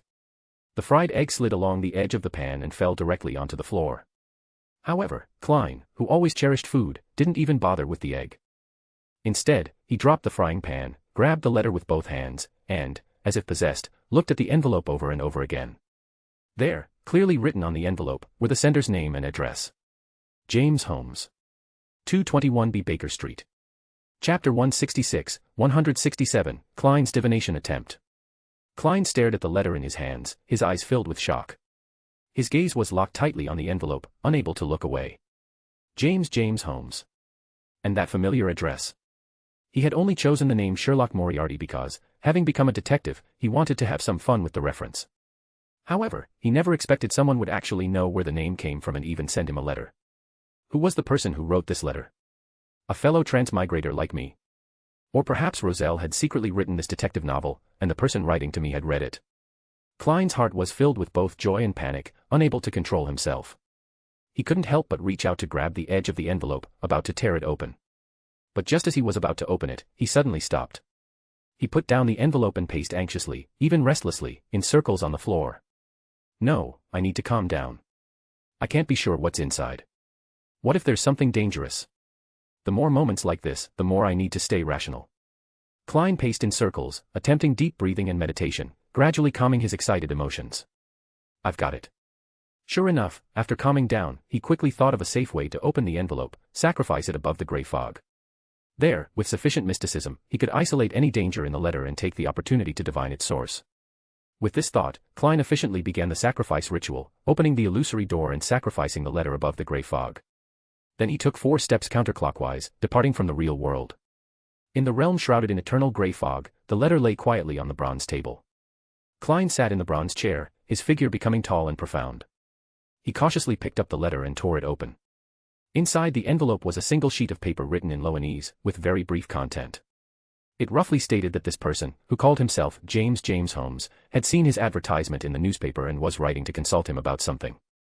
This person indicated that he had obtained a string of Roselle's diary text, along with some corresponding letters he'd never seen before. He hoped Detective Sherlock could provide a reference opinion and, from a cryptographic perspective, try to analyze the original meaning of this string of letters. What the letter says doesn't match up at all with the obvious hints on the envelope. Klein felt confused, but he still turned to the back of the letter to look at the so-called Roselle text and corresponding cipher letters provided by the other party. He understood in his heart that Roselle's writing was naturally Japanese, but he didn't know what these so-called cipher letters were about. As a result, on the back of the letter, he saw a string of Japanese characters and corresponding English. After reading it, Klein was once again plunged into shock and delight. It turned out that although these two languages had different forms, they expressed roughly the same meaning. Hello, the content on the front of this letter is a decoy, used for disguise. If you can read these words, if you come from a different world, like Roselle and me, the writer of this letter, then without a doubt, we are companions. As fellow transmigrator, I hope we can meet and exchange information. If you're interested, we can meet tomorrow night in front of the first arch under Backlund Bridge. So it really is a fellow transmigrator. Klein's excitement at this moment was obvious. The feeling of encountering a companion in a foreign land was simply indescribable. He read these brief words over and over, trying to extract more information from them. The person who wrote this letter is very cautious. First, they tested me with the name and address on the envelope, and even wrote a fake letter as camouflage. The reason for using 2 languages must be because they were worried I wouldn't understand Japanese. Klein analyzed the letter with great interest. Only after he could discover nothing more did he put down the letter and materialize paper and pen on the bronze table, writing a line of text. Information about the person who wrote this letter. That's right, he was going to use divination to obtain more information about the other party. Sorry, fellow transmigrator whose name I still don't know. You're so cautious, so I have to stay alert too. Klein apologized inwardly while reciting the divination statement on the paper 7 times. Then he leaned back against the chair back and entered an illusory dream. At first, he saw nothing in the dream. Gradually, sounds began to emerge, and the dream took on color. He saw vast expanses of blood-red fog, and at the same time heard, from beyond the fog, the illusory sound of tides. The sound of the tide grew louder and louder, until it filled his mind and occupied his thoughts. Why can't I see any other images?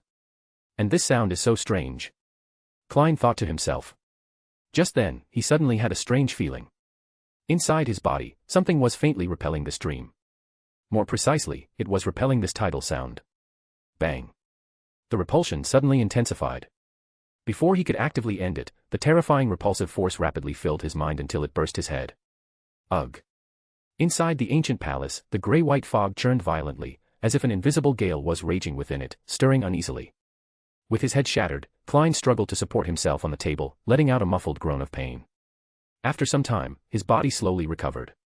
He noticed the changes in the gray fog, his heart filled with astonishment. What's going on? The gray fog, which had always been soothing and calm, had never had such a strong reaction, not even when he witnessed the divine blood of the eternal blazing sun or heard the mad ravings of the true creator. What secret do this letter-writing fellow transmigrator and this strange tidal sound hold? He watched the churning gray fog uneasily, recalling that in the dream, besides the repulsion, the gray fog seemed to have an inexplicable attraction to that tidal sound as well. This is just baffling. It's completely contradictory. Klein said in a low voice, tapping on the table. Originally, he had been ready to go to the appointed place to meet the other person. However, the other party's peculiar divination result made him begin to waver, unable to make up his mind. Sure enough, we're all transmigrators. Everyone has some secrets. Klein looked around at the gray fog and, thinking of the special circumstances surrounding himself, couldn't help but smile bitterly. In the mad illusion. Terrifying ravings filled the entire world. Atop the dark mountain range, on a massive cross stuck at the peak, hung an equally colossal giant, suspended upside down. Silas sat cross-legged, facing the giant. You should repent of your sins, until the profane blood surges from the abyss, filling all living things. The ravings tormented his spirit. Blood vessels bulged on his head, his eyes bloodshot. He was involuntarily murmuring along with the giant, speaking blasphemous, frenzied, and unknown ancient verses. Suddenly, he frowned slightly, feeling the tides in his head surge inexplicably for a few seconds. Chapter 167, 168, Preparing to Meet. Bonus chapter for 100 power stones. Above the gray fog. Klein had originally planned to return to reality and continue considering whether to meet with the other person. Just then, he noticed something happening with one of the deep crimson stars on the gradually calming gray fog. The deep crimson star symbolizing Justice Audrey was continuously contracting and expanding, while illusory sounds rippled outward in waves. Miss Justice has a message to report to me. He thought curiously, reaching out remotely with a gesture, allowing the spirituality within his body to extend toward that deep crimson star. Buzz. The moment the connection was made, sound and image appeared simultaneously. The sound was very clear, but the image seemed somewhat blurry. Klein saw Justice Audrey wearing an emerald green gown, her golden hair pinned up, sitting in front of a long table. It appeared she was in a study or library. Her hands were clasped together in front of her, her head slightly lowered, in a very devout posture as she reported the situation to Mr. Fool. Respected Mr. Fool, regarding Lenivas, I have some new developments to report. Because I'm grounded, I hired Zio and Furs to conduct the investigation. Through an informant, they discovered Lenivas's whereabouts. No, I should say the informant was discovered. They ran directly into Lenivas. What's shocking is that Lenivas is actually pregnant. Moreover, the fetus in his belly is extremely evil. Just as you said, it's very likely related to the fallen creator. Unfortunately, Miss Zio suffered a curse from the evil god during her battle with Lenivas. Her flesh and blood have undergone an aberration. I don't know if you can provide help. As the prayer ended, the blurry image dissipated as well. Klein leaned back slightly against the chair, his expression somewhere between strange and amused. Lenivas is actually pregnant. This is all Silas's doing. Now that I think about it, he really was bold enough to dare, under the true creator's gaze, find a man to be the mother of his offspring. Recalling his teammate who was no longer there, the corners of his mouth gradually turned up, as if he were smiling, but his eyes were full of nostalgia and bitterness. Klein maintained his smile and fell silent. In the ancient castle, the fog rose and fell. After a moment, he shook his head and pulled himself together again. In any case, Lenivas must be dealt with. If he really gives birth to the evil god's offspring, it might very well be another catastrophe. Silas, look, I still have to clean up after you. He shook his head with a bitter smile. Besides that, there was Miss Zio's curse. From Miss Justice's meaning, the curse was currently suppressed and wouldn't erupt for the time being. Perhaps I could pull her above the gray fog and use it to wash away the curse. No, that might not work, because the curse is on her physical body, not involving her etheric body. Klein pondered. He recalled the gathering he attended, where the host, that Eye of Wisdom old man, had a notary pathway ring. Sun Pathway Beyonder items had powerful suppression against evil, but the problem was that such a valuable item, he definitely wouldn't want to lend it out. Or think about it from the opposite angle. He murmured, directly deal with Lenivas. Once the source of the curse disappears, the problem should be resolved too. He contemplated above the gray fog, sometimes analyzing that letter, sometimes considering how to handle Lenivas, until his spirituality was almost depleted. Then he wrapped himself in spirituality, simulated a descending effect, penetrated the gray fog, and returned to the real world, to his own body. After returning to reality, he had already made up his mind. First, he decided to go to Backlund Bridge the next day and meet the sender of that letter face to face. The attraction of a fellow transmigrator was too great. He desperately hoped to find someone of his kind. This was a strong desire from within his soul, from the part that belonged to Zhou Mingrui. After meeting with his companion, he would then consider how to deal with Lenivas. Because according to the time estimate, there was still some time before his delivery. Just don't know where it would come out from if he really gives birth. Klein thought with dark humor. The next day, in the East Borough. Today, Backlund was blessed with rare clear weather. The sun hung high in the sky, shining through the window into the apartment, brightening the entire room. Waking from his hallucination, Silas ate his meal, replenished his flesh and blood, and drank some psychiatric medication that was completely useless. Then he prepared to set out for Backlund Bridge. He felt that the letter should have been written without any problems. If the other person could understand it and was willing to meet, he should appear under the bridge arch at the designated time. If the other person couldn't understand it, then he wouldn't be polite anymore. Instead, he would rush directly to the other person's home for a real-life confrontation to figure out why they knew about detectives from another world. For this purpose, he brought along the Hinter's Mirror, planning to use it to hypnotize anyone who wasn't a fellow transmigrator, thereby extracting information. The last possibility was that the other person could understand, was also a transmigrator, but didn't want to acknowledge Silas. In that case, not only would he not go under the bridge arch, he would flee overnight, change his identity, and continue lurking in this city. I hope it's not the last scenario. Silas thought, preparing to get up and walk out the door. Screech. A sharp, annoying buzzing sound rang in his ears. In front of the doorway, a phantom appeared. Accompanied by a familiar, disgustingly warm fragrance, Ma'am M, draped in a white robe, looked at him gently, blocking his necessary path out. The sunlight didn't shine on her. She looked like a flower blooming in shadow. What do you want? Silas frowned.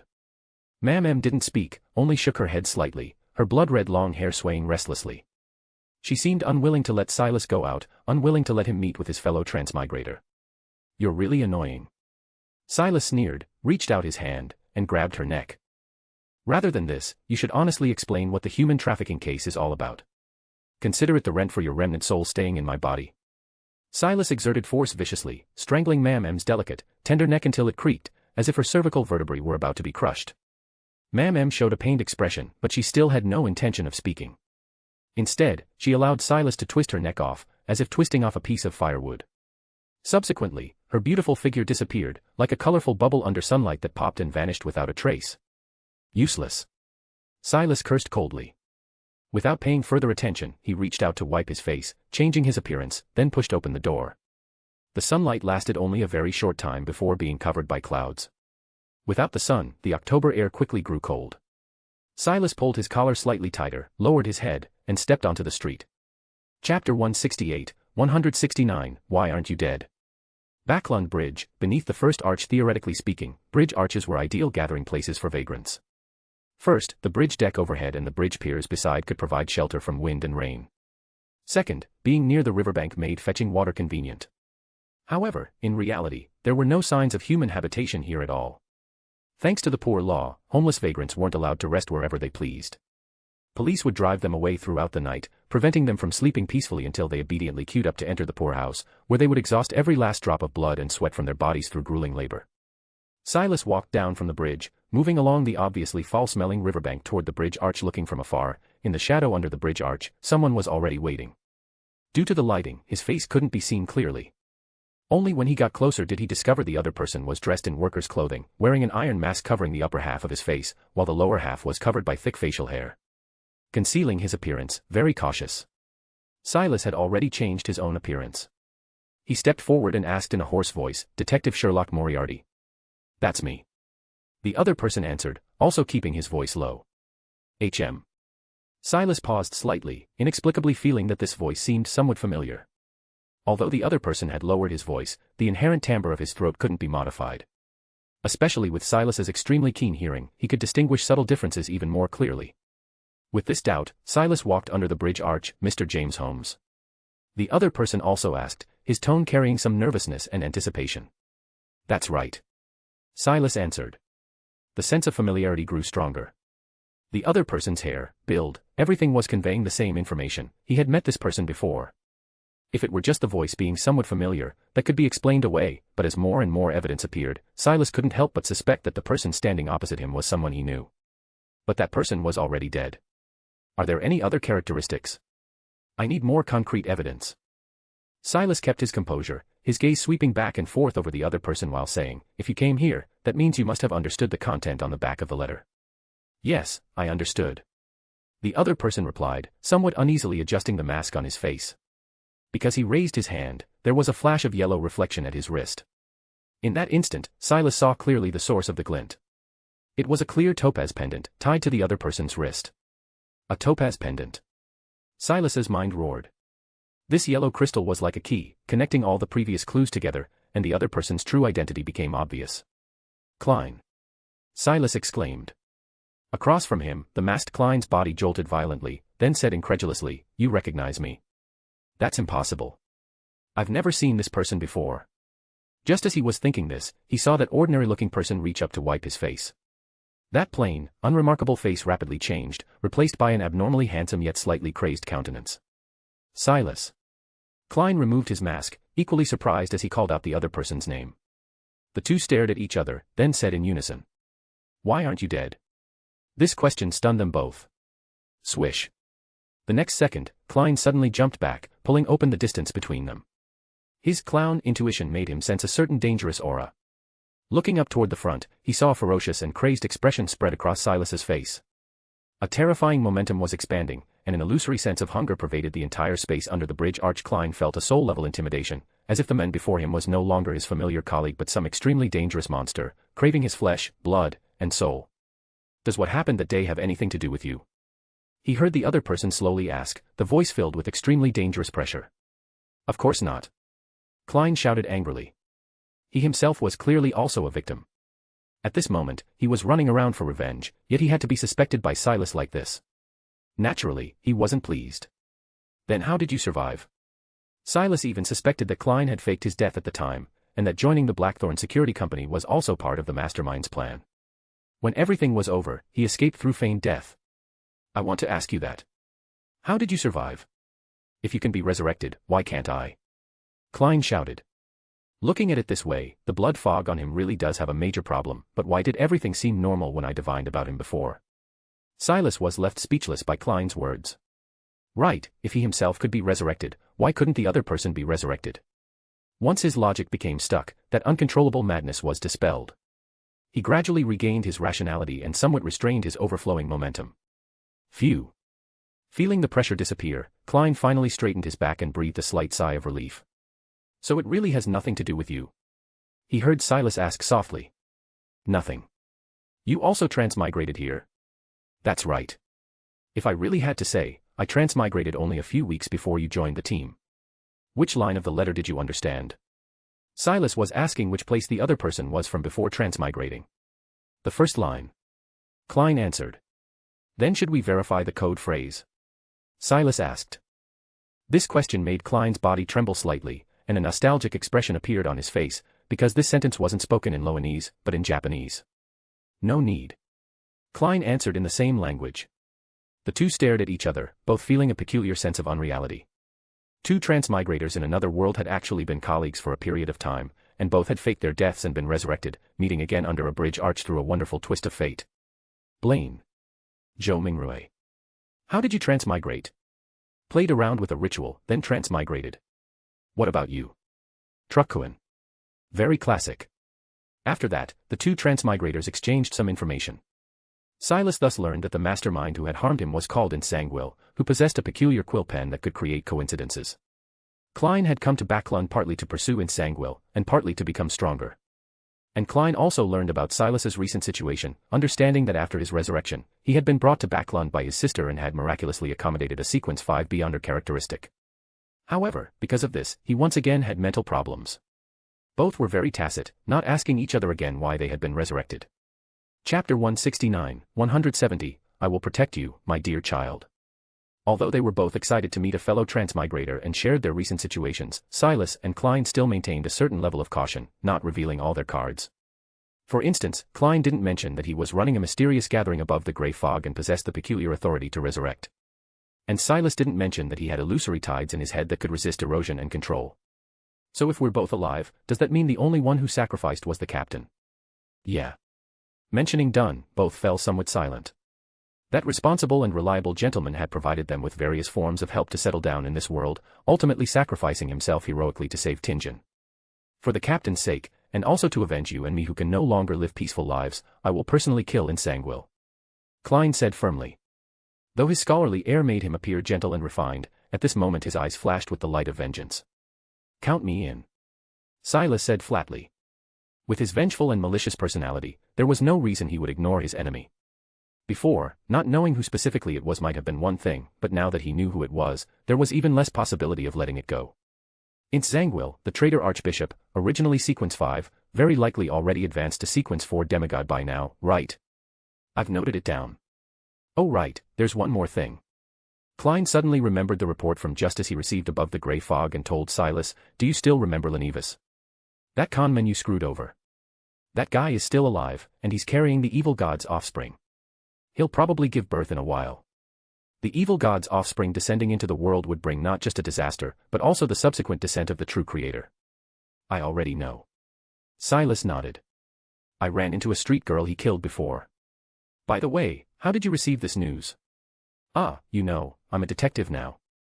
I have many informants passing me intelligence. I see. Silas nodded noncommittally without pressing further. However, Lenevis was indeed a problem. Where should they find him and deal with him? The man suddenly turned his head, as if hearing someone calling his name, looking behind him. Of course, there was only a wall behind him, no one at all. Why do I feel like someone's talking badly about me behind my back, hostile toward me?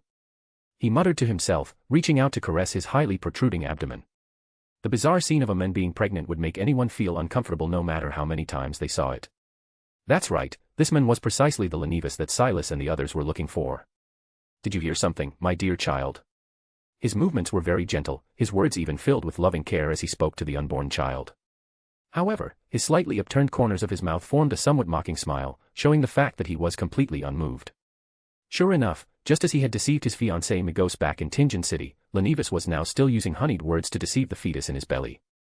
Through the belly, the fetus inside moved. Suddenly, something protruded from Lenivus's bulging stomach, constantly moving about, as if the fetus inside was kicking its legs, raising its hands, conveying certain messages to its father, or the existence that was its mother. I see. Lenivus listened attentively, blood vessels bulging on his face, his expression somewhat pained. Although no sound was made around him, he seemed to have heard something, nodding. In that case, we can't wait around to be found by them, can we? Don't worry, my child. I will protect you. He murmured while walking outside. Stop. A cold, hard, and vicious voice suddenly rang out. Lenivus, your time outside is over. Come back here. The voice came from an extremely tall man who appeared to be over 2 meters tall. He had soft, slightly curled pale yellow hair, a frightening expression, and an aloof, vicious temperament, like a wild beast that didn't fit in with the pack. Lenivus's body paused, and he slowly turned around. You know nothing at all. He shook his head and sighed. Leaving now is the best choice for your Aurora Order. Cut the crap and get over here. The burly man said without courtesy. Or do you want to suffer some more? Crack. He clenched his fists, making a sound. The blood-red robe on his body seemed to ripple, as if it were a water surface stirred by wind. All right, all right. The smile on Lenivus's face froze for a moment, then quickly replaced with an even more enthusiastic smile. Don't be angry. I'll go back with you. For your Lord's sake, don't use violence. As he said this, he spread his palms and obediently walked to the burly man's side, following him deeper into the alley. The burly man snorted coldly and turned to lead the way. However, just as the two were side by side, Lenivus's belly suddenly bulged sharply, as if a tender hand reached through the belly, using barely formed fingers to gently close toward the burly man. Ah! Some invisible and mysterious authority suddenly descended. The burly man walking ahead immediately let out a painful cry and fell to the ground with a thud. Whoosh! His blood-red outer robe suddenly collapsed, turning into pure blood flowing onto the ground. Not just the robe, his entire body was disintegrating. His skin cracked, muscles separated, bones extracted, as if every piece of flesh and blood had gained its own will at this moment, wanting to escape the control of the main body. The Lord's offspring. Why? On the burly man's face, besides pain, there was more bewilderment. He struggled to lift his head, murmuring his question. Crack! Lenivus kicked out, hitting him square in the nose. Ha ha, ha ha ha. His eyes gleamed as he opened his mouth wide, laughing madly without stop. With an agility that a pregnant person shouldn't possess, he violently kicked the burly man's face, stomping hard on his head. This is my child. We are one. Of course he will help me. Lord, oh Lord. The burly man spoke incoherently, his prayer drowned out by Lenivus's mad laughter. Splat. Splat. Lenivus stomped too forcefully.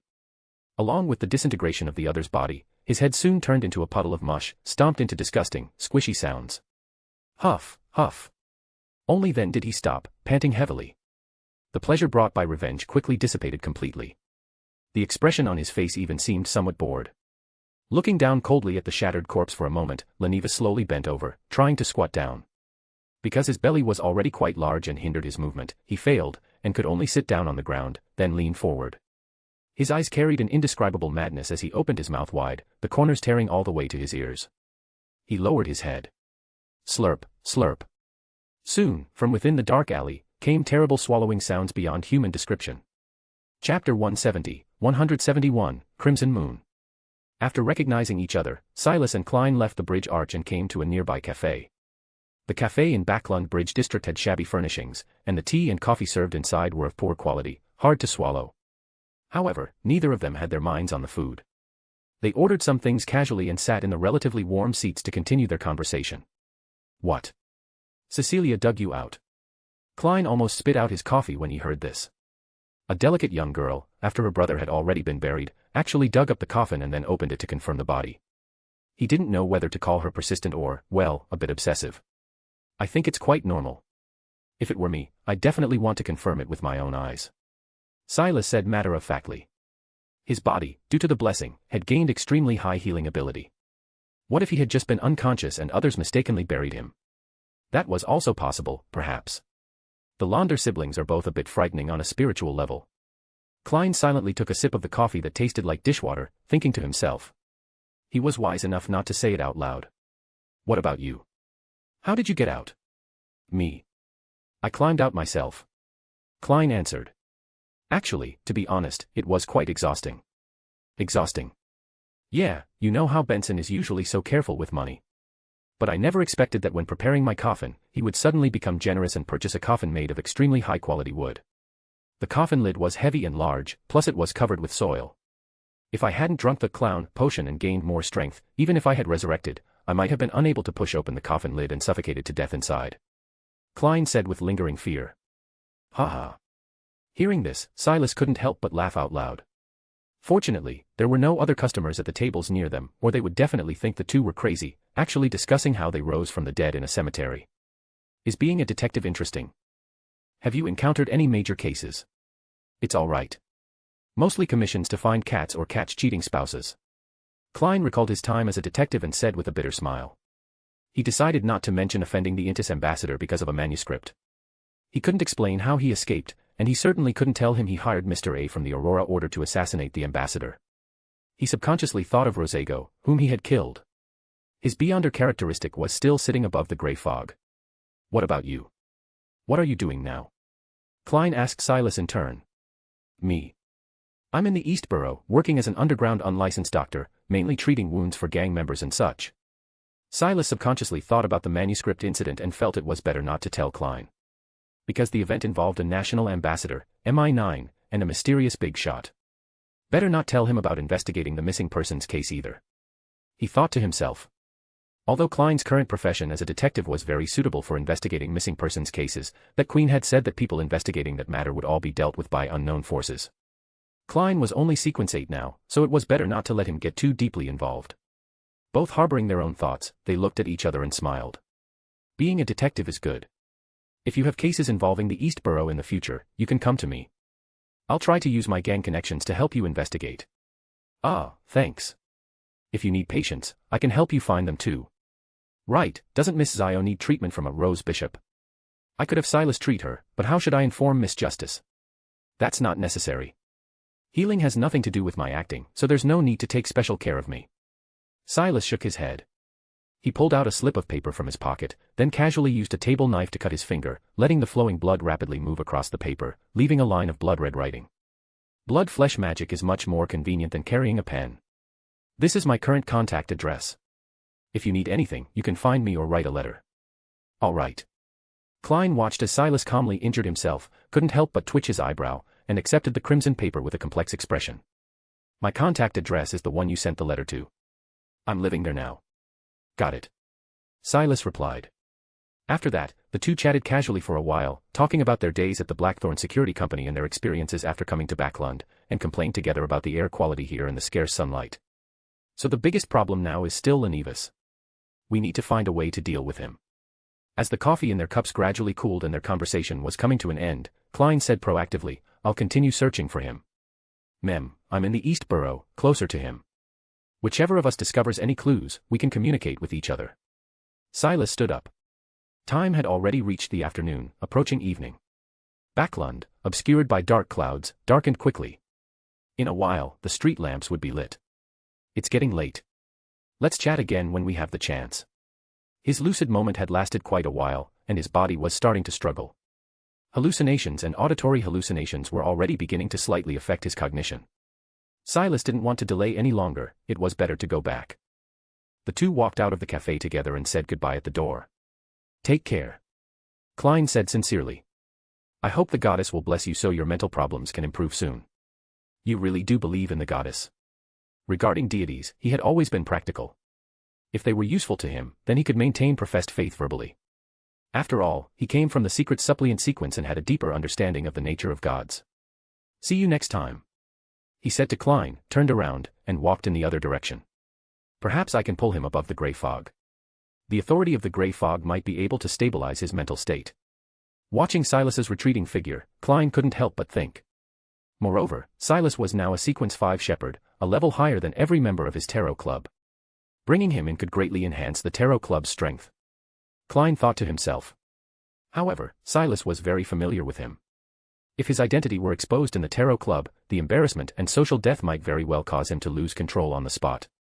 Klein pondered and struggled internally, watching Silas's figure disappear into the distance, then he too hunched his neck and hurried toward his residence.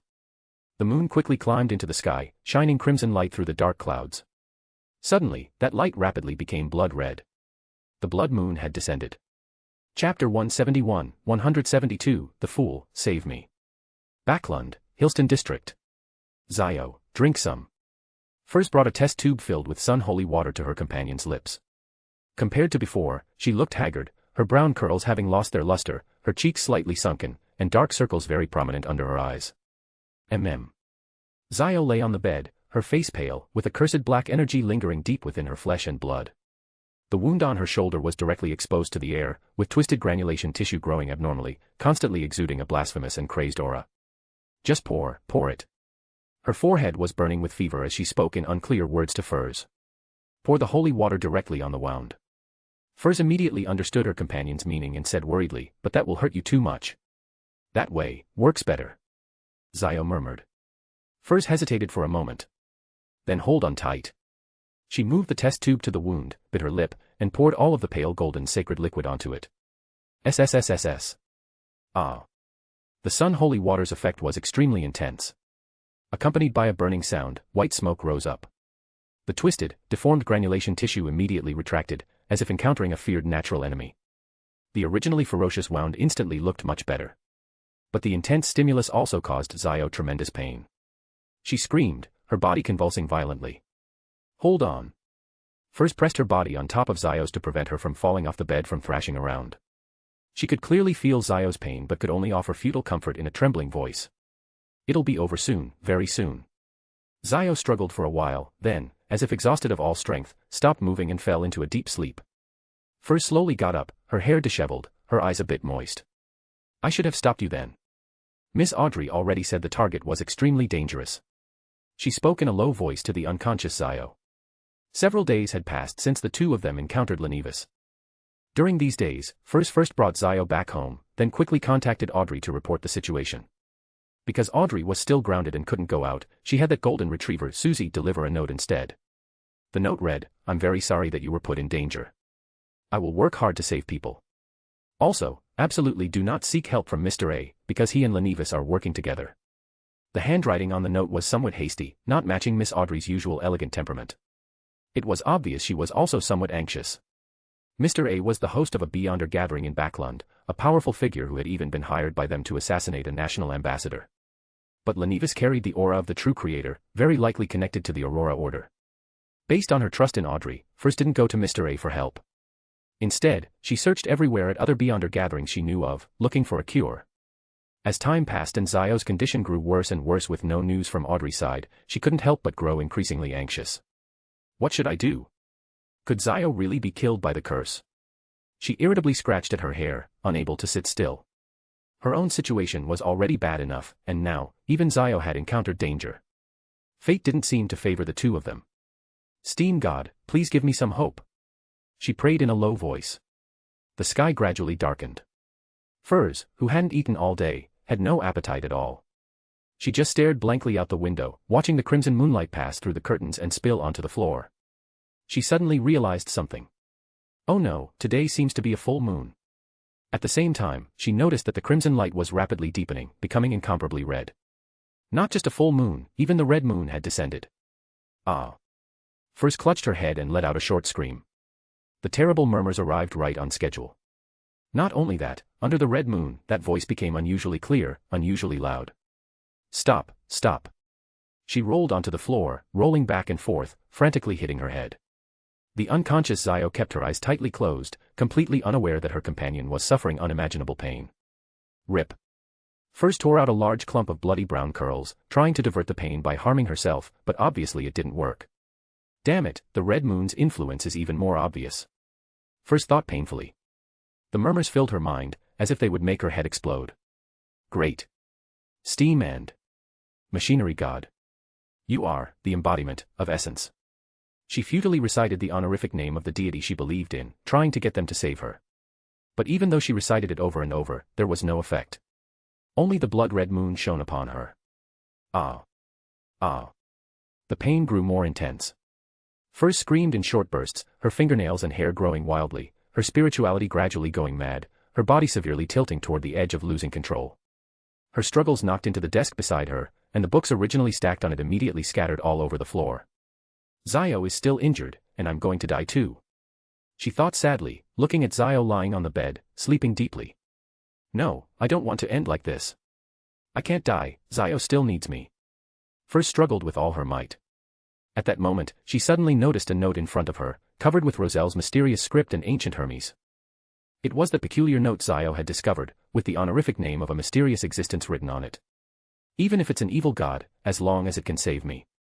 Furs, grasping at this last straw, crawled toward the note and began to recite the words on it in ancient Hermes in a low voice. The fool who doesn't belong to this era. The mysterious ruler above the gray fog. The king of yellow and black who wields good luck. Please save me, save me. Ha. Klein, who had just said goodbye to Silas and returned home, still wearing his worker's uniform, suddenly heard layers upon layers of illusory prayers in his ears. A few minutes later. Thank you very much, Mr. Fool. Furs expressed her immense gratitude to that lofty figure. Not only had he rescued her from the murmurs, but he had also answered some of her questions and invited her to join the tarot club, giving her the code name, the Magician. This was merely a small effort. Klein maintained the fool's mystique and nodded slightly. He hadn't expected to meet the Furs that Justice had mentioned in this way. From her condition, she might have been affected by that Mr. Dorr mentioned in Roselle's diary. At this moment, he noticed that Furs's expression seemed somewhat hesitant, as if she had something else to say. What is it? Is there something else? He asked in as gentle a tone as possible. Respected Mr. Fool, actually, I have a friend who has been cursed by an evil god's spawn. May I ask if you have a way to resolve this? Furs asked somewhat embarrassed yet hopefully. Klein froze, then almost laughed out loud. What a coincidence. I was just thinking about how to pass the message to Miss Justice, and now this is perfect. One less middleman needed. Chapter 172-173, Whether to attend the Beyonders gathering. In the early morning, Emily carried a basket of fresh fish through the streets of the East Borough. The heavy basket and the muddy, filthy roads made walking difficult. Still, she worked hard to keep her back straight, because only this way could she distribute the weight evenly across her body and prevent injury. This was something her mother had taught her back when she used to run errands for her. At the same time, she stayed alert, watching those hungry faces, using what she thought was a fierce expression to intimidate them while showing the knife in her basket. Here, you couldn't show the slightest weakness, or they'd swarm you and pick you clean. This was what her father had taught her when he was still alive. After driving away those stairs, Emily continued forward. Gray fog filled her vision. On both sides of the road, buildings loomed faintly, their outlines becoming clearer as she approached, then disappearing again into the mist as she passed. Late October had arrived, and Backlund's temperature was dropping. The city's coal consumption was rapidly increasing, and the air quality was getting worse by the day. From morning to night, the air was thick with a choking, acrid smell. A two-story building slowly emerged from the dense fog. Emily stopped in her tracks. This house was the only inheritance her parents had left her. After her father's failed investment left him bankrupt, her family's assets were forced into liquidation. All that remained was this two-story building in the East Borough. The whole family had no choice but to move here, and they'd been living here for years now. Life in the East Borough wasn't easy, especially after her parents gradually fell ill from exhaustion. After that, things only got harder. Emily reached for the door. The metal handle was ice-cold, like the temperature of her father's hand before he died. In his final moments, he still couldn't stop worrying about his daughter. Gripping her hand, he'd used his weak voice to make her promise that she would leave this place that devoured people. That's why she worked so hard at her studies. She wanted to leave here as soon as possible. With the rent from her tenants, she could barely manage to cover food and tuition. Cecilia, I've bought what you asked for. As soon as she entered, she called out to her tenant. Thank you, Miss Emily. A black-haired young woman emerged from the kitchen, wiping her hands and smiling gently in gratitude. She was extremely beautiful, the most beautiful woman Emily had ever seen. Even now, dressed in a plain skirt, she couldn't hide that stunning charm. Don't mention it. Emily lowered her eyes and set the fresh fish on the kitchen floor. For some reason, Emily was actually a little afraid of this girl who was 2 years older than her. Her words and actions always gave off an unsettling feeling, like a knife wrapped in honey. Even though she was unreasonably beautiful, even though her attitude was gentle and kind, Emily always felt that one day she might suddenly pull out a dagger and stab her through the heart. In comparison, her mentally ill brother wasn't nearly as frightening. Emily's gaze shifted to the living room sofa, where a handsome, black-haired young man sat. He wore a straitjacket, and his eyes were unfocused. His mouth was moving, as if trying to say something, but it was tightly covered by a mask and leather straps. He looked pitiful, but apparently if they didn't restrain him like this, something terrible would happen. After living with them for so long, she'd come to realize that these tenants of hers weren't ordinary people. For example, he could easily heal serious injuries. Many dying patients would recover immediately after he treated them. And he could use all sorts of strange abilities. Even gang members treated him with respect. The black-haired young woman moved the fresh fish in front of Silas and reached out to undo the restraints on his mouth. "I'll go to my room now." Emily tactfully excused herself and returned to her bedroom.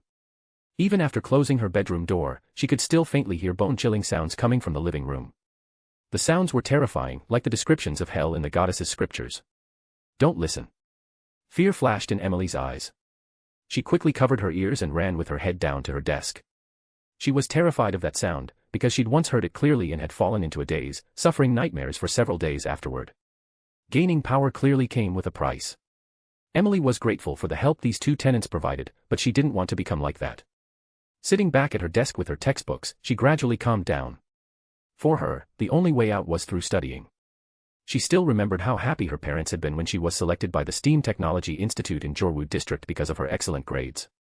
That school guaranteed that if you graduated successfully, you could enter the affiliated university, and after that you could find a well-paying job. If that happened, she could leave the East Borough and live a decent life. Unfortunately, her parents hadn't lived to see that day.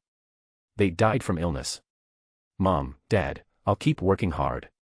She said this silently in her heart. "Cecilia, do you want to go to the Beyonders gathering tonight?" After replenishing his flesh and blood and regaining consciousness, Silas flipped through the Backlund Morning Post.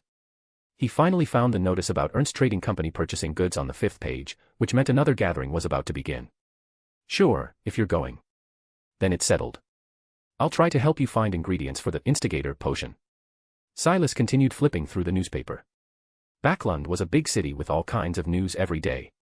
After turning a few more pages, he saw a notice saying that a memorial exhibition for Emperor Roselle would be held at the Kingdom Museum in 2 weeks, hosted by the Church of Steam and Machinery. Apparently, the exhibition would display Roselle's various inventions and manuscripts. Roselle's manuscripts, those secret diaries written in Japanese. Silas recalled reading some of those manuscripts at the Blackthorn Security Company in Port Enmat. Oh right, that guy Klein must have learned about the acting method from reading Roselle's diary. He should go check out that exhibition. It would be great if he could discover something from the manuscripts Roselle left behind. He thoughtfully folded up the newspaper, then said to his sister, "All right, let's go." The Queen's commission still wasn't complete. Silas wanted to search for clues. The two put on their coats, said goodbye to Emily, and left.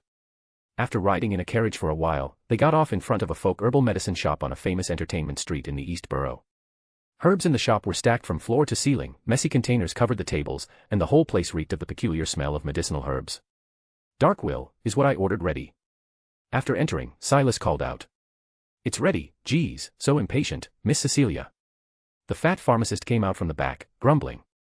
But when he saw clearly who had come with Silas, he immediately straightened up, his face lighting up with delight. Chapter 173, 174, The Lord I Worship is Silent and Reserved. After clearing out the mutated rats in the sewers that day, Silas wasn't in the best shape, so that evening the fat pharmacist Darkwill had sent him home. The result was that Darkwill saw his sister come to the door to greet them and was immediately stunned by her beauty. "Long time no see, Miss Cecilia. You're as beautiful as ever," he said, mesmerized. Thanks." The black-haired young woman blinked, tilting her head in confusion. "Darkwill, cut the nonsense and get me what I ordered."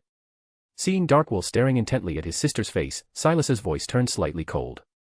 He really didn't want Darkwill getting involved with his sister, especially since the guy went looking for street girls every day. Ahem. The fat pharmacist's cheeks trembled violently as he snapped back to his senses. Here you go. Everything you wanted is in here." He irritably handed over a paper bag. "Same as before, all the treatments for common East Borough illnesses are included. Instructions and dosages are written on the bag. £3 total. Keep preparing herbs. I'll be back in a few days. Silas counted out 3 gold coins and slapped them on the table, then picked up the paper bag. This was a method he'd come up with for his investigation, disguising himself as a missionary and providing free treatment to East Borough residents. After receiving care, the East Borough poor would lower their guard and be more willing to share information. He could treat ordinary external injuries himself, but when it came to other diseases, he was out of his depth. That's why he'd sought out Darkwill to help prepare medicines. Arriving in the East Borough, Silas touched his face and altered his appearance. His sister also pulled up her hood, concealing her features. The small alley where they usually worked was already packed with people. Their clothes were tattered and filthy, their faces full of exhaustion and numbness. Many bore obvious wounds. The missionary is here. Seeing him, the poor immediately grew excited. Line up first. External injuries come in first. Silas called out. As he walked to the alley entrance, people excitedly and respectfully cleared a path. Inside the alley, people had already prepared tables, chairs, and a treatment space sectioned off with cloth, just as he preferred. Several people with obvious external injuries lined up according to the severity of their wounds, though inevitably there were arguments about who should go first. At times like these, Silas only needed to glance at them coolly, and the invisible pressure would make them settle down. External injuries were the easiest to treat. Usually they were workers injured by machines in factories, or people who'd been hurt in falls or hit by carriages. Silas treated over a dozen fingers severed by machines in a row, plus several arms and leg bones broken by belts. Of course, he still didn't heal them completely, leaving a bit of injury to prevent the effect from being too obvious and scaring them. It's miraculous. Thank you so much, missionary sir. The injured person hugged his bandaged arm, expressing boundless gratitude. I'm willing to convert to your religion. Please tell me, what kind of being is the Lord you worship? The Lord I worship is silent and noble. He doesn't wish for me to coerce others with favors. When you genuinely want to worship my Lord from the bottom of your heart, I'll tell you his true name. Silas made it up on the spot. All right, now look at this mirror. It can check your condition. The injured person cooperatively turned his head to see the hooded assistant beside the missionary holding up a mirror decorated with a golden frame. Inside the mirror surface was an eye. After making eye contact with the eye for just 1 second, he became dazed. Have there been any disappearances around you lately? Silas asked in a low voice. Don't know, workers' jobs aren't fixed, and the work is all scattered. I see. Silas frowned in thought. Indeed, if you weren't paying special attention, this kind of thing would be hard to notice. Though. I did hear them mention before, something about young girls going missing. Young girls missing. Whose daughters? Forgot. Silas was speechless. He could only let the person leave, first suggesting he forget about the questioning. And so it went. He finished treating external injuries, then distributed Darkwill's medicines to several patients with obvious symptoms. These people likewise had no particularly clear leads, only vague recollections of people suddenly disappearing, or hearing about some family's child being kidnapped and sold. It seemed 1 or 2 free clinics wouldn't be enough to find concrete information. He'd have to come back several more times in the future. He thought to himself. Silas didn't have enough medicine to distribute to everyone, and some people were seriously ill, beyond what a single dose of herbs could cure. But when he ended his free clinic, the poor still looked at him with eyes full of gratitude. Missionary sir, please share the gospel of your Lord with us. They pleaded. Gospel? What gospel? If I actually spread that stuff to you, you'd probably go mad on the spot. Silas grumbled internally. If it were an ordinary shadow ascetic, they'd definitely love this kind of scene, directly spreading a bunch of corrupting knowledge and digesting their potion at lightning speed. But Silas hadn't fallen into madness to that degree yet, so he just made up some stories to fool them, then quickly left with his sister. Because of this behavior, the potion inside him didn't get digested, but this actually served as a clearer reminder to Silas, allowing him to summarize the acting principles of the shadow ascetic. 1. Hide in the shadows and practice in concealment. 2. Spread twisted doctrine to corrupt people. He'd probably need to act it out one more time before the shadow ascetic potion would be completely digested. But there was still a lot of undigested potion left. Or rather, too much. Silas carefully reflected on this. The burden was so heavy he almost wanted to laugh. He remembered that besides the Sequence 6 Rose Bishop and Sequence 5 Shepherd, he still had a bit of his Sequence 8 Listener potion that he hadn't figured out. But given all the other massive amounts of undigested potion, that little bit left over wasn't even worth mentioning. Speaking of which, when I dealt with that faceless last time, I felt the Rose Bishop potion inside me digest a little too. What exactly caused that? Silas analyzed as he walked. Could it be because I arranged the corpse to look like a rose? Surely the true creator isn't that perversely twisted, right? Just then, he suddenly raised his head sharply. From the road ahead came a series of hurried footsteps. His keen hearing detected two sets of footsteps in front, one relatively heavy, the other quite weak and unsteady. The pursuing footsteps behind them were chaotic and disorganized. But Silas didn't raise his head just because of the footsteps. It was also because the shepherd's characteristics made him sense that Beyonders were approaching. Cecilia. He turned his head and exchanged a look with his sister. She immediately nodded, pulling up her hood as her body melted into the shadows at the corner of the wall. He looked in the direction of the footsteps. He saw a woman with brown curly hair supporting a petite young girl, stumbling as they ran forward. Chapter 174, 175, Furz's Fear. Huff, huff. Furz gasped for breath, supporting Zio's weak body as the two of them stumbled toward the end of the alley. Thud, thud, thud. Heavy footsteps sounded behind them, a group of relentless pursuers following close. These people wore ordinary workers' uniforms, seemingly trying to disguise themselves as local residents. But their expressions were filled with fanaticism and distortion, completely exposing the fact that they weren't Eastborough residents. Seeing the distance between them and their pursuers gradually closing, Zio, who was half leaning on Furz, struggled to lift herself and turned her head back. My verdict is, leave. She shouted sternly at those people. An invisible judgment, accompanied by an intimidating majesty, echoed through the air of the small alley. The pursuers involuntarily stopped in their tracks. Several people in the back couldn't stop their momentum and crashed into those in front, causing chaos. Furz took the opportunity to quicken her pace and flee forward. She saw that after using her ability, Zio's face quickly became even paler. Damn it. They're coming for Zio. She thought anxiously. Mr. Fool, this is way too dangerous. On that strange night, above that magical gray fog, the lofty and mysterious Mr. Fool had rescued her from unknown ravings. Worried about Zio's injuries, she'd also taken the opportunity to pray to that being for help. And Mr. Fool's answer had been an address. A powerful individual of the Secrets Suppliant pathway lives there. His situation is quite special. He doesn't worship an evil god, so he should be able to meet your requirements. Mr. Fool paused, then continued, also, don't mention my name in front of him. A Secrets Suppliant who doesn't worship the true creator but can still become powerful, how is that possible? I get it, he must be Mr. Fool's blessed one, under his protection. That's what Furz had speculated at the time.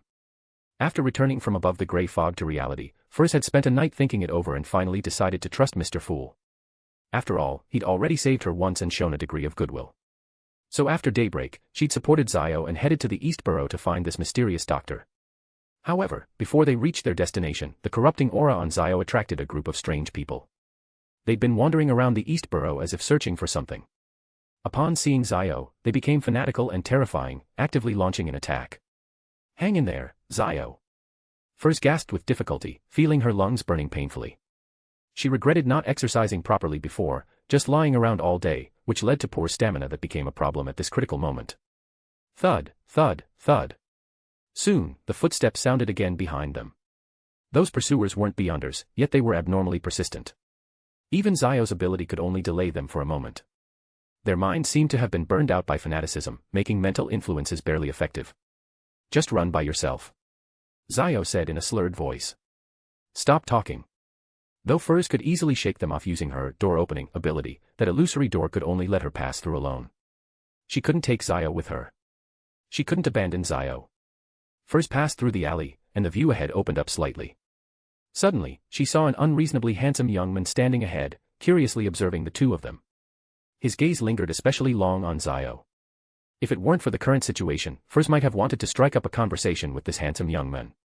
But right now, all she wanted was to escape quickly. Move out of the way. Ah.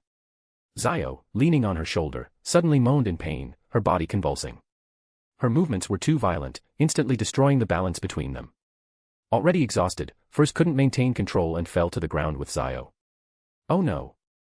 The pain from the fall jolted Furz.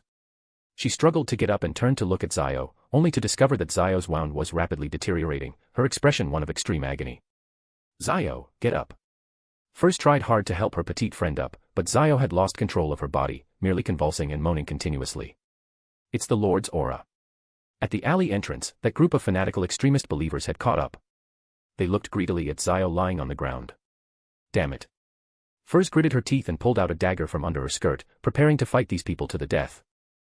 Just then, she suddenly noticed that the handsome young man had actually walked to her side and crouched down to examine Zio's injuries. Does he have a death wish? Get out of here quickly. She warned him out of kindness. Unfortunately, the young man completely ignored her, only lowering his head to examine Zio. "Cecilia, leave one alive," he said without looking up. "Leave one alive." The sound of bodies hitting the ground suddenly rang out. Furs looked up in bewilderment. Then she saw a slender figure swiftly weaving through the crowd. A sharp dagger glinted coldly, appearing from time to time at their throats, hearts, and other vital spots. Splashing blood accompanied screams, adding a few shades of vivid color to this dance of slaughter. Only then did Furs realize the person was actually an extremely beautiful young woman. When only one person remained, the black-haired young woman reversed her dagger and knocked the person unconscious by striking the back of his head with the handle. Noticing Furs's gaze, she looked over with her bright blue eyes and showed a gentle, beautiful smile. At this moment, several drops of bright red blood still stained her delicate face. "Next time I write a novel, I'll use her as a model," Furs thought in a daze. A moment later, she snapped back to reality. "Wait, I need to hurry and take Zio to find a doctor. Thank you for saving us." She thanked them with both gratitude and some fear. "Though they helped me, they killed those people way too efficiently. Your friend is badly injured."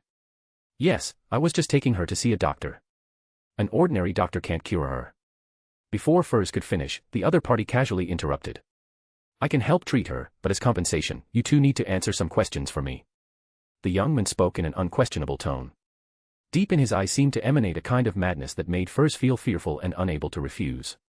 Okay, thank you very much." Furs wanted to say she'd already found the right person, but that beautiful young woman had already walked over. Looking at her still dripping dagger, Furs very wisely didn't speak words of refusal. "At worst, if he can't treat her, we'll just leave then. Don't anger them. Wait here for a moment while I deal with things here." Silas paid no attention to her psychological changes. He turned and stepped over several corpses, crouching in front of the unconscious person. The shepherd's characteristics showed no reaction. They weren't beyonders. But they weren't ordinary people either. Looking through his eyes, Silas could see the corrupting aura emanating from the bodies, indicating these people were believers of the true Creator. A group of true Creator believers chasing a beyonder who'd suffered corrupting damage. Quite interesting. Chapter 175, 176, Zio is saved. Silas left one person alive. Although he could obtain information by channeling corpses, he happened to have the Suggestor's Mirror on him, which could be used to hypnotize the living. Using both methods together would achieve the best results. The believer had just regained consciousness from his stupor when a golden, vertical pupilled eye appeared in his blurry vision. After locking gazes with the eye for a moment, his expression quickly became dazed and submissive. "Who are you?" Silas asked. "The Lord's Lamb." That form of address confirmed it was indeed the Aurora Order. "What are you doing here?" "Following Mr. A's orders to find the Lord's progeny." "The Lord's progeny, Lenivus?" Silas frowned slightly. Given Lenivus's condition, the fact that he could stay hidden in Backlund all this time meant the Aurora Order must have helped conceal him. Taking it further, Lenivus was very likely imprisoned by them. After all, Lenivus was currently carrying the true Creator's progeny. For him, this child was a terrifying burden. The moment it was born might very well bring him death. He'd want it gone if he could. And the Aurora Order naturally craved the Lord's progeny's arrival. They absolutely wouldn't give Lenivus the chance to abort it. In other words, Lenivus escaped. The Aurora Order really was useless, letting a pregnant man escape like that. Silas thought with some irritation. Lenivus himself was already an extremely unstable seed, and now he'd broken free from control. Who knew what terrible things he might do? He grabbed the believer and continued questioning, wanting to figure out the details of Lenivus's escape. But this believer appeared to be just a low-level member and didn't know much. Forget it then. I'll try channeling. Silas drew his ritual dagger and stood up, surveying the other corpses. Cecilia killed them so cleanly and efficiently. He muttered to himself. Such decisive movements showed she was already quite practiced. She must have digested the assassin potion, right? Why did she lie to me and say she hadn't? Silas glanced at his sister. She was supporting the petite woman and standing beside the nervous brown-haired lady. She held a dagger with a slight smile, which only made the woman appear more uneasy. "I'll ask her when we get back." Silas withdrew his gaze and began channeling through ritual. These people had just died, and the spirituality in their bodies was still very fresh. Silas created a wall of spirituality, lit 2 candles, one representing himself, one representing the deity, then sprinkled powders of moon flower and night vanilla, and dripped in deep sleep flower essential oil. He had purchased all these materials from the chubby apothecary's herb shop. "O Evernight Goddess, nobler than the stars, more eternal than eternity.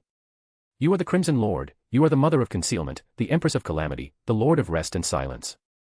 He offered a prayer to the Evernight goddess. Although praying to the true creator would be more convenient, these people were the true creator's believers, and the clue Silas sought was his progeny. No matter how he thought about it, the true creator couldn't possibly give him answers. If he actually prayed to him, he might even incur punishment. I pray for the power of night. I pray for the power of concealment. I pray that you allow me to communicate with this cultist spirituality. Accompanied by Silas's recitation, a silent and profound power quietly descended, seemingly gathering the residual spirituality from the corpse and pouring it all into Silas's mind. Soon, Silas fell into a peculiar dream. He saw that in a pitch-black basement, a group of believers wearing classical robes knelt devoutly on the ground. Opposite them stood a black-robed man. His face was hidden under a hood, revealing only an elegantly curved chin. Lenivus, the vessel of the Lord's progeny, has escaped. The black-robed man's cold voice carried madness. Go find him and bring him back. Yes, Mr. A. The believers chorused in unison. Mr. A. I've heard that name somewhere before. He's the Aurora Order's person in charge in Backlund, right? Silas thought to himself. Now he was absolutely certain that Lenivus had indeed escaped from the Aurora Order's grasp. Just then, he suddenly noticed that the hooded man abruptly looked up and stared right at him. Looked right at him. He saw that beneath the hood was a face so handsome it seemed almost feminine in its delicacy, except this face was currently full of malice and hatred, with terrible red light flickering in the depths of its eyes. The dream began to crumble. Some kind of crisis warning caused Silas to suddenly awaken. He saw that all the corpses on the ground, including the one he'd left alive, were rapidly swelling. Flesh bombs.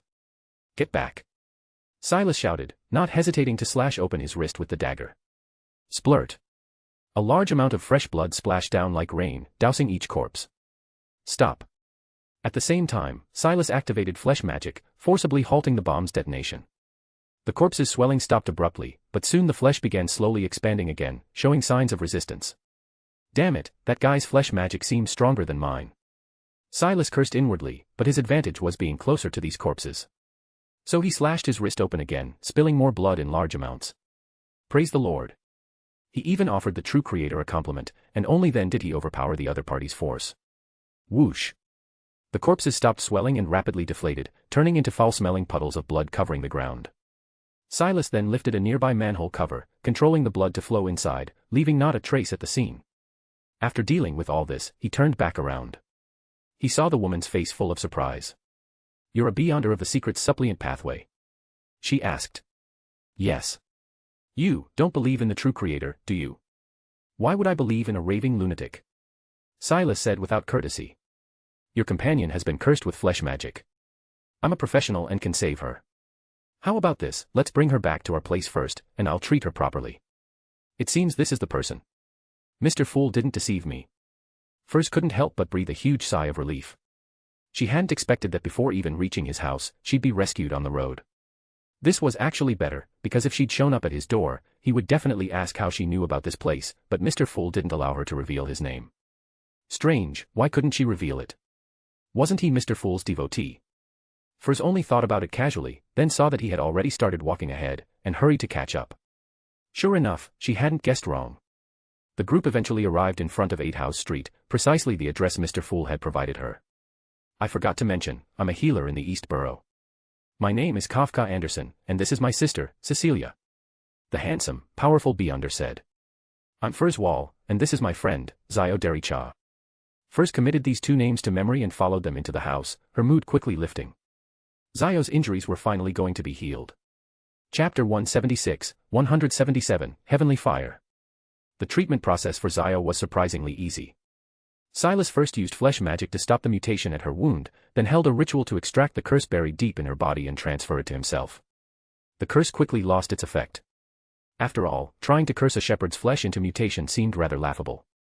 However, a wisp of evil aura within it was somewhat troublesome, but relying on the suppression of the tides within Silas's body, it didn't take much effort to suppress it either. That's it. That simple. Watching Zio's wound heal at a visible speed while the dark energy that had accumulated on her face completely dissipated, Furs asked in great surprise. After seeking help from multiple Beyonders and attending various gatherings, the injury that couldn't be cured anywhere was solved so easily here. If she really had to say it, the most difficult part of this treatment was finding the doctor.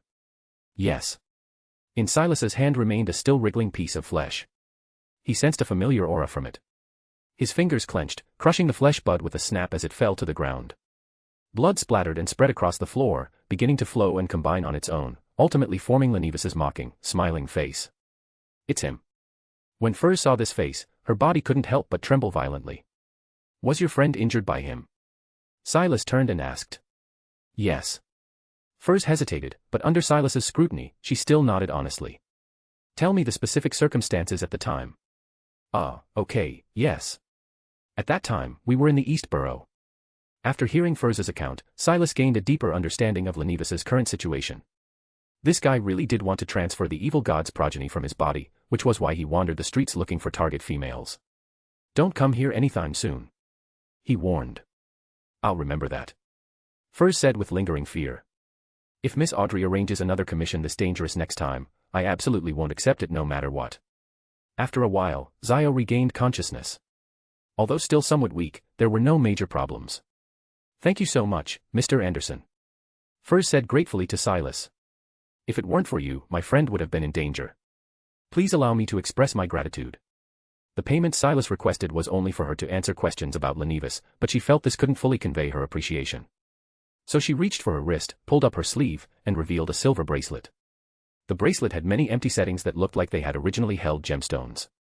But at this moment, only one dark teal, rough stone remained. The stone's surface was full of burn marks, uneven and pitted. There were originally 3, but to escape from Kalangos and Lenivis, I used 1 each. Fortunately, I didn't use the last one in that alley just now. Thinking this, Furs removed the only remaining stone and gave it to Silas. This stone has a peculiar effect. It can open a portal. As long as you throw it at a wall while shouting, "Door," in ancient Hermes, it will transport you to a safe place. Furs explained the usage for Silas. Actually, this stone was what she had originally prepared as a thank you gift. Then I'll accept it.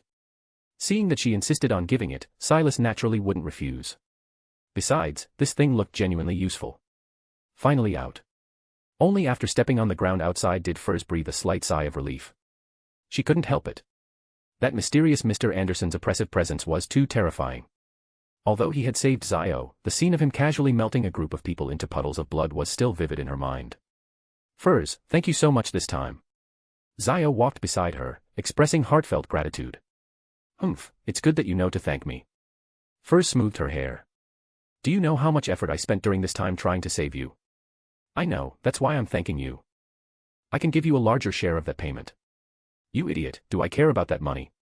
By the way, Furs, how did you find such a powerful person? A fortunate coincidence. I got the information at a rather secretive gathering. That gathering is quite cautious about recruiting new people, so I can't bring you in for now. The two gradually walked into the distance. Cecilia, come with me to the Beyonder gathering tonight. I'll see if I can help you buy the main ingredients for the Instigator potion. After seeing off the 2 female Beyonders, Silas played with the peculiar stone in his hand and suddenly spoke to his sister. Back in Tingen, he had obtained the Assassin and Instigator potion formulas from the witch Sharon. Now that his sister had already digested the Assassin potion, it was time to let her advance. There's no rush. He heard his sister say indifferently, I haven't finished digesting it yet. Don't lie to me. You've already finished digesting it. Silas looked up. Your movements in that alley just now were so agile. Only by completely digesting the potion could you achieve that level.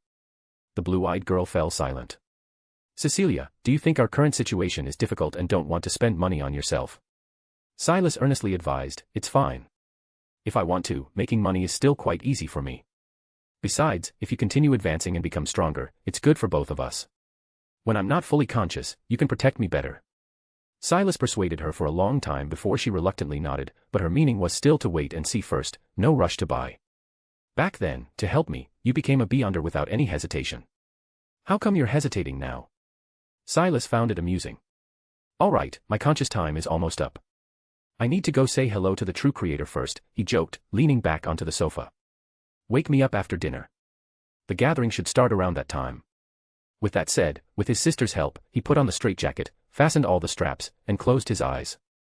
When he opened his eyes again, the scenery around him had changed dramatically. Silas saw a burning city. Crimson sulfur fell from the sky, tracing brilliant streaks across his field of vision before crashing into buildings. Blazing flames then rose up, devouring the city and growing ever stronger. Terrified people screamed, turning into bright torches as they ran. When these torches exhausted their fuel, they ceased their cries and collapsed to the ground, curling into dirty piles of black ash. The scorching air made it impossible for Silas to breathe. He saw towering flames illuminating the gloomy sky. Everything danced in the fire, the wails, the howling wind, the sparks flying through the air, the night illuminated bright as day. All of it was performing a desperate carnival from the end times. Insane ravings sounded in his ears. The Lord saw that the wickedness was great, and rained down sulfur and fire from heaven. Then the smoke of the land ascended like the smoke of a furnace. Just then, someone pushed Silas's arm. The familiar touch jolted him awake. Opening his eyes, the room had completely darkened. He saw his sister's blue eyes shining brightly in the darkness. "Cecilia, what's wrong?" Silas couldn't help but ask. "Emily, she still hasn't come back yet." Chapter 177, 178, Trail. In Silas's impression, their young landlady Emily was a very hard-working girl. She wanted to leave this terrible Eastborough and obtain a better life. Every day, she left home early, walking to a school in another district, not returning until after classes ended. After eating dinner, she would immediately go back to her bedroom to continue studying. Several times when Silas awoke in the middle of the night, he could clearly hear the scratching sound of writing from downstairs. That sound was reassuring, as if he could see the girl hunched over a desk. For people trying hard to save themselves, Silas didn't dislike them. Emily, she still hasn't come back yet. So when he heard his sister say those words, he couldn't help but freeze. A buzzing sounded in his ears, with ravings faintly audible. Because he hadn't rested enough, his condition wasn't very good. What time is it? Silas looked around in confusion. The room had already darkened. At this time normally, Emily should have already finished school and walked back home. If Silas was awake, she would generally come over to ask some questions about grammar or mathematics, or go to the kitchen to help out. Should be just past 9 o'clock. The clock tower chimed not long ago. 9 o'clock was nearly 2 hours later than her usual time home. Something at school. Impossible. This wasn't the world before he transmigrated. Could she have encountered an accident, been injured, or been? Silas stood up from the sofa. Did you search the area? Not yet, because I didn't feel safe leaving you here alone. Come on, let's go look together. The two walked out of the apartment. Street lamps sporadically lit up along the street, creating dirty orange halos surrounded by thick fog that made it difficult to see the road clearly. The East Borough's infrastructure was extremely poor. Having even these few street lamps meant the conditions were relatively good. Many more streets had no street lamps at all, relying only on the crimson moonlight to illuminate the path ahead. The damp, cold air drilled through gaps into their clothes, bringing an uncomfortable icy sensation. Feels like winter is coming soon. Silas thought to himself. Backlund's climate was rather unique. It rained frequently throughout the year, summers weren't too hot, and winters weren't too cold. Of course, this not too cold was relative to northern Fasak. Truth be told, when winter arrived here, temperatures could drop below zero, and there could even be snow. Worth mentioning was that the snow that sometimes fell on Backlund wasn't white snow, but black snowflakes saturated with soot and pollution. As a sharp critic in the newspapers put it, on a winter morning, when you open your door, you will see the city of fog covered in black snow, and the corpses of vagrants lying frozen in the snow with eyes wide open, as if it were hell itself. Of course, Silas had no mind to consider environmental pollution right now. The two of them followed the route Emily usually took to school, walking toward the school's direction. Night grew heavier. Streetwalkers, drunkards, thieves, and robbers began appearing on the streets. These people often switched back and forth between these professions. "Hey handsome, wanna have some fun?" A woman holding a bottle hiccuped and asked in a vulgar tone. "Have you seen a girl carrying a school bag around here?" Silas asked calmly. "Nope." Hearing that he wasn't planning to do business, the woman's attitude became less friendly, but considering his handsome face, she still gave an answer. After that, Silas searched for several more minutes but still came up empty. Searching blindly like this won't work. I need outside help. He thought to himself. Who should I turn to? The Reman gang, the local power brokers, or Klein who could provide divination assistance. Time is urgent. I might only be able to seek help from one side. Brother. Just then, from a nearby alley, the black-haired girl's figure quietly emerged, calling out to him. This was a shortcut back to House Street, but the alley was rather narrow and its location quite secluded. Silas walked into the alley and saw his sister standing in the middle, pointing out some bloodstains to him. Several droplets of splattered blood had fallen on the ground and walls, looking like they were left during a struggle. Silas frowned slightly and walked to the bloodstains, crouching down. Backlund's damp, cold air made the walls and ground very moist. These bloodstains hadn't completely dried. He picked up one drop with his finger and brought it lightly under his nose to smell. It was very young blood, carrying a maiden scent full of youthful vitality. The blood on the other wall was much dirtier, with a feeling of fallen evil. Although he couldn't clearly distinguish various physical details of the blood's owner like a vampire could, having mastered flesh magic, he could still extract some information from it. Someone had fought here and bled from injuries. One was a young girl, the other was a simple thug. Silas silently stood up, an ominous premonition forming in his heart. His gaze wandered through the dark alley. Soon, he discovered something in the gutter to one side of the alley. Walking over to pick it up, his eyes couldn't help but tighten. It was a slightly worn satchel filled with textbooks, notebooks, and a fountain pen. Normally, it was placed on the cabinet in the hallway, and when its owner went to class, she would take it with her until returning home in the evening. Emily's school bag. Silas stared fixedly at the bag, feeling anger slowly rising within him. Why do this to her? She just wanted to leave this damned place. Was she wrong? Brother, this is Emily's. I know. Combined with the information he'd gotten earlier from the injured pauper's mouth, it wasn't hard to guess that Emily had been kidnapped. It might be related to human trafficking. Although he'd unexpectedly obtained the clue he'd been pursuing for so long, Silas's expression wasn't happy at all. He used his dagger to lift the remaining fresh blood from the ground, then let it drip onto the back of his hand. Next, he carved peculiar patterns on the back of his hand with the knife, letting that blood soak into the markings. Guide me to the location of the original owner of this blood. Silas murmured softly. Soon, that blood began gathering toward one direction. Just then, he sensed a gaze. Looking up, he saw Mam M smiling at him. Her smile seemed to carry some deeper meaning. Was it malice, or anticipation? Influenced by her smile, even more chaotic ravings sounded in Silas's mind. Let's go. Enduring the discomfort, he turned to his sister. Too bad. Looks like we won't make it to that Beyonder gathering tonight. In the pitch-black dungeon, Emily awoke from her daze. Where am I? The sound of many girls crying softly rose around her. She opened her eyes and saw that she was trapped in a cell with many peers around her. Some were panicked and crying endlessly, while others had numb, empty eyes, as if they had completely given up hope. Emily's gaze moved up through the dungeon bars. At the top of the stairs, the door leading to the hall was tightly closed. Only a sliver of lamplight projected through the gap, with the faint sound of voices and music coming through. Those sounds were lively and cheerful. Chapter 178, 179, Don't Give Up. How did I get here? Emily looked around, her mind in complete chaos. The dark basement, the sobbing girls around her, the guards outside the cell. Everything was strange and terrifying, filling her with panic. She felt some pain in her nose. Reaching up to touch it, she felt dried blood. That blood made her suddenly remember what had happened to her. This afternoon after school, she left as usual, walking back to her home in the East Borough. As she passed by a small alley, several rough men suddenly rushed in from both sides, surrounding her.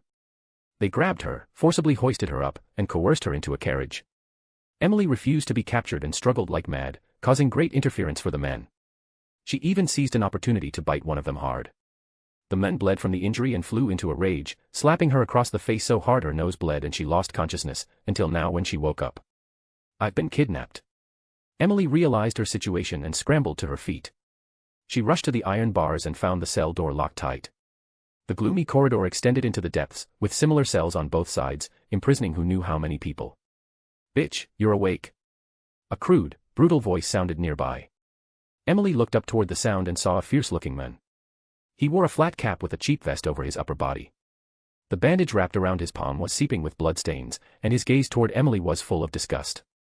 Emily unconsciously pressed her lips together. She recognized him. This man was the kidnapper she had bitten. What, scared now? The man showed an inferior smile, baring yellowed teeth. Fear rapidly accumulated in Emily's heart. Her small body trembled, yet she still tried hard to widen her eyes and glare at him defiantly. Her father's instructions surged up in her heart once again. She absolutely would not show a weak attitude to her enemies. Bitch, dare to look down on me. The man was enraged by her stare and kicked the iron bars viciously. Clang. Ah. A huge noise immediately echoed through the basement. The girls screamed in fear and shrank into corners, trembling. Emily fell to the ground but bit her lip tightly, refusing to show even a hint of timidity. By now, she understood her situation. Missing girls were a frequent occurrence in the East Borough. People passed around rumors that they were captured by human traffickers and sold to brothels. Now, those rumors had finally been confirmed by her own experience. Why is this happening? Unwillingness and despair filled her heart. Just a few more years of perseverance and she could have left the East Borough. Oh gods, when I saw hope, why must you cruelly give me despair in this way? I'll teach you to be cocky. The man was furious. He reached out to unlock the door. He was going to go in there and use his fists to properly teach this bold little girl a lesson. Creak. Just then, the heavy door at the top of the basement stairs was pushed open. Bright lamplight poured down the corridor, stretching someone's shadow long. It was a male servant, backlit, looking down. "What the hell are you doing?" the servant said. "Disciplining a girl who doesn't know the rules." The man answered. "Don't mess around." The servant warned. "The deputy chief of police is here. You know his preferences. Pick him a disobedient girl." With that, the door closed with a creak. Damn it. The man cursed under his breath at being interrupted, but soon he thought of something and became excited again, smiling at Emily. "Bitch, you're in luck. Let that deputy chief dote on you. He loves using his whip to discipline stubborn little things like you." With that, he reached out his filthy hand and grabbed at the girl's collar. "No, let me go." Emily screamed, struggling and fighting with all her might. She tried to bite him again using the same trick, but he anticipated it and dodged. She was forcibly dragged out of the cell and stumbled up the stairs. Beyond that heavy door was a bright and glamorous world. The marble floor was bright and spacious, reflecting the ceiling lights like a mirror. The lavishly decorated hall was brilliantly lit, with numerous guests gathered together. They were well-dressed, laughing and talking, freely enjoying this beautiful moment. Emily's eyes widened in terror. In stark contrast to these guests' privileged treatment, the magnificent hall was also filled with many girls her age. They were forced to expose their bodies, providing various services to the guests. It was cruel treatment Emily had never imagined in her life. The girls screamed and cried bitterly, with none of the dignity humans should have, like livestock being casually toyed with. "Scared now?" The man laughed lewdly in her ear. "You're in for it soon." He dragged Emily through the crowd to a slightly portly middle-aged man. "Boss," he said respectfully. This person was the master of this villa, named Capim. In public, he was a wealthy tycoon. In reality though, he secretly ran a human trafficking business. "Call me Mr. Capim." The middle-aged man wore a bow tie, dressed up properly. Hearing his subordinate's address, he was slightly displeased. "Soon that title will change to Sir." He turned his gaze to Emily and, under her glare, nodded with satisfaction. "Not bad, very much in line with that person's preferences." With that, he waved his hand, signaling his subordinate to send the girl over. Emily was dragged away again, brought to the center of the hall. There, the sofas, wine tables, and other items appeared very high-end.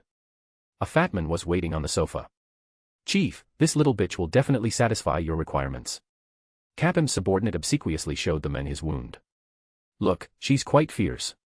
She bit me like this." "Oh, interesting. Leave her for now." The man sat in the sofa, stroking his thick chin, his sticky gaze sweeping over Emily's body. He was extremely obese. Even the large, high-quality sofa couldn't contain all that fat, as if it would overflow from the gaps. A servant stood behind him, holding a long whip that gleamed under the gorgeous chandelier overhead. Emily was released by the men and stood before the obese chief. She froze for a second before reacting, then immediately turned and ran toward the door without hesitation. "Whip her," the chief said with great interest. Crack. The servant's whip shot out like a snake, viciously lashing Emily's small back with a crisp, cruel sound. "Ah!" Emily screamed and fell to the ground. Her clothes were also torn by the whip, exposing her tender back where a bright red welt had appeared, frightening to behold. "Does it hurt?" the chief asked with a grin. Emily got up from the ground. The intense pain made tears well up in her eyes. "Can't cry. Can't be afraid. If I'm afraid or cry, it'll be exactly what they want. I'll have lost." She glared at him with angry eyes, biting her trembling lip with her teeth. "I want to leave the East Borough. I want to live a decent life. I refuse to be toyed with as a slave in this place." Again. Seeing the girl's reaction, the chief's nostrils flared slightly as he breathed heavily. Crack. Another lash fell and Emily collapsed, unable to withstand it. "Continue, don't stop," the chief shouted. The whip kept falling. Emily's consciousness gradually became fuzzy. In her daze, she suddenly remembered that she hadn't finished today's homework yet. Those math problems, I didn't understand them.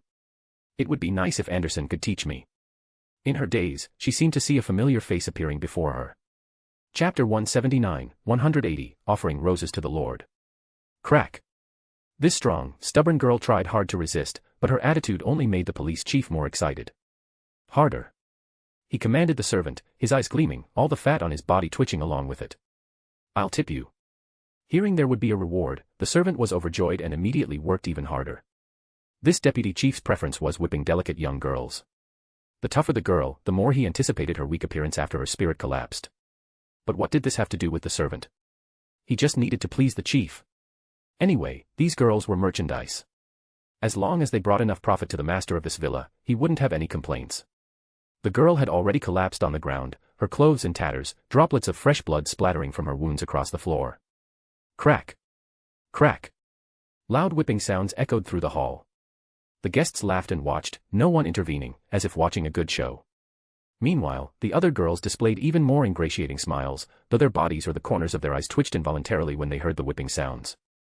Thinking of the pounds he was about to receive, the servant swung the whip even more forcefully. He raised his arm high and lashed down with full force at the girl lying on the ground, nearly unconscious. Plop. The crisp whipping sound he expected didn't come. Instead, it was the sound of something dropping on the floor. Did I accidentally let the whip slip? The servant thought confusedly and instinctively, looking down at the floor. He found his right hand gripping the whip, severed and lying on the clean floor, slowly bleeding. Ah! The servant belatedly looked at where his right hand should have been. He saw the clean cross-section of his wrist. Pale yellow fat, pink muscle, white bone and red marrow, blood vessels, all clearly filling his vision. A moment later, the cross-section began to seep blood. Then, intense pain along with a large amount of blood gushed out together. Ah! The servant clutched his arm, screaming miserably. His face wrinkled like a frightened monkey's, tears and snot pouring out together. Stay away. The deputy chief shook the meat on his body, dodging the servant's splattering blood with disgust and terror. Despite being fat as a ball, he got up with unusual agility and fled. Who? Someone come. There's an intruder. The sudden change immediately attracted everyone else's attention. They shouted in panic for guards. Everyone looked toward the uninvited guest. There, standing beside the servant, was a peculiar young man. He had black hair and blue eyes, features so handsome it was hard to look away, wearing a restrained straitjacket with straps used to control mental patients. In this magnificent hall, this outfit was completely out of place. Despite having suddenly broken in and easily severed a servant's right hand, he didn't continue his actions. He just stood there quietly, ignoring everyone's intense reactions, looking at empty space. His face wore a strange expression, the corners of his mouth twitching upward, as if smiling yet crying, appearing utterly insane. A mad and chaotic world surrounded Silas. He saw countless tortured and deceased girls wailing, showing him the harm they had suffered. Outside the villa's garden, countless flowers bloomed brilliantly, only because the soil beneath hid piles of white bones. He saw parents who had lost their children crying helplessly, tormented by the pain of losing their children until they aged prematurely. They wandered the streets seeking help from the police, only to receive completely impatient dismissals. Their police reports were thrown in the trash the moment they left. He also saw those in high positions gathering in this luxurious villa. They were well-dressed, they were graceful, they devoured people without spitting out bones. After chewing clean the blood and bones of the lower classes, they still weren't satisfied. They took their daughters to satisfy their own twisted, depraved desires. Countless images madly flooded into Silas's mind. He could barely stand it. Following the guidance of that drop of blood, Silas left the East Borough and traveled all the way to Iris Street in Jowu District near the West Borough. Here stood a luxurious and heavily guarded villa, which was the target location he finally confirmed. He transformed into shadow and infiltrated inside. The first thing he saw was this inhuman, depraved feast unfolding in the hall. Such a scene brought tremendous impact to his spirit. Not only that, this place was filled with massive amounts of extreme emotions. From the dead to the living, all were madly displaying their emotions in this feast. These emotions were practically tangible, affecting his spiritual world. With reddened eyes, Silas looked through illusory and frantic hallucinations at the guests in the hall. The deceased girls cried out to Silas, pointing at the obese man, saying he was clearly the deputy chief of police but deliberately shielded criminals to satisfy his ugly desires and wantonly abuse lives.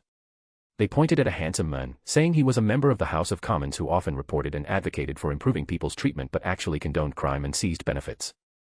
They pointed at a slightly portly middle-aged man, saying he was Capim, the mastermind behind the kidnappings. Behind the extremely panicked guests, Silas saw a familiar figure. Mam wore a white robe that highlighted her curvaceous, beautiful body. She wore a gentle and beautiful smile, her golden eyes overlooking this feast of joy and pain. She shifted her gaze to Silas. In the illusory hallucinations, her figure seemed so solid. Silas, do you see it? Mam, who had been silent for so long, finally spoke. Her voice was as gentle and melodious as before, full of loving kindness, like a mother's soft murmur to a baby in swaddling clothes, yet filled with intense allure. Greed, cruelty, brutality. Fresh, bloody humanity.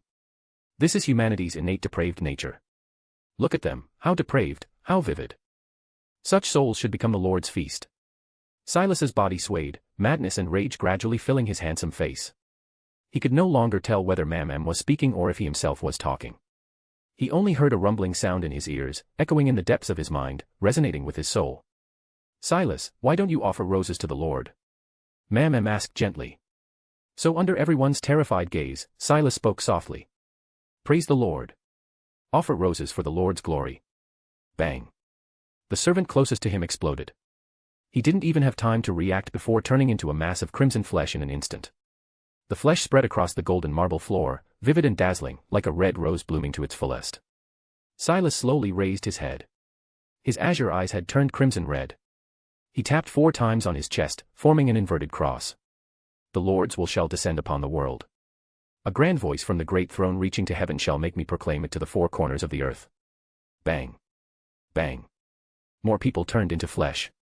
They couldn't even let out a scream. Let the unrighteous remain unrighteous, let the filthy remain filthy. Until that day draws near, sulfur and fire shall rain from heaven, destroying everything. A bloody feast replaced the hall's original joy, becoming the main theme here. Silas sang aloud ancient verses, as if crying yet laughing, his expression utterly mad. The second of the protagonist's 3 archetypes comes from Tanya de Gurchaffin, the saga of Tanya the Evil. Because she didn't believe in the gods, she received both the gods' blessing and curse.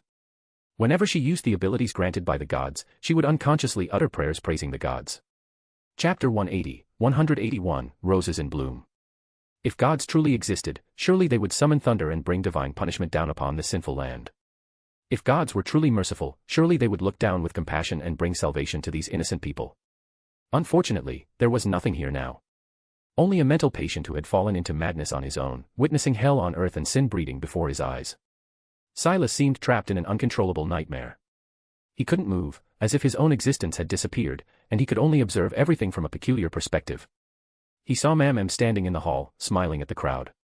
The Lord is the beginning and the end, both all in one. The red-haired, golden-eyed woman praised the Lord with a gentle, melodious tone, wandering among the terrified crowd.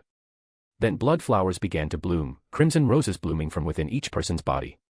The flowers were like joyful smiling faces, opening brilliantly, offering the most devout blessings to the benevolent Lord. Don't kill me. The obese deputy chief of police shouted in panic, his greasy face covered with sweat and tears. I'm the deputy chief of Backlund Police. You can't kill me. You can't. Mam extended her slender, pale finger and gently pressed it against his face. Ah!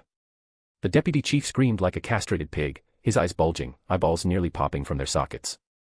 Large amounts of fat were rapidly squeezed out from beneath his skin, pale yellow semi-liquid coating his body. His originally obese body rapidly shrank until it became withered and shriveled, leaving only sagging skin covering his skeleton and muscles. Snap. Mam lightly snapped her fingers, and crimson flames began burning fiercely on his body. The thick fat ensured this candle would burn eternally, becoming a grand and magnificent torch in this ceremony of praise. Bang. Bang. Bang. The terrified guards opened fire. Bullets from revolvers poured out with tremendous kinetic energy, covering the figure like raindrops. However, the figure only swayed before transforming into a paper figure riddled with holes. Soon, these guards faced retaliation, their bodies disintegrating in the strange singing. Help! Run! Fear snapped the nerves of reason. The crowd in the hall screamed, trying to escape from the villa. But that beautiful figure always managed to catch them one step ahead, transforming their flesh into crimson flowers. Behold, the Lord comes quickly. Reward is with the Lord, to give to each according to their deeds, bringing them retribution. Stop. I can give you anything you want. The handsome House of Commons member Wadra shouted with a pale face, but he soon couldn't speak anymore because his own arm uncontrollably grabbed his throat while his other hand forcibly inserted itself into his abdomen. Soon, his internal organs were vomiting out from his mouth. The same thing kept happening throughout the hall. More and more roses were offered to the Lord. In the endless heights above, sacred yet profane, joyful yet painful hymns rang out grandly, as if a towering giant was casting an approving glance toward this place. I shall carry out punishment on behalf of the great Lord, until this river of souls flowing to him runs endlessly. Suddenly, the ceremony dedicated to the deity was forcibly interrupted. Whip. A serious and unquestionable voice suddenly rang out, as if dominating the laws here with tremendous authority that no one could violate. Crack. Crack. Pain came from his body. Silas suddenly regained consciousness. He opened his eyes and looked down, discovering his hands were covered in crimson, foul-smelling blood. There was no ma'am. Everything was done by his own hands. Raising his head, Silas saw the magnificent hall had been covered by countless crimson roses. Scarlet liquid flowed, spreading outward along the floor's patterns. Tender young girls cowered in terror, hiding behind sofas and wine tables. They were the survivors among ordinary people who escaped punishment. In the eyes that peeked out from behind furniture, besides terror, there was also twisted satisfaction. Besides them, guests, servants, human traffickers, guards, all the sinners had received their baptism, transformed into roses covering the ground. Among all the crimson, several special people still stood. The souls within their bodies gave off a different feeling, weighty, dignified, shining with unique brilliance. Beyonders. Aurora Order's envoy, have you gone mad? The leading Beyonder wore a white wig and tailcoat, his thin, long horse-like face serious and cold. Behind him, a slightly portly middle-aged man hid in extreme terror. Save me. Mr. Eros. The phantoms of deceased girls entangled him. Blood tears flowed from their eyes, telling Silas this person was the master of this villa, the leader of the human trafficking organization, the wealthy Capim. Hee. Silas laughed in a twisted manner. Although he had regained consciousness from the frenzied dream, his mental state was still poor. His mind was filled with various extreme emotions. His ears boiled with noise. It was the true creator's meaningless low ravings. He seemed very satisfied with Silas's recent sacrifice, so satisfied that he emitted endless murmurs, making the blood vessels on Silas's head bulge and swell, his brain feeling like it was being poked back and forth with an iron rod. Whoosh! Silas actively summoned that illusory tide. As the sound of waves rose, the true creator's ravings were immediately dispelled. However, his own inherent madness was difficult to offset. Hallucinations and wailing still filled his vision. He looked across. Besides the protected Capim, 4 Beyonders remained here. The serious leading man whom Capim called Mr. Eros had a dignified expression. His figure seemed incomparably tall, giving people an irresistible urge to submit. Besides Eros, there was a man holding a high-pressure steam rifle, military supplies with tremendous power. Another man had an old-looking face with an uneasy expression. A scarred woman had a fierce demeanor and cruel smile, holding a dagger in one hand and a long whip in the other. The whip flickered with peculiar luster, it should be a Beyonder item. Could an ordinary human trafficker possibly be protected by so many Beyonders? Silas looked at these people. This dignified feeling about them, he seemed to have sensed it before from those masked people. Military Intelligence Group 9. They were involved in human trafficking. In prison. Just as Silas was in a daze, Eros acted. He shouted and raised his right hand, pointing at Silas. Suddenly, the space around Silas solidified, as if forming a transparent amber. He was sealed within it, unable to move. At the same time, the other Beyonders charged forward together, launching an attack on Silas.